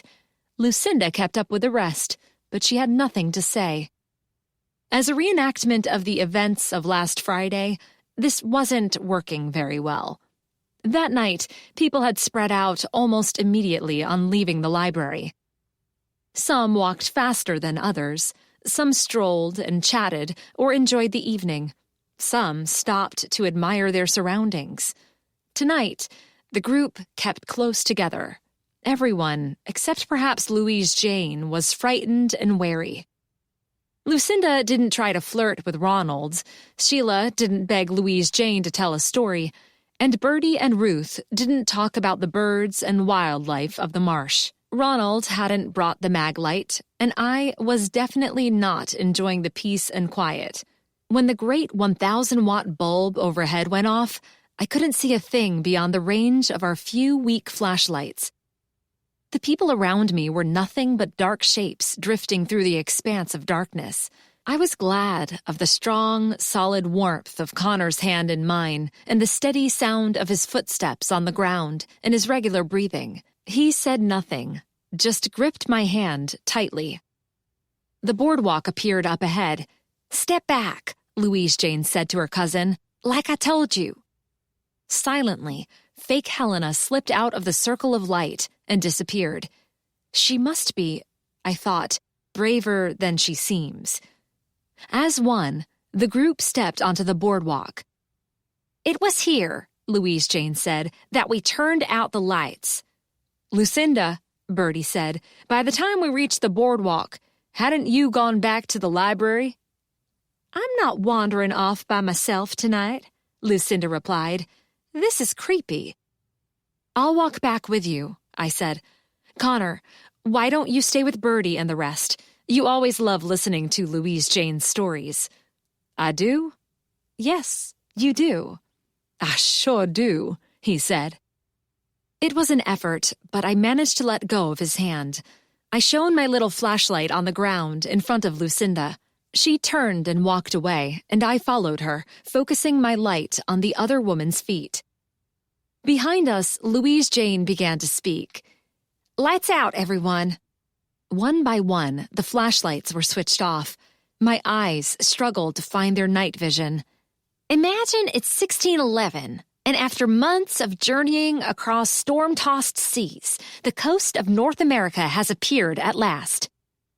Tonight, Louise Jane's voice was different than it had been on Friday. Not strong, confident, self-assured, this one came across as hesitant and unsure. It quavered with nervousness. "You can smell land, but you can't see it. No lights guide the way." After I'd taken about 10 steps, I took a deep breath, steadied my shaking nerves, and turned off my flashlight. I'd timed it to coincide with the beginning of the lighthouse light's dormant period, and the entire area was plunged into total and complete darkness. Louise Jane's voice came out of the void. "Is that a light you see in the distance?" "Yes. Friend or foe is the question." Lucinda stumbled, and she began to protest. The words died in her throat as something swayed a few feet in front of us, coming our way. I was expecting it, but even I stifled a scream. A shape began to take form out of the dark. The shape was that of a human, but it was faint, unworldly, without boundaries or edges. A thin, waving light glowed from within. Brown cloth and long, loose gray hair, like tendrils of seaweed, shuddered in the slight wind. The face was nothing but deep hollows, yellow shadows, and huge, accusing eyes. Helena Sanchez stood before us. She said nothing. She did nothing. She stared at Lucinda. Lucinda screamed. I almost screamed myself. "What's happening?" Ruth yelled. "They're here," Sheila bellowed. "Be quiet, people." "Everyone stay calm," Ronald said. "Lucy," Connor called, "are you okay out there?" I managed to force the words out. "Yes, stay where you are." Lucinda was frozen to the spot, staring at the apparition in front of her. I didn't make a move. I knew what was happening. I'd set it up. Yet even I was terrified. Was it possible Louise Jane truly had summoned something? Helena lifted one arm and pointed directly at Lucinda. Her cloak fell back. "Why?" the deep voice said. "Why? After all these years?" Lucinda stepped backward, trying to take herself out of the range of that accusing finger. "I'm sorry. I didn't mean to do it. I'm sorry. Go away, please. Go away." Louise Jane had stopped talking. No one moved. No one breathed. "Why?" Helena said again. "You know why. Jeff lied to me. He told me I was the one he loved. He told me we'd be together always, but it was all a lie. He never meant to go with me. He wanted you. You. Not me. I couldn't live with that. He had to die. I had to kill him. It was all his fault." "Why?" Helena repeated. "When you saw the withdrawal slip, you knew what happened all those years ago. I couldn't let you tell anyone else." "Tell them what, Lucinda?" I was amazed at how calm my voice was. I doubt she even heard me. With a screech of pure rage, Lucinda sprang forward and fell on Tina Ledbetter, screaming, "Why couldn't you stay dead?" Chapter 22. Lucinda moved before I could react. She knocked Tina to the ground and jumped on top of her. Tina fell hard, and the light hidden beneath her cloak went out. I heard the sickening sound of fists hitting flesh and ran blindly toward the thrashing figures. Someone had, thank goodness, switched on a light, illuminating the scene so I could see Lucinda on top of Tina, raining blows on the other woman's face and body. I grabbed Lucinda around the chest and tried to pull her away, but I didn't have the strength, and my feet couldn't get a solid grip on the wet, muddy grass. Lucinda was like a mad thing, fighting me while screaming and pounding Tina and shouting over and over, "You're dead! You're dead!" Tina got one arm loose and managed to land a solid punch on Lucinda's right cheek. Lucinda recoiled, and I pulled her backward as hard as I could, but it wasn't enough to get her off Tina. I was aware of people yelling all around me, but for the longest of moments, it was as though the three of us were alone in the marsh, engaged in a desperate fight to the death. Or, as Lucinda saw it, a fight past death. I've been threatened, and I've had to run for my life in the past, but I've never actually been in a physical fight before.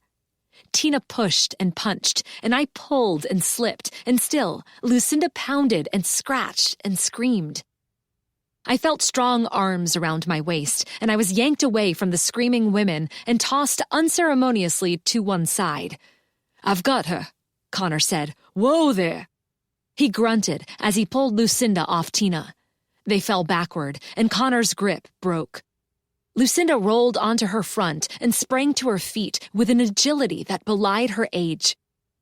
She took a swing at Connor, who'd also gotten to his feet. Her punch hit him full in the face, and he staggered, but he didn't fall. He lifted his fists, but hesitated, clearly not wanting to hit an older woman. "My sister was a darn fool," Tina Ledbetter, still on the ground, shouted. but not nearly as much of a fool as you." She reached out and grabbed Lucinda's ankle with both hands and twisted. Lucinda dropped like a stone as Tina rolled away from her. Then, as though night had suddenly turned into day, I was blinded by light. Pain shot through my eyes, and I lifted my hands to shield them. A deep voice broke the silence. "Lucinda Lorca, I am arresting you for the murder of Helena Sanchez. Anything you say—" "What? You can't arrest me. Those people attacked me. It was 3 against 1. I didn't—" Butch Greenblatt pulled Lucinda to her feet, and Holly Rankin snapped handcuffs on her as Sam Watson continued giving the warning. At an unseen signal, blue and red lights flashed, and sirens screamed through the row of trees as police cars sped to the scene. Lucinda recovered her wits quicker than I would have expected her to. "It was a trick," she yelled. "They wanted to play at having their silly seance, and I decided to play along so we could get this nonsense over with and go back to town. You have to believe me, Detective. I knew that woman wasn't Helena's ghost. I'm not that stupid." "We'll sort it all out downtown," Watson said. Tina stepped in front of Lucinda. Holly Rankin braced herself to intervene. Tina's lip was cut, her face battered, her nose bleeding, and she'd have a couple of impressive black eyes tomorrow, but she gave the other woman a big grin. Lucinda made no move toward her, but simply studied Tina's face for a long time before saying, "You're Helena's sister." "Identical twin. When we were kids, we had great fun pretending to be each other. Our parents hated that." Butch hustled Lucinda, still proclaiming her innocence, across the lawn to a police car discreetly parked in a copse of trees in the loop at the end of the laneway. More uniformed officers ran up. "What took you so long?" Bertie said to Sam Watson.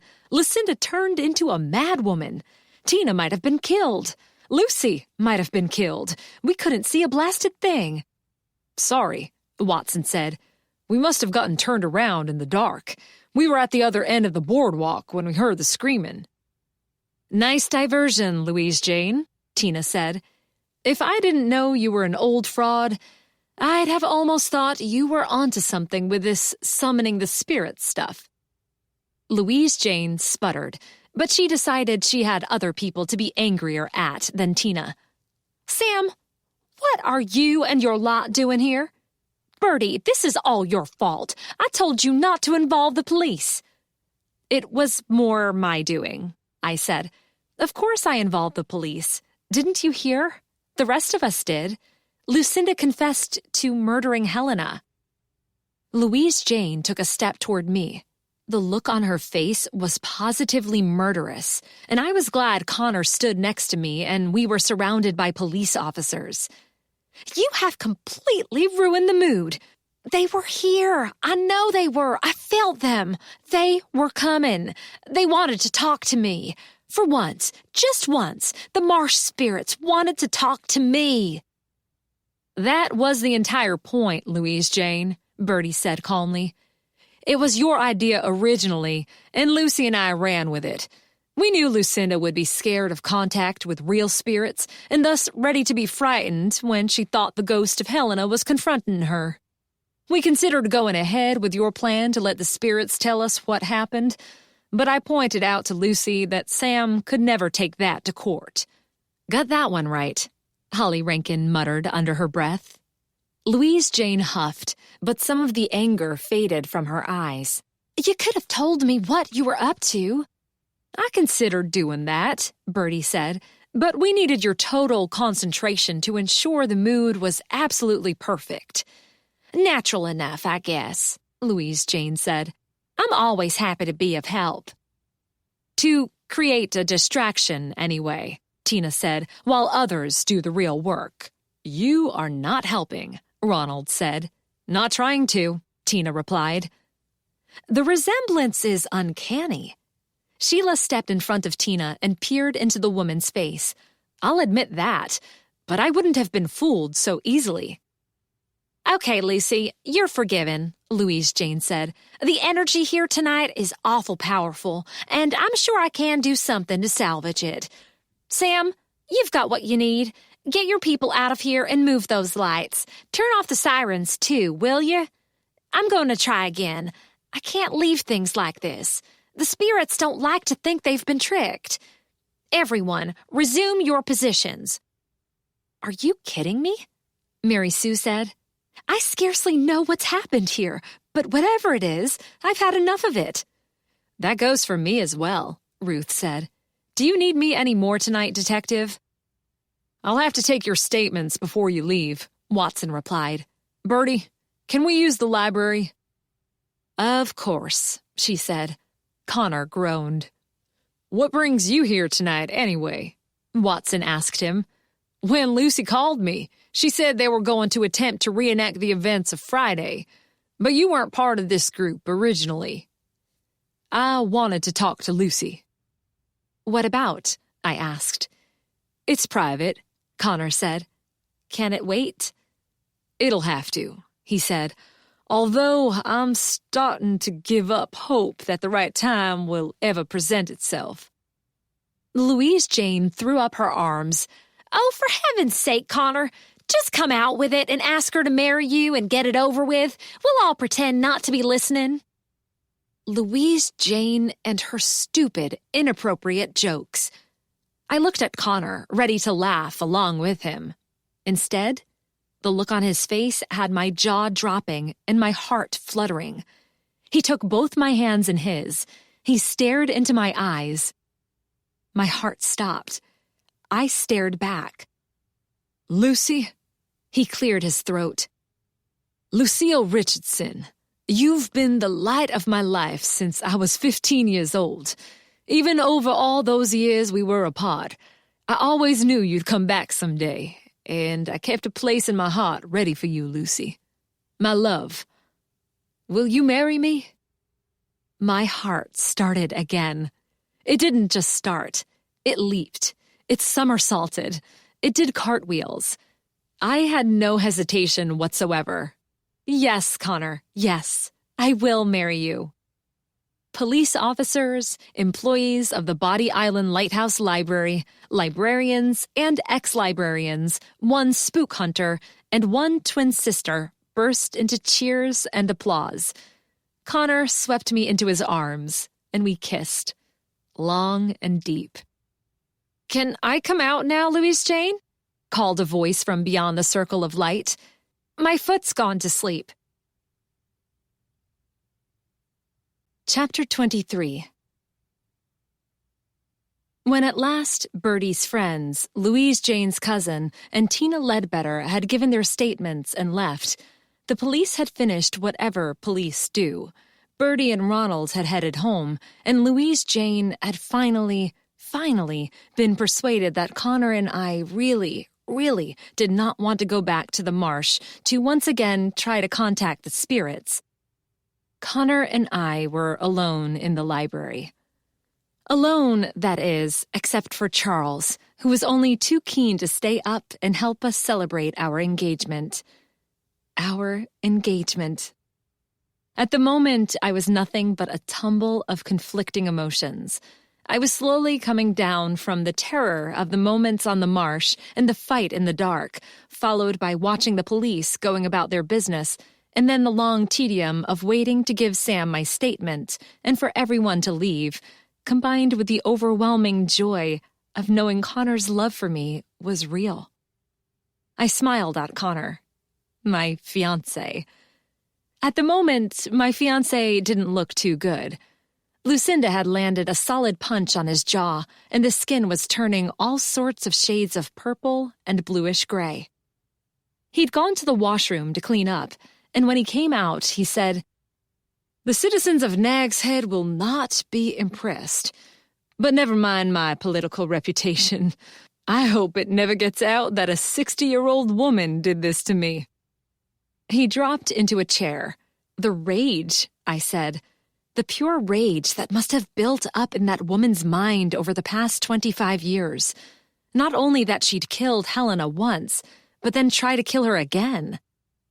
Humiliation is a powerful emotion. Some people are able to get over it. Some never can. I don't quite understand what happened earlier. I heard Lucinda say something about him, and him wanting Helena, not her. But other than that... Jeff Applewhite and the Blackstone necklace, but that's still only speculation on my part. Let's wait until we hear what she has to say to Sam. Connor rose to his feet. The ring! I forgot all about the ring. He'd taken off his jacket and put it over the back of a chair. He fumbled in the pocket and brought out a small blue box. This isn't a real stone, Lucy, just something temporary. I want you to come with me so we can pick out the right ring together. But I got this imitation one so I could ask you to marry me properly. That didn't exactly work out as planned. I smiled at him. He opened the box, took out a thin band with a small white stone, and slipped it on my left hand. I liked the way it looked there. We both admired it for a moment, and then he slapped his forehead. The champagne, I forgot that too. I put a bottle of champagne in a cooler in my car on the off chance that you'd say yes. And I did say yes, in front of half the population of Nags Head, North Carolina. I guess I can't take it back. By now the other half will be informed via the grapevine. If you want, I do not want to take it back. I stretched on my tippy toes and kissed him. Not now. Not ever. And as nice as a glass of chilled champagne sounds, I suggest we not open it tonight. You got a blow to the head, and I had my teeth, not to mention my brains, rattled. We have the rest of our lives to have champagne. He stared down at me. His lovely blue eyes were very wet. Do you know that I love you? I'm beginning to get the impression, I said. We only separated when Charles jumped onto the shelf behind Connor and began scratching at his right shoulder. What on earth do you want? He asked the big cat. Charles yawned. Bedtime. He was clearly unimpressed at our news. I suspect he'd known all along that Connor's and my fate was to be together. My folks are out of town right now, Connor said, but they'll be back on the weekend. I'd like to invite them around to my place for dinner one night, and we can give them the news. I'd enjoy that. I liked Connor's parents very much, and I knew they'd make great in-laws. We can make plans for the wedding later. I want to marry you tomorrow, but I suspect our mothers might want some input. Mine will, I said. I'd like to tell her in person, but, as you said, the news will soon be all over town. Which means my aunt will know by tomorrow. If Aunt Ellen knows before Mom, my mother will not be pleased. Connor chuckled and folded me into his arms. Charles headed for the staircase.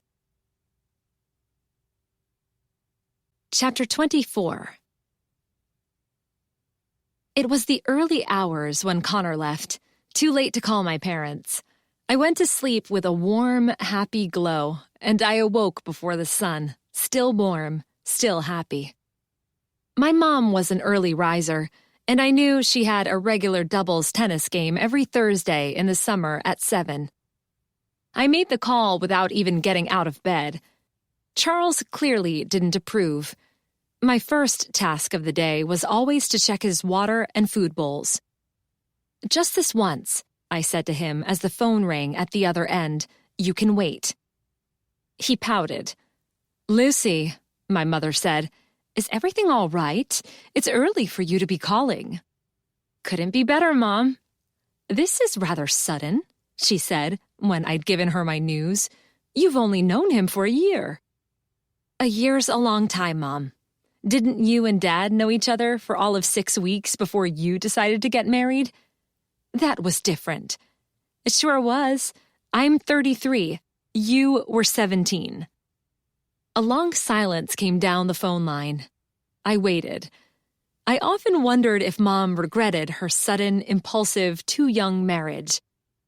I'm the youngest of their 4 children, and for all the years I'd been growing up, my parents' marriage had not been a good one. They didn't fight, at least not in front of the children. Neither of them ever stormed out or threatened a divorce, but they barely spoke to each other and rarely went anywhere together unless it was to an event for Dad's law firm or a party at the country club where they were members. Things had come to a head last summer, and they'd been on the verge of separating, but they'd worked things out and agreed to give it another try. When I'd last seen my parents in February at Josie's wedding, they'd seemed genuinely happy in each other's company. "You're right, dear, as you usually are," Mom said at last. "If this is what you want, and if this is the man for you, I wish you both all the happiness in the world. Now, when are you coming to Boston? You'll be married at the club, of course. I'll call today and have them pencil in a suitable date, and then you and I can meet with the wedding planner." Josie's wedding had been in danger of being taken over by strong-willed relatives. I was determined that was not going to happen to me, which meant I knew I had to nip Mom's plans for a big Boston country club wedding with all her friends and some of her enemies as guests in the bud. "Connor's family's in Nag's Head," I said. "My friends are here, and my coworkers, plus Aunt Ellen, Uncle Amos, and Josie. This is where I live now, Mom. We're having the wedding in Nag's Head." She hesitated, and then she said, "An excellent idea, dear. A beach wedding would be nice, but you know what's best for you. Your father and I will want to come down as soon as possible to give you and Connor our congratulations in person. Will you let me know what a good time would be?" "Thanks, Mom," I said. Sam Watson came into the library shortly before closing. I guessed he was here to let us know what he'd learned from Lucinda, and I could barely contain my impatience as I finished showing an elderly man how he could take out books on the e-reader that had been a birthday present from his grandchildren. I helped the last of the day's patrons check out their books, listened to Mrs. Peterson's complaints about the summer science camp she'd sent Dallas to, "Not up to our standards, Lucy," and tried not to tap my foot while Mr. Snyder untangled Charles from his lap. At last, they were gone. I slammed the door and firmly locked it. Charlene, Ronald, Charles, and I followed Watson into Bertie's office. First thing this morning, Ronald had told Charlene in great dramatic detail about the events of last night, and she'd proclaimed herself highly disappointed to have missed it. Bertie leaned back in her chair. Charlene took the visitor's seat, and Ronald and I stood against the walls. Charles assumed his favorite position on top of the filing cabinet. His intelligent amber eyes narrowed, his ears stood at attention, his tail flicked slowly back and forth. "First things first," the detective said when he had our attention, which hadn't been hard to get. "My congratulations, Lucy." I blushed, twisted the ring on my finger, and said, "Thank you." "Lucinda Lorca," he went on, "has been assigned a lawyer. The lawyer advised her not to say anything to us, but she has chosen to disregard that advice. Perhaps she needs some soul cleansing, but that's not up to me to say. In April 1995, she had a boyfriend by the name of Jeff Applewhite." "So I was right," I said. He smiled at me. "As you so often are, Lucy. Applewhite was a drifter, younger than her by a couple of years. He did odd, unskilled jobs on small construction sites or at home renovations, stayed in one place for a while, and then moved on. She was a librarian. Her first marriage had recently ended, and she was bored and restless. She was afraid, she says now, of getting old without having had any adventure in her life." "Tell us about the necklace," I blurted out. "What happened to the necklace?" "All in due time, Lucy. All in due time. Now remember, what I have to tell you is what she told me. We have a heck of a lot of digging to do to get to the truth of what happened." "Understood," Bertie said. Ronald, Charlene, and I murmured our agreement. Charles flicked his tail. "Applewhite got the idea in his head to steal the Blackstone necklace. Where that idea might have come from, I can only speculate. Lucinda had gone with him to at least one of the parties at Rachel's house. She'd heard about the necklace. She would have had some idea of its value. She told me that night at Rachel's was one of the best nights of her life. All those people simply having fun without worrying about tomorrow. No serious jobs, no families, no responsibilities. Rachel herself with all that money and nothing to spend it on other than having a good time. That's sad, Bertie said. Rachel was lucky. She found out in time that, despite appearances, that's no life.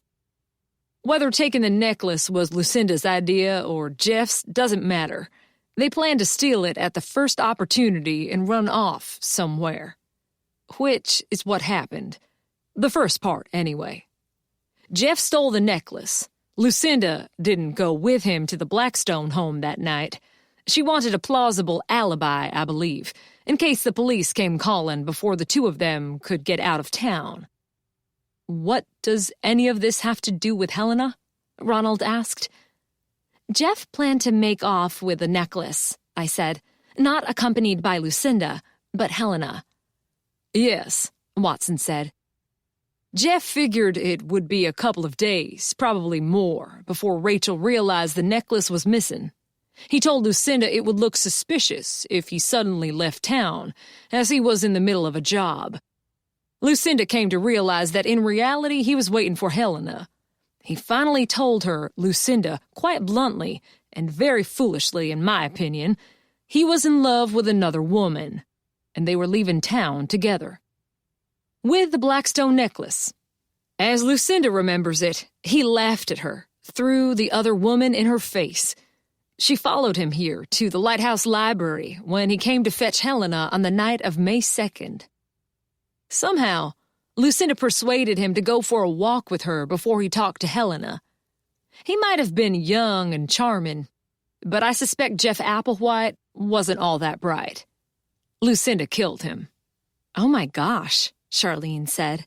That was what I'd suspected, but even so, I was still shocked. Lucinda had initially told me she left North Carolina in 1993. Margaret Hurley had checked her records of their class and discovered that Lucinda had actually left in May of 1995. That might have been a simple mistake of the sort anyone would make, but Lucinda's lie started me down the path of wondering what else she might be lying about. She killed him and dumped his body in the marsh. Probably not all that far from here, Watson said. All the more reason, I said, for Lucinda to be susceptible to the idea that last night Helena rose from her own watery grave. All these years, Helena thought Jeff had left without her, Bertie said. Believing that turned her bitter, I said. Bitter, angry, betrayed, untrusting. Feelings that only grew and festered when she never heard from him again. I heard different accounts of Helena's personality from different people, and when I realized it was around a particular time that she changed, I started wondering what might have happened. She'd never gotten on with her parents or her sister, so it couldn't have been that. She told Tina she'd met a man and she was quitting her job and going with him to Hawaii. She never went to Hawaii, and a couple of weeks after the theft of the necklace and the disappearance of Jeff Applewhite, she turned on Mary Sue and fired her. Mary Sue, I suspect, was nothing but an outlet for Helena's rage when she finally accepted the fact that, as she thought, Jeff had run out on her, taking the Rajapani diamond and the other jewels with him. Was Helena aware he had the necklace? Charlene asked. Did she know he planned to steal it and had done so? I don't know, Watson said. We probably never will. It's likely he told her he was coming into some money so she could afford to quit her job. She knew, I said. Helena was a romantic, but not a total fool. She told Tina she and her Prince Charming were going to live on a private island in the South Pacific. She would have had some basis for believing they'd had the means to do that. Tina laughed at her. All the more reason Helena never confided to Tina or anyone else that she believed Jeff had run out on her.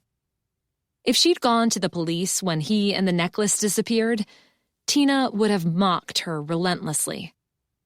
That all makes a twisted sort of sense, Charlene said. But what does any of it have to do with the Celestine prophecy and the withdrawal slip? Watson grinned. Oh yes, that.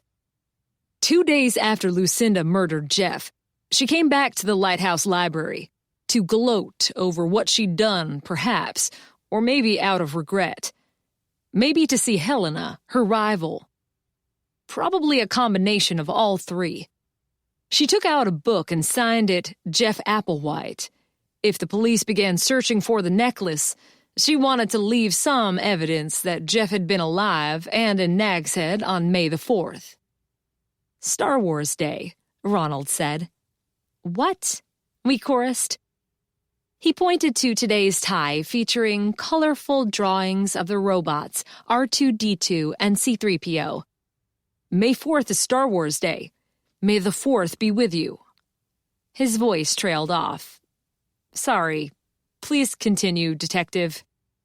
What was the significance of the Celestine prophecy itself? Charlene asked. I don't know, Watson said. Never thought to ask. That book was hugely popular in its day, particularly among those who liked the idea of abandoning their mundane lives and rushing off to seek enlightenment, Bertie said. I had hazarded a guess that Jeff Applewhite strung Lucinda along, probably telling her how meaningful the message of that book had been to him. Perhaps taking it out in his name was her final message to him. Easy to seek enlightenment when you're in possession of a $25 million necklace, I said. I've sometimes wondered why we're so impressed by lumps of carbonated crystals, Charlene said. In the Moonstone, the jewel everyone's after is a holy relic, Bertie said. Oh, sorry, Sam. All that somewhat off topic. Please continue. What happened then? At some point, Lucinda drove Jeff's truck to the bus station in Elizabeth City and left it there. The police found the truck when they started searching for Jeff. It was in pretty bad shape, and they speculated he dumped it and caught a bus out of North Carolina, escaping with his ill-gotten gains. As for the copy of the Celestine prophecy she'd taken out under Jeff's name, Lucinda dropped it in the returns box at another library, and it was sent back here. Ironically, no one noticed Jeff's name or gave it a single thought. Until last Friday, I said. Until last Friday. Helena must have recognized Jeff's name right away. We'll never know exactly what she thought, but she would have realized he wouldn't have come into her library 2 days after they'd been supposed to leave together, just to take out a book. Maybe she knew the handwriting wasn't his. Watson shook his head. We'll never know for sure, but we do know Lucinda saw the moment Helena realized what she was looking at. Lucinda's saying Helena gave her what she calls an evil eye, which might be nothing but her guilt talking. Helena knew at that moment Jeff hadn't willingly left without her, I said. I'm sure of it, and I'm glad. I don't think she suspected Lucinda of having something to do with his death. She didn't react more negatively toward Lucinda than to anyone else that night, but as we've seen before, the guilty run when no one pursues. So true, Ronald said. And so sad, Bertie said. Charles and Charlene said nothing. Helena might have paid no attention to Lucinda, I said, but Lucinda was horrified when she first saw Helena at the party. I'd forgotten that until I started putting things together, and then I realized how over-the-top her reaction had been. Lucinda believed she had to kill Helena before Helena could do anything about what she suspected happened all those years ago, Watson said. If, when the police first started looking for Jeff, Helena had told them he was supposed to meet her the night in question at the library, Lucinda might have been caught. Instead, Helena believed she'd been betrayed and was too humiliated to say anything, even when word got out that the police were looking for Jeff Applewhite. I suspect, I said, she feared the mocking of her twin sister above all. So sad, Bertie repeated. The police assumed Jeff had left with the necklace, a natural enough assumption to make. Lucinda quit her job and moved to California not long after, wisely not wanting to be around if they did come to wonder if Jeff had left Nag's Head.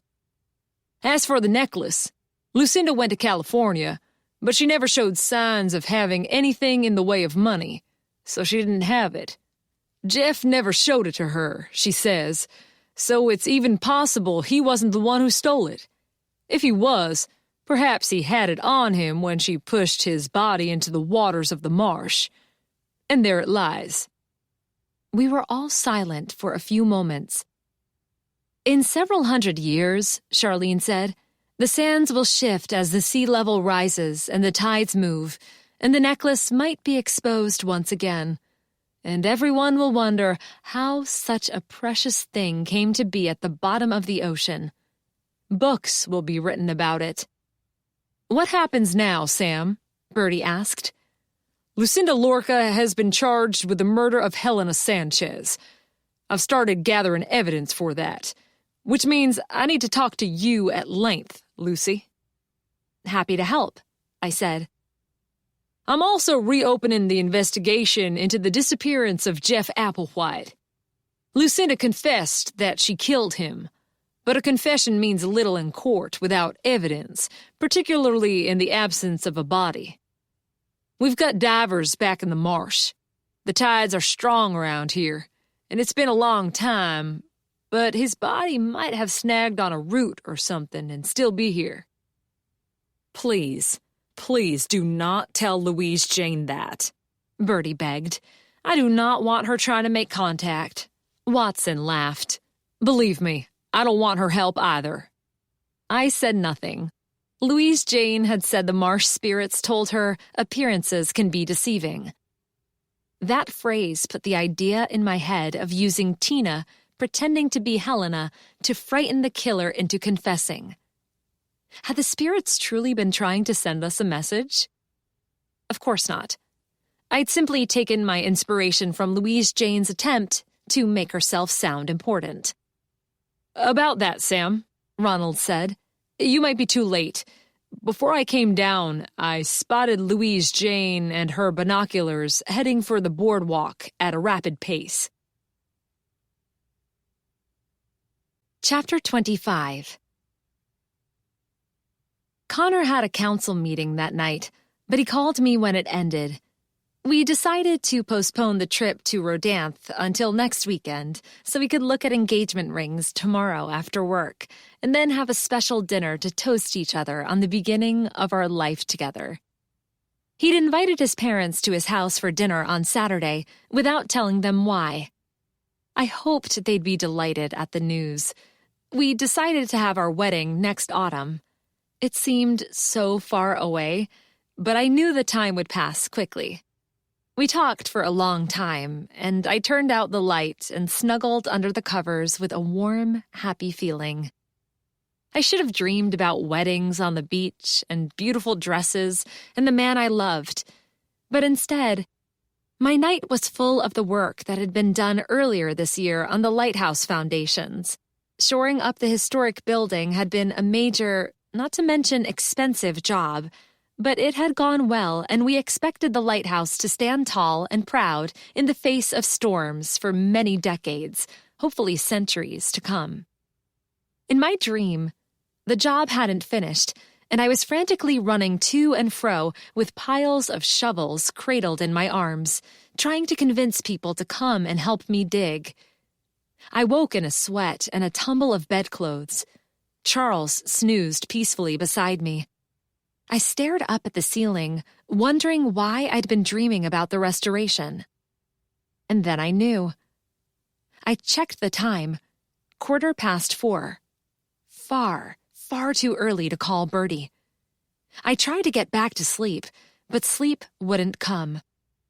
I got up at 5, made coffee, showered and dressed for the day, and then paced up and down until 6. Bertie was part owner and instructor at a yoga studio in Nag's Head, and she often led classes before coming into work. I hoped today wasn't one of those days. "Lucy?" she said when she picked up the phone. "Is something the matter? It's quite early." "Everything's fine. What's the earliest you can get here?" "I don't have a class this morning, so I was planning a walk on the beach and then popping into Josie's for a leisurely breakfast before work. Do you need me?" "I think so, yes." I told her what was on my mind. "I'll be there in 20 minutes, she said. 25 with a stop at Josie's." "I'll have a latte," I said. Next, I called Connor.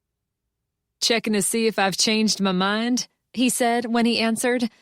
But his voice was light, the tone joking, so I replied, "Not yet, but I did have a restless night. Bertie's on her way.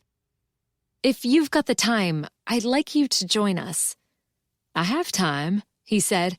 "My first meeting isn't until the afternoon." "Good. Oh, one thing. Do you have anything lying around that would be suitable for prying up floorboards?" "I won't ask why you need such a thing, but I'm sure I can find something." Charles and I were pacing in the main room when Bertie came in, followed by Connor, carrying a tire iron. Bertie handed me a takeout cup. "Sorry, Connor, I would have gotten you something, but Lucy didn't tell me you were coming." "We can share," I said, and he grinned at me. We went into Bertie's office. "You sure you want me to do this?" Connor gripped the tire iron tightly. Bertie glanced at me, her face forming a question. "If I'm wrong," I said, "I'll pay for the damage. I'll probably have to pay for the damage even if I'm right." We know Jeff Applewhite did odd jobs working as an unskilled laborer for contractors, and his last job was with Reynolds Renovations, which isn't in business anymore. Aunt Ellen told me Reynolds did some work at the library, modernizing the interior, although she didn't say exactly what or where they'd done this. Mary Sue told me the work was getting on Helena's nerves, and that probably pushed her over the edge into firing Mary Sue. A new floor was laid in the director's office, and the other work was mostly cosmetic. Fresh paint job, new windows, and such. "Do you know for sure Jeff was working here at the library? I remember Reynolds Renovations. They were a big firm. They did work all over the Outer Banks." Connor hadn't dressed for the mayor's office this morning, but he'd come in jeans and a t-shirt. His hair was still damp from the shower. His chin and cheeks were smooth, and he smelled of good soap and spicy aftershave. I almost wanted to ask Bertie to give us a few minutes alone. My wild plan could wait. I swallowed and said, "No, I don't." But he had to have met Helena somewhere, and they didn't seem the sort to move in the same social circles.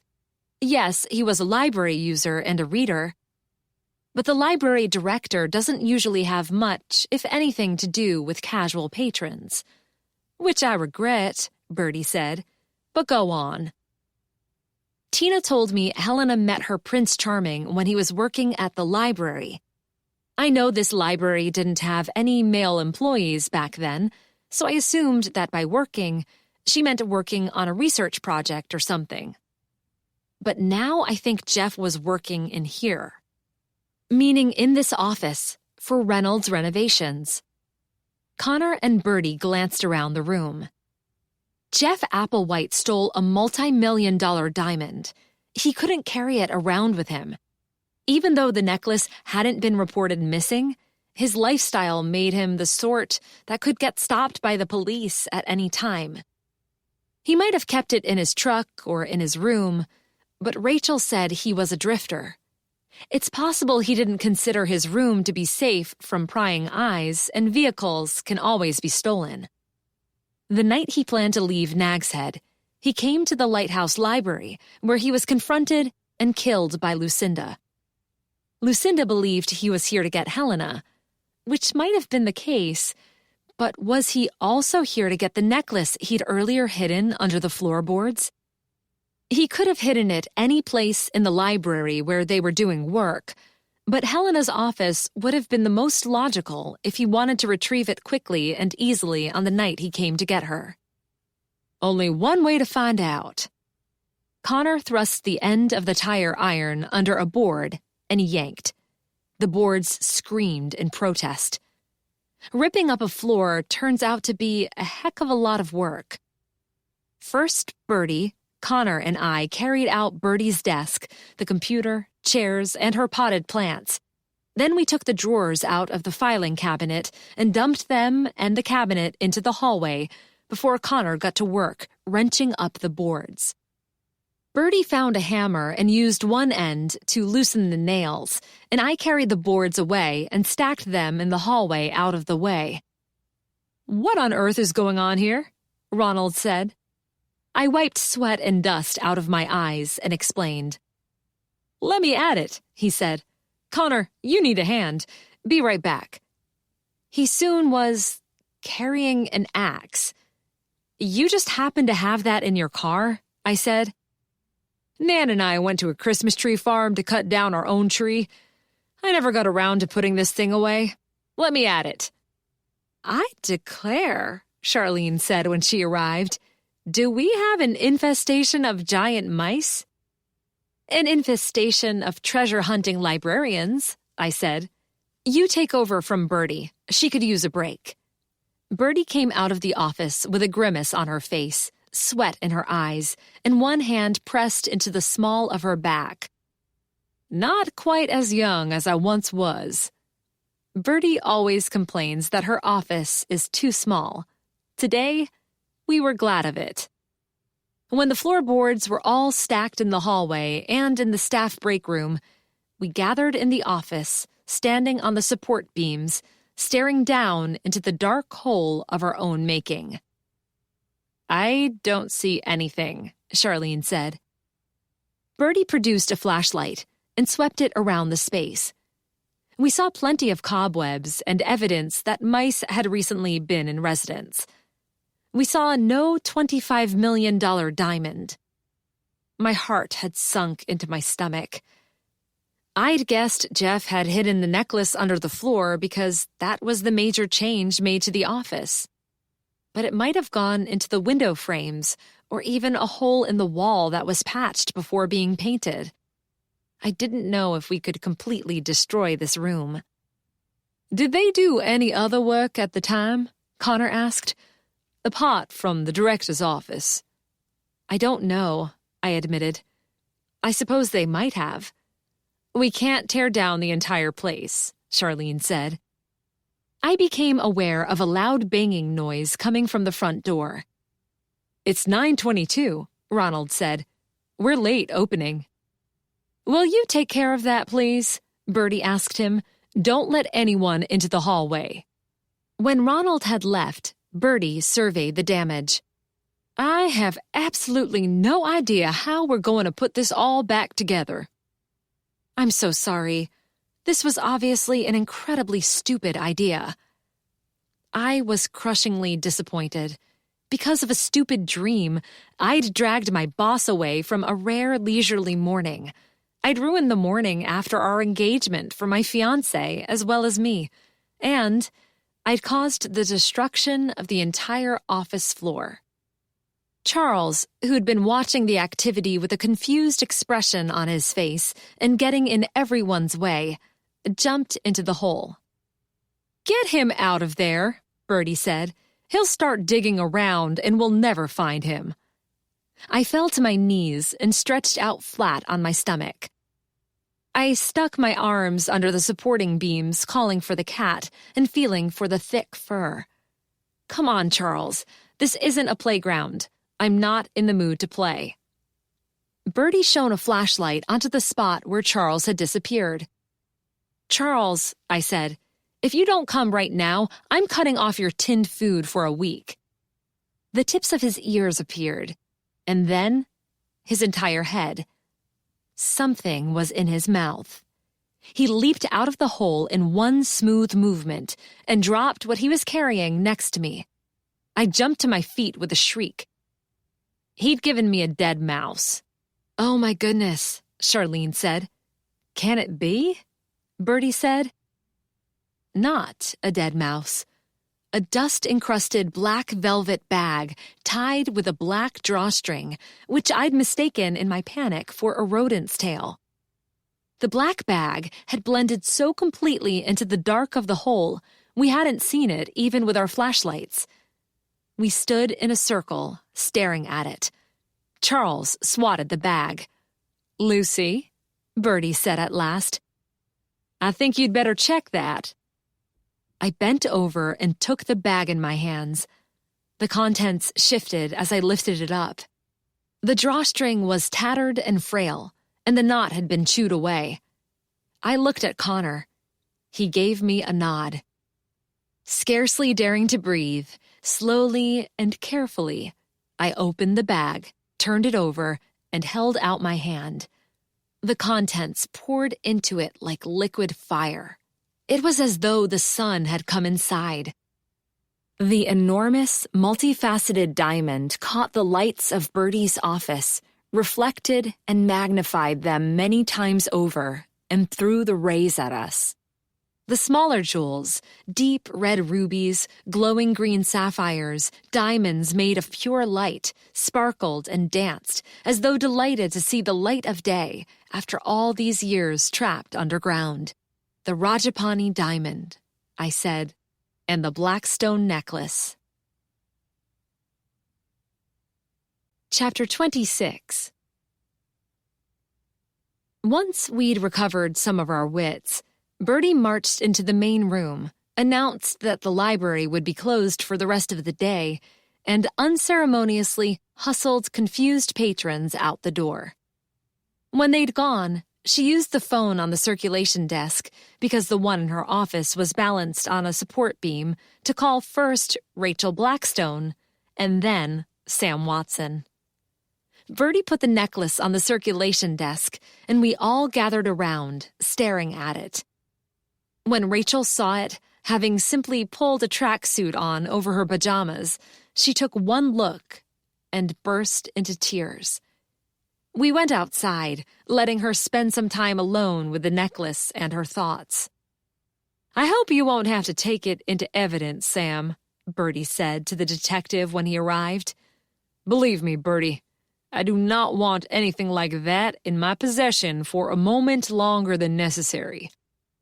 I'll take it to the station and have it photographed and get a jewelry expert in ASAP. Rachel can stay with me the entire time if she wants, and then take it home. She can call a jeweler of her own to verify it's the original."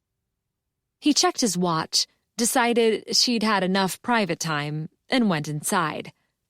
Butch had come with the detective. "I hear congratulations are in order."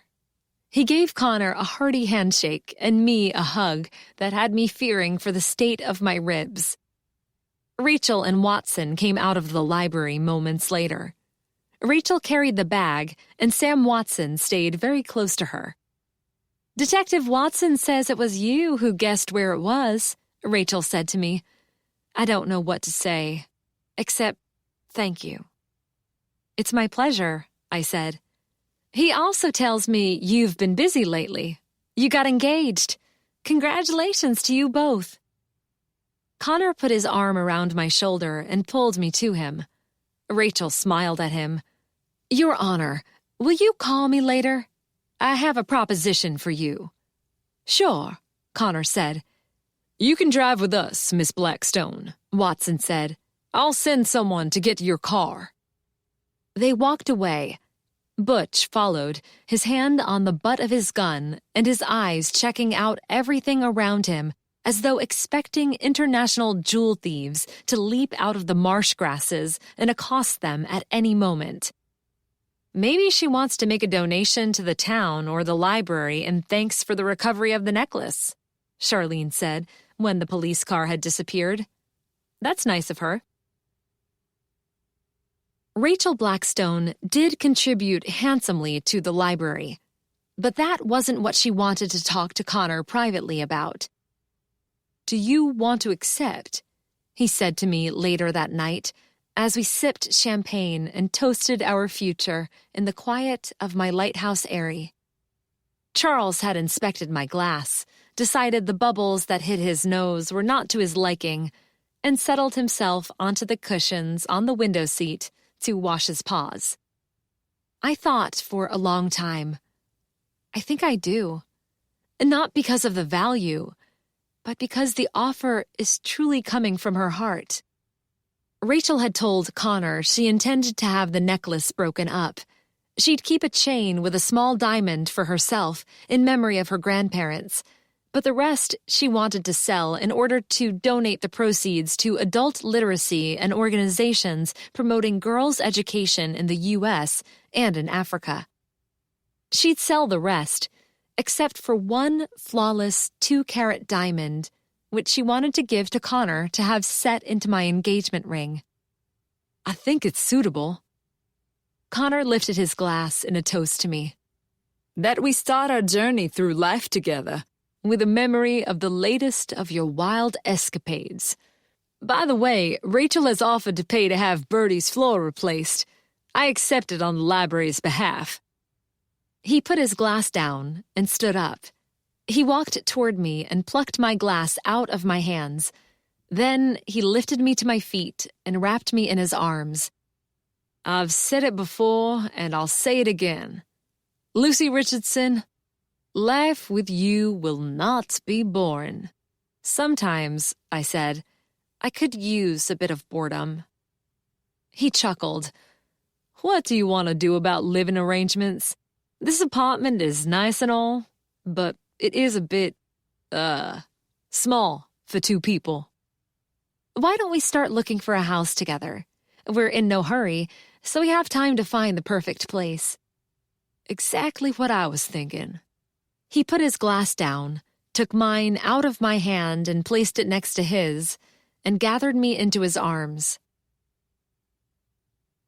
I'd been living in the lighthouse area for more than a year, and I loved it here.